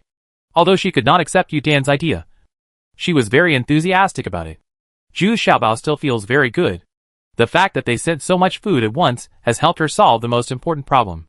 With food, people's hearts will immediately become stable. When Zhu Xiaobao saw Mu Chuanyi again, he was surprised. Mu Chuanyi had already started to design the plan. She was based on the original style of Cave Heaven Paradise, and then combined with the actual situation to design the plan. As for Mu Chuanyi, who was originally worried about whether he would betray him, now I think about it, he just judged the heart of a gentleman with the heart of a villain. Mu Chuanyi has never thought of this at all. Instead, she has been focusing on the 3 auspicious treasures. She is afraid of being plotted and hijacked, so she has always been extra vigilant. The battle in Shiyuan City has evolved into a protracted war. Both sides are ready for a long-term confrontation, and Duanmuki can accept this outcome. But I am trapped here. Fortunately, he had been studying Zhu Xiaobao's red cannons and the telescope in his hand, which was quite fruitful. In this state, it gave Xia Zixio an opportunity. He had been waiting impatiently for a long time, but there was no chance at all. The people under his command paid too much attention to him and guarded him every moment, which made him very angry. Moreover, a few days ago, Ma Songji went into battle with King Ming and was injured. This made Xia Zixio even more worried and sad. Xia Zixio even cried behind his back and then returned. Finally, Ma Songji wrote again. But what made Xia Zixio a little worried was that Ma Songji hoped that he could bring some people there. Otherwise Xia Zixio would not be taken seriously by King Ming after he went there. In fact, This was not what Prince Ming meant at all, but Ma Songju's idea. He didn't dare to tell Prince Ming about the trivial matter. He just vaguely talked to the princess and his wife. But the princess and her wife also hated these things. So he asked Ma Songju to take it. Come up with some results. Otherwise, what's the use of Xia Zixio? Everyone knows that he is a waste. What?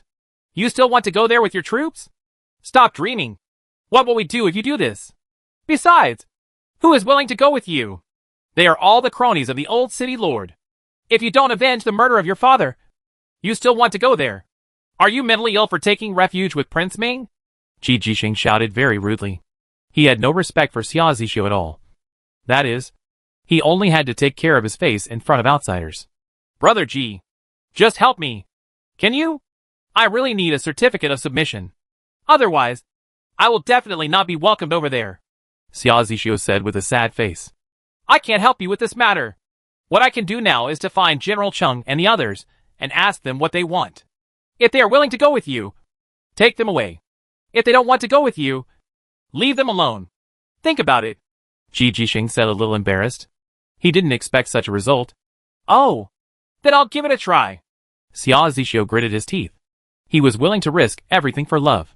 At least he was sure that the generals would not dare to attack him.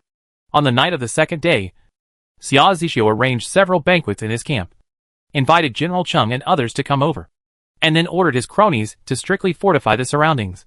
For fear of leaking any information, General Cheng and the others were all puzzled as to why Hao Duan wanted to invite them to dinner. And there was strict security outside the tent. It seemed that there was something important to discuss. Generals, I came to you today because I want to discuss something with you. I plan to take you to defect to Prince Ming Qiantos.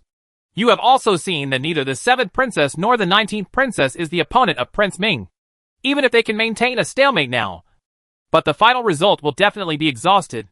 So for the preservation and development of my Xia family, I decided to defect to Prince Ming Qiantos. I don't know what you generals mean. Xia Zixio finished speaking in one breath, and then wiped his forehead. He was so sweaty that he felt a little blushing. Prince Ming was his father-killing enemy. What? Master, have you forgotten how the old city lord died? By whose hands? General Cheng jumped up when he heard this and asked angrily. This is all speculation, and no one can prove that King Ming sent someone to do it. I'm thinking of the overall situation, Xia Zixio said vaguely, avoiding General Cheng's gaze with his eyes. No, I don't agree. Prince Ming is a sinister man. If we go there, he will only treat him as cannon fodder. When the time comes to attack the city, we will be the first to die, General Cheng said loudly and uprightly. Well, General Cheng, I have already considered your concerns. I have also contacted people from King Ming. The other party promised that as long as we can defect to the past, they will not let us rush to the front line, but let us go and manage a county under King Ming. I think this is the best result. Xia Zixio started talking nonsense. These things did not exist at all. He just wanted to run into Ma Songju's arms as soon as possible. But there are still some people who are tempted. After all, King Ming's strength is there. And now he is joining forces with King Wen. Duanmuki's ability to defend Shiyuan City is beyond people's expectations. It is said that he still relies on it. Very special weapons barely resisted King Ming's attack. But I'm afraid this weapon, like Feng Xiyong's missiles, cannot last for a long time. So there are actually some people who agree with Xia Zixio's idea. Ji Jixing was also a little surprised. He originally thought it was one-sided opposition, but he didn't expect that at least 1/3 of the people were in favor. This was far beyond Ji Jixing's expectations. In fact, those who agreed also considered the strength of both parties. But Ji Jixing never thought of going to Prince Ming. He was really determined and must stay with Princess 19. Even though he was a little reluctant, although everyone knows his thoughts, he can be considered very firm in standing with General Cheng and the others. There was a quarrel in the camp. General Cheng and the others were heartbroken. But after all, they were the old city lord's people, and did not dare to take action against Xia Zixio. However, their attitude was very determined, and they would definitely not go to Prince Ming. It's just that he can't control Xia Zixio's thoughts and actions. Those who wanted to follow Ding Xia Zixio were very confident. Their duty was to protect and follow the young city lord, who was Xia Zixio. So in the end, they were even tougher, and had more valid reasons. Alas! Well, since you insist on going your own way, we can't stop you. but we will not go to Prince Ming. As for the people under your command, let them make their own choices. We will not embarrass them if they originally want to follow the young master. General Chung said, very disappointed. Okay. Then follow me out of the city tomorrow. And it will be up to the soldiers to choose. Xia Zixio was overjoyed. He didn't expect that the young master, was quite intimidating. Chapter 247, The Prince Consort Quits. After leaving Xia Zixio's camp, these generals were all under surveillance. Xia Zixio still has a group of loyal guards. These have been trained since childhood and have been with him for many years. Their martial arts are quite good. Among them, summer, spring, summer and autumn are the best. Ji Jisheng also followed to the camp of General Chung and others. These people are unwilling to go to King Ming. To be precise, they are all the old city lord's cronies. By doing this, the young city lord has pushed them into a very passive position, and people will be suspicious of them if they stay. Everyone. I am also firmly opposed to defecting to Prince Ming. We are not fighting alone. We are also the troops of the 19th princess. Even if Xia Zixio goes to defect to Prince Ming, we are still the troops of the 19th princess. What do you think? Ji Jisheng said impassionedly. Ji Jisheng was determined to stay with the 19th princess. So of course, he wanted to keep more people and perform well in front of the 19th princess. Helping Xia Zixio is nothing more than removing a stumbling block for him. What's more, you can also reap a lot of benefits. Yes. We are now the subordinates of the 19th princess. Not just Xia Zixio. Should we inform the 19th princess? Some people's eyes lit up immediately. Right. They are all following now. The 19th princess. And the 19th princess ability far surpassed Xia Zixio. These people suddenly found their way. Well, I also think that the 19th princess will definitely not give up on us. It is the right choice for us to follow the 19th princess. As for whether we should inform the 19th princess, I think we should forget it. It may not really lead to the death of the young people. City Lord. Right? It can be considered that we are helping him in the end. From now on, we will not owe each other anything. General Chung said with some sadness. The next day, before dawn, Xia Zixio's camp began to gather. Although the soldiers didn't know what happened, such emergency gatherings often happened in military camps. So they all lined up to wait for orders. General Chung and the others were also neatly dressed and waiting in line with their respective troops.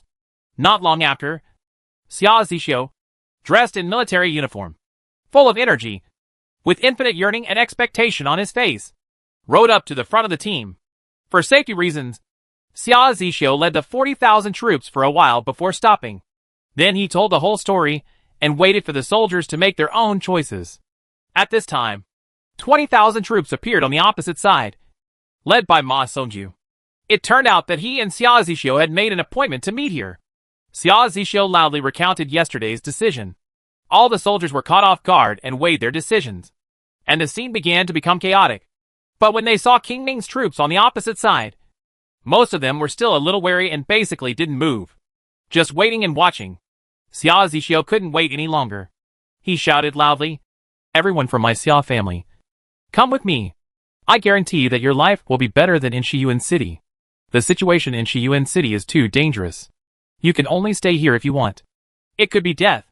Seeing many soldiers walking towards Xia Zixio, Ji Jixi became anxious. He thought to himself, "Why are you bringing so many people with you if you just leave?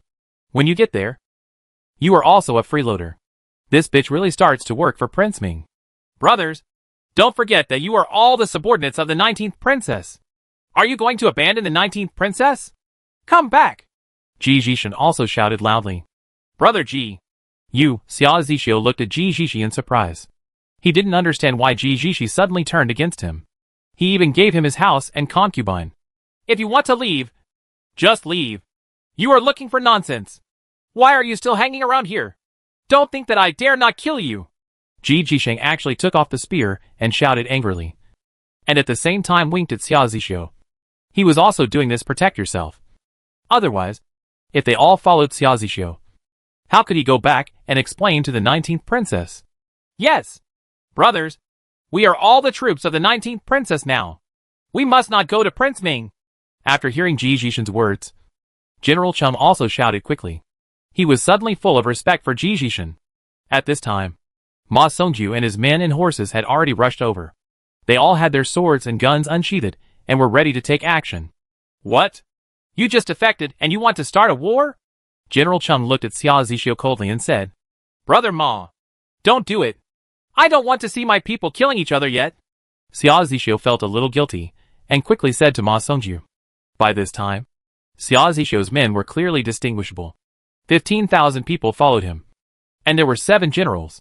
However, these 7 people felt a little guilty, and never looked back. But what Xia Zixio didn't expect was that Xia Chun, Xia Qiu and others did not follow him. Instead, they hung 2 boxes of his belongings on the horse, and let the horse walk towards Xia Zixio on its own. You guys don't come with me? Xia Zixio asked in surprise. I'm sorry, sir. We just want to stay in Shiyuan City. We can't get used to staying with Prince Ming. Xia Qiu and Xia Qiu bowed deeply, and then stood behind General Chung. They couldn't show they were too close to Ji Jisheng, so they all stood behind General Chung. Okay. These 2 bitches actually dared to betray the Lord. Xia Zixio was really angry this time. He relied on these 2 people the most, and he thought that he could lead them well. But he didn't expect that they would turn against him in the face of battle. We feel that the 19th princess needs people around her more now. Xia Chun, Xia Qiu, and the 2 said without saying a word. This was what Ji Jiwei taught them. Ji Jiwei took great pains to express himself. Huh? Let's go! Xia Zixio shouted angrily. And at the same time, he was very excited. Finally, he was with Ma Songju. And he couldn't wait. When Princess 19 received the news, she was shocked. The teacup in her hand fell to the ground and shattered. How could he treat me like this? I have always been accommodating him. But I didn't expect that he would turn to Prince Ming. Princess 19 murmured. Humph. I already knew this guy was nothing. But I didn't expect him to be even more shameless than I thought. I can even give up my revenge for killing my father. Next time I run into him, I have to kill him. Wu Yu shouted angrily from the side. Princess. Fortunately, I stopped most of the soldiers. They are all willing to follow the princess. General Chung and the others also trust the princess very much. Ji Jisheng bowed and saluted without losing the opportunity. Huh? Okay. I'll go see General Chung right away. Princess 19 stood up immediately after hearing this. This is the most important thing now. Failure to appease General Chung in time may cause them to have doubts. Sure enough, General Chung and the others were waiting for the 19th princess. And they were also uneasy in their hearts. If Duanmuki used the excuse of letting Xia Zixio go, he could kill them. Now that they have received the promise and comfort from the 19th princess, these people feel much more at ease. Although more than 10,000 troops were lost, Princess 19 was somewhat relieved to have the loyalty of General Chung and others. Immediately afterwards, Princess 19 rushed to Duanmuki's camp and told Duanmuki what happened in time. This made Duanmuki a little surprised. But of course, he was more angry and contemptuous. A person who can even give up his father's hatred is really not worth caring about. I believe that King Ming will not reuse this person. Mr. Duanmu, General Chung and the others can remain unmoved and stick to Shiyuan City. Please Mr. Duanmu not to harm them. Princess 19 said in a low voice. What the heck? What General Chung did was just and reasonable. It's too late to be admired. So how can he be blamed? Come here. Give General Chung and the others 200 jars of good wine. And also say that I am Duanmuki. Invite them to dinner. Duanmuki waved his hands repeatedly. In fact, if it weren't for the 19th princess, he would really like to take General Chung and the 25,000 men under his command. After a whole day of work, I was able to eliminate the impact of this incident. And at the same time, I also formally incorporated General Chung and others into my own army. After returning from General Chung, Princess 19 felt physically and mentally exhausted. She was still a little depressed, even if she was dumped by Xia Zixio. What was this? This kind of thing should be reported to the world immediately. But now, in order to stabilize the morale of the army, the 19th princess has to deal with it in a low-key manner for the time being. But she is very aggrieved in her heart. Such a useless thing actually gave up. Prince consort. It's not appropriate either. But what is he doing? The 19th princess is really confused. The 19th princess was very depressed. But Xia Zixio and Ma Songju were happily entangled together. And they didn't stop the whole night. Both of them were sweating profusely. But they still hugged each other and refused to separate, telling each other the pain of missing each other. It wasn't until 3 o'clock in the morning the next day that Ma Songju took Xia Zixio to visit Mrs. Ming Wang. He didn't dare to go to Mingwang's place. Although Mingwang was relatively insidious, his aura was very masculine. So when Ma Songju saw Mingwang, just a little scared. Princess Ming was also a little surprised. She didn't expect that Xia Zixio would actually come over and bring 15,000 troops with him, which caught her a little off guard. However, Princess Ming was also experienced in dealing with things and met Xia Zixio very kindly. In fact, Princess Ming felt disgusted from the bottom of her heart when she saw how bored the two of them were. But after all, Ma Songju was a relative of hers, and he was considered very loyal to Prince Ming. It was this hobby that made people a little bit uncomfortable. Well, now that you're here, work hard. King Ming won't treat you badly. Let your men join General Shen's siege camp. They will have a good experience and make military exploits early. Wait! When King Ming comes back, I will let him give you a job, Princess Ming said very kindly. But the place arranged by these people is not very good. The siege troops are the most dangerous, and they will escape death. Thank you, Madam Princess. At this point, Xia Zixio didn't care anymore. He hurried back to make out with Ma Songju. The soldiers who followed Xia Zixio to join King Ming were dumbfounded when they heard they were assigned to the siege camp. Isn't this jumping into a pit of fire? Chapter 248. Back to single. Originally, Xia Zixio was an insignificant person. But now Daxia Kingdom has just begun to become chaotic. So every little thing is an opportunity to attack other opponents. Just 2 days later, King Ming announced to the world that the prince-in-law is no longer working, because the 19th princess is not the old emperor's biological child, but a puppet deliberately supported by the 7th princess, with the purpose of controlling Shiyuan city. This news quickly reached the ears of the 7th princess. The 7th princess was immediately furious. She immediately announced to the world in the name of the 19th princess that Xia Zixio had been divorced by the 19th princess and was kicked out. The reason was that Xia Zixio wanted to took refuge in King Ming and was divorced by the 19th princess. The two parties involved didn't say anything, but it was already known to the whole world. The 19th princess was also shocked and angry. She didn't expect that Xia Zixio not only betrayed her, but also slandered her. Fortunately, Guan Muqi saw clearly and immediately analyzed the situation to the 19th princess. This was all a trick played by the prince for political purposes, which made the 19th princess feel relieved. But I also deeply feel how powerful these royal brothers and sisters are, and I am still far behind compared to them. In the evening, Princess 19 had a rare drink with Wu Yu. What happened in the past few days made her physically and mentally exhausted, especially the exhaustion in her heart, which made her somewhat doubtful about her choice.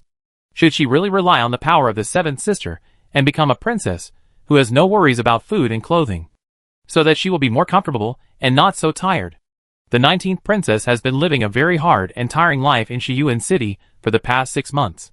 It is far from as relaxing as when she was in the imperial city. At that time, she was quite happy as long as she was in her own princess mansion. Come, Wu Yu, let's have another drink to celebrate that I'm single again. Who would have thought that someone like Xia Zixio would dislike me? Princess 19 was already a little tipsy, but she poured herself another glass of wine. Said, Humph, I think this is the best. He is not worthy of you at all. I think he is self-aware, and he is also greedy for life and afraid of death. He thought that we could not defend Shiyuan city, so he went to King Ming early. Wu Yu snorted with great disdain. She was very envious of young talents like Xia Zixio at the beginning.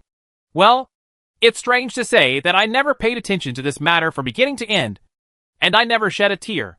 Maybe I had given up any hope on this person a long time ago, but now I feel much more relaxed. I didn't expect that I would do it again. I'm single again. Princess 19 suddenly said with a silly smile. Princess, what's wrong with you? Don't be like this. If you're unhappy, just cry. I'm a little scared if you're like this. Wu Yu said with worry when she saw Princess 19's abnormal behavior. Wu Yu has a special constitution and cannot get drunk at all, so she is very sober. Ha ha! What's wrong with me? I'm just smiling to see that people can't just look at their appearance. You didn't look down on Zhu Xiaobao at all at first, but now you are happier than anyone else. I'm so envious. You? Princess 19 could no longer hold on, and murmured while leaning on Wu Yu's body. No, I didn't hate him at the beginning either. Wu Yu said a little embarrassed. In fact, she rejected Zhu Xiaobao very much at the beginning, and wished she could kill that wretched and rogue little fat man. Next time, I will also find a little fat guy. Princess 19 said intermittently. And then she fell asleep in Wu Yu's arms. Huh? Looking for another little fat guy? This seems a bit difficult? Wu Yu said a little worried. Here in Lingyu Mountain, Zhu Xiaobao and Yu Qianhe also started arduous negotiations. This is also inevitable. Now the equipment and personnel of Dongtian Paradise have been transported over one after another, as well as the 10,000 most hidden direct descendants of the 19th princess. The 10,000 people who live on Dongtian Paradise and have never been seen. They were also sent to Lingyu Mountain, along with 5,000 female soldiers from the female barracks. In addition, some civilians from Shiyuan City also came. They came spontaneously. With the war, the situation in Shiyuan City that had just improved immediately deteriorated again. Therefore, under the deliberate operation of the 19th princess, some rumors had a huge effect, and many people followed them to Lingyu Mountain. They don't have to worry about the 19th princess at all. They all have their own abilities. Some families can rent a fishing boat together, and some merchants provide cargo ships to deliver them. Merchants always have opportunities to make money. In fact, several warships belonging to the 7th princess, who were staying in the west of Shiyuan City, were seen. But they did not stop them. After all, it was the most normal thing for refugees to flee during the war. There are now 20,000 civilians coming to Lingyu Mountain, and the number will continue to increase in the future. Therefore, if Zhu Xiaobao and the others want to gain a foothold in Lingyu Mountain, they must first negotiate with Yu Qianhe. So many people came at once, and there were also troops. Of course, Yu Qianhe was very cautious, but Yu Qianhe is not too worried, because the fighting power of the female warriors of Lingyu Mountain is absolutely powerful. Even if the opponent has 200,000 troops, they will not get any advantage in Lingyu Mountain. But how to arrange these people? How to divide Lingyu Mountain? And how to cooperate between the two parties? Yu Qianhe was a little hesitant. She doesn't have much experience in this area, and she wants to maximize the interests of the female warriors. So she needs to think carefully. Zhu Xiaobao proposed two plans. One is joint management. Everyone jointly develops Lingyu Mountain, and then shares it according to a certain proportion. Princess 19th and Yu Hui take charge of the management. Another plan is to lease a part of Lingyu Mountain, and let Zhu Xiaobao and the others manage it entirely, and hand over a certain amount of silver to Yu Qianhe and the others every year. In the end, Yu Qianhe chose the second plan. She moved all the original troops and servants of Lingyu Mountain to the vicinity of the iron ore mine, and they mined and operated the iron ore mine themselves. This not only maintained the original interests, but also can earn a considerable amount of rent every year. In her opinion, this is the safest plan. Okay then. Since Lord Yu is not willing to jointly operate the business, then we will separate, and each will take charge of his own business. However, you are not allowed to enter the place leased to us at will. Of course, we are not allowed to enter your jurisdiction. You will enter casually. Zhu Xiaobao had known for a long time that Yu Qianhe would choose the second option, so he didn't care. But he needed a written agreement to avoid having to talk without proof. But you don't have an iron ore mine. How can you run your business? You can't survive just a few months with the food you delivered? Yu Qianhe was a little curious as to why this little fat man was so confident, and agreed without any hesitation. The rent of 100,000 taels of gold a year is not a small amount. I can farm, make wine, and manufacture various products. There are many places where I can make money. Don't regret it if you don't choose the first option? Zhu Xiaobao said, shaking his head. Humph! Of course I won't regret it. If you want to feed so many people with your things, you have to think carefully about it, Yu Qianhe said confidently. She had been the island owner of Lingyu Island for 10 years, fully aware of the cost of feeding an island. Okay, then sign and pledge it, Zhu Xiaobao said with a smile. After Yu Qianhe left with the agreement, Mu Chuanyi asked a little worriedly, Master, are you really sure you can continue to operate here? Those wine and soaps may not be able to be sold during the war. There are so many, and there are so many of us. Food is also a very serious problem. Didn't I say that you can grow your own food? As for those luxury goods, hey, can't they be sold? Don't worry. The sales volume will decrease, but the price will rise again. By then, even King Ming and King Wen will come to buy them secretly. Yes. Zhu Xiaobao looked at Mu Chuanyi and said with a smile. His expression was that of a pure profiteer. But the land here doesn't seem to be suitable for farming? Mu Chun had investigated it early, so she was very worried. I know. Being close to the seaside, the salt alkali content is a bit high. But we can plant crops that are salt-alkali tolerant. We can also improve the soil quality. Remember, your master is omnipotent. Zhu Xiaobao patted Mu Chuan one shoulder said. Oh, got it. Mu Chuan was pleasantly surprised again. Could it be that what this master said was true? Mu Chuan is looking forward to seeing Zhu Xiaobao's ability to turn decay into magic again. Well, let's go and take a look at the land we just rented. At least I can be regarded as half the owner of Lingyu Mountain. Zhu Xiaobao smiled while holding the map in his hand. Mu Chuan has done a good job in this regard. As soon as he entered Lingyu Mountain, he referred to the original sketch, repositioned and measured, and drew a relatively accurate map. Even the annotations on it were very accurate. Clear. TSK. TSK! This Lingyu Mountain is really a waste of resources. Guarding such a large area, you actually rely on a few iron ore mines to live. And only now do you have so few people. What a pity! Zhu Xiaobao spent 2 days. It took me a while to move around the rented area, and I was quite satisfied with it. The site was large enough, and the divisions were reasonable. There was a small he in the middle that was used as a dividing line. Yu Qianhe and the others' territory is dominated by iron ore, so the terrain is higher than Zhu Xiaobao and the others. But there is a large forest to their west, so the female warriors have become Zhu Xiaobao and the others' patron saints. Can block those ferocious beasts. The place where Zhu Xiaobao wanted to farm turned out to be a wasteland. It was usually a place where these female warriors trained and herded cattle and sheep. There were also many tents and simple houses, which were the original civilians of Lingyu Mountain. As for the residences of the common people, the original civilians on Zhu Xiaobao's side have begun to relocate. They were asked to move to the other side of the river. Make room for Zhu Xiaobao. Master, what should we do first now? There are already so many people. Mu Chuan saw that there were already 30 to 40,000 people on his land. Most of the civilians built simple sheds in the open air and settled down first. It is summer anyway, but this is not a long-term solution after all. Well, don't worry about the food problem now. Let's cut down the wood to build the houses and the factories I need. Let those soldiers participate together and don't slack off. Zhu Xiaobao had already planned and said confidently. But what about the common people? Mu Chuan nodded, and then pointed at the common people who came over and asked. Just to help them build houses? Otherwise, who would be willing to farm? Zhu Xiaomao said. Oh? How is this possible? We also paid to help them build houses? And let them cultivate the rented land? Mu Chuan asked, a little surprised. How can this be a huge bottomless pit?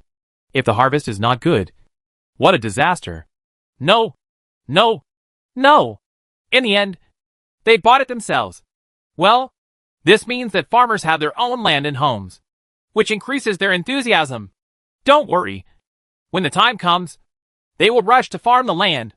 They will also rush to buy a house. Yes, Zhu Xiaobao said very proudly. I still don't understand. I think this will only make them idle and inactive. Mu Chuan almost cried. This is purely a loss-making business. Don't worry. Start building the house immediately according to my requirements.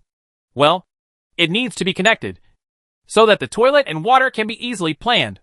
Also, we need to build a bathroom similar to the female barracks. Zhu Xiaobao thought for a while, and marked out the location of a bathroom on the drawing. Why is it built here? Isn't it a barracks? Is it for civilians? Mu Chuan shouted in surprise. That's right. Didn't I say that? Improving their motivation and improving the quality of life can also improve their motivation. You have to pay for bathing. If you want to enjoy life, you have to work hard. The more you work, the more you will get. Zhu Xiaobao said, shaking his head. Master, I'm afraid this bathing ticket is not cheap. Right. Mu Chuan looked at Zhu Xiaobao and couldn't help but ask with a smile. Yeah. It won't be very cheap. I can't lose money. Zhu Xiaobao said hesitantly. What if those female warriors also come to take a bath? Mu Chuan initially believed that Zhu Xiaobao could really run this area, and then asked again. That also requires a ticket, and the ticket price is doubled. Zhu Xiaobao said in a low voice. I knew you would definitely make back the rent of 100,000 taels. Mu Chuan covered his mouth and laughed. Ji Jisheng has been very proud of himself these days. He has just returned from the 19th princess. The 19th princess is very satisfied with his performance this time. I thought that General Cheng and the others were also praising Ji Jisheng, saying that it was because of Ji Jisheng that they had retained the 25,000 troops. So the 19th princess specially summoned him and rewarded him generously. Ji Jisheng was very happy. Princess 19 trusted him more and more. Returning to Xia Zixio's original house, Ji Jishi became excited again. In the past few days, he had secretly taken care of the other 2 children and 2 concubines. As a result, everyone in the house was very afraid of Ji Jisheng. This person's methods were quite ruthless. The remaining 8 concubines were recruited here and there, but they didn't dare to resist at all, because now the guards staying here are all Ji Jishi's people. Chapter 249 Sophistry. But there were some who dared to come forward. A maid named Lu, the concubine, escaped while being taken out by Xia Chun, Xia Qiu and others. It turns out that Xia Chun Xia Qiu is now acting more and more wantonly. Except for the 8 concubines. They didn't dare to move. The other maids and maids became their possessions, and they could just grab any of them when they wanted to vent their anger. The 2 of them drank too much today, so they fell asleep after finishing the work. The maid took the opportunity to escape. This maid was also very clever. She had met Wu Yu, so she found the female barracks directly. It was really she found Wu Yu. Asshole! These damn things! Are you telling the truth? Wu Yu was furious after hearing the maid's cry, but she also made sure again. It's true. I would never dare to lie. If you don't believe it, you can lock me here first.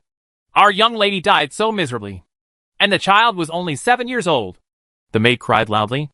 Upon hearing this, Wu Yu immediately ordered people to keep the maid in the camp. And then Wu Yu went to the prince consort's mansion to have a look. Wu Yu has made great progress now. She is not as impulsive as before. She needs to find evidence first. Waiting until night, Wu Yu actually heard all kinds of strange sounds coming from the inner house of the prince consort's mansion, including crying and laughing, and some people howling. Wu Yu was so angry that she sneaked into the inner house alone. But she saw Ji Jishi on the bed with 2 concubines. And Ji Jishi was still laughing maniacally and continuously slapping the buttocks of the 2 women. This made Wu Yu shocked and angry. Just as she was about to kick in the door, she heard the sound of wind coming from behind her head. She was startled and quickly used the footwork of the Yuanyang sword to avoid the sneak attack from behind. Unfortunately, it turned out to be Xia Chun, Xia and Qiu. But when Xia Chun, Xia and Qiu saw Wu Yu clearly, they were also shocked. When Xia Zixio just got married, Wu Yu came here all the time. The captain of the guard of the 19th princess was already a bit higher than them, so the 2 of them were a little stunned for a while, not daring to take action again. Wu Yu didn't care so much, since she had been discovered. She shouted angrily, Ji Jisheng, get out of here! I have to take care of you today. Why is she here? Ji Jisheng was having fun, but he didn't expect Wu Yu to come. He was most afraid of Wu Yu. He didn't expect that he bumped into her hand today. Ji Jisheng's reaction was also very fast. He hurriedly put on his clothes and ran out. Of course, he didn't want Wu Yu to see such a lewd scene in the room. In fact, Wu Yu had already seen it through the window screen just now. As soon as Ji Jisheng came out, he saw Wu Yu's face full of murderous intent, while Xia Chun, Xia Qiu and others stood there a little at a loss, and did not dare to fight Wu Yu at all. Ji Jiji calmed down and wanted to explain to Wu Yu. As long as Wu Yu was willing to listen to him, it would be easy. Ji Jiji knew that although Wu Yu was powerful, he had an upright personality and was still easy to deceive. But he didn't expect that Wu Yu raised his hand and slapped Ji Jihui, making him stagger. This was the 2nd time Wu Yu slapped him in the face. Ji Jihui was extremely angry, now that his cultivation level was already very high. So will Wu Yu succeed easily? Ji Jishi was furious and responded with a move, which immediately made Wu Yu energetic. Leng Yu's small sword immediately unsheathed, startling Ji Jishi, and quickly pulled out a knife from Xia Chun's waist. A few moves in a row made Wu Yu very surprised. He had made rapid progress. He didn't expect that Ji Jishi's martial arts also improved so quickly, and he could actually be on par with him now. Moreover, some of Ji Jisheng's moves are very strange and have a certain temptation. That is to say, Wu Yu's kung fu is relatively high, so he is not confused by him. What kind of skill is this? Wu Yu was very surprised. This kind of kung fu that affects people's mood is very similar to the legendary charming kung fu, but it can only be performed by women. How can Ji Jisheng know this kind of kung fu? But Wu Yu was not sure that this was Mei Gong. But Wu Yu, who was in a rage, didn't care about that anymore. When she saw that she couldn't defeat Ji Ziyi, she immediately used weird footwork. In this way, the situation immediately changed. Ji Jisheng struggled to deal with Wu Yu's footwork and had become very passive. In addition, he was already guilty. So without paying attention, Wu Yu still found an opportunity. A special move. The short sword in his left hand was already shot. But at the moment of taking action, Wu Yu still felt that his eyes seemed to be in a trance. And there was a slight distraction. With such an opportunity, Ji Jisheng rolled around like a lazy ass and managed to avoid Wu Yu's fatal blow. But before he could get up, Wu Yu's foot had already stepped on his back. Shameless adulterer! Let's see if I don't kill you! Wait! Wait! Wu Yu! Why do you kill me? Everything I do is for the 19th princess! Ji Jisheng lay on the ground and shouted desperately. If he didn't scream, he would die. Humph! Do you have the nerve to say that? The princess just summoned you and wanted to reemploy you. It would be better for you to act recklessly here. Is it wrong for me to kill you? When Wu Yu thought of Ji Jisheng's ugly behavior just now, he gave the knife to mention it. Wu Yu, you have wronged me. I am really still loyal to the princess. Ji Jisheng quickly shouted desperately again. He knew Wu Yu's temper. If he said anything, he would really kill him. Humph. Tell me. I want to see how you explain it. Wu Yu was already sure of victory. So she stopped. But the knife was still placed on Ji Jishi's neck. They are all Xia Zixio's concubines. And they were thinking of defecting to Xia Zixio. So I taught them a lesson. They tried their best to seduce me in order to save their lives. I admit that I didn't control it and fell in love with him. Dang! But my original purpose was really to kill these people to make the princess angry. Ji Jisheng was lying on the ground. His mind was spinning rapidly. He could neither speak too well of himself nor show himself too well. Bad. Humph. Did you kill those children for the princess? Wu Yu still asked angrily. Yes. They are all Xia Zixio's evil descendants. If they are left alive, they will only bring harm. They will eventually go to Xia Zixio. That's why I killed them. Ji Jishio admitted loudly with a cruel heart. And it's quite reasonable. Humph. Why did you two rape those maids and servants? Wu Yu heard this. Although she disapproved of this method of exterminating children, it seemed that Ji Jishi was really thinking about the princess. So she turned her head and asked Xia two people in spring, summer and autumn. Ah? Guard Wu. It's not our fault for this. The two of us drank some wine, and that maid started flirting in front of us again. We couldn't control it now. We are all following the 19th princess loyally. The two of us, they are all Xia Zixio's personal bodyguards. We took the initiative to follow Mr. Ji and defect to the 19th princess. Unexpectedly, Xia Chengxiaqiu has been following Ji Jishi for a long time. And he is also very good at making excuses and speaking smoothly. Come here. You guys. Are they telling the truth? Did you take the initiative to seduce him? Wu Yu was still worried and asked the two concubines again. Yes. We were afraid that Mr. Ji would kill us. So we took the initiative. The two concubines said hesitantly. They didn't dare to tell the truth. Both Xia Chun and Xia Qiu were ready to commit murder at any time. Ji Jishin stared at them fiercely. Humph! You bunch of bitches! Get out of here! Wu Yu shouted angrily. Wu Wei! What happened today is indeed because I was not careful enough. Please forgive me. Princess Wu, please save some face for me. Ji Jishi saw that Wu Yu was about to leave. So he hurriedly sent him out. There are still 5 fingerprints on his face. Whoever wants to report these disgusting things like you, please restrain yourself and end things here as soon as possible. Don't kill them all. Just let them go back to their place of origin. And then give them some silver coins. Wu Yu said with a frown.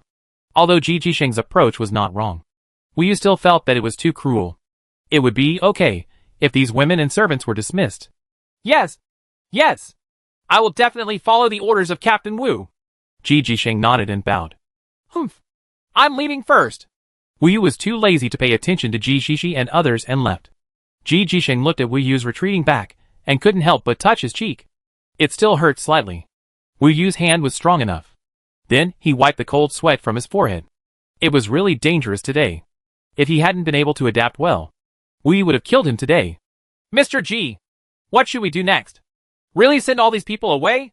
Xia Chengxiaqiu hurried over and asked to please. Pa! Pa! Ji Jishi gave each of them a mouth, and then said in a dark voice, Why are you panicking? Isn't this simple? Find a place to resettle these people. And you even have to ask me about this? Can't you grow up? Want some brains? By the way, find that maid who escaped. Find me as soon as possible. Then Ji Jisheng made a killing gesture, and then looked at Xia Chun, Xia Qiu, and the others with dissatisfaction. The two of them quickly nodded in fear. This time, they were the ones causing the trouble. Of course, they wanted to put an end to the matter. After we returned to the female barracks, she gave the maid 10 taels of silver and asked her to go to her relatives and friends. After all, this was Xia Zishou's maid. Wu Yu couldn't believe what she said, and she had already verified it just now. Ji Jishin's starting point was good, but he couldn't send this maid back. So Wu Yu had no choice but to let her go to live with relatives and friends. Wu Yu's mind is now thinking about Ji Jishi's moves, especially the look in his eyes that is similar to the charm technique, which makes Wu Yu very strange. Who did Ji Jishi learn martial arts from? Now that he has actually reached this level, he really can't beat him without relying on his weird footwork. Chapter 250, Take the Initiative. The next day, Ji Jishin offered to go to General Cheng's camp to help defend the city. Since Xia Zishou led his people to defect to King Ming, General Cheng's troops have been transferred to the northeastern city gate to resist King Wen's troops. This is understandable. Duan Muqi is afraid that some of these people will defect again. After all, Xia Zishou has their influence is still great. Now General Cheng's troops are mainly assisting Duan Muqi's army and are not the main defensive force. However, Ji Jishi's request for a fight surprised the 19th princess. She had already kept Ji Jishi in Shiyuan City to help maintain the security of Shiyuan City, which could be regarded as a further reuse of him. She did not expect that Ji Jishi would apply again. The front line. Wu Yu somewhat understood that Ji Jishi probably wanted to show off. He was a little afraid of being exposed about what happened yesterday, so he ran to the front line to avoid it. In fact, Wu Yu didn't want to tell these things to the 19th princess. After all, the 19th princess was in a very delicate situation and was not in a good mood. But seeing Ji Jishi's performance, Wu Yu was a little satisfied. This guy knew how to make up for his mistakes. So he put forward his own suggestion and agreed to let Ji Jishi go to the front line.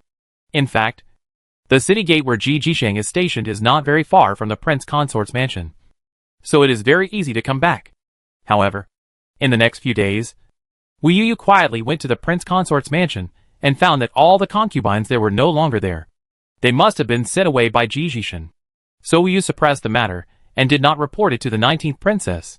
But Ji Jisheng's performance on the battlefield was indeed surprising. He actually killed 2 generals in 2 days in a row. This surprised the 19th princess.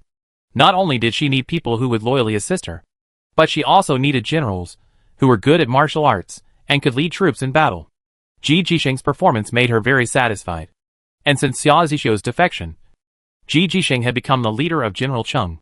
His prestige among the army's troops has also risen sharply. And even General Cheng has praised him a lot.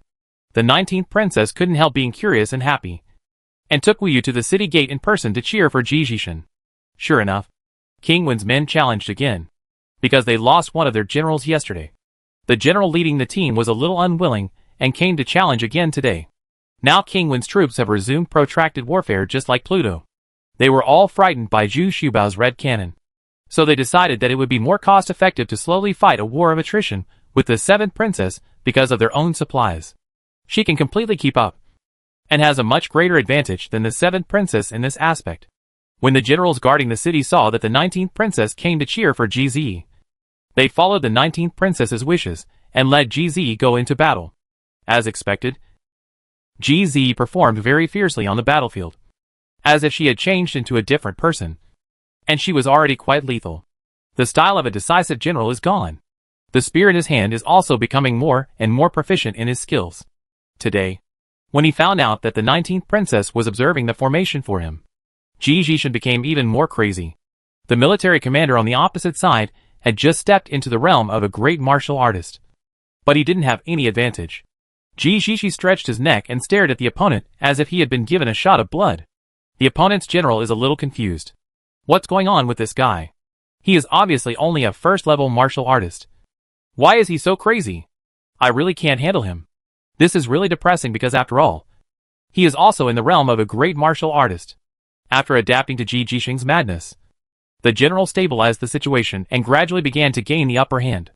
After all, there was still a large gap in strength between the two sides.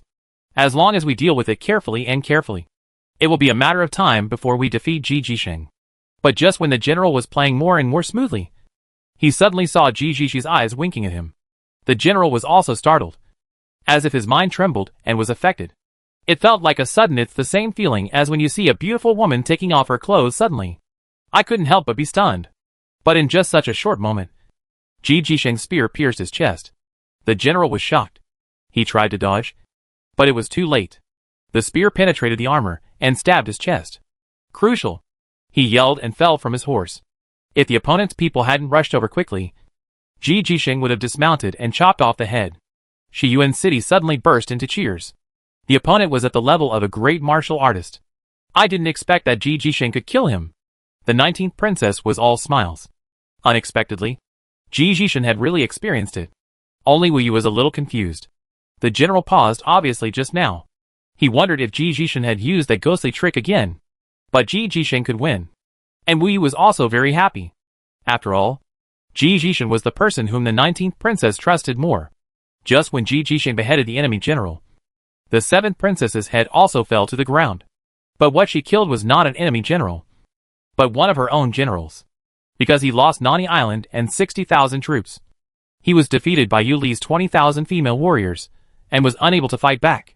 In the end, only 20,000 people escaped. So the 7th princess beheaded the general in a rage. He personally took command, sent 300,000 troops and 1,000 warships, and headed straight to Nani Island. She wants to take back Nani Island. But when the 7th princess and her troops arrived at Nani Island, they had already left the island. Yu Li had teased the 7th princess this time. She knew that her own strength could not resist the 7th princess. So as soon as she got there when they arrived at Nani Island, they took away all the copper or mined on the island, and at the same time destroyed the mines, leaving the 7th princess to clean up the mess. This time, the 7th princess was very angry. She didn't expect that Yu Li would also use these methods. What made her even more upset was that the bodies of killed soldiers were everywhere on the island, and all their armor and weapons had been stripped away. The 7th princess suffered huge losses in this battle, and had to send someone to clean up the mess. The angry 7th princess wanted to directly send troops to attack Lingyu Island, but she calmed down and did not take action.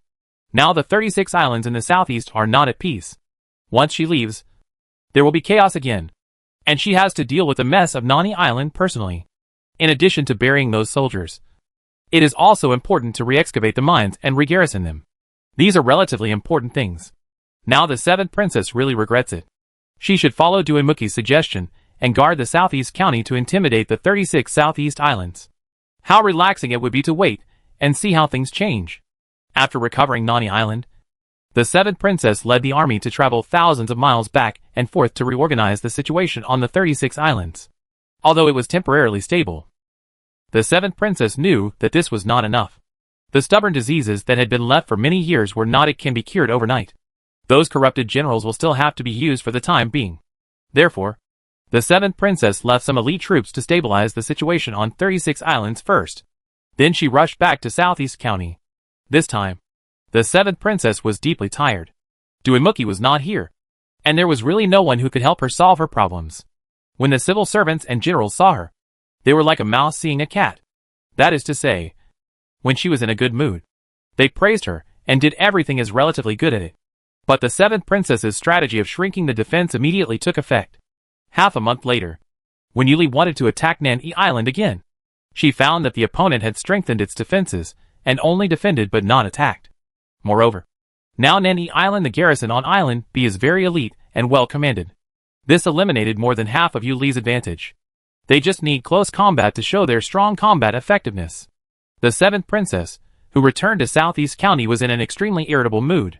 The war in Shiyuan City was very anxious. It seemed that King Ming and King Wen had already agreed to fight a protracted war with her. Such an outcome would definitely be very detrimental to them, because all kinds of supplies have to be transported from your side. But now that I have given up, I feel a little unwilling to do so. If Shiyuan City is given up now, then King Ming and King Wen will definitely not hesitate anymore. They will definitely take Shiyuan City first, and then divide it between them. But now a new situation has appeared. That is, Zhu Xiubao's Red Cannon. This time, there is a lot of information sent back from Shiyuan City, and several spies came back specially to report to the 7th princess. A very detailed report was also made on this very mysterious Red Cannon. Hope ignited in the 7th princess's heart again. It seemed that with this kind of red cannon, the defense of Shiyuan City would not be very difficult. But the damn thing is that these 10 red cannons are actually borrowed, and they will have to be returned to Zhu Xiaobao when the time comes. This made the 7th princess very depressed. She didn't know what was going on here, because the red cannons were too tightly guarded. Her spies could not detect any more information. The 7th princess really wanted to go to Shiyuan City to see for herself what was going on. She now recognized Duanmuki's transaction. Although it was a bit expensive, the effect was indeed obvious. The key is how to take these magical weapons as your own, because the range of this red cannon can actually reach 3,000 steps. The 7th princess couldn't believe it. With the collection of various information, Zhu Xiaobao appears more and more frequently, which makes the 7th princess more and more curious about the situation in Shiyuan City. But here I am troubled with many trivial matters, and I can't do without her. So the 7th princess is very irritable now. The result of her irritability is that the young talents in the harem have suffered again. For several days in a row, some of them were killed by the 7th princess every day, and some committed suicide. 2 more were killed, scared to death. The more this happens, the more irritated the 7th princess is. Why can't anyone satisfy her? No one dares to apply for jobs at the recruitment hall in Southeast County. Although the remuneration is good, few people can come out alive. Now it has been spread that this recruitment hall is for the private service of the 7th princess. In the beginning, it was indeed about recruiting good talents and making the best use of their talents, which indeed played a very good role. But then things changed a bit, and now no one dares to come. But there are always surprises in everything. On this day, a young talent came unexpectedly. He almost made Dafu and Erfu excited and almost cried. If we can't recruit the talent that the 7th princess needs, then we will have to catch it ourselves. A few are back. But why does this person look familiar? Moreover, he was accompanied by 2 bodyguards, both of whom were actually great martial arts masters. This made Dafu and Erfu very cautious. Although they were both martial masters, they still politely asked each other's name and origin. GZ! Just tell the 7th princess that GZ, the steward of the 19th princess in Shiyuan City, has come to seek refuge with the 7th princess. She also has top-secret information to report to the 7th princess, the man said calmly. GZ?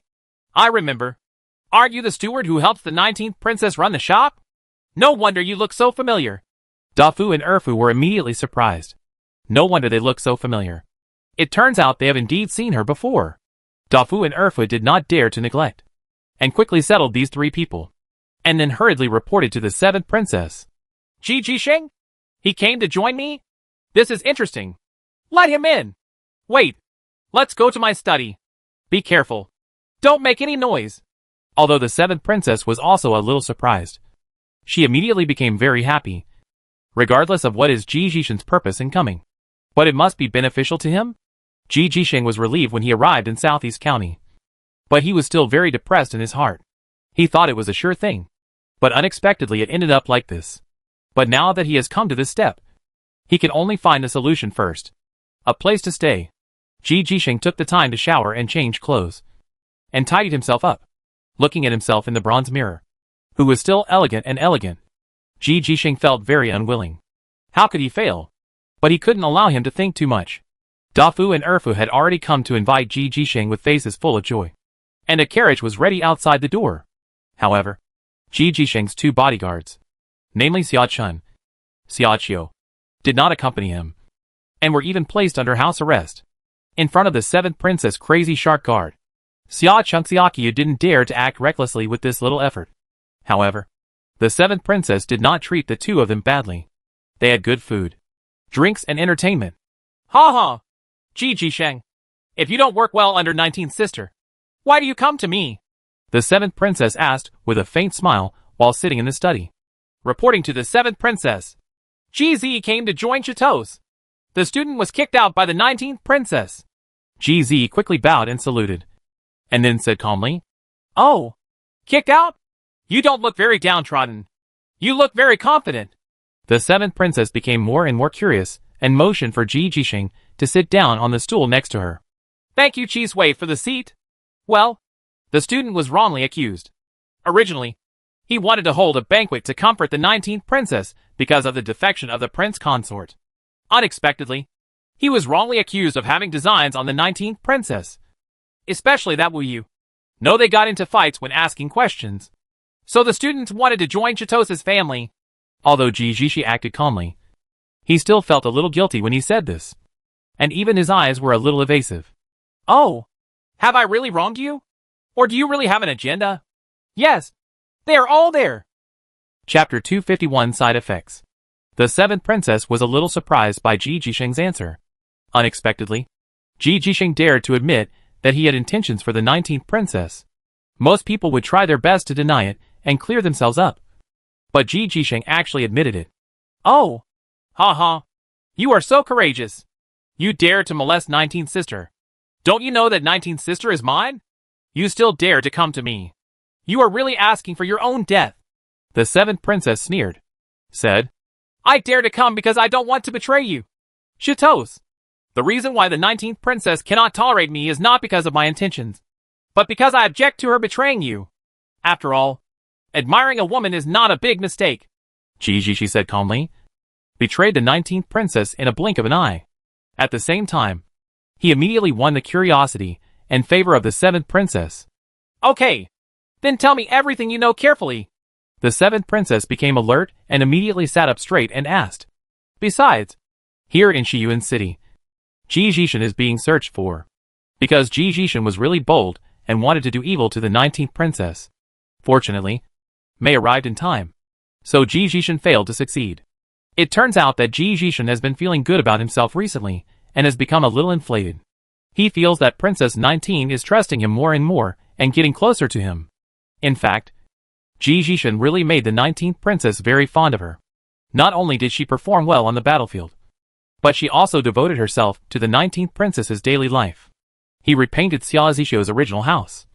And the 19th princess's bedroom was also decorated warmly and elegantly.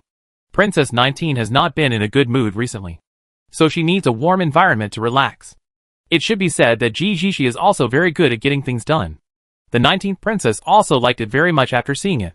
After all, she is only 19 years old, and she still has the character of a girl. I feel more and more that Ji Jisheng is very good at doing things and always thinks about himself. She actually took a nap in this bedroom. Originally, Princess 19 came with Wu Yu, but at this time, she received a message that Zhu Xiaobao was back. So Wu Yu couldn't stay any longer. And the 19th princess also wanted to take a nap. So she smiled and let Wu Yu go to the cave heaven paradise. Unexpectedly, Princess 19 slept until it was almost dark. Ji Jisheng was very active in preparing dinner again. Moreover, the 2 cooks were also transferred from the 19th princess. And the preparations were very thoughtful and sumptuous, making it difficult for the 19th princess to refuse. I simply read in the bedroom for a while, until I was really hungry. Then I walked out of the bedroom and came to the elegant small hall outside the bedroom. The space here is not big, and it can only accommodate 4 people.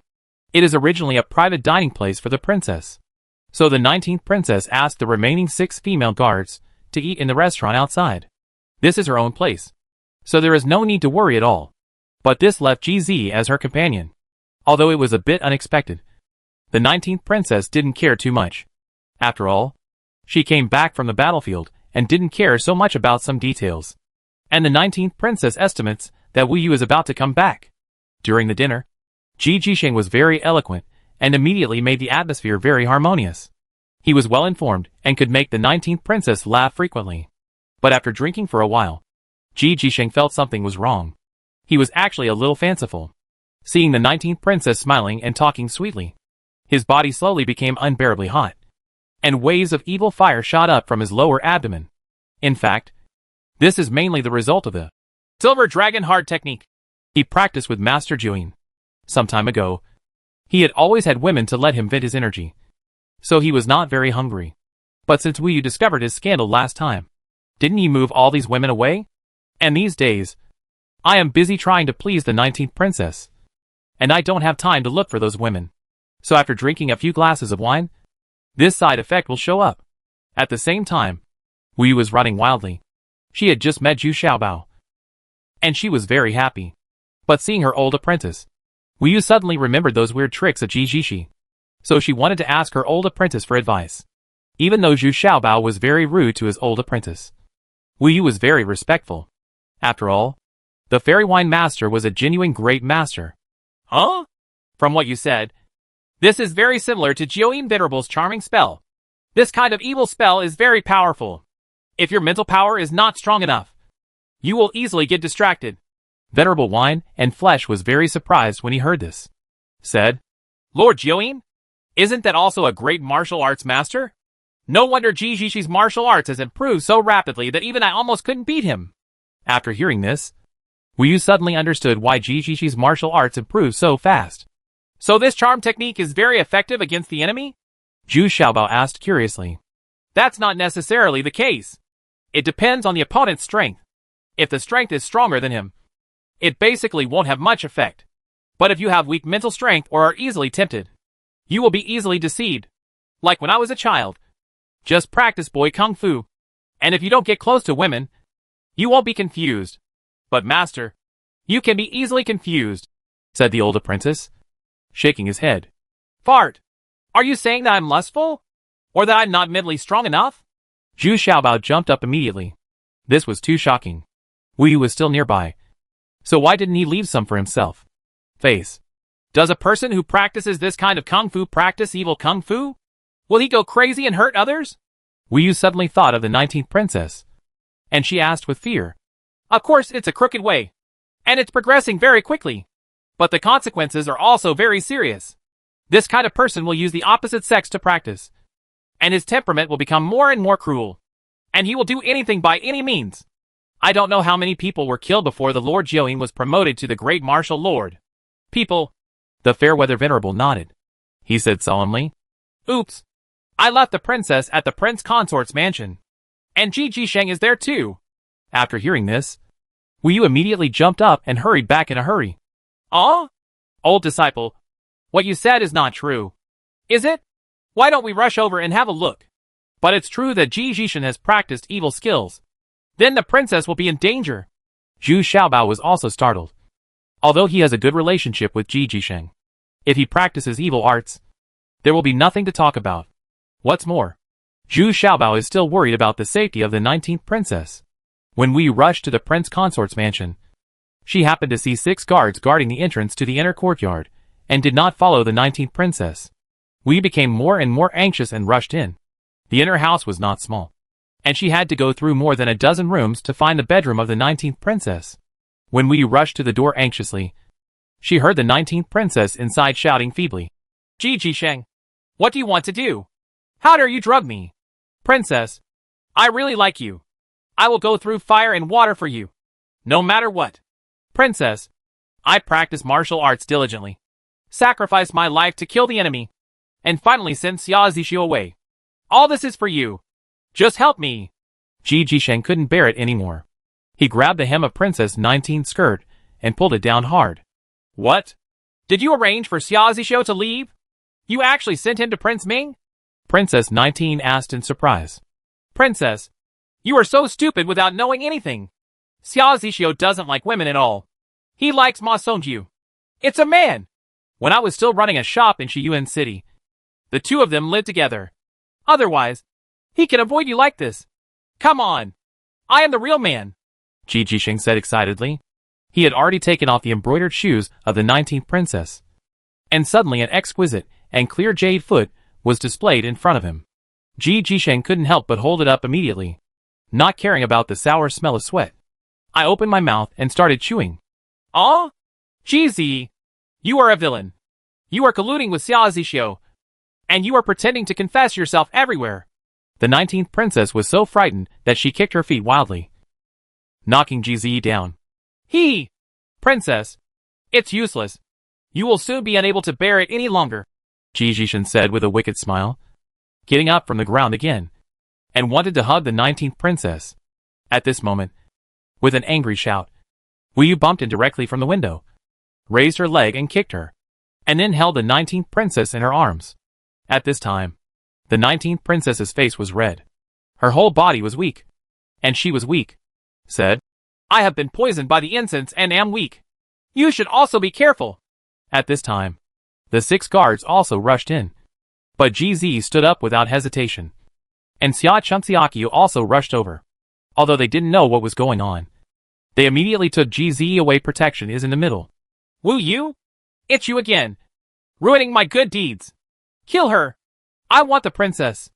Ji Jisheng is still thinking about the 19th princess. He was too stimulated just now. And he still hasn't woken up now. His lower body is so stiff high. Ready to move. Looking very ugly. Ah? She and the others belong to the princess. Xia Chun and Xia Qiu turned around and asked with some hesitation. You bitch! You're looking for death! Wu Yu handed over the 19th princess to the guards around her at this time. Raised her sword and slashed her. Single-handedly challenging two great martial arts masters without any fear. While there is still some hesitation in summer, spring, summer and autumn. Wu Yu took the time to kick Ji Jisheng again. Ouch! You hacking dare to kick me? This time, Ji Jisheng softened immediately and regained consciousness. Only then did he understand that the matter had become a big deal, and it seemed that it could no longer be dealt with. He reacted quickly and immediately shouted, Hurry and protect me! Xia Chun and Xia Qiu did not dare to neglect, and protected Ji Jisheng all the way as he escaped. Although Wu Yu chased after him desperately, Ji Jisheng was familiar with the place and ran away without a trace after a few turns. Wu Yu didn't dare to chase anymore. She was still worried about the safety of the 19th princess. Who knows if Ji Jisheng will kill him again? Fortunately, it didn't take long for Zhu Xiaobao and his old apprentice to arrive.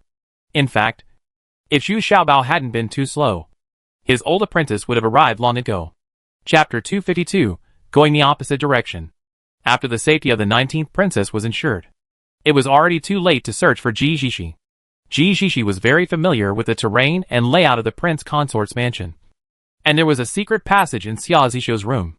After Ji Jisheng regained consciousness, he immediately calmed down and not only escaped smoothly, but before leaving, he did not forget to release a carrier pigeon for his master and asked the master Jiuyin to go to Southeast County to find him.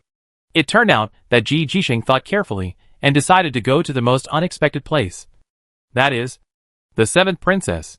Because among the princes, he was not optimistic about Prince Ming or Prince Wen. His Highness the 6th prince was a good choice.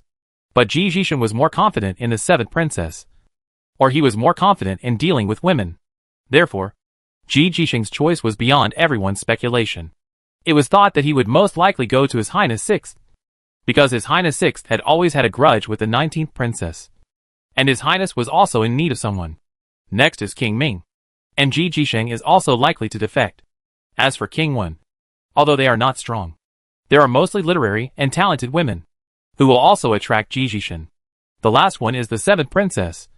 Because until now, the 7th princess can still be regarded as the backing of the 19th princess. So everyone looked in the wrong direction at the beginning, allowing Ji Jisheng to escape easily. This time, the old disciple was also involved. Normally, he would not be involved in such trivial matters. But because Lord Jiuyin was involved, the old disciple had to pay attention. But after 3 consecutive days of searching, no trace of Ji Jisheng was found. And we don't know where he escaped. None of the servants in the prince consort's mansion escaped and were all arrested. After interrogation, they also found the concubines and maids of Xia Zishou, who had been hidden by Ji Jisheng in another house.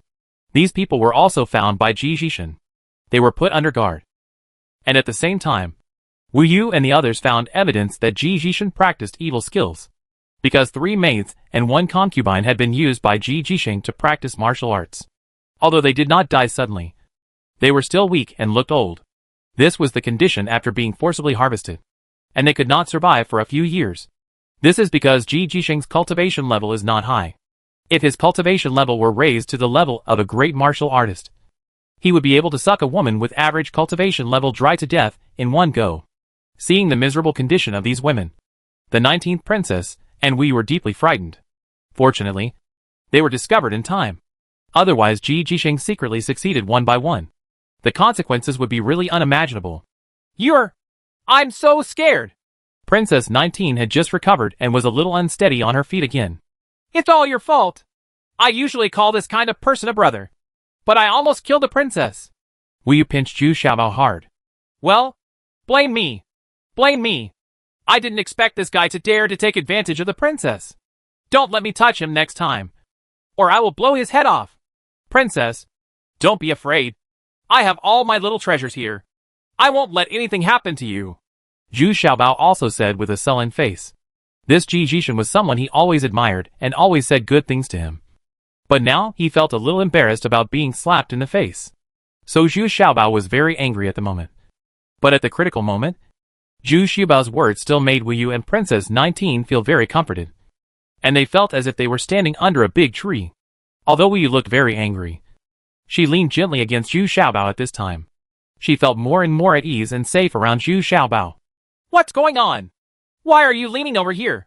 Zhu Xiaobao felt that not only Wu Yu was leaning closely against him, but even the 19th princess was leaning over gently. And he couldn't help but be a little surprised. A bit of fun too. It is also very fulfilling to dare to be a big tree. Even though this tree is a little shorter and a little thicker. Ji Jishin's escape caused a real chaos in the 19th princess. First of all, they had to investigate Ji Jisheng's cronies. And they also had to send a large number of spies to the various princess fiefdoms to determine Ji Jisheng's whereabouts. This guy knows a lot about the 19th princess and Zhu Xiaobao, some of which are even very confidential. Moreover, by determining the whereabouts of Ji Jisheng, we can basically determine the whereabouts of Lord Jiuyin. The existence of such a great lord is really scary. After listening to Ji Jisheng's statement, the 7th princess pondered for a moment and stared at Ji Jishen for a while. Although she was very disgusted with people who betrayed their old master, she did not feel the same about Ji Jishen. And she was still a little bit concerned about his daring behavior. Appreciate. It was the 7th princess who asked Ji Jisheng to be placed in her inner house. A special room was found for Ji Jisheng, and there were 2 old ladies to serve him. But Ji Jishen couldn't go out casually. In fact, he was under house arrest. Many things need to be verified now. And no one knows that Ji Jishin has come to the 7th princess. So of course the 7th princess will not let Ji Jishin's whereabouts be exposed. In the following days, the 7th princess did not ask too much about Shiyuan City. Instead, she would occasionally drink tea and take a walk in the garden of the inner house. Very leisurely. And even asked Ji Jishin to come over and recite poems to add to the fun. Of course Ji Jishin's literary talent is still very good at escaping the favor of the 7th princess. Ji Jisheng also knew that the 7th princess must be collecting intelligence and checking things in Shiyuan City. There was no possibility for him to go out. So he could only step up his practice of the Silver Dragon Heart Sutra. Secretly, he still thinks that the reason why the success of the meeting failed because his cultivation was not enough. Otherwise the 19th princess would have been captured by him long ago. But the more I practice the Silver Dragon Heart Sutra, the more uncomfortable I feel all over my body. Because I don't have the necessary supplements. How can I do it to these 2 old ladies? Isn't this too shabby? Besides, he wouldn't dare to do it now in the 7th princess's inner chamber. At night, Ji Jisheng couldn't help but go outside to get some fresh air, so that he could feel a little relieved. Fortunately, Ji Jisheng didn't dare to run too far in the first 2 days, because he was not familiar with the road and was afraid of getting lost. Later, we walked further and further. And the 7th princess's inner house was so big, like a park, with hundreds of various rooms. Ji Jisheng was a little confused when he saw it. It was much bigger than the 19th princess's house. Times. And it is quite luxurious with its carved beams, painted columns, small bridges and flowing water. Even the clothes of the servants are very elegant and made of high-quality materials. Not to mention the guards of the 7th princess. The soft armor and weapons on their bodies are of very high grade. And the martial arts of these guards are also quite good. At least at the level of first-level martial arts masters. TSK! The 19th princess is really incomparable to the 7th princess. The strength in this scene is what a prince should have. But there are so many talents here. It is really difficult to make a name for yourself. GZ looking at the black shark guards patrolling past in front of me. I couldn't help but sigh. Jishi continued to wander in the inner house, walking towards the place with the brightest lights. As he walked closer, he heard a vague howl of misery. And there seemed to be a woman's curse. Listen carefully. It seemed to be the voice of the 7th princess. Ji Jisheng's heart was moved. As if he had heard some rumors about the 7th princess. Is there really something he likes to hear? Ji Jisheng's curiosity aroused. And relying on his good cultivation, he quietly approached. You useless thing. Why don't you get over here? The 7th princess's voice reached Ji Jisheng's ears more and more clearly. And he looked around more and more cautiously to make sure no one noticed him. I got close to the back window of this room and cautiously peeked inside. Princess, please spare me. I really don't dare. I can't do it anymore. Through the window screen, I saw a young man kneeling there, kowtowing desperately and saying with a sad face, Didn't you hacking say there's nothing wrong today? You took so many tonics And you fed them to the dogs? Please try harder. You hacking loser? The seventh princess rushed over angrily and grabbed the man's arm. Hair. A big fall on the back, which stunned the man so much that he choked and bled from his mouth. I didn't expect that the seventh princess would be so violent. And she was wearing a translucent thin shirt, with the concave and convex parts underneath looming, which made Ji Jisheng feel hot all over again. Master! I'm afraid this guy really can't do it anymore. The eunuchs Dafu and Erfu, who were waiting on both sides, also grinned. This was another explanation. Why are they so unsatisfactory? Take it out! If you're castrated, why should you be a man if you can't do it? The seventh princess said with an angry wave of her hand. Oh! Yes! Dafu grinned. Oh! There is another colleague! Not bad. I finally saved my life. The seventh princess sat down angrily, poured herself a glass of wine, drank it all in one gulp, and spread her legs without any scruples. Then she slammed the wine glass on the table and coldly snorted. Look, it's been so long. Why don't you get out of here? The seventh princess's cultivation is at the level of a great martial artist. And she is not an ordinary great martial artist. She has already begun to attack the martial lord. So when Ji Jisheng saw the graceful figure of the seventh princess, her breathing became heavier, and she was immediately noticed by the seventh princess. Hey! Hey! The student Ji Jisheng offended the princess. Please forgive me, Chatos. Ji Jisheng was shocked. He didn't expect that the seventh princess's senses were so sharp. So he hurried in and bowed down. Humph! Is it good to watch? Is it enjoyable to watch?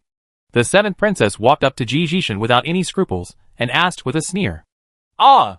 Princess atoned. Ji Jisheng saw nothing, heard nothing, knew nothing. Ji Jisheng quickly closed his eyes and shouted.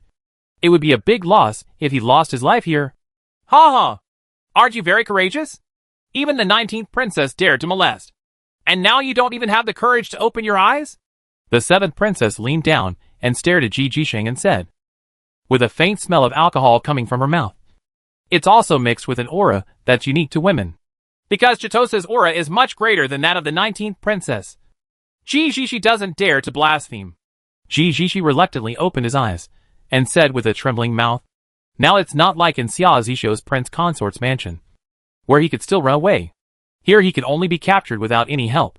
Not to mention those two eunuchs with Wu Zun's cultivation. Even the seventh princess can easily kill him. Humph. There's no point in flattering me now. Now that I'm here, I'll give you a chance. If you are like those people... Huh? Then I don't mind more eunuchs. The seventh princess picked up Ji Jisheng in one fell swoop, humming like a smile but not a smile. Chatos, Ji Jisheng doesn't dare? Cut the nonsense. A quarter of an hour later, Ji Jisheng, like those others, knelt there and howled. This was really not something for others to do. How on earth was she going to serve the seventh princess? She had already worked very hard, but she still couldn't let the seventh princess do it. The princess was satisfied and whipped her wildly. Ji Jisheng's back and chest were covered with blood marks. At this time, Dafu and Erfu had come back again. Seeing Ji Jisheng's miserable image, he shook his head sympathetically. Oh no. I'm afraid this kid will have to join the ranks of the eunuchs tonight. Come here! It's not over yet! The seventh princess yelled angrily again. After all, he was a virtuous person. Ji Jisheng originally thought he would behave better. But in the end, he was still such a bear. Oh! I'm coming right now! Ji Jisheng got up again, with a face full of despair, and walked towards the seventh princess shivering. The seventh princess was still dissatisfied that her hard work was in vain. So she turned around and kicked Ji Jisheng. Ouch! With a sound, I covered my crotch with tears streaming down my face. Humph. If that doesn't work, I'll kill myself with a sword. The seventh princess didn't relent at all. She drank a glass of wine and continued to lie there waiting for Ji Jisheng to serve her. I'm going to risk it all. Isn't it just a matter of death? Damn it. You came here and killed your little brother. Ji Jisheng was really anxious. He didn't want to be a eunuch even if he died. He raised his hand and slapped the seventh princess hard on the butt, and then yelled viciously, as if he wanted to vent his grievances severely. It would be nice to let out a breath of evil before he died. Dafu and Erfu, who were waiting on the side, were a little frightened. Who dared to do this to the seventh princess? Is this kid crazy? These two people were extremely skilled in martial arts, but they didn't take action in time because they were both stunned by Ji Jisheng's performance. After regaining their composure a little, Dafu and Urfa rushed forward and captured Jijishi. But they were surprised to hear the seventh princess raise her head and shout, "Oh, yes. That's it. It's comfortable. Come again. Harder. You bitch. I'm going to risk everything. I'll hack you to death. I'll hack you to death." Jijisheng was still yelling like crazy. And the weapon underneath was also powerful and powerful. Dafu quickly grabbed Urfu, who was still rushing forward, and motioned him to wait. He saw that the seventh princess was even more excited, with her head held high, a look of joy on her face. And she shouted, "Yes, yes, just like that. Harder, harder."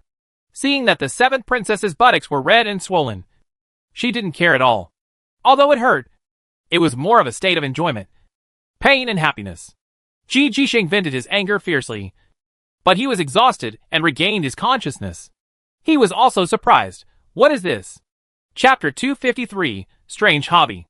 Jijisheng calmed down a little at this time. He was originally frightened, but when he saw the seventh princess under him cheering repeatedly, he couldn't help but be stunned. Looking back and seeing the stunned expressions of Dafu and Urfu, Jijisheng suddenly understood that this seventh princess liked to be tortured. No wonder no matter how hard you try to please, you can't get it right. If you dare to be affectionate, you deserve to be beaten. This made GZ a little confused. What kind of character did he have? First he met a weirdo like Xiaozixio, and then he met a pervert like the seventh princess. Why did he let himself encounter it? But at this moment, Jijisheng didn't have time to think so much. He dealt with the matter in front of him first. Now that he had regained his senses, he was not as violent as before. Fortunately, the seventh princess was already climaxing at this time, and did not need him anymore. Heavy hand. "Well, Dafu Urfu, send Jijisheng back, reward him with a banquet, and prepare a few sets of clothes for him." The seventh princess lay there without looking back, panting slightly. Speaking of which, she was a little bit better now. "I'm so embarrassed. As a 1,000-year-old king, the way I looked just now is still unspeakable." But after Jijisheng left, the seventh princess slowly turned over and lay down, gently stroking her red and swollen parts, frowning involuntarily, and then smiled with satisfaction. Finally someone can meet her requirements. The reason why the seventh princess has such a perverted hobby is because she was forced out of it by the eldest prince. Because the eldest prince likes to use violence very much. A concubine in his harem will basically die every other day, and there is no need to worry about it being wasted. The eldest prince can digest it himself. So those concubines are in fear all day long, and they don't know when they will die. The seventh princess was only 16 or 17 years old at the time, and she was also taken over by the eldest prince. That is to say, the seventh princess's special status prevented her from being tortured to death. But she also became the one who was played with by the eldest prince for the longest time. Because those concubines, they were all brutally tortured to death soon after. As time went by, the seventh princess actually got pleasure from being brutally beaten. Later, the seventh princess gradually gained her own strength, and she was not willing to be oppressed by the eldest brother like this. So she took the risk and led her people to escape from the eldest prince's fiefdom, which also achieved her later achievements. But over the years, the seventh princess has been unable to change her perverted hobby, and even she herself doesn't know where she still falls short. Now she understands that it takes severe torture to be exciting. It turns out that it wasn't like no one had touched her. Under her instruction, the gentle patting by those people couldn't satisfy her at all. But today I finally found out. It turns out it's still not cruel enough. Unexpectedly, Jijisheng, a bold maniac, would unintentionally satisfy the perverted request of the seventh princess. "Master, do you want to change Jijisheng's room? His place seems to be a bit bad." Dafu was helping the seventh princess with the massage very attentively. But there was no way. Jijisheng's attack was a bit too harsh, and the seventh princess's butt was now swollen. The old man, Dafu and Urfa looked a little distressed. A slave is always thinking about his master. "Hey, dog slave, won't you be gentler?" The seventh princess frowned, and then cursed coquettishly. This expression was simply the biggest reward for Dafu and Urfa. Yes, yes, this Jijisheng is so abominable. My slave feels distressed just looking at her."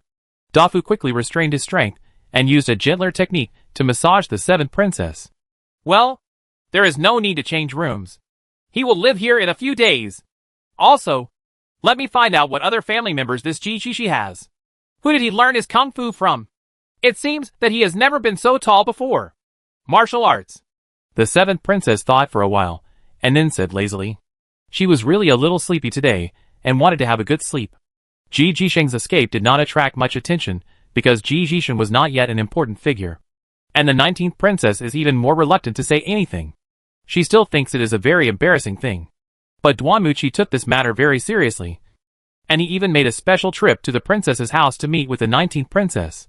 In name, he wanted to comfort the 19th princess. But in fact, he wanted to discuss it with Zhu Xiaobao and others. You said that Ji Jishi probably went to Southeast County? This seems unreasonable. It is most reasonable that he should go to His Highness the Sixth Prince. Zhu Xiaobao asked in surprise. Now that there is no news about Ji Jishi's whereabouts. This makes everyone was puzzled. 10 days had passed. If he really arrived at His Highness the Sixth Prince, it would be time to show up. I think he is likely to go to the 7th Princess. He has mastered many secrets of the 19th Princess and your cave heaven paradise.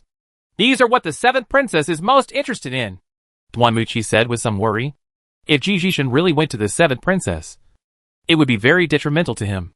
He actually secretly helped the 19th Princess and Zhu Xiaobao a lot. If Ji Jishi told this to the 7th Princess, it would be very detrimental to him. No way. Those secrets that Ji Jishen has mastered will be taken seriously no matter who they turn to. Besides, the 19th Princess treated him well. He has already been very sorry for the princess. So he wants to add insult to injury and step on her. Besides, Xiaobao also has a good relationship with him. Wu Yu asked, a little unconvinced. Hey!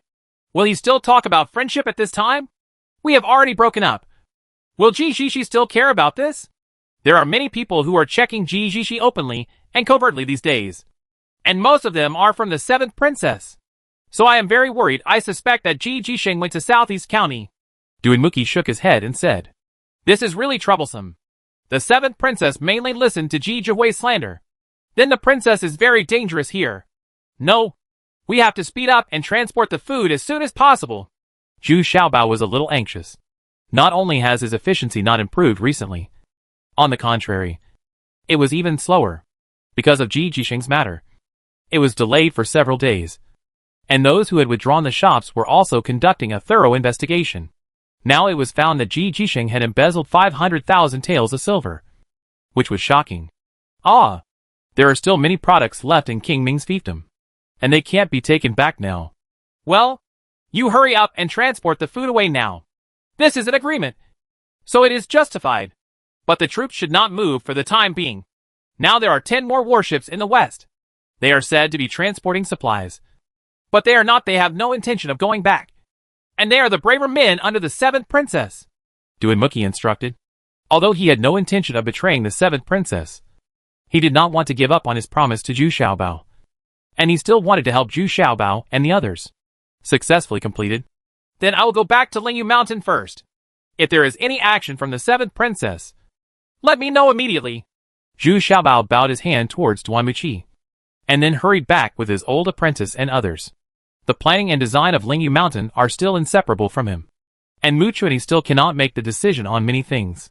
The 19th Princess gathered her troops.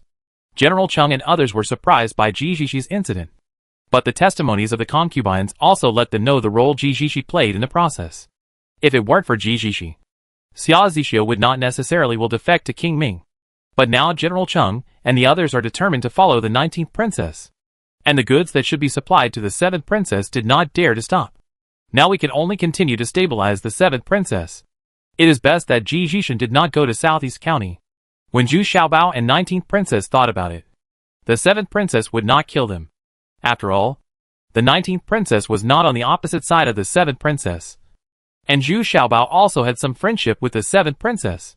In the 7th Princess's inner house, Ji Jisheng has slowly mastered the 7th Princess's very perverted hobbies and habits. And he gradually feels that his opportunity has come. Although this way of ascending is a bit ugly, it is very quick. Moreover, the timing was very good. It was at the beginning of the Great Chaos.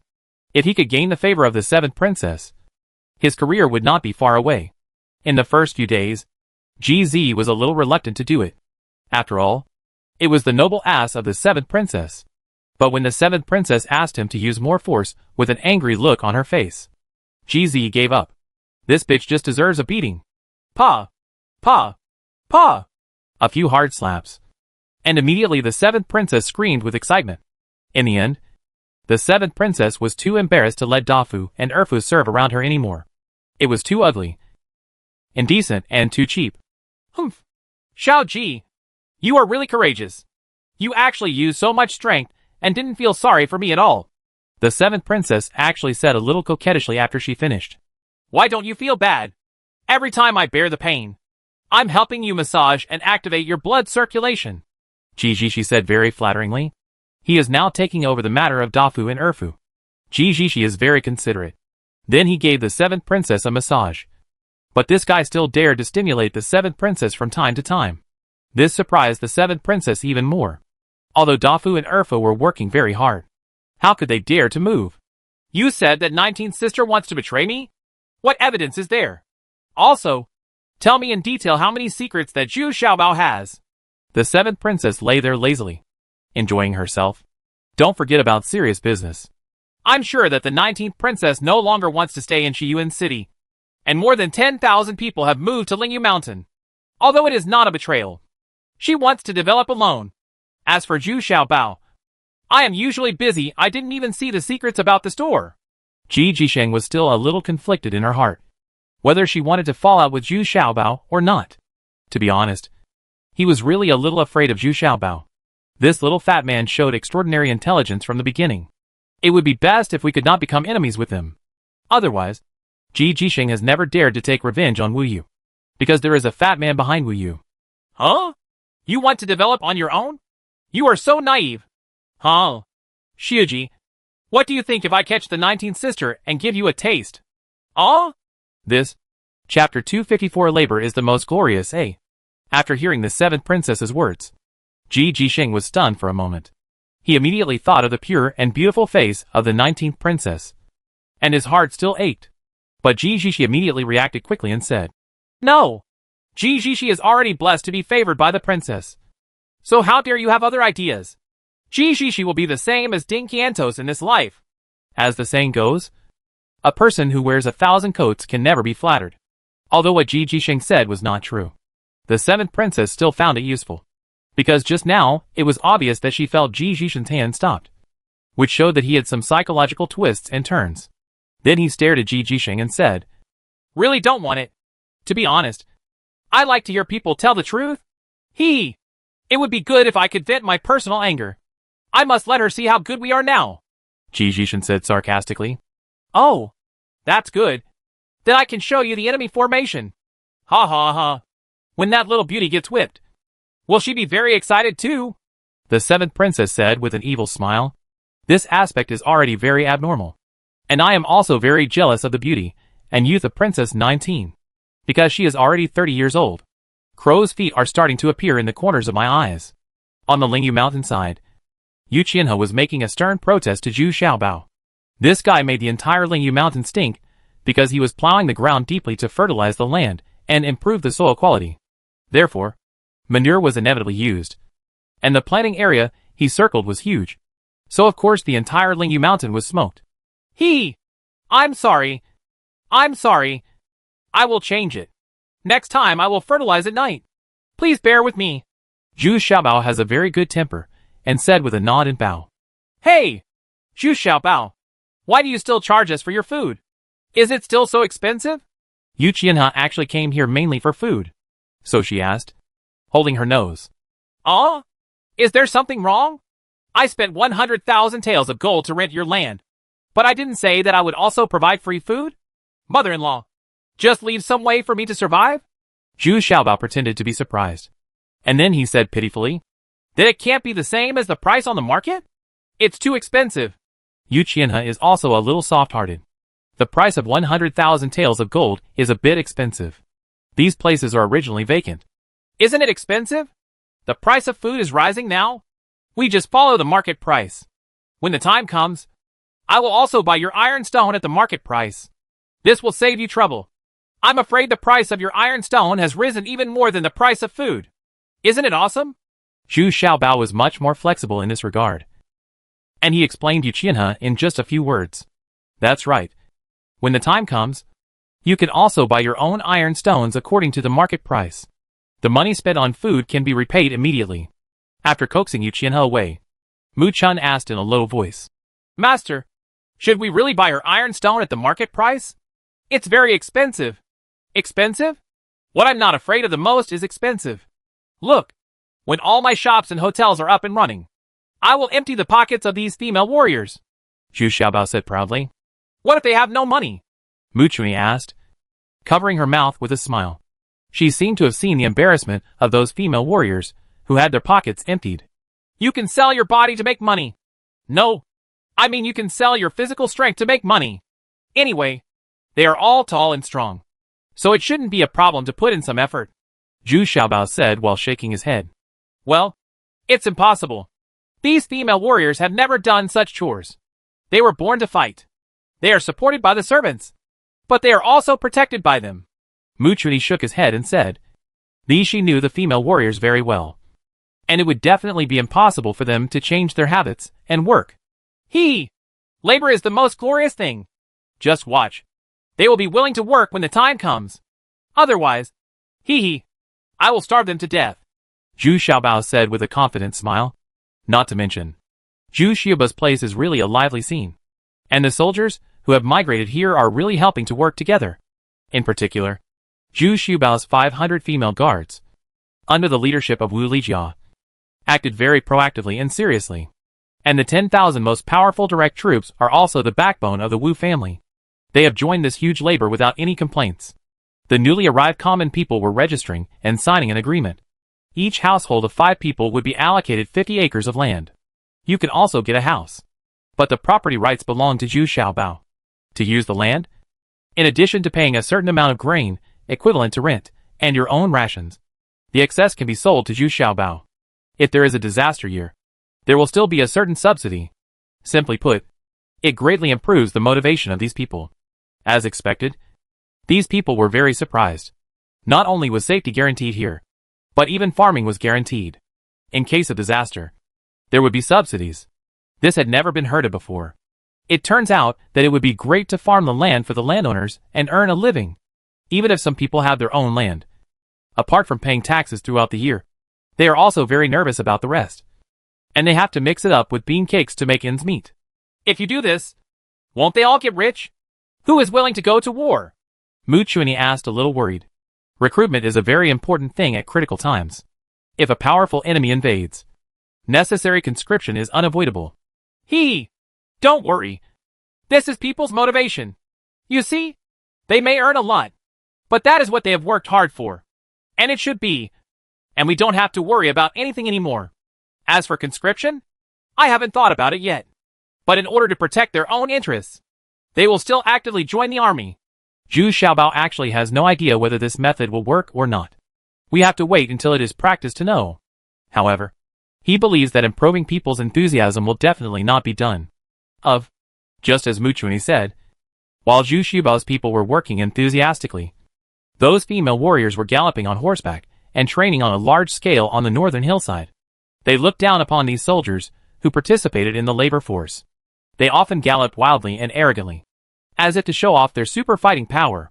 This made Wu Lijia and others very unhappy, and even had a quarrel with more than a dozen female soldiers who made rude remarks.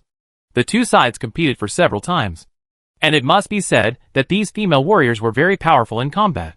Even Wu Lijia was defeated when she encountered someone with similar cultivation level to her. In the middle is Jumei's consecutive battles and victories.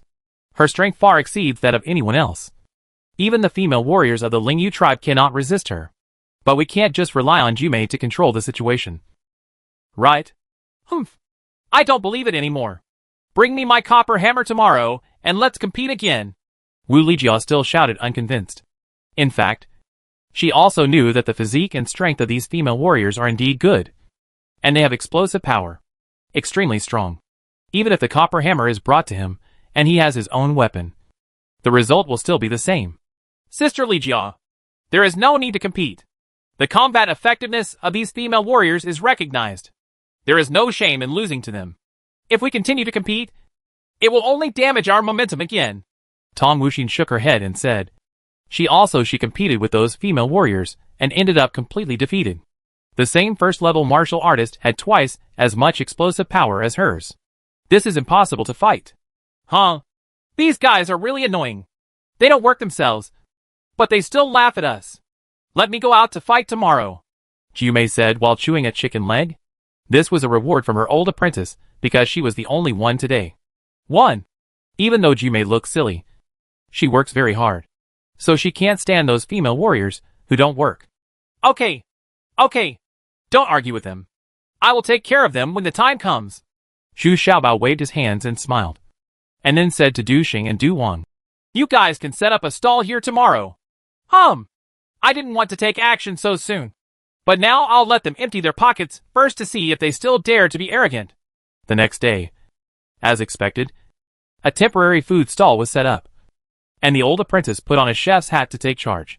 There are several large tables with tea bowls and chopstick cages on them. A large oil pan was burning next to it, and stinky tofu was steaming and deep-fried in a pot. It was golden, and you could smell the stinky smell from a distance. And there was also the smell of burning knives in the middle. When those female warriors came back from training, no one was willing to compete with them anymore. They saw Wu Lijia and others sitting there noisily, eating happily. There was also a wine bowl on the table, and the inside of the bowl was very tempting. The burning knife. Hey! We want to eat too. Give us 10 skewers. And that wine. We want it too. A dozen very bellicose female warriors shouted rudely. The defeated general on the opposite side actually still ate. It makes them very unhappy to be so happy. Okay. 1 tael of silver for a bunch. And 2 taels of silver for a bowl of burning knives. The old apprentice shouted without raising his head. What? It's so expensive. Hey, why don't you go and grab it? The female warrior on the opposite side immediately screamed. Is this expensive? When my master and I were on Luofeng Island, we only had 2 taels of silver. If you don't believe me, ask your 5th princess. The old apprentice rolled his eyes and hummed. Then you also bought it at this price? The female warriors asked Wu Lijia and others reluctantly. Are all these female guards so rich? We have tickets. Everyone who participates in labor has tickets. So there is no need to spend money. Our young master said that labor is the most glorious. Wu Lijia took a sip of wine and said very proudly.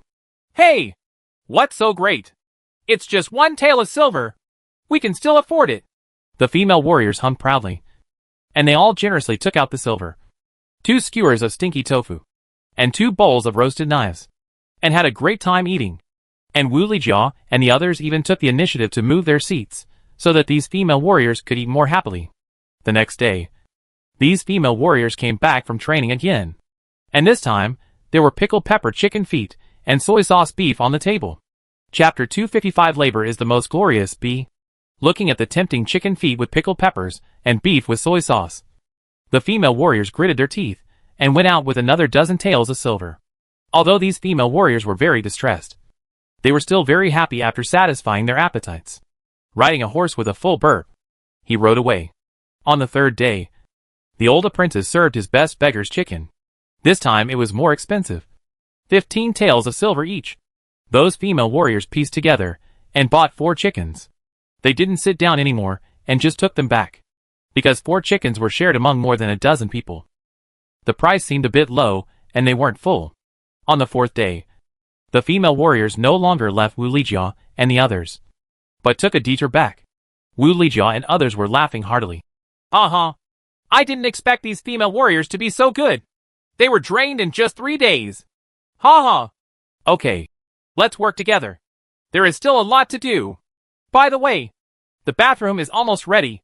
Mu Juni, you can make another batch of bathing tickets and distribute them to everyone. This way now everyone can take a good bath and sleep comfortably. I have been a little busy recently. Zhu Xiaobao also laughed. What if those female warriors also want to take a shower? They should also charge for it. Right. Unexpectedly, Jumei also raised a very in-depth question. Of course. 5 taels of silver a time, Zhu Xiaobao said with great certainty. Huh? So expensive? Are you really going to empty their pockets? Tong Wuxin exclaimed. Although he knew that this little fat man was very evil, he didn't expect to be so cruel. Isn't it expensive? They are both so big, and just washing their buttocks will use dozens of kilograms of water. Is this expensive? Zhu Xiaobao explained in a very vulgar manner. Hey! The female soldiers present all rebuked this wretched little fat man in unison. They were already familiar with Zhu Xiaobao, so they all had a tacit understanding. Although he was very wretched, they also knew that Zhu Xiaobao was just here. There is no harm in saying dirty things. Their rebuke was also a bit hesitant. Although the atmosphere was very harmonious, Zhu Xiaobao was still a little anxious. This efficiency was really too low. Now we had to plow the land and fertilize the land, and build various infrastructures. This required a lot of labor, and tens of thousands of trees were cut down alone. A big tree. There is an inexhaustible supply of trees, and there is a forest to the west of Lingyu Mountain. But from there to Zhu Xiaobao, it can only be carried back by a few people, because there are no very flat roads. All are mountain roads. And those ordinary people, it takes 4 or 6 people to lift a piece of wood. I can't lift it more than once a day. There is also volcanic ash, and we have to go far away to pull it back. In fact, it is the scalloped noodles of Dongtian Paradise. But the back of the mountain cannot be reached from Dongtian Paradise. Now it is punished from Lingyu Mountain, and can be reached directly from the north by land. But the distance is relatively far, and you can only run there and back in one day. Zhu Xiaobao was riding a happy horse along the river, thinking about how to improve the progress. I feel anxious. Mu Chuanyi was a little surprised to find several female warriors rushing towards him. At this time, Yu Dan and his guards rode over aggressively and asked angrily, "Oh Xiaobao, are you going too far? Why should you sell something so expensive? Are you crazy about money? Hey, I clearly marked the price, and I didn't force the sale at all. If you don't believe me, ask your female warriors. Moreover, we respect them so much that we even gave them the tables and chairs for eating. What's wrong? Enjoy." After receiving such treatment, what else can you be dissatisfied with? Zhu Xiaobao put on a smiling expression. And he didn't see Yu Dan for several days, because Zhu Xiaobao always returned to Cave Heaven Paradise. So he was forked. Humph. Don't think I don't know. Your food is not that expensive in Shiyuan City. Guards, catch him. Yu Dan's eyes turned red when he saw Zhu Xiaobao. And then he became fierce. Cried, "Yes!" The 6 female warriors were not polite at all. They rushed up immediately, before Zhu Xiaobao could react. They were already evacuated, and then pushed onto Yu Dan's horse. Hey! Hey! Hey! I am half the owner of Lingyu Mountain. What you are doing is infringing on my rights. I'm going to go to Yu Qianhe to sue you. Zhu Xiaobao was so shaken that he almost fell out of Yu Dan's house. He fell off the horse and quickly hugged Yu Dan's waist. Bad Xiaobao.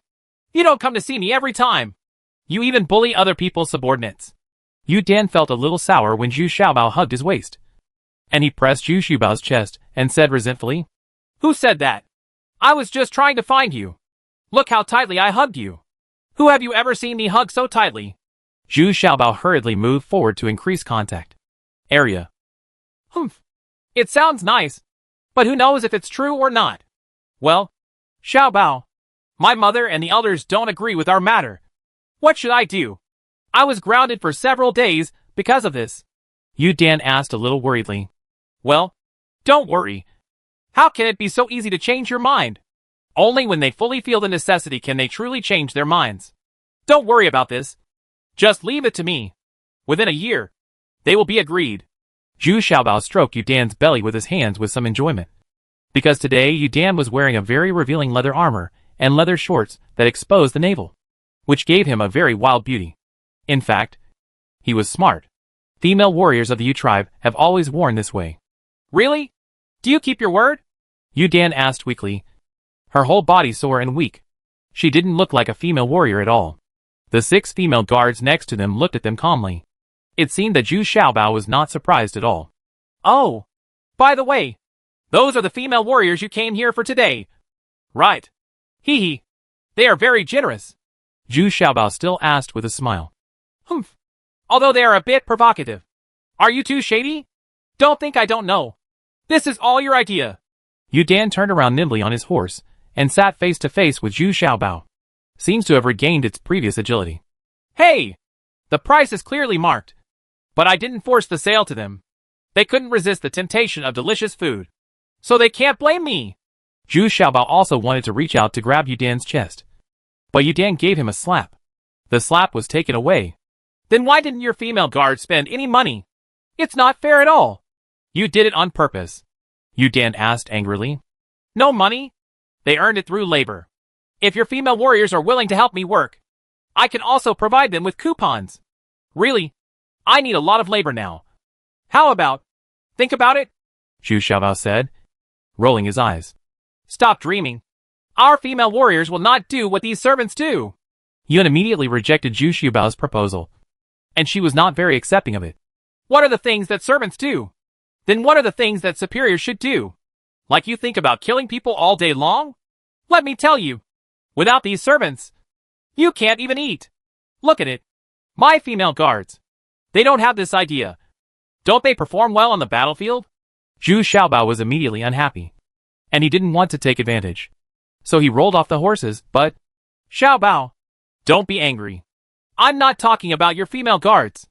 I admit that they are also very good, but we really don't have this habit. Yu Dan also felt that he had said something wrong and quickly explained. Huh? Let me tell you. Working here is the most glorious thing. Only labor can create miracles. Huh? Let me tell you. Starting from tomorrow, the price of all my delicious food and soap will be doubled. If you have money, come and enjoy it. If you don't have money, come and enjoy it. Just get out of here. Zhu Xiaobao suddenly shouted aggressively, rolling up his arms and sleeves, which was a bit funny. Then let me go back and try. But Yu Dan liked Zhu Xiaobao's awesome look, and she was a little afraid that Zhu Xiaobao would be angry. So she turned around and said to the 6 female guards with a little embarrassment, How about we give it a try first? Are you willing? Just try it. Just think of it as strength training. The 6 female warriors were very happy. They were already familiar with Zhu Xiaobao, and they had been following Yu Dan for a long time, so they were more able to accept new things. Ha ha! That's right. How old are you 6 sisters? Have you ever been married? These are 6 coupons, each worth 2 taels of silver. Zhu Xiaobao suddenly danced and started talking nonsense again, but his words still make people feel very happy. Mu Chunyi also smiled and handed over 6 coupons. Get out! They have been to Luofeng Island a long time ago. If you dare to talk nonsense again, see if I don't break your legs. Yu Dan suddenly yelled angrily. Not to mention, Yu Dan really wanted to help Zhu Xiaobao. Although he was a little worried, he still quietly led people to cut wood in the forest and then carried it back. The strength of these female warriors is really super strong. It only takes less than a stick of incense to chop down a tree. The 2 of them can carry a pile of wood and move very fast. This is much more efficient than ordinary people. However, the faces of these female warriors were somewhat reluctant and seemed a little embarrassed. But this is not a problem for Zhu Xiaobao. Today, Zhu Xiaobao went into battle in person, wearing an apron and a white chef's hat. He sat there and shouted loudly, Come on! Come on! Make room for the female warriors who love to work. Let me tell you, enjoying these delicacies after working is the happiest thing. More than 24 female soldiers were sitting there, all blushing a little. This was the first time they had participated in such labor, and they actually felt a little tired. But immediately they were attracted by waves of tempting fragrance. Come on. Come on. Stinky tofu. Beggar's chicken. Chicken feet with pickled peppers. All available by ticket. Free tea. Half-price grilled knives. If you drink it, it's mine. If you can't drink it, I'm yours. Zhu Xiaobao said skillfully. Start singing. What did you say? Yu Dan suddenly slapped the table in annoyance. Chapter 256 Labor is the most glorious. See. Yu Dan heard Zhu Xiaobao shout very familiarly. Isn't this a reenactment of the scene where he deceived 8 female warriors on Luofeng Island? So I jumped up immediately. Aw? Did you spill the beans? I didn't mean to do it. Zhu Xiaobao was immediately startled, dropped the thing in his hand, and ran away. Bad thing. Stop. Yu Dan was even more angry, jumped up and chased after him. The female soldiers and those at the dinner table were all laughing and watching the fun. These enemies were always noisy, but those female warriors also felt something very different here. The people here seemed to be very easygoing and lived a happy life, unlike their lives, which were spent in simple training and competition. At this time, the 3rd sister of the 6 female warriors asked, Sister, are you going to chop down trees tomorrow? I think it's not too embarrassing. Who said it's embarrassing? We are training strength. The eldest sister of Yu Dan's 6 female guards rolled her eyes at the 3rd sister and said with dissatisfaction, Then she put a large piece of soy sauce beef into her mouth and ate it with gusto. That's right. It's just training. And there's food here, which I think is pretty good. And even if it's cutting wood, those people can't beat us. Lu Mei was the happiest after eating. She was even younger than Yu Dan. 1 year old. The 6 people looked back. And sure enough, the wood that the 2 of them carried back now required 6 people to carry it to the carpentry room. Their efficiency was really very efficient. Even Wu Lijia had to admire them. Wu Lijia was bold by nature. So he walked past them happily, toasted them a bowl of wine, and sincerely praised their super strength. This makes these female warriors very proud and have a sense of accomplishment. It turns out that labor can also bring this very satisfying feeling. Yu Dan chased Zhu Xiaobao for a long distance before he caught up with him. The 2 of them hugged each other unscrupulously. Otherwise, why would Yu Dan be so slow to catch up? Bad Dingxi. You just want to take advantage of me. Yunyu leaned against Zhu Xiaobao softly and said angrily, Hey, I want to take advantage of them. But you won't let me do that? Zhu Xiaobao was busy working on Yu Dan. How dare you? Humph. You're doing what you did on Lefengdao again. Are you really evil? Yu Dan still hummed in displeasure over what happened just now. Hey. This is the rule of your Lingyu clan. Okay? Am I right? Zhu Xiaobao asked with a smile. Huh? Don't try to take advantage of this rule anyway. Yu Dan said very domineeringly. Look, when necessary, these rules can be changed. So I said it's not impossible to let female warriors participate in labor. It depends on whether you want to change. Zhu Xiaobao then brought the topic to the point. Come up. So, you did it on purpose? Yu Dan seemed to understand a little bit. He had been fooled by Zhu Xiaobao again, and asked a little depressed. Hey, I can't say it's intentional. This change of concept doesn't happen overnight. So I'm not in a hurry. You will change your views by yourself when the time comes. But I really want to thank you today for your work efficiency. It's indeed very high. Zhu Xiaobao couldn't help but kiss Yu Dan. Woo. Yu Dan immediately responded enthusiastically to Zhu Xiaobao. Zhu Xiaobao's mouth was immediately sucked tightly, and it was not easy to separate even if he wanted to. Sure enough, the fact that these female warriors Yu Dan brought to help Zhu Xiaobao's work spread immediately. Most of the female warriors disagreed, and some even rejected them. That is, Yu Dan's status was noble, and they did not dare to blatantly speak disrespectfully. But Yu Dan went his own way and continued to help Zhu Xiaobao with the work here with the female soldiers. And there was an extra person the next day, the very young Yu Qing. Although the 3rd princess Yu Shuang and the 4th princess Yu Shui were also opposed, Yu Dan had a good idea to deal with them. 2 beggar chickens were delivered to the 2 sisters, and they poured wine and accompanied them. They both ate happily. Hee. 3rd sister. 4th sister. Is it delicious?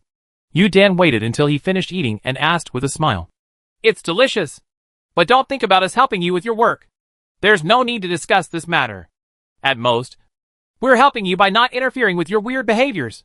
Yu Shuang and Yu Shui are not stupid either. He immediately wiped his mouth and said firmly, Then there's nothing we can do. The shops haven't opened yet. These things are all provided by ticket. So you can't eat them if you want? Yu Dan spread his hands and said, Humph. Little slippery man. We didn't interfere in your affairs, and have already helped you a lot. How dare you threaten us? Yu Shuang said angrily. Hey. I'm not threatening you. It's just the truth. Yu Dan said, pretending to be innocent. Then rolled his eyes and approached the 2 sisters and said, How about you 2 help me go there tomorrow? Pulling a shipment? It doesn't take much effort. Just watch out for those bandits and thieves. Isn't this considered a price drop? Well, that's not bad. Let's talk about it. Where are we going to pull goods? What are we going to pull? How many people are going to be there? Yu Shuang thought about it in her mind. It seems that this is really not a common thing. Protecting the convoy with her own ability is their strengths. Hee. There are not more than 100 cars. Well, you still have to use your horses to pull the cars. Yu Dan said softly. What? Hey, sister. We are all war horses. Used to pull your cart. You are really used to the ecstasy soup by Zhu Xiaobao. Yu Shuang and Yu Shui jumped up immediately. Lingyu Mountain's war horses are more valuable than King Ming's armored war horses. But they are actually used to pull carts? Just for temporary use. This matter is not a trivial matter for your subordinates. It will only take a few hours. When you come back, Good wine and meat will be waiting for you. Yu Dan is very tempting, said. No. Don't think that just a little food and drink can tempt us. Let me tell you. We won't do this. Yu Xuan and Yu Shui said firmly. Okay. Then I'm leaving. I have to go to work tomorrow. The toilet paper around me has also been used up. I need to get some. Yu Dan turned around helplessly and left, still holding on to the toilet paper as he walked. Said to himself, Wait! Let's go! This result was greatly beyond Zhu Xiaobao's expectation. He didn't expect toilet paper to be more attractive than food. At this time, Zhu Xiaobao remembered that Lingyu Island was provided with a certain amount of soap and toilet paper every month. But Lingyu Mountain did not provide them. What they now use are brought from Lingyu Mountain, which is almost enough. Run out. Hee. Yes. How could I have forgotten this? The production of other products has not started yet, but toilet paper can already be produced in large quantities. Zhu Xiaobao patted his forehead and said very excitedly, This is another magic weapon to attract these female warriors. Sure enough, the next day, Yu Xuan and Yu Shui came over with more than 100 of their most trusted female warriors. But they still behaved very arrogantly. Zhu Xiaobao, is what you said true? As long as let's go for a run. Just $2 for toilet paper per person. Of course. I always mean what I say. Zhu Xiaobao approached and said very enthusiastically, and walked up to Yu Xuan and Yu Shui and whispered, Two sisters, don't say that I don't take care of you. You two each pay $6 for toilet paper, plus 2 bars of soap. Who calls me your brother-in-law? Humph. Get on your horse. Let's go! Yu Xuan and Yu Shui immediately set off with the people. This time Zhu Xiaobao also followed. He had another purpose. That is, this time I have to meet Yi Qihong by the way. Although I have left the cave heaven paradise, the transaction between Zhu Xiaobao and Yi Qihong has not been interrupted. And it is more convenient to go to Lingyu Mountain from Yi Qihong because it is not within the territory of Daxia Kingdom. Her identity as a female gangster makes you less dangerous. Originally, Yu Dan wanted to follow, but she also had to help Zhu Xiaobao with his work. So she had no choice but to let Zhu Xiaobao go out alone very unwillingly. Fortunately, with two sisters watching, Zhu Xiaobao couldn't do anything outrageous. Along the way, Zhu Xiaobao was enlightening Yu Xuan and Yu Shui. In fact, these two people were easier to talk to, and their temperaments were similar to Wu Yu's. Very straightforward. But when the female soldiers were asked to participate in labor, they both refused. Oh, why do you all like to fight and kill? In fact, in a peaceful environment, wouldn't it be great to work to get rich, build a home, and enjoy family happiness? Zhu Xiaobao shook his head helplessly, and seemed to be about to change. Their thinking is still a very long process. Lingyu people are born to fight. Have you ever seen any Lingyu people get married and start a business? It affects their combat effectiveness. Yu Xuan and Yu Shui said with disdain. Although they had different opinions, it was still very pleasant to get along with Yu Xuan and Yu Shui. The two also told Zhu Xiaobao a lot about some of their battles. And Zhu Xiaobao was a little surprised when he heard that these female warriors also it's really fierce. Basically defeating more with less. But some people will be injured every time.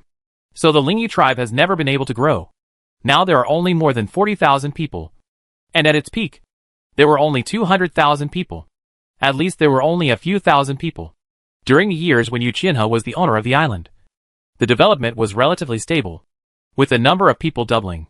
But internal strife still broke out, and it is now divided into 2 places. We were chatting happily, and we were almost at the meeting place with Yi Qihong.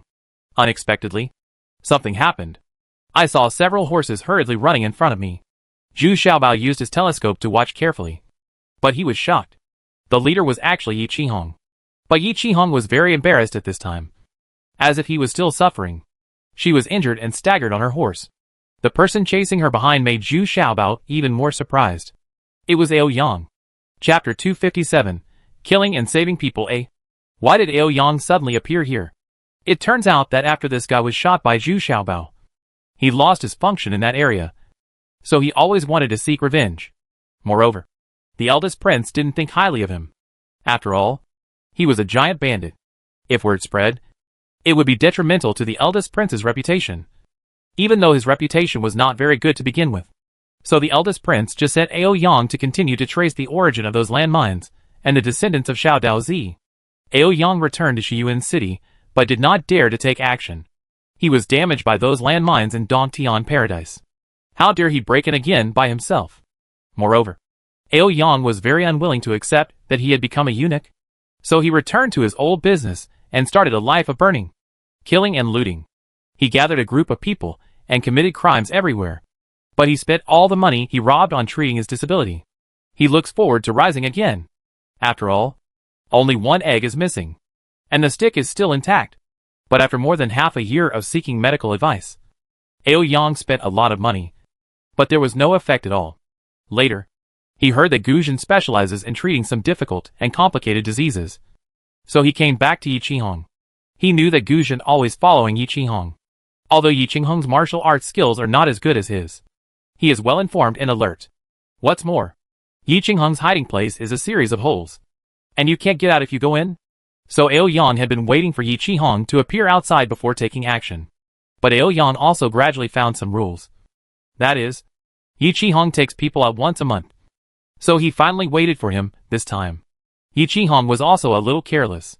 Now she no longer had to go to Shiyuan City to trade with Zhu Xiaobao. But it was much safer. So this time, she brought a lot of people, and a lot of goods. Knowing that Zhu Xiaobao is in urgent need of a large amount of raw materials, Yi Qihong is still very concerned about it. Because Zhu Xiaobao is so kind to them. In the past 6 months or so, Yi Qihong's cave has developed very steadily. And the number of people has also increased. Now there are more than 500 people. This time, Yi Qihong was planning to send these 200 people to Zhu Xiaobao. She had limited space, and Zhu Xiaobao needed more manpower. So this time, I carried a lot of items, and wanted to deliver them to Zhu Xiaobao. But he didn't expect to be attacked by Ao Yang on the way. Yi Qihong was shot in the back by an arrow from Ao Yang. This kind of arrow has a barb. So Yi Qihong could only break the outer shaft of the arrow, and then hurry and lead people to deal with Ao Yang. However, Yi Qihong's more than 100 people, except for the 4 fierce men and a few accompanying maids, who knew martial arts. The others were ordinary people with some superficial kung fu. They were no match for Ao Yang's men. Even Yi Qihong is very passive. Although Ao Yang has a lower body disability, his kung fu has improved in the past 6 months. Because he can no longer have fun, he has to spend all his energy on practicing kung fu. So Ao Yang's martial arts has improved a lot. He was not Ao Yang's opponent in the first place. But now that he was hit by an arrow, Yi Qihong was even more unable to defeat Ao Yang. After only a few rounds, Yi Qihong's double swords were knocked away. If it weren't for the desperate protection of the 4 fierce men, Yi Qihong would not have been able to defeat Ao Yang. There is no escape. Although he ran out now, Ao Yang and others were chasing after him closely. Yi Qihong, who was chasing after me, was a little confused. Didn't I leave everything to you? Why haven't you endlessly chased me? Ao Yang was not trying to grab anything. He was looking for Guzhen to treat him. So he chased after him desperately. Quick! Quick! That woman in front is my sister. You two hurry up and save her! Zhu Xiaobao saw that it was Yi Qihong, and immediately shouted anxiously to Yu Shuang and Yu Shui. Today he took Mu Juni with him. So there was no one around him who could fight. So now I can only turn to sisters Yu Shuang and Yu Shui for help. TSK! Did you think of us when you killed people? Now you know that our martial arts training is useful. Right. Didn't you say that labor is the most glorious thing? What kind of family happiness can you enjoy? Let's not talk about it now. Unexpectedly, both sisters said with gloating. He didn't move anywhere. Damn it! Are you trying to argue with me now? If you don't go, I'll go alone. If your brother-in-law dies, how can you go back and explain to Yu Dan? Zhu Xiaobao. But you are really anxious. Yi Qinghong's weight in his heart just like Tong Wuxin. It was too important. And Yi Qinghong's help to him over the years was also very huge. Zhu Xiaobao must not watch Yi Qinghong being killed. Pulling out the kitchen knife, the little fat man rushed forward bravely, shocking Yu Shuang and Yu Shui. I didn't expect this little fat man to be so fierce and dare to risk his life. Originally they wanted to joke with Zhu Xiaobao, but now they don't dare. If something happens to Zhu Xiaobao, not even Yu Qianhe will spare them. After all, Zhu Xiaobao is now half the owner of Lingyu Mountain. Whoosh! Snap! Zhu Xiaobao felt like he was flying in the clouds, being rolled up by someone with a soft whip, and then thrown back. However, he controlled the strength very well, and was not injured at all. He stood firmly at the place where he started. Aoyang was about to catch up. And he was about to catch up. Who knew that two horses suddenly came up in front of him? The speed of these two horses was too fast. And the people on the horses joined forces to attack him without saying a word. Aoyang suddenly shouted angrily. Who doesn't know how powerful I? Aoyang. Are? You dare to attack me? Are you impatient? Aoyang? Huh? So you are that Aoyang? You came just in time. We both want to find a capable opponent. When Yushuang and Yushue heard this, they immediately became energetic. These two are also fighting madmen. Look, I am very excited when I see a strong opponent. At this time, Zhu Xiaobao quickly pulled Yi Qinghong's horse, and then put Yi Qinghong down. Only then did Yi Qinghong see clearly that it was Zhu Xiaobao who saved her. She was finally relieved and immediately passed out. Here, Yushuang and Yushue were fighting happily. They hadn't encountered such a strong opponent for a long time. But Aoyang became more and more frightened as he fought. These two female warriors obviously only had the cultivation of first-level martial arts masters. But they joined forces to fight against the enemy. But they couldn't beat them. After more than 10 rounds, Aoyang knew the identity of the other party. Can have such explosive power, such strength, and wear such revealing clothes. She must be a female warrior of the Lingyu tribe. Aoyang suddenly felt very upset. Why was he so unlucky to meet a female warrior from the Lingyu tribe? He had also heard about the fighting prowess of these female warriors. Now after fighting against each other, he realized that meeting them was better than being famous. And they were even more powerful than the legends. Moreover, the weapons of Yushuang and Yushue are really difficult to deal with. The two soft whips are flexible and weird, which makes people uncomfortable. However, when they are at close range, the iron fist gloves on their hands are very strong. Aoyang's giant axe can be swung away with just one punch. At this moment, Zhu Xiaobao angrily took down his bow and arrows. When he went out, Zhu Xiaobao also brought his own weapons. In fact, it was just for show. But he didn't expect that it would be useful now. Aoyang was being beaten by Yushuang and Yushue. Although the two sisters were not as good as Aoyang, they were very powerful once they joined forces. Ordinary grade martial arts masters were definitely not their opponents. Otherwise, why would Yuli be so afraid of this person? Where are the sisters? The men brought by Aoyang were defeated by more than 100 female warriors. It was so easy. In fact, just a dozen female warriors had already achieved an overwhelming victory. Now I am just watching Yushuang and Yushue playing with Aoyang. Aoyang was being beaten and was in a hurry. When he couldn't resist, he suddenly saw a little fat man standing in front of him. Why did he look so familiar? Suddenly Aoyang remembered with horror who this little fat man was. I couldn't help but feel a pain in my balls. But what was even more terrifying was that the little fat man actually raised his bow towards him again. Aoyang was immediately shocked and hurriedly opened Yushue's soft whip, just as he was about to make another move to dodge the arrow. But it was too late. Zhu Xiaobao's arrow hit him again, and it was in the same spot as last time. Ouch! You hacking shot me again! It's over! It's over! Both of them were shot! Aoyang yelled, jumping up to his height, and then covered his crotch with tears streaming down his face. On the one hand, it hurt. On the other hand, there are tears of despair. There was one egg left. But now it's all gone.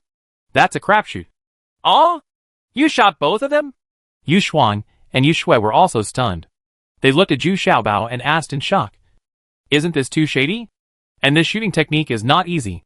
In such a dazed moment, Aoyang covered his crotch, jumped on his horse and ran away. If Yushuang and Yushue were willing to chase him, they could have killed him. But Yushuang and Yushue looked at him in disbelief at this time. Zhu Xiaobao, isn't this brother-in-law too cruel? Get to the point. I didn't mean it. I just aimed too low. I wanted to shoot him in the head. Zhu Xiaobao explained nonchalantly. TSK! Just brag. There's a huge gap between the head and the crotch. How could such a short distance deviate so much? And yet you got shot? Yushuang snorted in disbelief. Oh, I won't tell you anymore. It's more important to save people now. Zhu Xiaobao didn't have the time to explain to them. Yi Qinghong's injury was not serious, and his body was stained red, and he had lost a lot of blood. It's okay. Let my people go back and invite the ancient immortal doctor. He will definitely cure me. Yi Qinghong opened his eyes slightly at this time, and said intermittently, Hurry! Get to the trading place. Zhu Xiaobao put Yi Qinghong on the carriage, and then rushed to the place where Aoyang had just attacked. When Guzhen arrived, He checked Yi Qihong carefully and said solemnly, I'm afraid it can't be saved. This situation is probably difficult to save. Why? Injured internal organs? Or what? Zhu Xiaobao suddenly asked with red eyes. Unexpectedly, Gu Zhen was not sure either. It doesn't hurt the internal organs, but the arrowhead is too close to the heart. If you try to pull it out, the nearby meridians and heart will be hooked, so it will be difficult to treat. Gu Zhen shook his head, with a face full of sadness. Yi Qihong just missed his daughter. He was in great pain now. No, no, my sister won't die so easily. There must be another way. For surgery, as long as it doesn't touch the nearby meridians and heart. Isn't it? Okay. Zhu Xiaobao shouted angrily. It's useless. Even if she cuts the wound, it will be very painful. Once she makes a slight movement, she will touch the nearby meridians and heart. So it is very difficult. Gu Zhen doesn't have much hope for this method. Okay. It will definitely work. I can make her unconscious. Can you guarantee to take out the arrowhead? Zhu Xiaobao's eyes suddenly lit up. And then he asked eagerly. Of course it is possible. But is this impossible? Gu Zhen nodded, then shook his head, looking at Zhu Xiaobao with some sympathy, thinking that Zhu Xiaobao was out of his mind. I didn't expect this little fat guy to be quite emotional. I said yes. Hurry up. Hurry back now. Ancient immortal doctor. You come too. Zhu Xiaobao didn't give Gu Zhen any time to think about it, and ran back with the carriage. As for other things, he doesn't care. Although Gu Zhen was aloof, he did not refuse when it came to Yi Qihong. Even if there was a glimmer of hope, those who came with Yi Qihong were not in serious trouble, and their goods were not robbed, because no one had any use for their things. Only Zhu Xiaobao was useful. So those people also followed them to Lingyu Mountain. As soon as he returned to Lingyu Mountain, Tong Wuxing quickly helped and prepared the best room for Yi Qihong. Then he boiled water, prepared cotton cloth, and those who knew how to care for him were called. Mu Chuanyi also quickly took out the pills that Zhu Xiaobao had just processed not long ago. What is this? Why does it taste so spicy? Gu Zhen grabbed Zhu Xiaobao and asked. This is the anesthetic made from the scorpion fruit I asked you to take. It is definitely effective when applied externally, but I haven't tried taking it internally yet. But it's too late now, so there should be no problem. Zhu Xiaobao said a little embarrassed. You can't blame him for this. He has been too busy recently. I tried it. One of the female warriors I rescued last time was shot in the abdomen. I used it on her, and she opened her stomach and took out the arrowhead. The wound is healed now. According to her, I don't feel anything at all. I just look scared. Mu Chuanyi whispered from the side. Oh? Why didn't you tell me earlier? Zhu Xiaobao was delighted when he heard this, and then complained. I was frightened. That scene was so scary. Mu Chuanyi said, still a little scared. Seriously? There is such a magical effect? Unexpectedly, Gu Zhen exclaimed in surprise after hearing this. Even though he was serious, he couldn't help but the surprise in his eyes. Yes, and I didn't give her any external application. Mu Chuanyi looked at Gu Zhen a little confused. Why was he so happy about this kind of thing? That's great. I love you so much.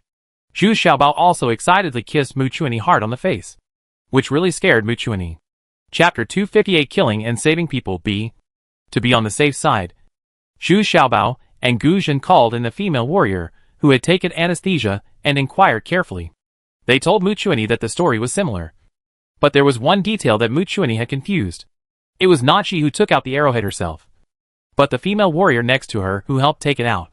It was just that there were too many people at the time, and Mu Chuanyi was a little dizzy. So it was written down.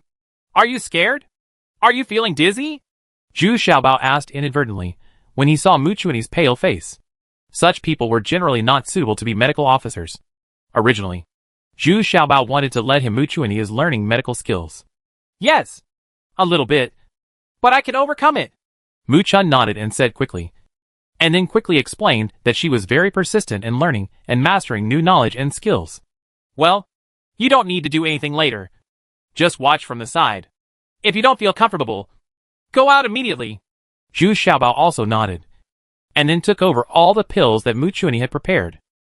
At this time, Gu Zhen asked everyone else to go out, leaving only Zhu Xiaobao and Mu Chuanyi, because Mu Chuanyi knew the best about the ratio of various pills, and Zhu Xiaobao only knew a rough idea. and he was not very good at medical skills. Interested, Mu Chun handed a handful of pills to Yi Qihong according to the dosage that the female warrior needed, and then poured her a glass of wine and drank it with the wine. At this time, Yi Qihong had regained consciousness, but he had lost too much blood, so his face was very pale. After necessary disinfection and cleaning, the external anesthetic was applied, and the condition of the wound was clearly displayed in front of the ancient town. This arrow was thicker than the ordinary arrow. According to Yi Qihong's feeling, it was a shooting. The penetration is relatively deep, and there is no fluoroscopy equipment in this era, so the risk of doing this kind of surgery is very high. After a while, the medicine in Yi Qihong's body had taken effect, and he could no longer feel the pain on the wound. But he was still conscious, and could still see some of Gu Zhen's movements out of the corner of his eye. You can even feel that the skin on your back has been cut open. But there is no pain at all. This made Yi Qihong very surprised. Originally, she was prepared to endure a painful ordeal. The operation process was completely performed by Gu Zhen. With the effect of anesthesia, Gu Zhen's operation went very smoothly. He slowly cut open the skin and flesh, and then carefully took out the arrowhead. Finally, a handful of medicinal powder was sprinkled. Zhu Xiaobao estimated that it was anti-inflammatory medicine to prevent infection. After the bandage was rebandaged, Gu Zhen actually didn't sweat much, because this operation was much smoother than usual. There was no such usual howling sound at all. The room was quiet, and Yi Qihong didn't move at all from beginning to end. However, this shows that she does not feel too much pain. Let's go out first. If she wakes up, there will be no big problem. Gu Zhen is still very confident in his operation, but now his attitude towards Zhu Xiaobao has completely changed, and he appears to be very respectful and polite. The same is true for Mu Chunyi. As soon as he left the surgery room, Gu Zhen couldn't wait to bow deeply. Gentlemen, can you reveal the formula of this pill? I know that this request may be a bit excessive, but this kind of pill that can anesthetize is it can benefit many people and save more lives. So I have the audacity to ask for a share. Gu Zhen was actually quite worried. Generally, this formula must be kept secret, and once this kind of pill is launched, it will definitely be a huge profit. At this moment when life is at stake, someone will buy it even if it costs a lot of money. Mu Chunyi, give the ancient immortal doctor a copy of your formula and the experience of testing the medicine. Unexpectedly, Zhu Xiaobao ordered happily. Mu Chunyi looked at Zhu Xiaobao a little stupidly. Why did this master suddenly become so generous? Young masters, did you really give all the formulas to me? Aren't you afraid that this magical formula will be spread out? Gu Zhen couldn't believe his ears. He originally thought that his words were too abrupt. Unexpectedly, Zhu Xiaobao actually asked Mu Chun to give him all the formulas and drug testing experience. This is simply unbelievable. Alas, although I am very greedy for money, I will not use this life-saving thing to make huge profits. Besides, it can be regarded as a meritorious deed if the patient can suffer less pain. Even the enemy should have some dignity. And it's not because I was hurt to death. In fact, I was in a hurry to find the scorpion fruit. To be honest, I prepared it for myself. People like me are afraid of death and pain, so I had to prepare first. Zhu Xiaobao sighed and said. Every time he saw the injured soldiers, he was very worried, fearing that he would also have such a day. Ah? Young masters are really very straightforward. Gu Zhen was a little surprised when he heard this. This man's idea was really strange, but what he said made sense. Master, Mu Chun couldn't help but scream softly after hearing this. Although this master was very obscene, and the reasons he gave were very selfish, she was still a little touched, and she was so moved that she wanted to cry. Okay, I know you are very touched, and I am also very touched. Now you should write down the recipe and your experience first. Zhu Xiaobao waved his hand and said to Mu Chunyi. Then turned to Gu Zhen and said, Ancient Immortal Doctor, during this period we can sit down and have a good chat. I still have many questions I want to ask. Okay, I will tell you everything I know. And I will tell you everything, Gu Zhen said, nodding. The conditions here at Zhu Xiaobao are really good. The food and drinks have been laid out. No one else is disturbing them. And there are female guards guarding the door. The main thing is not to let anyone disturb him casually, because Gu Zhen is a famous doctor and usually likes to be quiet. Gu Xian Doctor, this is the acupuncture point map I marked. Can you see what's wrong? Zhu Xiaobao got straight to the point and opened the acupuncture point map he drew from memory and asked Gu Zhen to give guidance. Why are there so many acupuncture points? But the labeling of some acupuncture points is wrong? Gu Zhen asked in surprise after looking at it. Zhu Xiaobao marked 1/3 more acupuncture points than he had mastered. But there were several acupuncture points that were incorrect. And he immediately pointed them out. And the names of many acupuncture points are also different. Oh, that's it. Zhu Xiaobao nodded thoughtfully. This has always been one of the problems that troubled him. Now he understands a little bit. It's not that he remembered it wrong, but that people in this era pay attention to physical training. After several years, hundreds of years of evolution have made them somewhat different from those of later generations. People of this era generally have strong physiques, and their height and strength are far greater than those of later generations. Because people of later generations paid more attention to the development of technology and brain power. It has to be said that the body has deteriorated a bit. Of course, this is just Zhu Xiaobao's speculation. Well, once you reach the level of a great martial artist, you should have opened up the Ren and Du channels. Right? Zhu Xiaobao asked. Yes. It's these 2 meridians. I didn't expect that all the gentlemen have studied the meridians so profoundly. Gu Zhen never fought with anyone, but his cultivation was that of a great martial artist. But his combat power was very high. Low. Almost zero. Then if you are promoted to a venerable person, you should have opened up the tunnel meridians? Zhu Xiaobao asked according to the names given to him by Gu Zhen. Because the names of these 2 meridians were different from those marked by him. And the locations were also deviated. Yeah. Yes. In fact, if you practice to a great martial arts master, you can sense these 2 meridians. But whether you can open them up still depends on your understanding and the perception and operation of the mental method. Gu Zhen nodded and said, Oh, so that's it? Then if I want to advance, I have to practice diligently? Zhu Xiaobao was a little disappointed. He thought he could take advantage of opportunities. But he didn't expect that he still had to study hard to advance. But at least he has understood the direction of advancement. And has also found out many mistakes. Which still gives him a lot of gains. The two chatted for a while about medical knowledge. Gu Zhen did not hide anything, and told Zhu Xiaobao all his thoughts and experiences. Judging from Gu Zhen's experience, surgery is basically the main method. And the treatment methods for the internal organs are average. This aspect is far less advanced than the medical skills of later generations. At this time, Mu Chunyi also copied the anesthetic formula and trial experience, and handed it to Gu Zhen. Gu Zhen couldn't wait to look at it, and he was suddenly pleasantly surprised.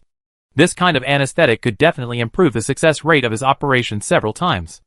And it really can save more patients.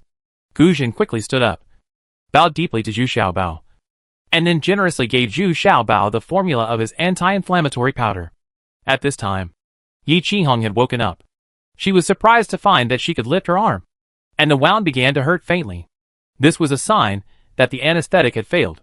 But she could feel that there were no sequelae from this operation. She just needed to heal the wound, and she would be fine. Gu Xian doctor, I think you can play a greater role if you stay in Liu Mountain.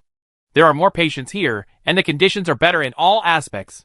I wonder what Gu Xian doctor means. Zhu Xiaobao was very respectful. Asked. He also respects such a powerful Zhu Xiaobao. And he is indeed in urgent need of a person with superb medical skills. Well, Master Gu, I also think it's more appropriate for you to stay here. The conditions there are too bad. And I'm also planning to send more people here. Yi Qihong also said softly. In fact, she was also worried. Gu Zhen's safety is an issue. After all forces need such powerful people. Especially the eldest prince, who has been looking for Gu Zhen.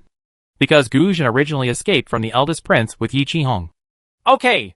Then prepare a secluded place for me, and don't need anyone to serve me. How about that? Gu Zhen thought for a while before saying. Of course it's no problem. Zhu Xiaobao said with great joy. Zhu Xiaobao was busy preparing a place for Yi Qihong to live. He cared very much about this sister.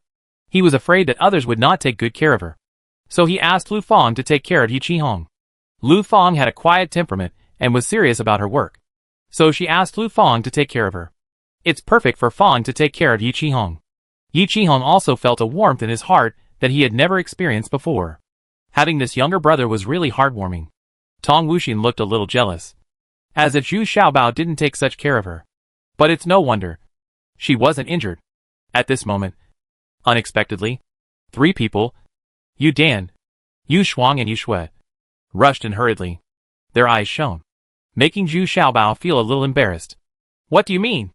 Want to pick one out of 3? But Yu Dan didn't care about Zhu Xiaobao's thoughts, but hurriedly dragged Zhu Xiaobao out. As soon as he came out of the door, Yu Dan grabbed Zhu Xiaobao's ears, and Yu Shuai also cooperated with Yu Dan to drive Zhu Xiaobao to a deserted place. Tell me, does your medicine really make people feel no pain? Why didn't you tell me earlier? Yu Dan asked anxiously. Humph. Hand it over quickly. Yu Shuai and Yu Shui threatened directly. Hey! What are you doing? Are you trying to rob me? My medicine is expensive. I'm afraid you can't afford it. Zhu Xiaobao also grabbed Yu Dan's ears. The two of them seemed to be fighting, and they didn't forget to rush. Yu Shuai and Yu Shui shouted. I hate it. Let go. We are serious. There is an arrowhead in my mother's back, and she has never been able to take it out. If your medicine can really relieve the pain, then my mother's old injury for many years it will be cured. Yu Dan shook off Zhu Xiaobao's hand and said hurriedly. It turned out that the female medical officer who helped Yi Qihong clean the wound was from Lingyu Mountain. Although she was not present when Gu Zhen performed the operation just now, she still understood the operation of the scalpel clearly. She also immediately realized the important role of this anesthetic. Every year many female soldiers died because of excessive pain during treatment. If there is such a medicine, I will go back and report it immediately. The last time the female warrior took out the arrowhead by herself, the female medical officer was not present. So the female warriors did it themselves and didn't care about it afterwards. So they didn't tell the female medical officer about it in time. Oh? Ha ha. Look at it. When I kill people, I rely on you. But when I save people, I still rely on my little treasures. Right. Only then did Zhu Xiaobao understand the purpose of these 3 sisters, and couldn't help but said with a smile. As for Yu Qian, he's old injury. Since it's been so many years, he doesn't care about this little time. Humph. Don't forget that Yi Qihong was rescued by the 2 of us. Yu Shuai and Yu Shui snorted in dissatisfaction. That's true. I do things the fairest way. If you save Sister Qihong, then I will also save my old mother-in-law. Zhu Xiaobao nodded seemingly seriously. Huh? Am I very old? Zhu Xiaobao, you are getting more and more presumptuous. Unexpectedly, Yu Qian's voice came from behind at this time. It must have sounded very unhappy. No wonder. Women are afraid of the word old. Yu Qian couldn't help but walked out. Who? Who said that? Come out here. You dare to call my mother-in-law old? I simply don't want to live. Zhu Xiaobao looked around in an exaggerated manner, still shouting angrily. Humph. Stop talking nonsense. I want to meet Jinren Gu. Yu Qianhe had no other choice but to say with a straight face. No problem. Young mother-in-law. Zhu Xiaobao said flatteringly. Get out. Yu Qianhe suddenly felt numb all over his body, which seemed to be more effective than that kind of anesthetic. Chapter 259. Killing and Saving People. C. When Yu Qianhe saw Gu Zhenren, he was very respectful. Gu Zhen was a famous doctor in Daxia. Even Yu Qianhe had heard about it a long time ago. So when he saw Gu Zhen, even Yu Qianhe had to be respectful. Not to mention that he still had someone to ask for. After hearing Yu Qianhe's intention, Gu Zhen readily agreed. First, the female warrior from Lingyu Mountain rescued Yi Qihong, for which he was very grateful. Secondly, it can be used to further accumulate experience in the use of anesthetics. He now needs to thoroughly study anesthetics. This thing is definitely the greatest invention of this era. Of course, this is measured from an ancient perspective. Yu Qianhe was very happy when she heard that Gu Zhen agreed. This old injury had been bothering her for many years. It was because the treatment was too painful, and the arrowhead was pierced deep inside her body. So she tried several times. I failed to take it out successfully every time, and it almost hurt to death. So I had to keep it in the body. I have been suffering from it over the years. When the weather changes, I will suffer from injuries, and the pain is unbearable. Or why Yu Qianhe hasn't made much progress in these years. It's because this old injury has affected her practice. While Yu Qianhe was happy, she also saw Yi Qihong. She originally wanted to offer some words of comfort, but after taking a closer look, she suddenly asked in surprise, Are you a female warrior who has returned to your ancestors? The so-called atavistic female warriors are actually the descendants of the boys born to the female warriors after Luofeng Island and the female warrior Yunyu. Because the Lingyu tribe only left girls, these boys were adopted by others after they were born, and some were taken away by their fathers. When these boys grow up, they will also start a family, and start a business. The girls among their descendants have a very small chance of being atavistic. That is, they will have the characteristics of the female warriors of the Lingyu tribe, with strong explosive power and extremely high talent in martial arts. And she is also very beautiful. This kind of atavistic woman often achieves extraordinary things.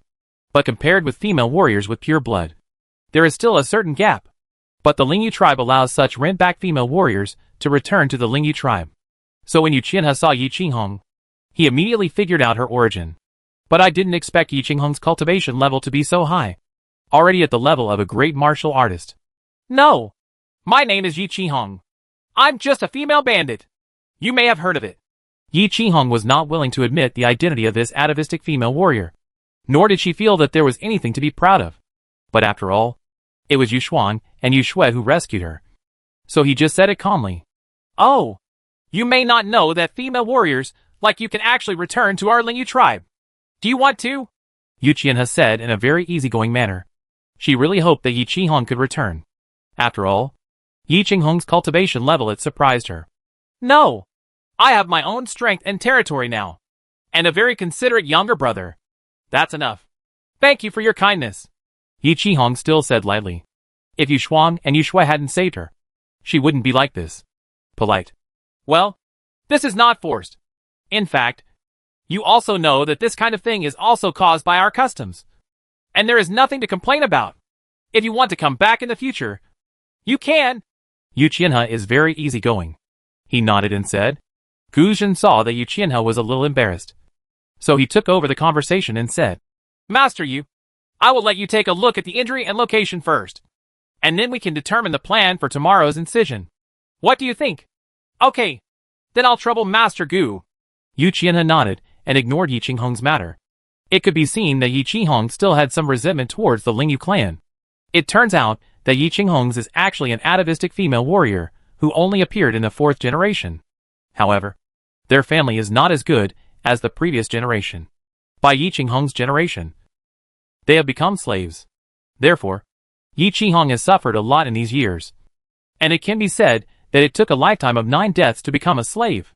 Now that she is like this, she is very resentful towards the Lingyu clan and doesn't want to return at all. Sister, is this why you don't want to stay here? Zhu Xiaobao saw that the 3 sisters Yu Dan and Yu Qianhe were accompanying Yu Qianhe to check for old injuries. Then he walked to Yi Qinghong and asked in a low voice. In fact, Zhu Xiaobao really hopes that Yi Qinghong can stay in Lingyu Mountain. But her living conditions there are still a bit poor. No!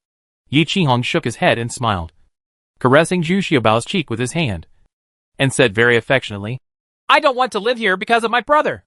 If I leave, who will help you? Looking for those weird stones? And those saltpeters? Don't you always need them? Don't lie to me. You just have resentment. But remember, the main reason is that you are not happy with your life. Then come back. Not to the Lingyu clan, but to my younger brother. I will take good care of you. Zhu Xiaobao said sincerely, while holding Yi Qinghong's hand. Well, look at you. You made me cry. If you do this again, Wuxin will be jealous. Yi Qinghong hurriedly wiped the tears from his eyes, and said with a smile. She had met Tong Wuxin often in the previous trading center. The relationship between the two was quite good, and they were about the same age. That's why Yi Qinghong said this now. In fact, she was a little envious of Tong Wuxin for having such a younger brother with him all day long. Live and live happily. TSK! I don't care about this little rascal. Looks or not. Martial arts or not.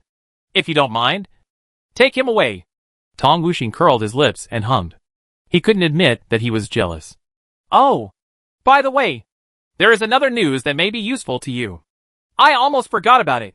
That Ji Shishi is in Southeast County now, and he seems to be favored by the 7th princess. But I don't know the details. It's all news from the lowest level servants. Yi Qinghong looked at Tong Wu, and then suddenly remembered this news that she didn't care much about. Oh? Did you really go to Southeast County? It's broken. It's broken. Isn't the 19th princess in danger? Zhu Xiaobao exclaimed when he heard it. It's really troublesome. Tong Wuxin was also surprised, and then looked at Yi Qinghong with admiration. She had such a wide range of sources of information, and she was sometimes very efficient. Sister Wuxin, it seems that we have to go back to Shiyuan City to see if we can bring out all the troops. if we leave the 19th princess there, I'm afraid we won't be able to leave. Zhu Xiaobao thought for a while and said, Okay, this time, bring Jumei and the female guards with you. It's best to borrow some female warriors. That would be even better. Tong Wuxi was more thoughtful than Zhu Xiaobao. I'm afraid not. I don't want the female warriors of the Lingyu tribe to get involved. Maybe it will anger the 7th princess. Zhu Xiaobao shook his head and said. The next day, with Gu Zhen's precise operation, the arrowhead on Yu Qianhe's lower back was smoothly taken out. Her injury was not as dangerous as Yi Qinghong's, but the post-operative treatment was very troublesome because there was too much time. Over time, the arrowhead has become rusty, so her body still needs to drain pus and reduce inflammation, and it will take some time to fully recover. On the contrary, Yi Qinghong's wounds recovered faster. Xiaobao, do you sell this kind of anesthetic? Yu Qianhe immediately attached great importance to this kind of anesthetic, and asked while lying on the bed. Still thinking about it. Sell? 5 taels of gold each. Zhu Xiaobao nodded quickly, and said with a cheerful smile. Get out! Girls, carry me back. My head is starting to hurt. Also, starting tomorrow, Yu Dan is not allowed to see this little fat guy again.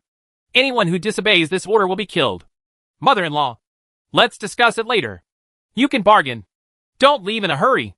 Here's my order. Anyone who helps him with work will be killed. Ji Jisheng never expected that his whereabouts would actually be known to Zhu Xiaobao. Although he was very cautious, he never expected that many of the lowest level slaves were Yi Qinghong's eyes and ears. In fact, every year, the slaves who came to Yi Qinghong were many of them were forced to survive, or they escaped from their owners' homes. Ji Jisheng only went out once during this period, still sitting in a sedan chair for fear of being seen by others. He came out in a hurry just to leave a signal to Lord Jiuyin. Then we waited in a very remote place. Sure enough, it didn't take long for Lord Jiuyin to arrive. As soon as he saw the Master Jiuyin, Ji Jisheng was very excited. He couldn't help hugging the Master Jiuyin and couldn't help crying. This time he really cried. Ji Jisheng was still very grateful to this master. Master, my apprentice misses you so much. How is your injury? Doesn't matter. My apprentice will be prosperous soon. Then I will find the best house for the master so that you can live comfortably. Humph. You little bastard. You do have a conscience. Humph. It looks like you really miss me. You even dare to raise your head. Lord Jiuyin didn't expect that this apprentice actually had feelings for him, so she was actually a little touched in her heart. This was the first time in so many years that she felt that someone was still thinking about her. However, Ji Jisheng's reaction was strong enough, and Lord Jiuyin couldn't help but smile charmingly. That's not the case.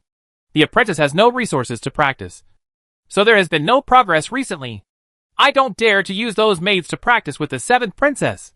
Ji Jisheng explained quickly. But he was indeed I want to serve this master personally. Stop talking. I understand. Come to my place tomorrow. I will find some training resources for you. Master Jiuyin understood immediately after hearing this.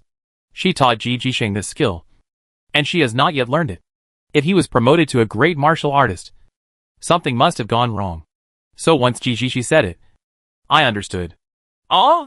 Really? It will be available tomorrow? Ji Zi asked in surprise. Humph. Isn't it easy to find a few living people? Thank you, Master. Chapter 260, Turning Against Guests A. Although there were 2 crazy shark guards protecting Ji Jisheng, Lord Jiuyin could still come and go freely. Guards of this level were not in her eyes at all. He was already lying there with a wave of his hand, when Jiuyin the Venerable left and slowly woke up. It's all a bit baffling. As if I was in a trance. But when I woke up, I was still in the same place. The next day happened to be the 7th princess going to celebrate the birthday of her ministers. Ji Jisheng was expected to come back very late. This was really a good opportunity. Ji Jisheng slipped out secretly. Now he can come in and out of the 7th princess's inner house at will, because he has a waist card, and it's still golden. No one dares to care about him. When they arrived at the place where Lord Jiuyin temporarily rented, the place was quite secluded, and Lord Jiuyin only used a few servants, so no one disturbed them at all at this time. Entering Lord Jiuyin's bedroom, he saw 2 women who had been captured by Lord Jiuyin. They still had some martial arts skills, and one of them was actually a 2nd-level martial artist. This was captured by Lord Jiuyin from a relatively large family, and she was also the female guard of this young lady. Unexpectedly, in a blink of an eye, It would become a resource for GZ's practice. Ji Jisheng was very excited when he got together with Master Jiuyin. But Master Jiuyin asked him to practice Qigong first. After he had practiced both with the two women, Master Jiuyin waved his hand with satisfaction. And the two women, the fragrance is gone, and the jade is gone. He was still opening his eyes in fear before he died. The next thing is to sleep with Master and his father. Otherwise, their behavior is getting more and more abnormal. In fact, Venerable Jiuyin is just looking for some comfort. Her cultivation level is already that of a great venerable. If she wants to improve further, she will need at least martial lord level resources to satisfy her. So there is no progress in her current cultivation level. I just didn't expect that even the Fairweather Master would surpass her now. Ji Jisheng was very satisfied with the service of Lord Jiuyin on the bed. And the two of them were still discussing the future. Humph. Xiaoji, the 7th princess's cultivation is pretty good. You can use it to practice in the future. Alas, the later this skill gets, the harder it will be to find training resources. Lord Jiuyin said with a sigh. This evil skill did make rapid progress at the beginning. But then the progress became very slow. Because the requirements for cultivation resources became higher and higher. So she would say this to Ji Jisheng. No. No. No. Master, it's a pity to use her to practice. Now I am sure that I will be able to control her slowly. Then I will be the master of this southeastern county. And maybe I can dominate the world and become the emperor. When the time comes, the disciple will definitely respect his master well. Ji Jisheng shook his head and said. Then he told Master Jiuyin about the 7th princess's perverted hobbies in detail. Oh, don't you think the 7th princess still has this kind of hobby? That's not bad. I didn't expect that I would accept a disciple and become the emperor. But let me make it clear to you. I will not interfere in these things. This is the agreement between our great lords. At most I will help you secretly when you are in danger. Lord Jiuyin said with a smile. In fact, she was not interested in power.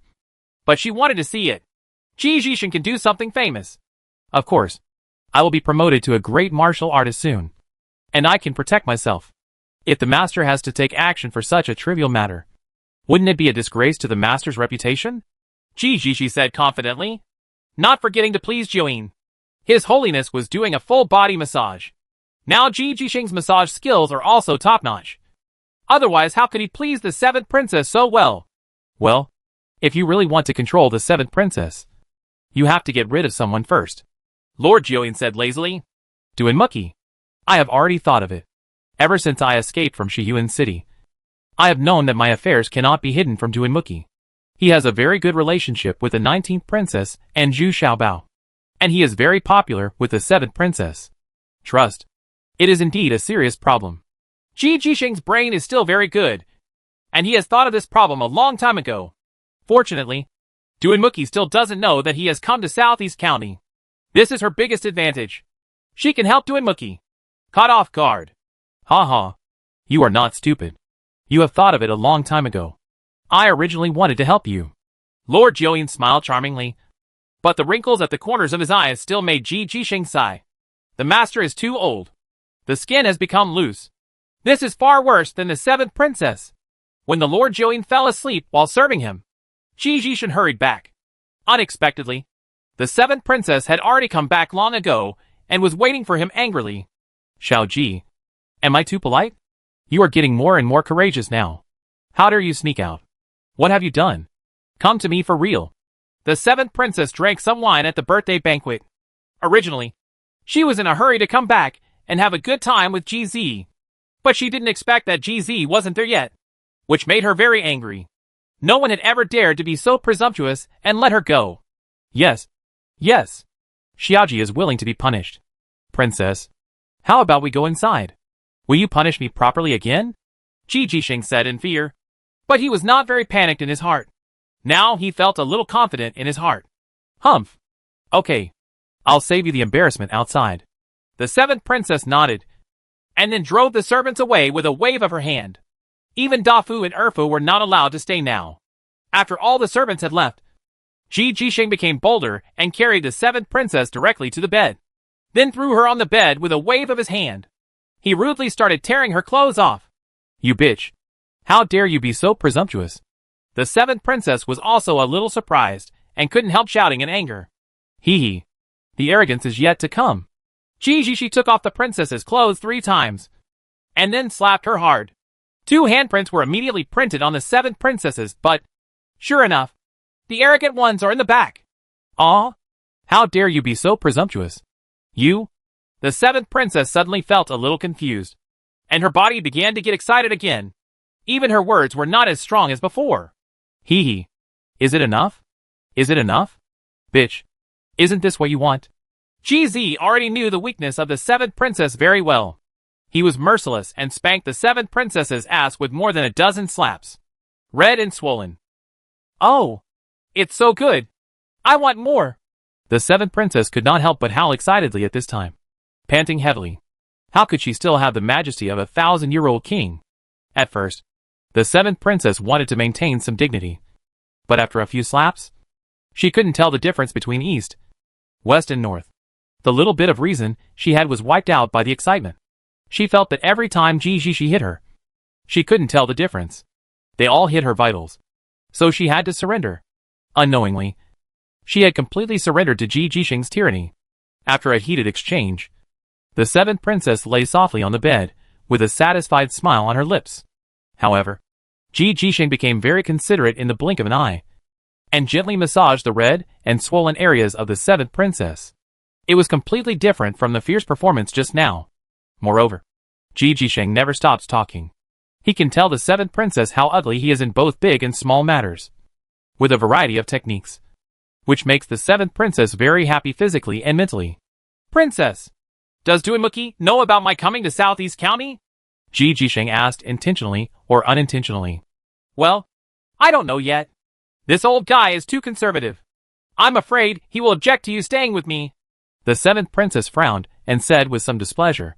It was indeed a bit embarrassing to talk about this at this time. Alas, I'm afraid he is not just against it. He has actually been secretly helping the 19th princess. Now that I have offended the 19th princess, do you think he can stop targeting me? Jisheng said worriedly. He dares? What a joke. Have you forgotten who is the master of Southeast County? Who is the 1,000-year-old king? The 7th princess immediately sat up with her chest raised and shouted loudly. Yes, yes. Of course you are King Chitos. And you are the most beautiful and sexy King Chitos. Jisheng said immediately to please. Humph. Then what are you worried about? As long as I'm here, who dares to touch you? The 7th princess suddenly said proudly. But I can't stay in the inner house all the time. Right. I also have to go to the station to kill enemies? Shioji is not only good in bed, but also very good right away. She said very confidently. Huh? You still want an official title? Then it's okay if I give you one? Why do you need to go into battle to kill the enemy? I will be worried. The 7th princess thought that Jisheng wanted an official title. So without thinking, she said that she didn't need Jisheng to fight. Just hit her. That won't work. I have to show some performance when I follow you. Right. Otherwise, I will be looked down upon by others, and you will not be able to live with it at that time. She said very dissatisfied. He didn't need the official title. He wanted it. It's real power. Well, when I go on an expedition next time, I will let you go with the team. If there is a suitable opportunity, I will let you go into battle and practice. The 7th princess said a little vaguely. In fact, she just gave him a few for free. That's all for the credit. But in this case, I must have some contact with Duinmuki. If he blindly targets me, then I am not very dangerous. I have already said that he is on the side of the 19th princess. Even for Zhu Xiaobao, that 150,000 dan of food was actually prepared for the 19th princess. Jisheng finally got to the point after debating for a long time. Huh? That's not true. Is it? Although Duinmuki is a bit conservative and not decisive enough in his actions. He has followed me for so many years and would not betray me. There is no reason, the 7th princess said with a frown. It's because he thinks this is not betrayal that he dares to act so recklessly. Think about it. Just borrowing those red cannons costs 150,000 dan of food. I'm afraid this price is only as courageous as your 7th princess. Don't. All the princes have to consider it. And only the 19th princess and Duinmuki know how to use those red cannons. Even I am not allowed to enter that area. Who knows how many cannonballs they used? Then it's all money, Jisheng said while fanning the flames. Well, stop talking and go to bed first. Yes. Shuji is waiting for the princess to sleep. Chapter 261, turning against guests B. Ji Jisheng was not in a hurry. On the contrary, he stopped mentioning Duanmuqi. He knew that Duanmuqi was still very trusted by the 7th princess, and there was no need to rush into this matter. Anyway, Duanmuqi is far away in Shiyuan City now, and he doesn't even know that he has taken a shortcut to get a position. What he has to do is to secure this position as soon as possible, although it is a very despicable thing in the eyes of others. Ji Jishi doesn't think so at all now. He has the initiative now. To put it bluntly, he is abusing the 7th princess. This sense of accomplishment is not something ordinary people can experience. The only thing that dissatisfied him was that the 7th princess didn't seem to want him to show up. This was the problem Ji Jisheng wanted to solve. The 7th princess is dressed in military uniform, and is electing the commander of the 3rd Navy in the martial arts field because she will gradually replace the generals of the 36 islands in the southeast. These people have been corrupted by years of laissez-faire. Now they don't even have the courage or skills to fight a war. They only ask for supplies. If there is a war, they only ask for help. It is obvious that the men, horses and warships have the upper hand. But the final result is still a complete defeat. This was the 7th princess's biggest mistake. She thought they were all old men who had followed her for many years, and were very trustworthy. And they were given the power to act arbitrarily. But unexpectedly, it turned out to be this result. However, the problems accumulated over the years cannot be solved in a short time. These people can only be replaced bit by bit to restabilize the situation on the 36 islands. So every time she thinks of these people, the 7th princess feels a little sad, because she already has murderous intentions towards these people. The reason why we are rushing to elect the commander of the 3rd Navy is because of Yu Li's trouble. Seeing that she could not capture Nanyi Island, Yu Li turned to seize Qinxiang Island in the northeast. There were many reefs there, so the garrison was the warships are also medium-sized warships. And there are not many troops stationed there. The key is that agarwood fish is abundant here, which is an important raw material for making spices. Half of the raw materials in Southeast County are provided here. Yu Li plans to rob another vote here. Yu Li now relies on war to support war, relying on the flexibility of her troops to fight guerrilla warfare with the 7th princess. And now she has actually gained a lot. Last time, she not only grabbed a lot of copper ore, but also 20 or 30 warships, which actually increased the number of her warships. And she also had more than a dozen super large warships. So after she returned in triumph. Yu Li was happy. But the 7th princess began to worry. She might not always go on an expedition herself. Right? Therefore, there is an urgent need to elect a naval commander who can rescue and stabilize Agarwood Island. In fact, the 7th princess has quite a few generals who are capable of fighting. There are several candidates now, but there are big differences in the candidates recommended by everyone. The 7th princess is also in a bit of a dilemma. So now, the selection is based on martial arts in the martial arts field. Win or lose, as a Navy commander, you must not only be handsome, but also have extraordinary martial arts skills. There are only 2 young generals left in the martial arts field. They are both in their mid-20s. And their martial arts are also very good. They have actually reached the level of first-level martial arts masters. The key is that they have very strong practical combat abilities. They have already followed the 7th princess has fought several battles, and performed very well. One of them is the nephew of General Zhao Ming, named Zhao Qing. Zhao Ming was also sitting on the viewing platform at this time. He was good at land warfare, so he had nothing to do with the election of naval commander. Moreover, it was also a competition for the younger generation. He was just twirling his beard and smiling to his nephew. Watch the battle. Of course, I also feel a little emotional. I am getting older and older, and even my juniors are starting to fight on the battlefield. At this time, I saw Zhao Qing use the dragging technique cleanly, then turn around and knock the opponent off his horse. Of course, the shot was very measured and did not hurt the opponent. Okay! General Zhao Ming couldn't help but applaud. The timing of this move was just right. Even the 7th princess nodded frequently. Yeah, that's right. It seems that there is no doubt that Zhao Qing will lead the expedition. The 7th princess also looked at Zhao Ming with a smile. It's just a fluke. Huichang's martial arts is not bad, but his experience is a bit lacking. General Zhao Ming also said with a smile. He was also a little curious. Recently, the 7th princess seemed to be in a very good mood suddenly. Her face was rosy and joyful. Even when she spoke to her ministers of civil and military affairs, she seemed pleasant. In fact, everyone present felt that the 7th princess seemed to be a different person now. with a relaxed expression and a rosy complexion. It seemed that the seventh princess had never been seen so gentle before. There doesn't seem to be anything particularly good recently. As for the good news, the seventh princess personally led the team to recapture Nani Island.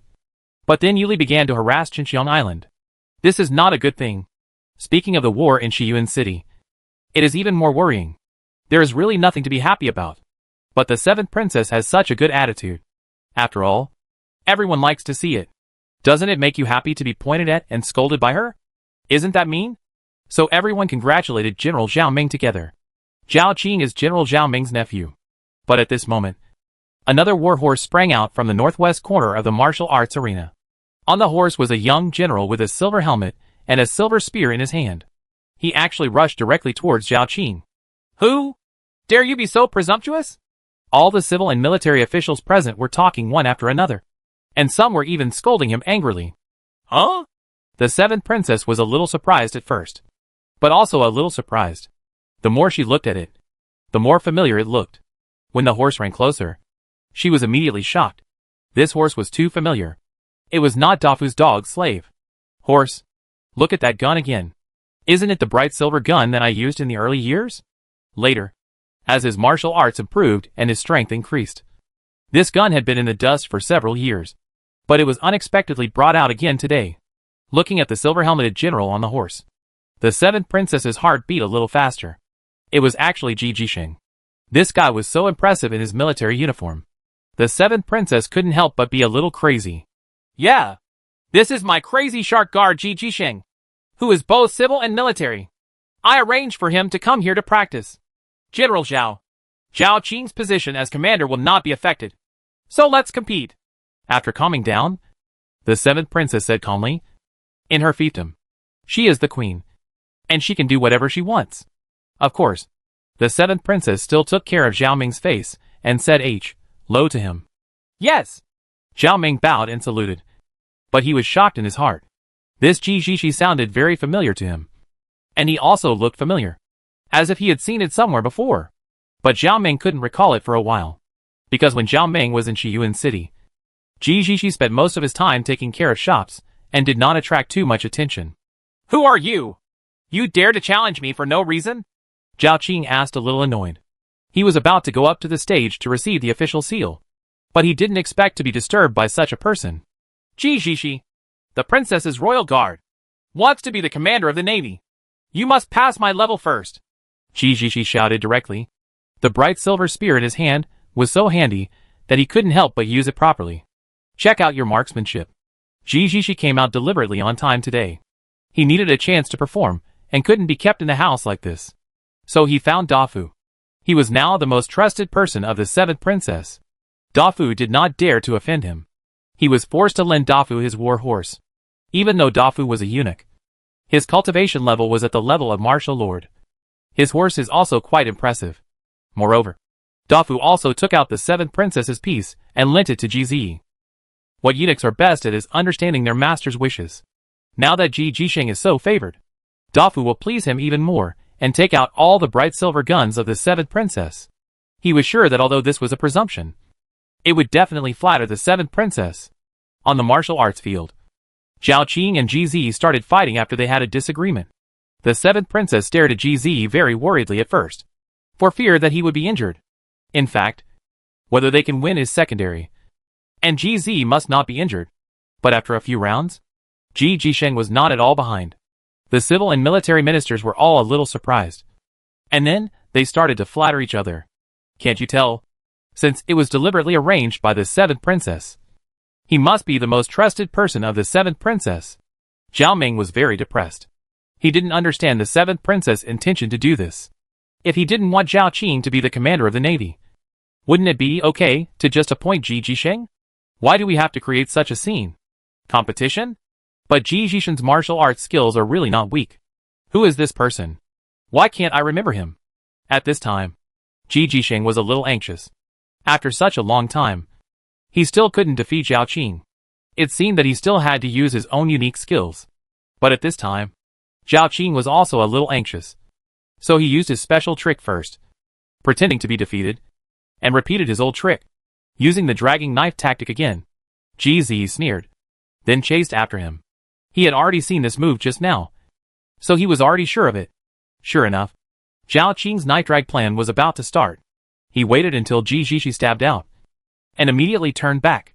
This was also well trained with horses, so the turnaround was very fast, so that the opponent had no time to guard against it.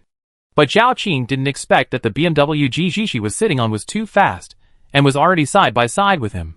Moreover, Ji Zhishi didn't withdraw his gun at all. He just pulled out the short knife from his waist, and slashed it with one blow. Ah! Zhao Qing could no longer dodge at this time. Both of them had long weapons. Now that they were walking side by side, they couldn't hurt each other at all. However, Ji Zhisheng used a short sword instead, which made him immediately become very passive. With a flash of light, the short sword even split the armor on Zhao Qing's chest, and then carved a long and deep wound on Zhao Qing's chest. Chapter 262, Turning Against Guests. C. Zhao Qing yelled and fell from his horse to the ground. He was seriously injured by the knife, and it seemed that he was no longer able to assume the position of leader. Zhao Ming was also shocked and angry at this time. He was shocked because the short knife in Ji Zhisheng's hand reminded him of something, and he was angry because Ji Zhishen's attack was so cruel. However, when both sides fight, it is common to win, lose, and get injured. So although Zhao Ming was very annoyed, he had no choice but to accept his fate. Princess! It seems that Zhao Qing is not qualified for the position of commander. Princess, please choose another one. Zhao Ming bowed and saluted. It is impossible to recover from such an injury within 2 months. Well, forget it. General Zhao will take Zhao Qing back for treatment first, and I will come to visit later. Victory or defeat is a common thing for military officers, so please don't worry about it. General Zhao. The 7th princess was surprised and happy in her heart, but I still feel a little sorry for Zhao Ming. At this time, the martial arts field also became quiet. No one expected such a thing to happen. Now how to do? Is it true that Ji Zhishen should be allowed to serve as the commander of the navy? This is against the rules. Besides, everyone has never seen this person and doesn't understand him. Just being able to fight doesn't mean he can be the commander of the navy. He must also be able to lead troops, know how to fight at sea, and be familiar with the geographical environment of the island. Well, there was an accident. Let's do this. Hu Shong will be the commander of the 3rd Navy. Ji Zhisheng will be the deputy commander. After all, the 7th princess had no impulse and really let Ji Zhisheng be the commander, but let the previously defeated Hu Shong, the general who was given to Zhao Qing, became the navy general. General, take your orders. Hu Shong immediately walked to the martial arts viewing platform and received the gold seal and military talisman. But he didn't feel at ease either. Ji Zhisheng was the deputy commander, so he seemed to have some background. This made him feel a little afraid. After General Zhao Ming took Zhao Qing back and bandaged Zhao Qing, Zhao Ming began to feel confused. Just now Ji Zhisheng took out the dagger, which suddenly reminded him of the dagger beside Wu Yu. Although he was not familiar with Ji Zhisheng, he was very familiar with Zhu Xiaobao Wu Yue, and he also gave the gold and stone bow to Zhu Xiaobao's female guard Yu Mei. So when Ji Zhisheng's short sword was unsheathed, Zhao Ming remembered that it was similar in shape to the short sword in Wu Yu's waist, but it was longer than Wu Yu's. He also recognized that the gun in Ji Zhishen's hand was the bright silver gun used by the 7th princess back then. Moreover, during the martial arts competition, Zhao Ming also secretly observed the 7th princess and found that she cared very much about Ji Zhisheng. Maybe the 7th princess herself did not notice it, but in fact many people did. Uncle! This child is incompetent and has embarrassed you, Zhao Qing said unwillingly at this time. He had just bandaged the wound and it was still aching, but the pain in my heart is even worse. Well, Qing, you can't say that. Maybe this is not a bad thing. If you hurt GZ, I'm afraid it will be even more trouble. So it's not a bad thing not to be the commander of the navy this time. Zhao Ming shook his head. Now I am a little lucky that Zhao Qing did not defeat Ji Zhishen. What do you mean by that? That GZ completely ignored military orders and went into battle without permission. And I just fought Hu Shong. Otherwise, I would never lose to him. Zhao Qing said, still unconvinced. Ha. That's right. The 7th princess doesn't have any blame for ignoring the military order. Do you think the defeat was unjust or not? Zhao Ming asked with a smile. Could he? Zhao Qing suddenly understood something. Don't think we're talk nonsense. Just take good care of your injuries. I will take care of the other things. Jiao Ming waved his hand and said cautiously. In the seventh princess's inner house, Dafu and Erfu were kneeling there at this time. The seventh princess was chastising the two men angrily. How dare you! You even took out my bright silver gun? Are you overstepping your bounds? It's getting more and more presumptuous. Master, our family also wants our consort to make a name for himself as soon as possible, so that we can share some chores with you. Dafu and Erfu knelt there and cried out in a grieved manner. These two slaves were confident this time. The princess won't do anything to them. What prince-in-law? Don't talk nonsense. Are you so eager for me to get married? Don't you want to serve me anymore? The seventh princess was stunned, and then yelled with a heartbeat. Her voice was no longer as harsh as before. Master, we have been with you for so many years, and he is the first person who can make you happy. So our family also hopes to make the master more satisfied. Dafu and Erfu said very thoughtfully. These two people are really happy. They are very loyal, and have been following the seventh princess for 20 years. Humph. I'll settle the score with you two later. The seventh princess actually felt warm in her heart. These two slaves were really thinking about themselves all the time. Then the seventh princess turned around and shouted loudly, Ji Jisheng, get out of here. Although the voice was so domineering, it didn't take long before Ji Jisheng gained the upper hand again, and the seventh princess lay there huffing and panting, begging softly, Chao Ji, please don't. I don't feel at ease if you go. Besides, if you go for several days, what will I do? Princess, you have already appointed me as the deputy commander. Are you still withdrawing your appointment? What does this make people think? Besides, if I have the ability to destroy cities and strongholds, then why don't I sacrifice my life for you? Ji Jisheng as before. He patiently and thoughtfully massaged the seventh princess to relax her. The more this happened, the more the seventh princess couldn't bear to part with her. How about I take charge personally, and you go with me? Anyway, I don't agree with you going for several days at once. The seventh princess's IQ at this time was basically 0. So she thought of taking action herself again. Hee. It's easy to handle. I'll let you recover at home these days. Isn't that alright? Ji Jishin suddenly smiled evilly and immediately beat the bitch in front of him vigorously again. The seventh princess's howling like a pig was immediately heard in the bedroom, and it was also mixed with excited screams. Dafu and Fufu, who were kneeling outside the door, looked at each other in confusion. The princess seemed to be particularly crazy today. Please don't get any ugly injuries. Ji Jisheng finally got his wish and boarded the warship as the deputy commander. The day before leaving, he went to the shipyard and specially built a small boat. Before leaving, the seventh princess was lying on the bed groaning. She couldn't get out of bed today. She was beaten too hard last night, and she really needed to rest for a few days. Beside the bed, the two eunuchs Dafu and Erfu were applying medicine to the seventh princess with heartache and admiration. This Ji Jisheng really dared to do it. This master really knows how to enjoy it. The third wave of navy came straight to Qinxiang Island in a mighty manner. In fact, it was only a day's journey with a favorable wind.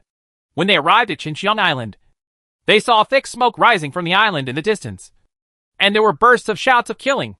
It turns out that half of Agarwood Island has been captured, and the 50,000 soldiers on the island have retreated to the east side, taking advantage of the favorable terrain to compete with Yu Li's female warriors. They could only hold on, and hold on from a high position. They didn't dare to rush down at all. Even though there were 50,000 people, they were simply vulnerable in front of these female warriors. Even the general had his head chopped off by Yu Li. In fact, Yu Li has already robbed 200 barrels of processed spices here. But Yu Li also wants to take away the food. So now they are shouting to the soldiers guarding the island, as long as the food is delivered, they will withdraw their troops. But those soldiers are not willing to send any more food. That would be tantamount to surrendering to the enemy. Besides, what will they eat if they don't have food? Only medium-sized warships can dock around Agarwood Island. So the defenders here are no match for Yu Li, and the others in both naval and land battles. In sea battles, the range of bows and crossbows cannot match these powerful female warriors. In land battles, they are no match for them. They can easily fight 1 against 5. Therefore, the two sides have already reached the current situation without much fighting. General Hua, look at the current situation. What should we do? Ji Jishin asked very calmly. Ji Jishin asked with his hands behind his back, as if he was the orthodox leader. There is still 1,000 steps away from Yu Li's warship. Well, according to the past style of play, We should go around, board Agarwood Island from the south, and then surround and annihilate it. Huicheng thought for a while, and then said cautiously, "Haha. By the time you go around to the south, I'm afraid all the troops on the island have been killed." Ji Jishan smiled with some disdain. What does generally mean? Huicheng felt aggrieved. This Ji Jishi didn't take him seriously at all, but he didn't dare to offend him. So he simply let Ji Jishi make the decision. Well, in my opinion, let's go up there. We far exceed them in terms of number of warships and troops. There is no need to take a detour, Ji Jishan said confidently. Ah, General Ji. But they are too close. Our shooting range can't match theirs. I'm afraid you don't know that these female warriors have strong arms, and their shooting range is much farther than ours. Before we can get within the shooting range, you can start shooting. Huilong was shocked. He had fought against Yu Li's female warriors, and knew how powerful these female warriors were. And the 7th princess also commanded this way at the beginning. Don't worry. Just drive over. You won't be wrong if you listen to me. Ji Shishi waved his hand and said, he had just taken office, so he was not too arrogant. It still saved some face for Huicheng. I'm afraid. Huicheng was in a dilemma at this time. Whose responsibility would it be if he lost the battle? Don't worry. Even the 7th princess has to listen to me, Ji Jishan said confidently. Ah. Then give me the order to directly approach the Lingyu tribe's warship. Huicheng felt a little numb after hearing this. This Ji Jishan was not an ordinary arrogant person. He dared to say that the 7th princess would listen to him. Ji Jishan sneered in his heart. Not only did the 7th princess want to listen to him, she also asked him to beat her. Yu Li had actually discovered Huicheng's navy a long time ago. But she didn't care at all. There was no need to worry about this kind of battle between medium-sized warships. They had the absolute initiative. According to past experience, these warships should take a detour and try to surround them in the middle. But I didn't expect that these warships didn't take a detour, but drove directly towards them. What does this mean? Is it a novice? Or should we discuss it with the defenders on the island and attack from both sides? This is also a method. But the defenders on the island didn't take any action? At this moment, Yu Li suddenly saw that in front of these warships was a colorful sailboat, although it was a little farther away. The appearance of the colorful sailboat and the exaggerated colorful sails were definitely unmistakable. Quick! Quick! Retreat! Damn it! How could this happen? Are they teaming up with the 7th princess again? Yu Li shouted in a panic. At this time, many female warriors also saw this colorful sailboat. They were frightened and quickly lifted anchor, accelerated, and retreated in the other direction as quickly as possible.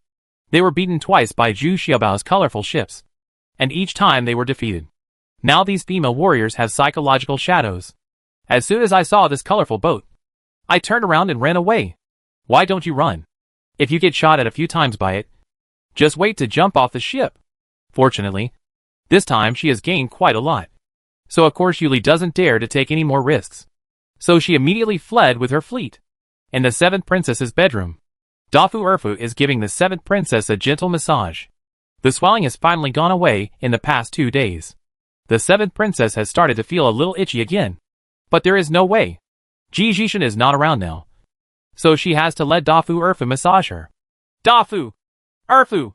Do you think Xiao Ji is in danger? The 7th princess leaned lazily on the bed. But she felt very uneasy in her heart. Always feeling a little uneasy. No! Didn't you tell me before?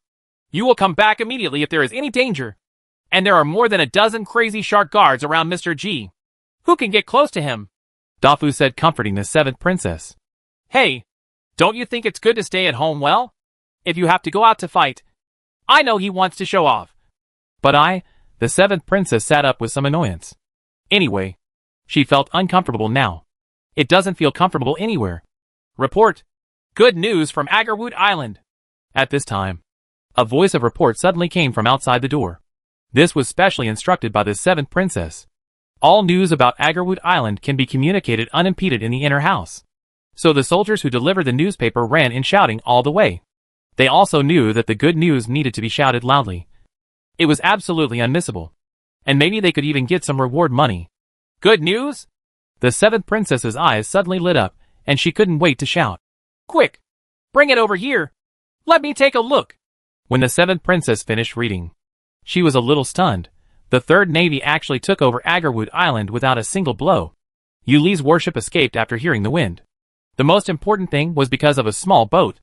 What makes the seventh princess even more incredible is that Ji Jihui actually built this small boat before leaving. In other words, this victory was entirely due to Ji Jihui using a small boat to scare Yu Li's 30,000 female warriors. Ran. I didn't expect that he has such ability? Is he really the noble person of my destiny?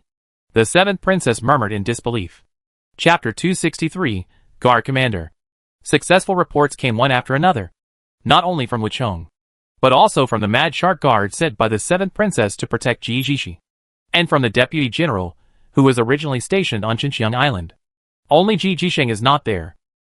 This made the seventh princess hateful, angry and concerned at the same time. But with several good news. The victory of this battle was almost displayed in detail in front of the seventh princess. She also knew about this colorful ship, and had even gone aboard it in person. Didn't she also encounter the Fairweather Master? And 2 servants of the Martial Master level suffered a secret loss? Therefore, the seventh princess still has a clear memory of this ship. But Ji Jihui was able to scare away Yu Li's female warriors with this small boat. I have to say that Ji Jihui was still a bit courageous. If Yu Li and the others didn't run away, the result would be ugly. The seventh princess immediately thought of the incident when a small boat burned down a large warship during the attack on Lingyu Island. It was because of the appearance of this small boat that the seventh princess was forced to retreat. And twice before and after, Yu Li's female warriors were defeated by Lingyu Mountain and returned. I heard that it was also because of the appearance of a strange boat. But there was also this small boat next to them. Now that I think about it, there's no need to ask. That's Yu Shibao's boat. Ji Jisheng originally escaped from the 19th princess, and his relationship with Zhu Xiaobao was unusual.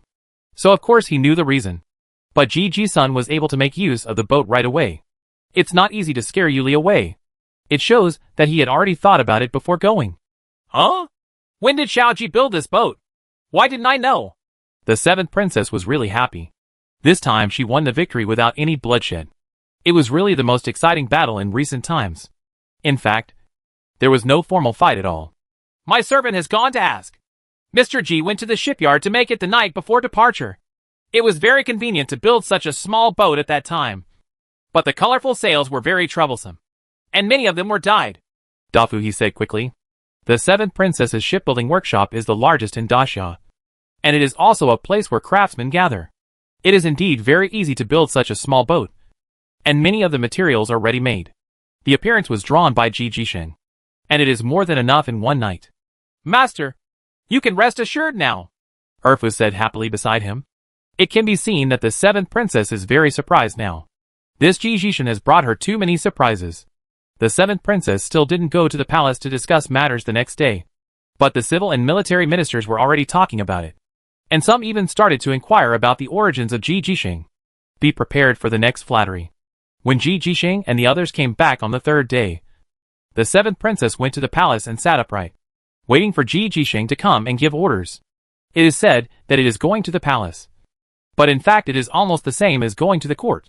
However, the seventh princess has not proclaimed herself emperor now, so she dare not call it going to the court. Not long after, Ji Jisheng appeared in military uniform and in high spirits, even more energetic than when he first went out. The seventh princess's heartbeat quickened, and even her hands were trembling slightly. She had been worrying the seventh princess these days. It was broken, and my body started to feel numb. Reporting to Chitos, the deputy commander of the 3rd Navy, Ji Zi, came to give the order. This time, fortunately, he fulfilled his mission and recaptured Agarwood Island in one fell swoop. General Huazhong stayed on Agarwood Island, so Ji Zi came back to give the order. Ji Zi bowed and saluted. His voice said loudly, Well, okay. General Ji has worked hard. Please stand aside for now. I will give you my own reward. The seventh princess stared at Ji Jisheng for a while, then suppressed her excitement and said in a very calm tone, Yes. Ji Jisheng responded loudly, and then stood at the back. He has no official title, and can only stand at the back. I also intend to let the seventh princess see it. Well, fellow civil and military officials, what do you think of the outcome of this battle? The seventh princess looked at the civil and military ministers around her, and asked calmly. General Ji is indeed a great talent. He scared off the female bandits on Lingyu Island without even a single blow. General Ji works hard and achieves great results. He is a model for us to learn from. Please also ask General G to go out again, pacify the 36 Southeast Islands in one fell swoop, and restore peace and prosperity to our Southeast County." Suddenly there was a burst of praise and praise in the hall. The seventh princess asked this just to let them start filming. Sometimes these people are needed to enhance the atmosphere. Ha ha! It seems that everyone, like me, recognizes General G's talents very much. The seventh princess smiled with satisfaction. General G is a great talent. General G is mighty. General G is very resourceful. There was another round of cheers, and the seventh princess was elated. She smiled and waved her hands and said, "In this case, I will also use him in an unusual way." Ji Jisheng accepted the title. From now on, Ji Jisheng will be named a partial general and serve as a bodyguard. Commander, all the civil and military officials present were stunned. This Ji Jisheng is very trustworthy. The official position of a partial general is not a big deal. There are thousands of partial generals in the seventh princess's millions of troops. But the guard commander behind him is no small matter. The guards around the seventh princess are all absolute. The master, who is also the safety guarantee that the seventh princess relies on the most, is now handed over to GZ to take charge. This shows that GZ is very trusted by the seventh princess. Thank you, Chitos. Ji Jisheng quickly stepped forward to thank him. At the same time, the civil and military ministers also expressed their congratulations one after another. Ji Jisheng's face was full of joy, and he thanked these officials one by one. It only took GZ a month to walk from the harem to the front hall. It must be said that GZ is still very capable in this aspect. The key is that he also grasped the key points of the seventh princess and laid a good foundation for future development. Base. When the news reached Shiyuan City, Duinmuki was dizzy. This Jijishi really went to Southeast County. But was he moving too fast? Why? Even if it is some secret things about the 19th princess, he is at best an informer. The 7th princess is the most disgusted with this kind of person. But how can he be allowed to command all the guards now? Duinmuki had already faintly felt that this Ji Jisheng was not simple, and he could not be allowed to climb up any further. Duinmuki decided to expose Ji Jisheng's evil deeds, especially when he practiced evil skills. Once he practiced this to a great extent, it would be very harmful. Duinmuki is confident that Ji Jisheng is not his opponent yet, and the 7th princess still believes in him the most. After all, he has followed the 7th princess through life and death for more than 10 years. It's not something Ji Jisheng can compare to. So Duanmuchi immediately wrote a secret letter to the 7th princess and passed it on to the 7th princess. Duanmuchi rarely sent such secret letters to the 7th princess, and would only use this method when it was very urgent. Because only the 7th princess can read this kind of secret message. Ji Jisheng, do you still want to hide this from me? Tell me honestly. What else are you hiding from me? The 7th princess sat on the chair with an angry look on her face. He took down Ji Jisheng without mercy and forced him to kneel in front of the 7th princess. They don't care how favored you are when they come here. As long as the 7th princess looks at you, they will attack you without mercy. Princess, little Ji, I don't understand what you mean. I consider myself loyal to the 7th princess and have no intention of disobedience. How can I hide it? Although Ji Jisheng was surprised in his heart, he was still calm on the surface. He was confident that as long as he was not killed on the spot, his master would come to save him. So he was not afraid. And he also believed that the 7th princess couldn't live without him now. Humph. You still dare to deny that you practice evil skills. Isn't this also a lie? Lord Jiuyin is your master, right? When you dealt with 19th sister, you probably used Lord Jiuyin's charming skills, right? Although the 7th princess was very reluctant to let go of GZ, she could not tolerate an evil cultivator existing in front of her. Not to mention that she was fascinated by him. This is a frame-up by the 19th princess. I just wanted to use your hand to kill me. I admit that I did something inappropriate to the 19th princess. But I have already confessed these things from the beginning. And what I have practiced is just a lot of ordinary dual cultivation method. I believe you can feel it yourself. Your cultivation has improved a lot recently. Right? If I were an evil cultivator, this would definitely not be the result. Just like Wu Yu. She also made progress through dual cultivation. She's so fast. Speaking of which, her set of martial arts was given to her by Duinmuki. Ji Jisheng said calmly. In this regard, he is really confident, because he did not use the tonic technique on the 7th princess, but adopted a softer and complementary approach. Of course, he is doing it for a greater benefit. At the same time, after the deep friendship between the two during this period, the seventh princess has indeed benefited. Otherwise, her face will become more and more rosy. Her energy will become better and better, and her face will be radiant. What do you say about Venerable Jiuyin? Aren't you her disciple? Then why is your martial arts progressing so fast? The seventh princess was not that easy to deceive, and she immediately grasped the key point and asked. Venerable Jiuyin did appear in Shiyuan City, but it has nothing to do with me. By chance, I exchanged the best burning knife with a martial master for a set of dual cultivation techniques. This is the martial arts, be diligent. Besides, my basic foundation is not bad. It's just that I was a little decadent in the past few years and wasted a lot of time. Ji Jisheng said with a calm expression. The matter of Lord Jiuyin must not be admitted. After all, it is the most powerful person in the world. Evil technique. Huh? It can't be true. It can't be true. I will find out. The seventh princess's tone has softened a lot. In fact, she herself also hopes that Ji Jishi is wronged. Otherwise she will be dead. A person who longs for it day and night. She was extremely nervous just now.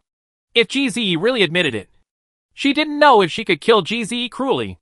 Princess, you still don't believe Xiao Ji? Then I'll prove it to you. Ji Jisheng suddenly shouted loudly, pulled out the short knife from his waist, and stabbed it into his chest. Chapter 264, Secretly Assassinating Chen Song. No one expected Ji Jisheng's move. According to conventional thinking, Ji Jisheng should kowtow to express gratitude at this time. Can't you hear this? The seventh princess no longer pursues this matter. But I didn't expect that Ji Jishi would commit suicide to express his innocence. No. The seventh princess suddenly screamed and ran up quickly. Dafu and Erfa next to her were even more frightened. Fortunately, Dafu was very strong in martial arts and caught Ji Jisheng's short knife with one stretch of his hand. But I didn't expect that Ji Jishi used too much force. Although Dafu clamped the short knife, he was still stabbed an inch by Ji Jishi. His chest was immediately covered with blood. He was not wearing soft armor, but was wearing white clothes, so he looked even more shocking. You really used all your strength. Dafu screamed, and then struck out like lightning, immediately sealing Ji Jisheng's acupuncture point and stopping the blood that was pouring out. Snapped. The big face was slapped, and the seventh princess cursed in shock and anger. You dog slave. What are you doing to eat? You can't even stop a knife. Yes. This slave deserves to die. Hurry. Call the doctor. Dafu ignored the burning on his face and shouted repeatedly while hopping on his feet. Suddenly there was chaos in the inner house. The seventh princess picked up Ji Jisheng and walked to the bedroom. Immediately afterwards, the servants started working nervously, and the imperial doctor arrived quickly. Although the wound was an inch deep, it did not hurt the vital part. It was just a bit scary. If it had been any further, it would have hurt the heart. Of course, this was all done by Ji Jisheng just right, and he was sure that Dafu and Erfu would come to the rescue, so he dared to use all his strength. When the work was over, the seventh princess hugged Ji Jisheng and said with a sad face, Why are you so stupid? I was just asking casually. You know I believe you. Huh? Ji Jisheng said with a straight face, pushed the seventh princess away, sat there, and looked at her coldly. Really? What I said is true. Please don't be angry. Okay, the seventh princess said pitifully. How can there be such a cheap thing?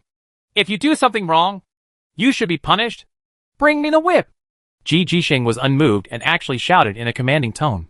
Xiao Ji, give it to you. The seventh princess was a little surprised, but still with a little expectation. She felt that her body was starting to feel numb, soft and ugly again. Humph! You asked for this. Don't blame me for being rude. Ji Jishi took off the seventh princess's skirt in a few clicks, exposing her white buttocks. However, Ji Jishi did not do it herself, but spoke to the door. Dafu and Erfa, who were outside, shouted, Come here. You too. Beat me hard. Our family doesn't dare to do it? Mr. Ji, please spare our family. Dafu and Erfu were almost frightened to tears. How dare they attack the seventh princess? Moreover, this whip will draw blood every time it is drawn. Damn. It hurts just thinking about it. Humph. You're useless. You'd better kneel outside the door. Ji Jishin snorted disdainfully. Dafu and Urfa suddenly seemed to have received an amnesty, and ran to the door again, crawling and kneeling. The two of them were punished by the seventh princess to kneel outside the door just now. The reason was that they were not quick enough in rescuing Ji Jishin. As soon as she knelt down outside the door, she heard the sound of killing a pig again. This time it was really painful. There were more than a dozen bloody cuts on the seventh princess' buttocks, and she was bleeding down her buttocks. But although the seventh princess was shivering in pain, her face actually showed extreme excitement again, even stronger than before. Dafu and Fufu looked at each other. This Ji Jishin really dared to attack. Listening to this voice, he must have seen blood. The two of them are martial masters, so you can get a rough idea just by hearing them. I couldn't help but feel a sense of awe towards Ji Jishin. The next day, the seventh princess went to the palace to discuss matters as usual. What was a little different was that she was grinning a bit while sitting in the main hall, and she only dared to sit on half of her buttocks. She couldn't sit on the other half at all, because it was full of wounds. Dear ministers, I plan to send troops to the 36 islands in the southeast once again to pacify the 36 islands in one fell swoop to ensure the stability of my rear. What do you think? The seventh princess asked calmly while holding back her discomfort. 1,000-year-old wise man. Chitos's personal expedition will surely pacify the 36 islands in the southeast in one fell swoop. Chitos, I intend to follow you and kill the enemy, to do the hard work of dogs and horses. All the civil and military officials strongly agreed. Now that the southeast 36 islands have pacified Nani Island and Xinjiang Island, more than half of the remaining islands are in their own hands. Now sending troops can indeed pacify the southeast 30 islands in one fell swoop. The situation on the 6 islands. Yes. Okay. Pass my order to mobilize 400,000 naval troops and set off in 3 days. The seventh princess nodded with satisfaction. Thinking about it, her strength is indeed very strong. Don't look at the troubles on the 36 islands in the southeast. It's quite fierce. Now that Yuli is scared away, the rest will not be a problem. The seventh princess then ordered a few generals to organize their troops, and then she slowly retreated to the back hall. Ji Jiawei quickly stepped forward and supported the seventh princess, with a face full of care. No one could have imagined that the seventh princess this injury was caused by Ji Jishin. Your enemy, have all been killed by you. The seventh princess scolded angrily, but she still leaned softly on Ji Jishin's body and let him help her get on Fengjia. Hey! Weren't you also very excited yesterday? Ji Jishin also got into Fengjia, and then said with a smile, and then immediately asked, You didn't say anything else. Right. We must not let the third person know our real destination. Of course. I also suspect that someone around me is tipping off the news. The seventh princess brazenly whispered in Ji Jishin's arms. Now she trusts Ji Jishin even more. Not long after, Yuli received a message here, and the seventh princess raised another 400,000 troops to go to the 36 islands in the southeast. She didn't dare to make any more moves. This time, they were quite frightened by the small boat, but all the female warriors were sure that it was the colorful boat that had caused them so much trouble. It is impossible to rob now. The remaining islands are relatively close to each other, and can be supported by each other's defenders. Moreover, they are all large warships, so Yuli cannot take advantage. And although these 2 times were quite successful, they also came at the cost of the lives of more than 1,000 female warriors. Now she is thinking about how to turn the looted things into money or food. The food reserves on Lingyu Island are running low. Duamuchi also received the news, although he was a little surprised as to why the seventh princess brought so many people this time. He didn't think much about it. The seventh princess has liked this kind of big scenes for a long time, so it was not a surprise. However, there was no response to the letter he sent to the seventh princess, and there was no updated news about GZ. Duimuki had no choice but to continue to sit in Shiyuan City. But now Shiyuan City has entered a stalemate stage, and there is no danger for the time being. King Ming was already frightened by these 10 red cannons, and even the distance between the 2 sides was extended to 5 kilometers. Now his catapult was useless. Zhu Xiaobao has been collecting his treasures in Dongtian Paradise these days, taking away as much as he can. Although there is no latest news, Zhu Xiaobao is not idle. He has improved the shotgun. It can now fire 2 rounds, and the barrel has been rifled, which improves the accuracy and range of the bullet. The big improvement is that loading gunpowder is more troublesome, because he has not yet been able to develop a real base/fire bullet. The sealing of the gun chamber is also not very good, which affects the range and accuracy of this gun. Finally, all the food has been transported, and the equipment of Dongtian Paradise has been dismantled. Next, it is time for the 19th princess to evacuate Shiyuan City with her troops. After Zhu Xiaobao and Princess 19 discussed it, they decided to evacuate at noon the next day. At that time, the warships from Lingyu Mountain would arrive to meet them. According to the current strength of the guards in the sea area west of Shiyuan City, they are not worth mentioning. Even if they find something is wrong, they will not dare to stop them.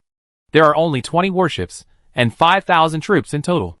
Now that the 19th princess has decided to give up Shiyuan City, she will no longer be afraid of falling out with the 7th princess.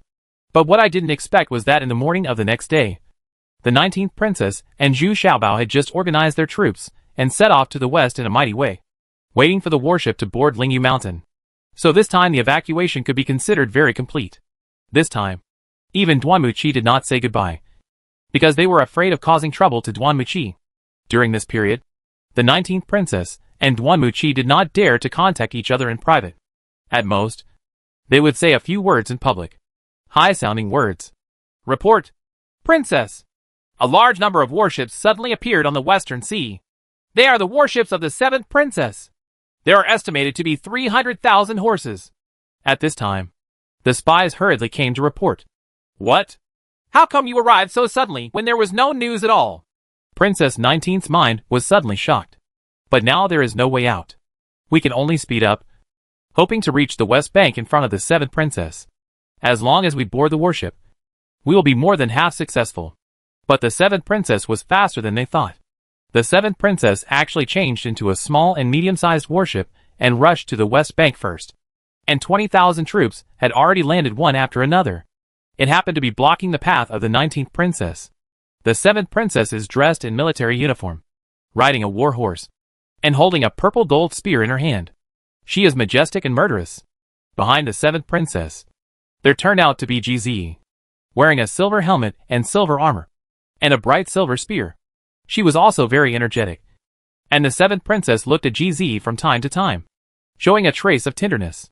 19th sister, are you taking so many people with you? Where are you going? The 7th princess asked with an arrogant look. She was very angry with the 19th princess now. She always thought that she was helping the 19th princess. But she didn't think that the 19th princess actually wanted to betray her. And every time I think of GZ being fascinated by this 19-year-old girl, the sourness in my heart becomes even more unbearable. The 19th princess is also riding on the horse. She is dressed in a military uniform. Her image is even more beautiful. Although she is not as powerful as the 7th princess, she has a very calm demeanor. 7th sister, I want to leave Shiyuan City. Please come back. The 7th sister followed the little sister's wish. Chapter 265, I want to challenge you. It turned out that this was Ji Jisheng's idea for the 7th princess. It was nominally to pacify the 36 Southeast Islands. However, after leaving Southeast County, the troops split into two groups and went all the way to the 36 Southeast Islands. The 7th princess led with 300,000 horses. They headed straight to Shiyuan City. I have to say that Ji Jisheng's trick was very effective, and he deceived everyone. Even Duanmuqi didn't expect that the 7th princess had already arrived in Shiyuan City. As soon as Duanmuqi heard the report, his heart felt cold. Damn it! Damn it! The 7th princess's move was really powerful. Even he was deceived. And what's even worse is that he has to immediately separate a team of people to go to the rescue. But in this case, the 19th princess will be caught in the middle. Duanmuqi was extremely conflicted. But after thinking about it, he came over with 50,000 horses. After all, he is still the subordinate of the 7th princess, and he must put the safety of the 7th princess first. But how to face Zhu Xiaobao and the others? Duanmuqi was also in a dilemma. He could only adapt to the situation when the time came. Anyway, at least the lives of the 19th princess and Zhu Xiaobao must be saved. When the 7th princess heard that the 19th princess bluntly stated her intention to leave Shiyuan City, she couldn't help but sneered. Xiaozhener, do you know that what you are doing now is rebellion? I can kill you right away. 7th sister is serious. All the princes are waging war. I just want to protect myself. I want to preserve the bloodline of my Wu family. I have no other intention. What's more, I have escaped from the disaster and gone outside the country of Daxia. Where can I talk about it? What kind of rebellion is this? Princess 19 said calmly. But when she saw Ji Jisheng behind the seventh princess, she glared at him angrily. This made Ji Jisheng feel embarrassed and a little regretful. He shouldn't have shown up in public. Humph. Sister 19. Don't say that I won't give you a chance. Now you should surrender honestly and follow me back to Southeast County. I can forget the past, and even give you a fiefdom in Southeast County for you to run your own business. Continue to be your 19th princess. The 7th princess thought for a while, and then said she didn't want to kill the 19th princess yet, because the 19th princess had too many secrets that made her jealous. And the 19th princess's products were also she really wanted to take control of it. Okay. As long as you kill Ji Jisheng, I will immediately disarm and follow you back to Southeast County. Princess 19th replied simply. Bold! King Ronqiantai is giving you a way out. Don't be disrespectful. Ji Jisheng was frightened from behind. This 19th princess is quite ruthless. She wants her own life as soon as she opens her mouth. So Ji Jisheng couldn't help but shouted angrily. Now that he was facing each other, he no longer evaded and evaded. Anyway, he had no real evidence in the opponent's hands. Humph. It's not your turn to raise conditions here. Xiaoxuner, why don't you get off your horse and plead guilty? The 7th princess said with a serious face. Because she had already seen Wu Yu and Zhu Xiaobao appear in the tin behind the 9th princess. Especially Zhu Xiaobao, who was wearing a steel helmet and carrying a strange-looking stick on his shoulder, was looking at her with a smile. This guy actually didn't show any fear at all. But the great martial lord next to him was nowhere to be seen. This makes the 7th princess a little confused. The 7th princess did not dare to take action now. She was waiting for Duanmuki to come to rescue her troops. And she was also waiting for her own large army, because she was anxious to stop the 19th princess. So she came over first in a small or medium-sized warship. Although it was much faster, it still left those main warships behind. She currently has only 20,000 troops by her side. Moreover, the 7th princess came here just to see Duanmuki's reaction. She didn't believe Duanmuki's report on Ji Zhihui, but she didn't believe it either when Ji Zhihui slandered Duanmuki. So this time, she had to come here in person just to see clearly. Sure enough, not long after, a large amount of dust rose up behind the 19th princess. Duanmuqi's men had already arrived, but they stopped a few hundred steps away. It seems that he is waiting for the order from the 7th princess. The 7th princess immediately felt much more relieved. Now her troops had surpassed the 19th princesses. But why hadn't her large army arrived yet? At this moment, several cannon shots suddenly came from behind. And these small and medium-sized warships and clippers of my own were surrounded by more than 100 warships. It turned out to be a warship from Lingyu Mountain. What was in the middle was a very strange-looking warship, and it was lying sideways. The 4 characters, 3 auspicious treasures, were engraved on the bow. Looking further into the distance, I saw that my own large warships had been driven away by more than 100 warships. And the 3 auspicious treasures among them were unceremonious and fired several cannons at the large warships that were coming. A large warship has been set on fire. The other warships were retreating one after another. Not only that, the auspicious 3 treasures also fired 2 cannons at the 7th princess. Although it hit the cliffs and open spaces on both sides, it was also a warning to the 7th princess that they were also firing the auspicious 3 treasures, naval guns, within range. The situation suddenly became complicated. Although the large warships seemed to have surrounded the more than 100 warships on Lingyu Island, they only dared to surround them from a distance. If they came any closer, they would be attacked. That beating. What's even more frightening is that there is also a colorful boat shuttled back and forth. Don't look at this small boat. It is the most troublesome. Not only is it extremely fast, it can turn flexibly. It can also fire cannonballs. Now the 7th princess feels a little regretful. Why did she come here in person? It's better now. But she is trapped in it. It turns out that Tong Wuxin and Mu Chuanyi, as agreed, came with all the warships in Lingyu Mountain to meet the 19th princess's troops. They were accompanied by dozens of merchant ships specially carrying people. Otherwise, 16th Princess 6, there is simply no room for thousands of people to sit down. But before they arrived at Shiyuan City, Mu Chuanyi and Tong Wuxin discovered the 7th princess's warship early. This is the huge advantage of having a telescope to seize the opportunity first. The telescopes in their hands are all 6 times powerful, which is the highest magnification that Zhu Xiaobao can produce now. Tong Wuxin and Mu Chuanyi were both shocked. Fortunately, Tong Wuxin was very experienced in naval battles and knew the geographical environment of Shiyuan City well. Knowing that the seventh princess's large warship could not get in, he wanted to get ahead of those large warships and pick up the 19th princess and the others. However, he did not expect that the seventh princess would actually change into a small boat and rush over. This moment made Tong Wuxin and Mu Chuanyi extremely anxious. Without thinking too much, they directly inserted themselves in front of the seventh princess's large warship, resulting in the current complicated situation. But there are 3 auspicious treasures and colorful boats. It seems that the scene is not at a disadvantage. But those large warships are a little timid and dare not act rashly. "Oh, Xiaobao, what do you want? I know you built these strange ships.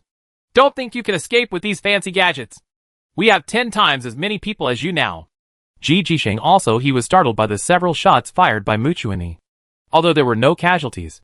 Seeing the seventh princess's face ashen, Ji Jisheng felt that he needed to boost his own momentum. After all, there were hundreds of thousands of troops. Could it be that are you frightened by such a mere 60,000 troops? The seventh princess brought 300,000 troops this time. Plus the 400,000 originally stationed in Shiyuan City. It was originally 500,000. But there were already 100,000 casualties. So it is not considered 10 times the number of the 19th princess. Exaggerate. Like a chicken. Come here. I want to fight you one-on-one. When Zhu Xiaobao saw that Ji Zi dared to threaten him, he couldn't help but became furious, pointed the gun in his hand at Ji Zi, and shouted loudly. "You!" Ji Zhi's face suddenly turned red. That was the nickname Zhu Xiaobao gave him when he first met him. He didn't expect to be called out in such a rude manner at this time. Ji Zhi couldn't defend himself. He could only say angrily, "Zhu Xiaobao, I don't want to be your enemy. But don't force me. If you want to leave on your own, I can ask them to let you go. I will never stop you." In fact, Ji Jisheng is still very afraid of Zhu Xiaobao. This little fat man has all kinds of ingenious tricks, and it is really difficult to deal with him. "Ha ha! Ji Zi, what pair did we face when we first met? It seems that you came up with the first couplet?" Zhu Xiaobao walked to the front of the formation very domineeringly, with a spear on his shoulder, and asked, Everyone is a slave, no matter how small or big." Ji Jisheng said a little embarrassed. This was the idea he came up with when he first met Zhu Xiaobao and ridiculed Zhu Xiaobao. At that time, Zhu Xiaobao was still a slave. Unexpectedly, Zhu Xiaobao's old story would be brought up again. "Ha ha! Then what am I right about?" Zhu Xiaobao still asked with a smile. This, Ji Jisheng was suddenly startled. This cannot be said. It was the second line of Zhu Xiaobao's mockery of him. "Humph! My second line is, prostitutes of both sexes always have the surname Ji. It seems that it was destined from the beginning. You are really the material," Zhu Xiaobao said with a sneer. And everyone present burst into laughter. This made Ji Jisheng very embarrassed. Then Zhu Xiaobao said, "Since we got acquainted with the couplet, let's end it with the couplet. You tell me." Ji Zi said a little tremblingly. He was no match for Zhu Xiaobao in the couplet. But now that he was being defeated, he had no choice but to fight hard. "Listen up, if a tree doesn't need bark, it will definitely die. Simple, right?" Zhu Xiaobao said with a smile again. "I can't match up." Ji Jisheng was extremely embarrassed at this time, and he didn't dare to say the match he was thinking of. Then I will give you a second line for free, if you are shameless. You are invincible." Zhu Xiaobao shouted domineeringly. And Wu Yu and others behind him immediately cheered loudly in a conciliatory manner. Even the 19th princess, she also looked at Zhu Xiaobao very convinced. And she was not afraid at all now. Nor was she worried. As if Zhu Xiaobao could help her solve it. It turns out that Zhu Xiaobao had already seen Kimurachi and the others' positions through the telescope. And now the seventh princess has been trapped in him. Zhu Xiaobao felt confident. But at the same time, he also saw the abnormally intimate behavior between Ji Jisheng and the seventh princess. And he somewhat understood why Ji Jisheng climbed so fast. That's why Zhu Xiaobao deliberately exposed Ji Zi at this time. "That's too much. Zhu Xiaobao, I will fight with you." Ji Jisheng was furious. Even the seventh princess behind him was a little blushing. How did this little fat man know his relationship with Ji Jisheng? This is impossible. "Ha ha ha! Seventh princess, Ji Zi and I have a competition. If we lose, we will surrender. But what should we say if we win?" Zhu Xiaobao ignored Ji Zi at all, but raised his face and asked loudly, "If you win, I will let you go too." The seventh princess gritted her teeth and said, Zhu Xiaobao is only at the level of a second-level warrior at most, which is far worse than Ji Jixing. Besides, now that Ji Jixing has rushed over, he can't call back again. Xiaobao, come back. I'll go for you. Wu Yu was really anxious from behind. She had seen Ji Jixing's martial arts before. He could kill Zhu Xiaobao with just one look. So Wu Yu had to rush in as soon as he hit the horse. Come out. None of you are allowed to come over. This is a matter between us. I said I would challenge him to a duel. Zhu Xiaobao turned around and glared at Wu Yu and shouted. Not to mention that Wu Yu was really afraid of Zhu Xiaobao and didn't dare to come over again. Fortunately, the 19th princess comforted her quietly. You have been following him for so long, and you still don't know his identity. There is no absolute certainty about his character. Will he go out so boldly? But I'm really worried. Wu Yu said with a cry. He's worthless. I might as well understand him. Princess 19 snorted softly, then ignored Wu Yu and just stared at Zhu Xiaobao closely. Ji Jixing was almost rushing to Zhu Xiaobao at this time, and he felt much more relieved. At this distance, even if he used any artillery bombs, he would not dare to use them. Otherwise, both of them would be injured. But he can stab Zhu Xiaobao to death with one shot. Ji Jixing's face had become ferocious. Since he had turned against him, he would simply kill Zhu Xiaobao. Keeping him alive was really a huge threat. Bang! There was a gunshot. And before GZ understood what was going on, the warhorse rolled forward and fell to the ground, and even pinned one of GZ's legs. Ji Jixing was simply stunned. He was still beating the horses hard and yelling, You beast! Get up! But looking at the warhorse again, it actually struggled a few times, then flicked its head and died. Ji Jixing's leg was still tightly suppressed, and he couldn't pull it out. What have you done? This doesn't count. You used magic. Ji Jixing shouted in surprise and anger when he saw Zhu Xiaobao carrying a weird weapon with smoke still coming out from the front. Hee hee. You can practice evil arts. But I can't use evil arts? Ji Jixing. It's time for us to understand each other. Right? If you dare to offend the 19th princess, do you deserve to die? Zhu Xiaobao pointed his gun at Ji Jixing at this time asked. What are you waiting for? Why don't you let them go? Ji Jixing suddenly struggled and turned his head and shouted at the 7th princess. In order to save his life. He didn't care about face. Little treasures. Don't be rude. Let him go first. Chapter 266. Suffer a small loss. The 7th princess had no choice but to shout. She was also very shocked. What kind of weapon did Zhu Xiaobao use just now? It could actually kill such a warhorse in one go. She had to admit that every time she saw Zhu Xiaobao, the 7th princess would find a lot of surprises. Things. Princess, you won't regret what you just said. Right? Zhu Xiaobao looked at the 7th princess and asked with a smile. To be honest, the 7th princess was very good to him and even helped Wu Yu once. This is why Zhu Xiaobao the reason why Wu Yu was not allowed to fight was because he wanted to return the favor. Well, okay. Let's go. Xiaobao, are you really not willing to come to my place?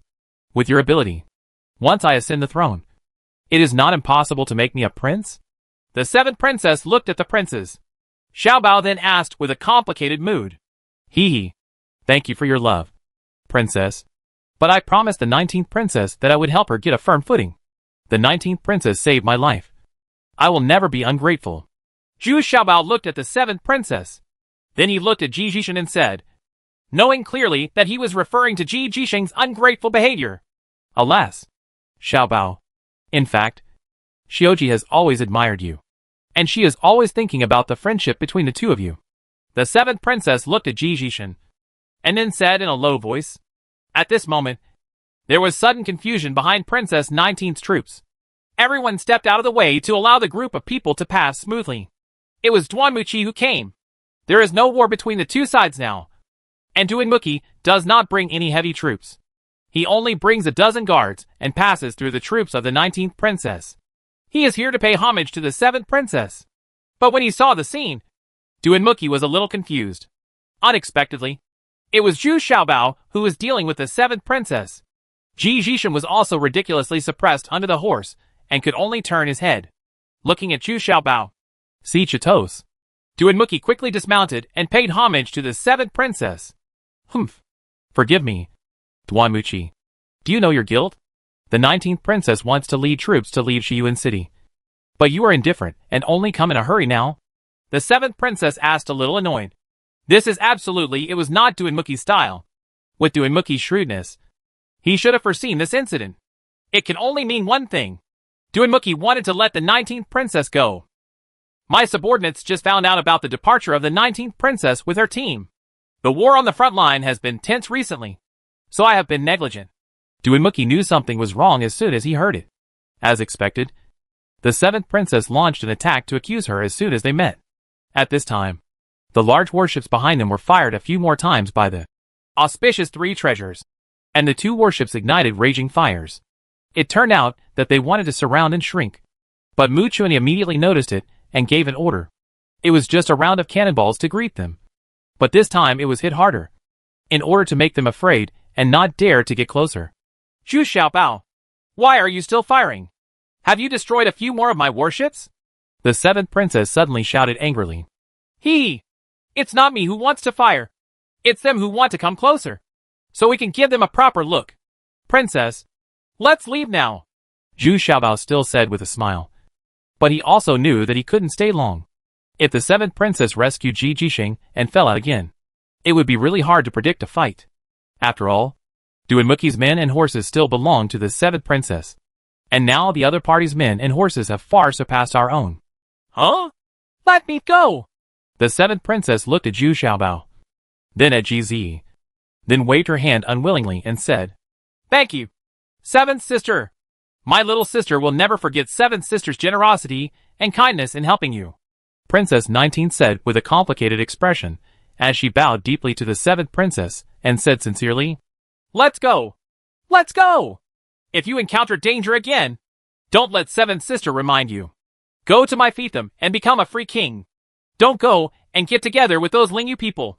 If you want to stand firm, it's best to kill Yuli as soon as possible. The 7th princess waved her hands impatiently and said, she had already known that the Lingyu clan and Lingyu Mountain had been divided into 2. If the 19th princess could be allowed to helping Lingyu Mountain contain Yuli on Lingyu Island is a good thing. Farewell, little sister. The 19th princess stopped nagging. If she doesn't hurry up and leave now, she may change her mind when the 7th princess's men come around. It would still take a lot of time for all 60,000 people to board the warship. At this time, the 7th princess had already asked people to help Ji Jixi into the temporary tent. While the 7th princess was still looking at the 19th princess coldly, the troops are evacuating. Suddenly, Duinmuki had a dispute with Zhu Xiaobao. Xiaobao, you have to be conscientious when making approvals. The 7th princess has already let you go, and you still have to take these 10 red cannons with you. You are 2, is that too much? Duinmuki grabbed Zhu Xiaobao and argued with him excitedly. What's too much? I originally agreed to lend it to you, but now I want to take it away. Isn't it normal? Zhu Xiaobao also stretched his neck and shouted. No, even if I borrowed it. It was agreed that I would take it away after the 2,000 sh. Unless we're fired. Now there is half of it left. Do you want to cheat? Duinmuki pulled Zhu Xiaobao and was very angry. Shouted. Okay, hurry up and shoot the remaining cannonballs.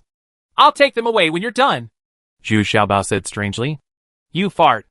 It's not a waste of time. Right. Now you can't hit my men when you fight? Duanmuchi was furious and even uttered a rare curse word. Well, Xiaobao, just think of it as a loan to me. Okay, I'll send it to you when we're done using it. What do you think? The 7th princess's heart moved. This is a powerful firearm. It must not be allowed to be used by Zhu. Xiaobao was taken away. And Duinmuki was right. He hadn't finished shooting those LS yet. Is this true? Zhu Xiaobao looked at the 7th princess and then asked. No joking, the 7th princess said firmly. Okay, for the sake of the 7th princess, I will keep them temporarily. Old man, you must help me take care of these treasures. These 10 cannons are precious. Zhu Xiaobao was still a little reluctant to part with them. Duinmuki said. Don't worry. You should leave quickly. Duanmuchi seemed to make Zhu Xiaobao regret it, and hurriedly asked him to disappear quickly. Huh? Why can't I trust you so much? Zhu Xiaobao was still humming as he walked. But not far away, he saw a round figure flash out and followed Zhu Xiaobao closely. The 7th princess was immediately startled. Dafu and Erfu didn't notice at all. This Dao Zun was actually hiding around Zhu Xiaobao. Cold sweat broke out all over the seventh princess's body. Fortunately, she didn't take any forceful action just now.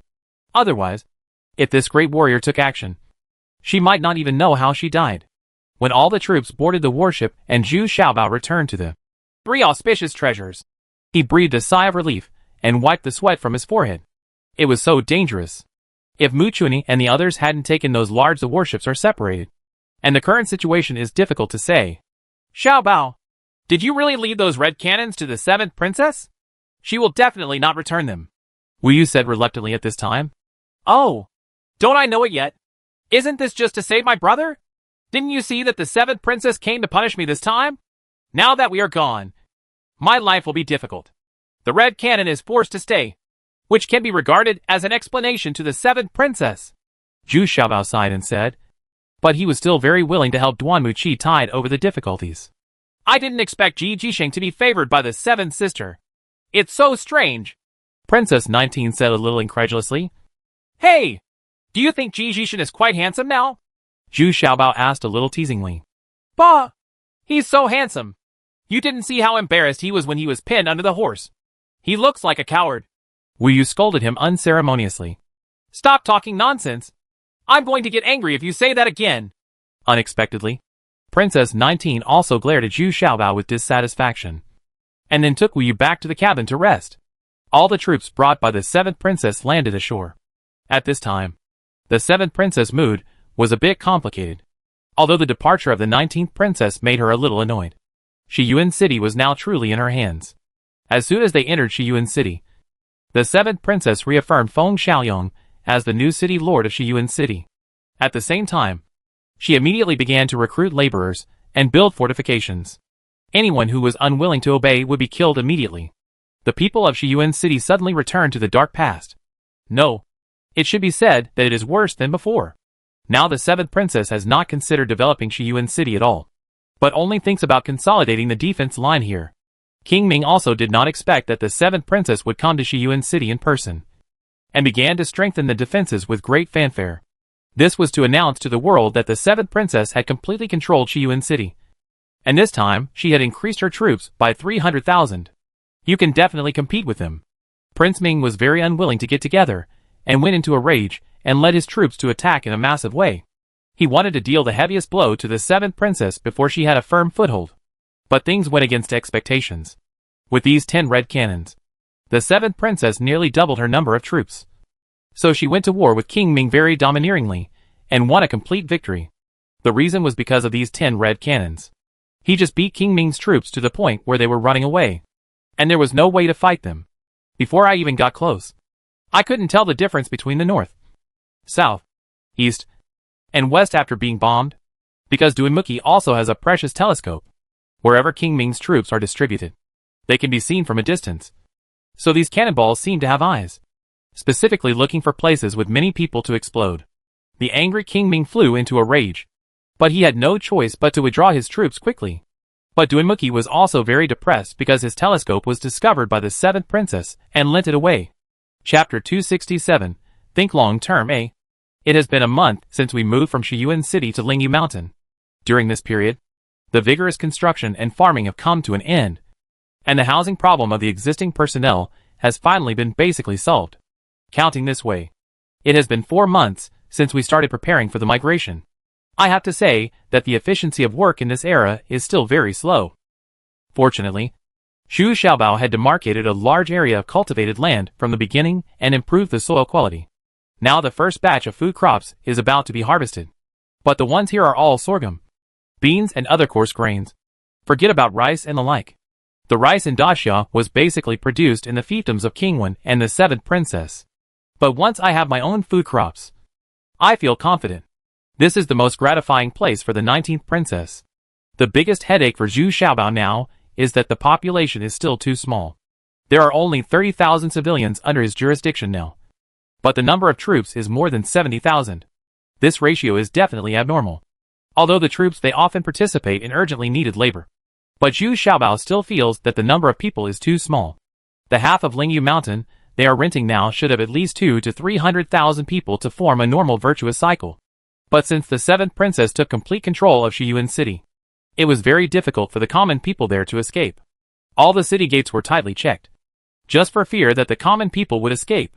Some people were forced to flee from the westernmost desert. There were very few people who could cross the desert and defect to Lingyu Mountain. Most of them died in the desert. But even so, 7,000 or 8,000 people found Lingyu Mountain one after another, which moved the 19th princess very much.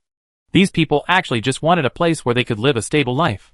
There were originally hundreds of thousands of ordinary people in Lingyu Mountain. These people were called servants by the female warriors. Their main job was to dig iron ores and herd cattle.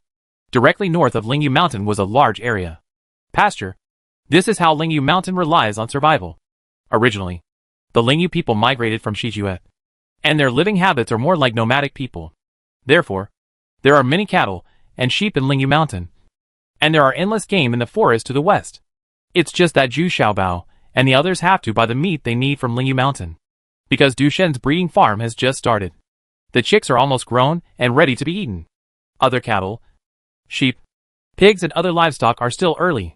And those people who got farmland and signed the agreement began to feel the benefits of household-based production quotas. They turned in the necessary grains, and the rest was enough for their daily food, plus their own free-range chickens, ducks and other poultry. It turned out to be there was a lot of surplus, which made them very supportive of Zhu Xiaobao's agreement. Many people also made demands for more farmland. He was rejected by Zhu Xiaobao.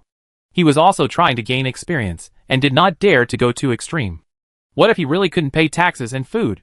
Therefore, any regulation must pass the test of time to prove its reasonableness. Although a large area of land is idle now, Zhu Xiaobao believes that it will not be long before it will be fully utilized as the population increases. In fact, Zhu Xiaobao also made a big mistake. That is, the houses he built for the common people were in rows. As a result, when the land lease and farming agreement was signed, no one wanted to live there. People just build a simple shed in the field and live there. They can also raise some poultry. When they wake up, they go to the fields.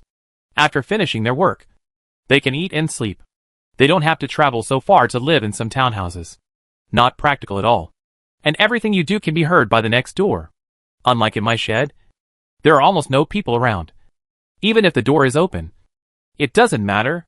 In desperation, Zhu Xiaobao's joint houses had to be allocated to the female barracks. Fortunately, this problem was discovered early. Otherwise it would have ended badly. Oh! Ignorance and backwardness! Why can't they accept my advanced and civilized lifestyle? Zhu Xiaobao shook his head helplessly. Now the bathrooms and toilets he is most proud of are basically used by the female military camp. The farmers were not interested at all. Although every household was given a bathing ticket, they just brought their wives to see what was new, and then stopped coming. In their opinion, it was better to just wash in the river. Happy! However, Zhu Xiaobao has set up an area in the upper reaches of the river, and bathing and washing clothes are strictly prohibited. Because domestic water is collected from the upper reaches of the river, Zhu Xiaobao had to slowly adapt to being in charge of such a large area all at once. However, there is also something that makes Zhu Xiaobao happy. That is, several of his factories have been completed and put into production. They are now divided into a wine-making factory, a paper-making factory, a soap-making factory, an iron-making factory, and a special laboratory for him. The area has expanded several times compared to before, and the number of people has doubled. In addition to the old people from Dongtian Paradise, there are also many people who came from Yiqinghong, and they are all relatively trustworthy people. Now the first batch of sorghum has begun to be harvested, and the Xiao Daozi that has been cut off will be produced soon. The production of toilet paper has started long ago, and now the toilet paper has begun to be backlogged because the price has not been negotiated with the 7th princess and the others. Since moving out of Shiyuan City, Princess 19 and Zhu Xiaobao have unanimously decided not to supply goods at cost prices as before. The 7th princess can still be the general agent of Southeast County, but the price is not the original price, because the original price cannot make much money at all, and most of the profits have been made by the 7th princess. In fact, the two parties have not really fallen out since they parted ways in Shiyuan City. They have always kept in touch with each other, because the 7th princess also found that she could not live without those high-end products. In the past 2 months, her knives have been sold out. After drinking it all, a jar of roasted knives has now been sold for no more than 2 taels of gold, and a jar of top-quality roasted knives has been sold for 30 taels of gold. and it is still expensive but not marketable. What makes the 7th princess even more depressed is that without Zhu Xiaobao's salt brine, even tofu cannot be eaten. This is the most fatal thing. Now many people are used to various dishes made with tofu. And suddenly there is no now. The people in Southeast County are full of complaints. This makes the 7th princess a little lucky. Fortunately, she didn't kill the 19th sister. Otherwise, she might not have anything to eat in her life. Zhu Xiaobao did this very interestingly. It didn't take long for him to have salt brine delivered because he didn't want all the people in the world to be implicated. That would be a bit too much. Therefore, the 7th princess and the 19th princess still exchanged letters frequently. And of course they were discussing the transaction of those goods. Xiaobao. In fact, the price is already very high. Our production has increased a lot now. So there is no need to set the price so high. The 19th princess is already a little annoyed. And now Zhu Xiaobao just insists on it. The price does not change. And food must be exchanged. This makes the 19th princess a little puzzled. Humph. When the fight comes to the end, even if you have money, you may not be able to buy food. Besides, we are short of food now. So we must let the 7th princess exchange food for it. Zhu Xiaobao said firmly. Hey! Wealthy money man. Our toilet paper can't be piled up now. Are you still bargaining here? Wu Yu also said from the side. She still stood by the side of the 19th princess, hoping that Zhu Xiaobao would relent. You can cash it out right away. Hey! I would rather reduce production than lower prices. What do you know? Once the price drops, it will be difficult to raise it. Besides, I am not just counting on the 7th princess and her family. I also plan to sell to Go to the lake. Zhu Xiaobao shouted angrily. These women are really short-sighted and don't understand his lofty goals at all. You can continue to sell salt brine to them at the original price. So why do these things have to increase in price? Princess 19 asked in confusion. Hey! Salt brine is used to make tofu. It is something that is beneficial to the common people in the world. Of course, I intend to make some sacrifices. But these are luxury goods and are used by these dignitaries. Of course, they cannot be allowed to. They are so comfortable. I am such a person with a sense of justice and love. Zhu Xiaobao raised his head and replied arrogantly. Everyone looked at these little treasures in a daze. Although these words were very heroic, the results were not good. So far, no business has been concluded. In fact, the 19th princess also has many needs now. Among other things, the most urgent thing, when moving here from Shiyuan City, is the need for a large number of war horses. Originally, she was stationed in Shiyuan City, so this need was not very urgent. But now when we arrived at Lingyu Mountain, there was a vast pasture to the north. If a war started here, a large number of war horses would be needed. Now the 19th princess has more than 70,000 horses and less than 10,000 horses. This ratio is really too small. Although there are war horses in Lingyu Mountain, they are exclusively for the female warriors of the Lingyu tribe and are not sold at all. Now there are 30,000 female warriors in Lingyu Mountain and almost 40,000 war horses. Usually, each person rides one, so the extra it is for updating and elimination. Moreover, the war horses of Lingyu Mountain are very powerful and even more expensive than the armored war horses of King Ming. The 19th public household was seriously trying to purchase a batch, but was declined by Yu Qinhe. I just gave the 19th princess 10 war horses as a courtesy. When everyone was discussing to no avail, suddenly the female guard outside the door came to report that the female warriors from Lingyu Mountain were making trouble in the bathroom and were confronting Wu Yu's men. Wu Yu became angry when he heard this, and he got on his horse and hurried over with his men. Princess 19 looked at Zhu Xiaobao and asked uneasily, "Did you get into any trouble again? How is it possible? I have always convinced people with virtue. And the prices are fair. There is no reason for you to come to my place to cause trouble." Zhu Xiaobao also couldn't figure out what these female warriors were up to. Chapter 268, Think Long-Term B. Zhu Xiaobao and Princess 19 then rode over and saw thousands of female warriors surrounding the bathroom from a distance, arguing with Wu Yu. In a rare moment, Wu Yu didn't get angry and was still talking to them with smiley face. What the hell is this? Has Wu Yu changed her temper? Zhu Xiaobao was a little surprised. How could Wu Yu be so patient? Unexpectedly, at this moment, the female warriors saw Zhu Xiaobao, and the crowd suddenly became excited. They pointed at Zhu Xiaobao and shouted, "That's him! The promises you made don't count. Go and settle the account with him." "Yes, It's this little fat guy. Catch him! Don't let that little fat guy get away! Immediately, all the female warriors surrounded Zhu Xiaobao. But luckily they didn't do anything because they all waved a bathing ticket in their hands. Hey! Sisters! Don't be excited. If you have anything to say, please tell me. Zhu Xiaobao was also shocked that he was surrounded like this. Even the 19th princess was pushed aside. Zhu Xiaobao, this is the first time I have faced such a scene. And I am really scared. These female warriors will take action if they disagree.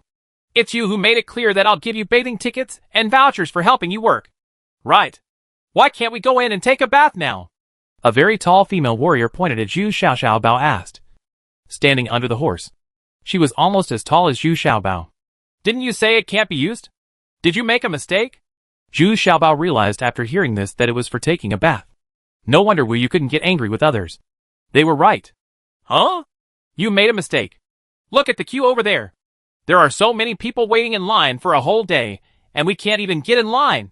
The female warrior shouted in annoyance. Don't make any noise. Stop it. Zhu Xiaobao was suddenly dizzy from the noise and couldn't help but yell. The scene immediately fell silent. Zhu Xiaobao was still a bit intimidating. At this time, Mu Chunyi squeezed in and explained the situation to Zhu Xiaobao in a low voice. It turned out that Zhu Xiaobao's bathroom had just started to be used and had been built long ago. However, in order to save manpower and improve efficiency, Zhu Xiaobao spent another month to develop a simple boiler because in Lingyu Mountain to the north of, an open-pit coal mine was also discovered. So it was extremely convenient to burn coal. So Zhu Xiaobao thought of making the simplest hot water boiler. Of course, it took a while to get this boiler. And during this time the bathroom was doubled again. And now it can accommodate 200 people taking a bath at the same time. But I didn't expect that there would be so many female soldiers with bathing tickets. Nearly 1,000 people came at once. Plus the female soldiers from the female barracks. Wouldn't it be possible to queue until dark? Did I give out so many bathing tickets? Zhu Xiaobao was happy when he saw what the employer was using at the time. But he didn't expect that in total. He had given out 3,000 bathing tickets. It turns out that although these female warriors were very disdainful to exchange labor for these things at first, some of them brought back soap, beggars' chickens, and even toilet paper, etc. These were the things that the girls were very jealous of. So gradually more and more people came to help with the work. At first they were sneaking around, but later they came rushing over. In the end, in order not to affect the training, they had to take turns. In fact, their favorite things at first were soap and toilet paper, followed by burning knives. However, some people worked hard and earned more, so they had some extra money and exchanged it for bathing tickets. It turned out that the weather was hot and they didn't have this need. They always drank directly in the river and then took a bath. Anyway, they were bold and unrestrained by nature and didn't care about anything. Besides, who dared to peek at the female warriors taking a bath? But as the weather gets colder, bathing in the river becomes less comfortable. Zhu Xiaobao's bathroom happens to be open for use. So there are a few people who want to try it first. I didn't expect that I couldn't stop after washing it. It was so comfortable, and it could clean the areas that I couldn't usually wash. So after I went back and spread the word, it led to today's situation. Many female warriors, everyone has 1 or 2 bath tickets. Huh? Now I think there are too many people out there. When I was helping you work, why didn't I see you too many people? Unexpectedly, Yu Dan also rushed over at this time. When he heard that the female warriors were making trouble, Yu Dan she hurried over. But she still wanted to help Zhu Xiaobao. But when he saw Wu Yu, he felt a little unhappy. I didn't mean that. I did. Zhu Xiaobao felt a little embarrassed when he saw so many female warriors. Is there nothing you can do? Aren't you extremely smart? I don't care. We have to take a shower today anyway. At this time, Yu Shuang and Yu Shui, 2 sisters who were worried about the world being in chaos, also came closer. They were the leaders of the female warriors. And at this time, they were deliberately making things difficult for Zhu Xiaobao. Huh? There's nothing I can do? I can't do anything. Zhu Xiaobao knew why the 2 sisters were making things difficult for him. It wasn't because the 2 sisters wanted a telescope. But Zhu Xiaobao didn't agree to it. So the 2 sisters started now. Make things difficult for all the little treasures. But how could Zhu Xiaobao let them be troubled? He sneered and said loudly, Sisters, listen to me. Anyone who has bathing tickets can exchange 1 for 2. And the bathing tickets in exchange will have time. According to regulations, those who are willing to change can come to Mu Juni to register. In a blink of an eye, Zhu Xiaobao easily solved this problem. If he really didn't want to change, he asked Wu Yu to free up half of the bathroom for them to take a bath. After all, his female soldiers were very cooperative. As a result, 70% of people actually wanted to redeem it. After all, as long as they staggered the time, they could come and enjoy it twice. This account is still very cost-effective. In a short time, most of the female warriors left, and order at the scene was immediately restored. How is it? Isn't it solved now? Do you want me to take you in? Zhu Xiaobao said with a proud smile, and then looked at Yushuang Yushua's tall figure in a sly manner. I've never seen female warriors without clothes. Go away! Who wants you to take care of me? Third sister and fourth sister. Let's go in! Yu Dan immediately scolded, and then led Yushuang and Yushui into the bathroom. Humph! Are you still looking? If you keep staring, I will dig out your eyeballs. Wu Yu also warned angrily at this time. This guy still had such a vulgar expression, which really made Wu Yu a little bit depressed. Even the 19th princess next to Wu Yu frowned a little. This little fat guy was good at everything, but his wretched look made people uneasy. Where is it? I am looking at it with an appreciative eye. I am just studying why such a tall and fit woman is also very beautiful, and why such a delicate woman like the princess and Yu Dan is so attractive. Alas, women, you really can't see through it. Zhu Xiaobao was still shaking his head and sighing shamelessly, telling the problem that he had been confused about for a long time. Go away! Wu Yu! Let's go! Ignore him! Princess 19 couldn't help but snorted angrily, and then left quickly with Wu Yu. Who knows what other nasty things this little fat man would say? Ahem! Mu Chuani! What raw materials do we still lack now? What facilities have not yet been built? Zhu Xiaobao cleared his throat, and then asked in a serious manner. In fact, there is nothing to watch now. All gone. Iron and stone are in short supply, and a bathroom for the male soldiers also needs to be built. So I'm afraid we need a lot of wood and a boiler. Mu Juni remembered these things clearly, and he did it without even thinking about it. Come. Oh, the price of the iron stone from Lingyu Mountain has not been negotiated yet. Then build a bathroom for the male barracks first. Remember, the female soldiers are not needed to help this time. Let the male soldiers cut down the wood and carry it back. Zhu Xiaobao nodded. Now the iron stones in Lingyu Mountain have been refusing to lower their prices, so this makes Zhu Xiaobao very angry. But there is nothing he can do. This is the resource that the female warriors of Lingyu Mountain rely on to survive. Of course, it is still not possible. The price will be reduced easily. How about we buy it somewhere else? Although the iron stone from Lingyu Mountain is of good quality, it is indeed a bit expensive. Mu Chun asked in a low voice. Let me think about it again. Alas, I haven't sold my things yet, and I can't buy back other people's things. It's really hard for me. Zhu Xiaobao looked up to the sky and sighed. Who told you to sell it so expensively? Nu Chuani couldn't help covering her mouth and laughed. Oops. I didn't realize that you look so beautiful when you smile like this. Do you? Let me see if you smile again. Zhu Xiaobao explained exaggeratedly, as if he had discovered a new world. Get out! Mu Chuani couldn't help but curse in a low voice, and then ran away. This master is so unfair. Why are you running? You are so shy when praising me. Look, I won't run when you praise me. Zhu Xiaobao shouted from behind with a smile. At this moment, someone grabbed the collar from behind, and the unique fragrance of women who had just finished taking a bath came from behind. Hey! Hey! Hey! I am half the master of Lingyu Mountain. Who can be so presumptuous? Zhu Xiaobao shouted angrily. It's us! How about it? There is something you must explain to us clearly today. Otherwise we will be rude to you. Unexpectedly, the two sisters who arrived were Yu Shuang and Yu Shui, and Yu Dan was still panting behind them. Hee hee. Sisters, have you finished washing? How do you feel? Do you want to wash again? Zhu Xiaobao turned around and saw these two people, and immediately changed his smile and asked, Tell me, why do your female soldiers have such nice bathrooms? Yu Shuang asked very domineeringly. They were enjoying themselves too much just now, so the two sisters felt a little unbalanced. I spent money to build this for them. What's wrong?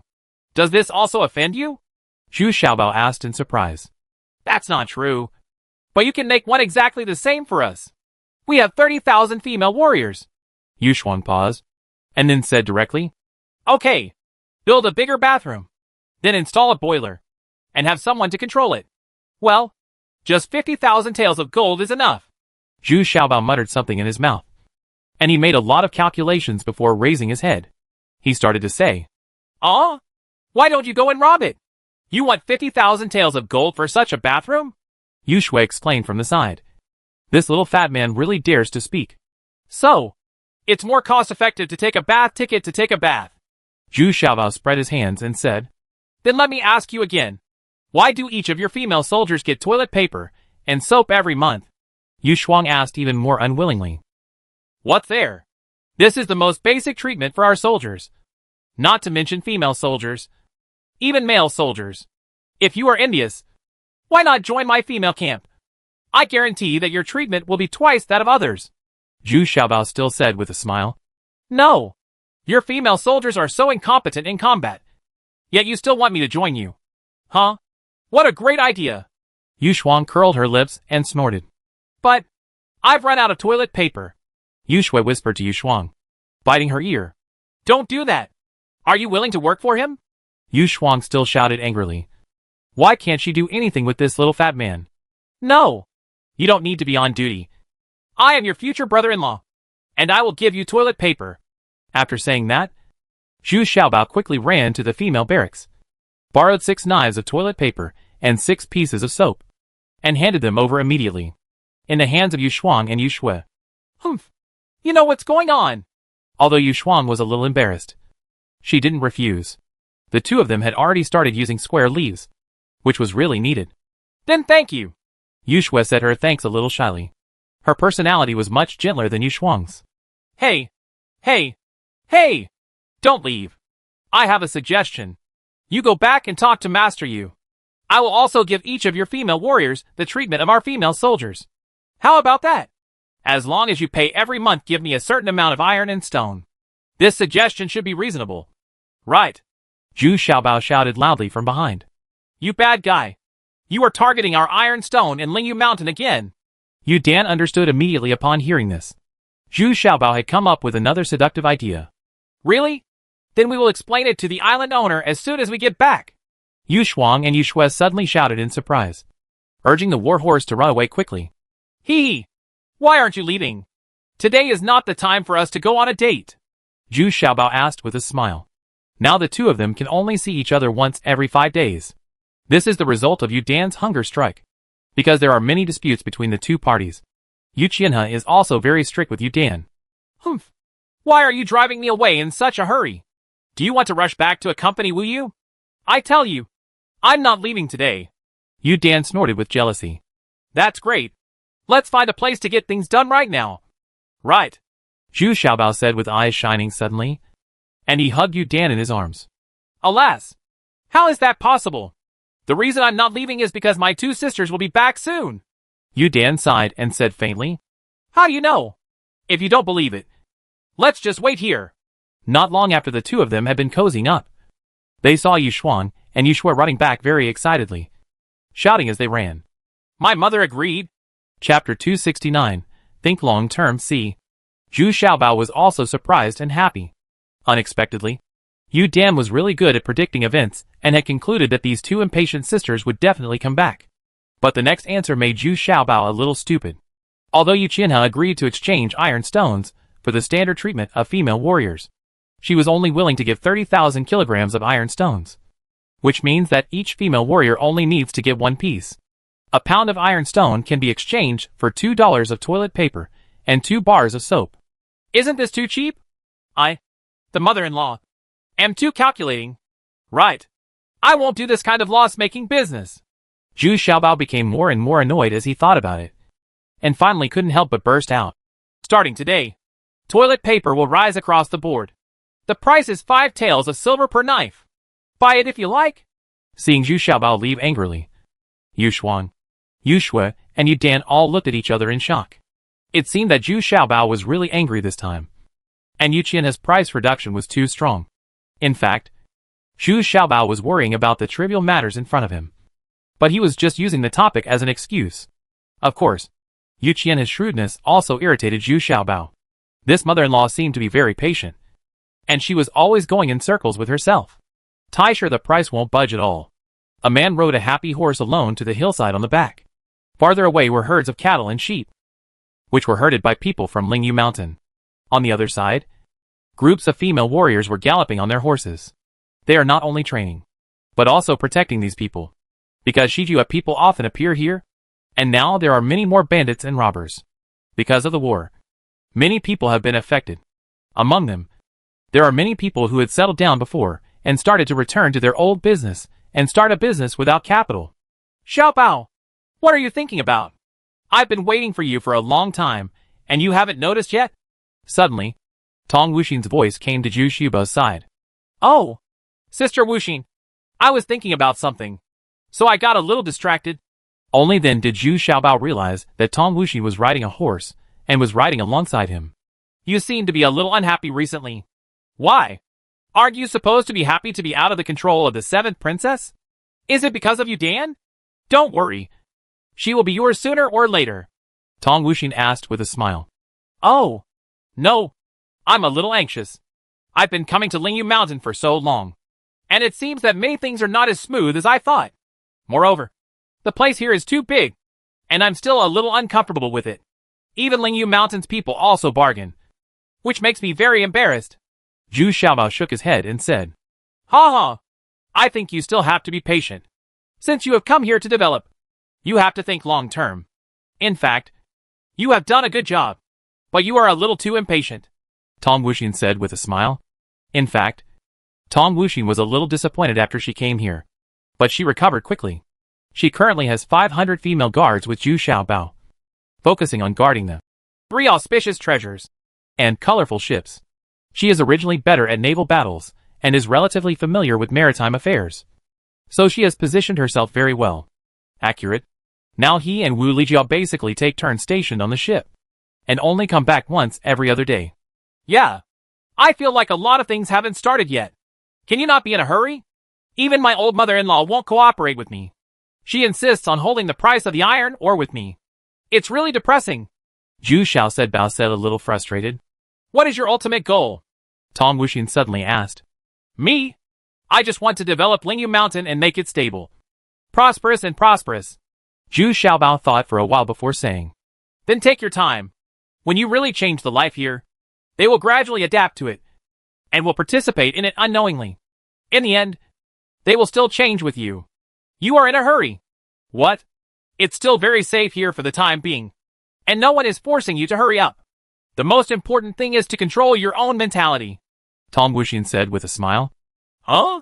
Sister, what you said is so good. I never thought you could see further and have more knowledge than me. Zhu Xiaobao looked at Tong Wuxin in surprise and said, Well, actually, this is not what I said. Mr. Duanmu asked me to tell you. He said you are good at everything, but sometimes you are not calm enough. Unexpectedly, Tong Wuxin suddenly blushed and said, It turned out that before she broke up with Duanmuki, she specifically wanted to ask Duanmuki for advice. Tong Wuxin was originally a member of Duanmu 11 Lang, but he didn't want to get involved in the affairs of the world anymore.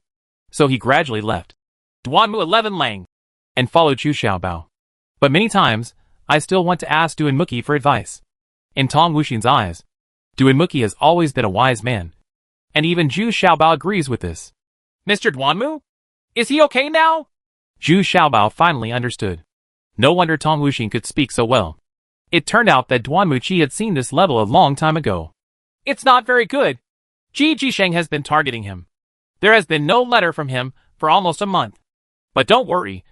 Mr. Duanmu said that he will be fine. Ji Jisheng wants to harm him, but he just doesn't have the ability. Although Tong Wuxin was a little worried, he still said very confidently, Okay, I know what to do. Zhu Xiaobao suddenly felt that he had found the right direction, and his mood suddenly became brighter. He understood what to do. The next day, before Zhu Xiaobao could take action, Yu Qianhe came in person, followed by Yu Hui, followed by Yu Shuang and Yu Shui. The expressions of the two of them were complicated. It seemed that the mother and daughter had a lot of trouble last night. There was no shortage of quarrels. Young masters! Yesterday, Yu Shuang and Yu Shui were too abrupt. They ran away in a hurry before I finished speaking. So you misunderstood? Yu Qianhe is very good at talking. And she actually takes responsibility right away. They were all blamed on Yu Shuang and Yu Shui. Ha ha ha ha ha. Mother-in-law, please sit down quickly. If you need anything, just send a message and I'll go see you. I asked you to come all the way. Come and serve tea. Zhu Xiaobao hurriedly he greeted him very humanely. Don't call me mother-in-law. It sounds awkward to me. Yu Qianhe snorted dissatisfied upon hearing this. Hey! Got it. Mother-in-law, what are your orders? Zhu Xiaobao quickly changed his words. Yu Qianhe almost spit out a mouthful of old blood. This was not as pleasant as before. She said angrily. I'm here to talk about toilet paper and soap. According to what you said, just like your female military camp, each person has 2 knives of toilet paper and 2 bars of soap as standard. Right. That's right. Haven't we reached an agreement? Think about it. Each female warrior can exchange for 2 pieces of toilet paper and 2 pieces of soap with a piece of ironstone the size of her fist. At such a price, you might as well sell it to what about me? Do you know the price of toilet paper at the 7th Princess? It's 5 taels of silver per dollar. So wiping your butt once costs 50 copper plates. You can't buy it at this price. Zhu Xiaobao shook his head and waved his hands, and had no intention of continuing the conversation at all. Disgusting. Although Yu Shuang and Yu Shui were very bold, they couldn't help but blush when hearing Zhu Xiaobao speak so straightforwardly. Then how much do you want? How about 500,000 jeans? Yu Qianhe asked cautiously. In fact, she also knew that 30,000 jeans of iron and stone was too stingy. But she wanted to bargain in the first place. Yu Qianhe, after all, Qianhe plays it safe and must consider everything for the people of Lingyu Mountain. Forget it. Just 300,000 kilograms. I don't want the lion to open his mouth. I just want to develop Lingyu Mountain as soon as possible. Zhu Xiaobao suddenly said seriously. 300,000 kilograms of iron and stone. That is, Lingyu Mountain for 1 day's mining volume. This price should be very reasonable. Really? That's great. I'll send someone to deliver the iron stone to you tomorrow. Yu Qianhe didn't expect that Zhu Xiaobao would actually give up 200,000 jeans on his own initiative. And he felt very happy immediately. You know, even she can't live without these soapy toilet papers now. Immediately afterwards, Yu Qianhe asked with some confusion. You don't have any other intentions, do you?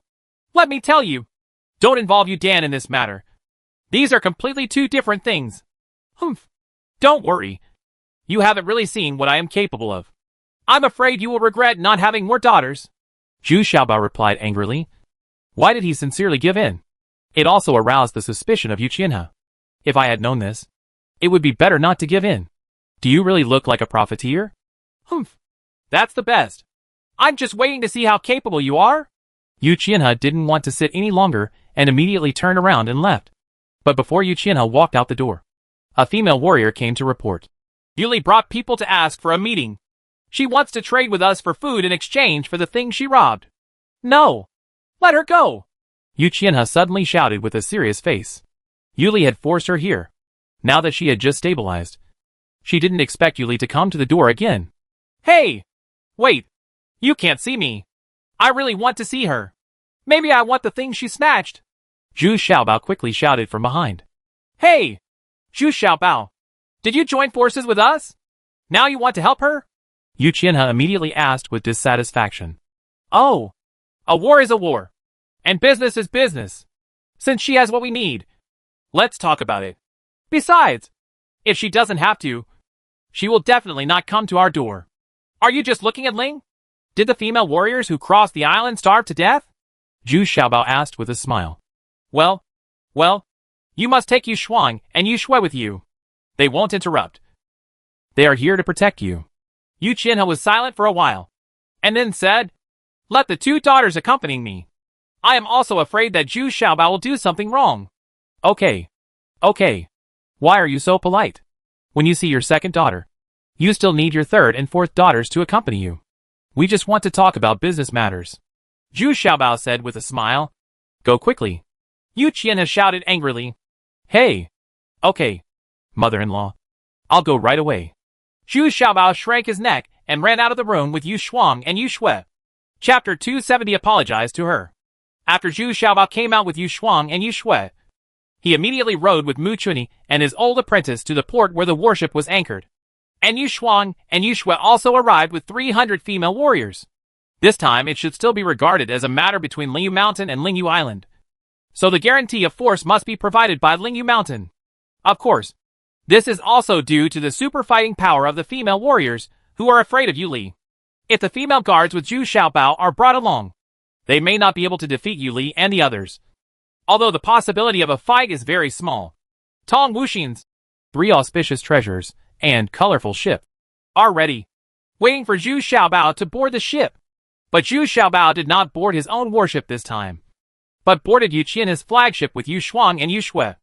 After all, this was just a negotiation, and there was no need to sail the 3 lucky treasures out. When the personnel were in place, Yu Qian's flagship slowly started to move. The golden phoenix flag representing Yu Qian's identity was hung on the warship. Although he was forced out of Lingyu Island, Yu Qian still believed that he was the only one. He is the owner of Lingyu Island, and the golden phoenix flag symbolizing status is hung up again. Driving along the canal out of Lingyu Mountain, when we reached the sea, we saw a large warship waiting not far away. This warship is actually a large warship, like that of the 7th princess. Yu Li consciously drove this ship here in order to show off her achievements. Her ship also has a golden phoenix flag hanging on it. Yu Li now seems to be crossing the island with her spirit. The island owner considers himself. There were no other warships behind Yu Li's warship, but Zhu Xiaobao had already seen it with his binoculars. There was a row of warships more than 10 miles away. It seemed that Yu Li was still very careful when traveling. Now that Shiyuan City is under the control of the 7th princess, there are also 300 warships parked in Shiyuan City, which invisibly puts great pressure on Lingyu Island. Because Shiyuan City is much closer to Lingyu Island. Once Yu Li leaves Lingyu Island, Shiyuan City may come to harass Lingyu Island, which makes Yu Li feel very annoyed. But the 7th princess was very proud of this. Not only did they capture Shiyuan City, but they also contained Yu Li. It was truly a killing 2 birds with 1 stone. Although Yu Li harassed them twice and robbed a lot from Nani Island and Xinxiang Island, their life is not easy now because they have almost run out of food. They originally exchanged iron stones for food, but now iron stones are also being used. Yu Qian's supply was cut off, and he had almost eaten the looted food, but his next target was gone. Because the 36 islands in the southeast have been gradually stabilized by the 7 princesses. If you want to rob one of the islands, countless warships will immediately surround you from all directions. This is what Yu Li and the others are most afraid of. Besides, there are still warships from Shiyuan City to contain them. So although Yu Li has been dispatched several times in recent months, they all return without success. They have been prepared to meet the enemy early, and their advantage is also it's gone. They originally wanted to sell the things they robbed. But the most embarrassing thing is that their biggest buyers were Southeast County and Shiyuan City. Now this is the territory of the 7th princess, so it is difficult to complete these businesses. Don't think about it. Those merchants are also smart. Who dares to accept these looted goods? After much deliberation, Yu Li still wanted to talk to Lingyu Mountain again. Her biggest miscalculation was that she failed to capture Lingyu Mountain. She thought that with their strength, Lingyu Mountain must be hers.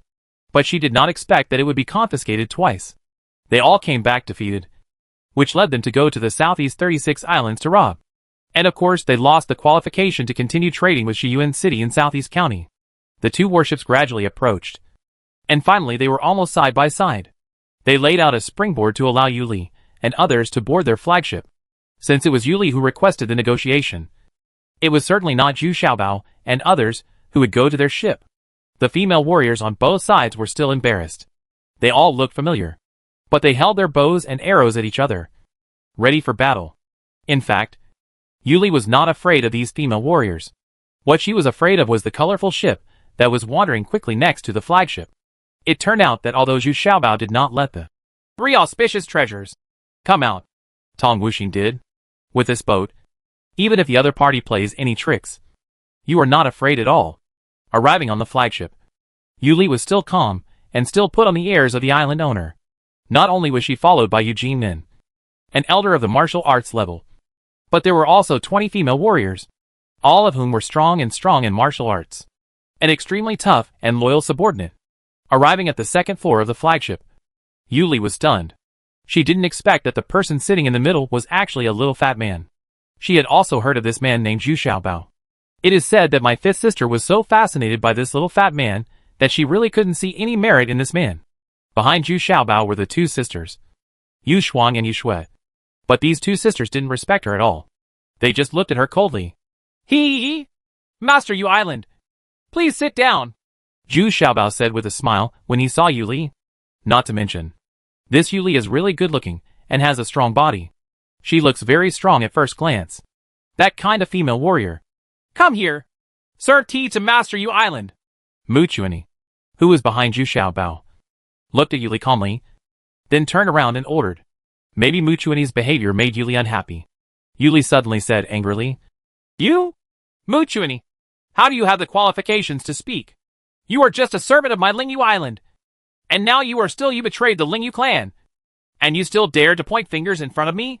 Well, Yu Li, first of all, I am not a member of the Lingyu tribe, so there is no betrayal. Secondly, we are on our warship now, and you are not qualified to dictate. Finally, this time it is us who are willing to talk to you, not you, Qianhe Island Master, because you Qianhe Island Master doesn't want to see you at all, Mu Chuanyi said calmly, and his expression was very calm, not saying anything or being humble. Bold! Who are you? Dare to talk to me like this? Yu Shuang Yu Shui. If you don't get rid of this bitch, then there is no need for us to talk. Yu Li shouted angrily for a short time. Oh, since Island Master Yu doesn't want to talk anymore, then let's see the guests off. What a waste of my time. Next time I see their ship, just sink it for me. Zhu Xiaobao looked at Yu Li. Then he smiled and waved his hand. What did you say? Yu Shuang and Yu Shui. You all heard it. What nonsense is he talking about? Does he still want to threaten me? Wait a minute. Yu Li suddenly came to her senses in the middle of speaking and exclaimed in surprise. It turns out it's you? Did you help them defeat us? Well, that's right. Twice. Zhu Xiaobao nodded seriously, stretched out two fingers and said with certainty. You? You? I'm going to kill you. When Yu Li thought of her two defeats at the hands of Zhu Xiaobao and the heavy losses, she couldn't help but feel furious. She reached out and pulled out her sword. Hey! Want to fight? We can help! Yu Shuang and Yu Shui immediately became energetic and stood up at the same time. The soft whip in their hands was ready to take action. Island Master! No! Never! Yu Jinmin next to her quickly grabbed Yu Li. When she got on the boat, she saw the old apprentice behind Zhu Xiaobao. She felt uncomfortable all over.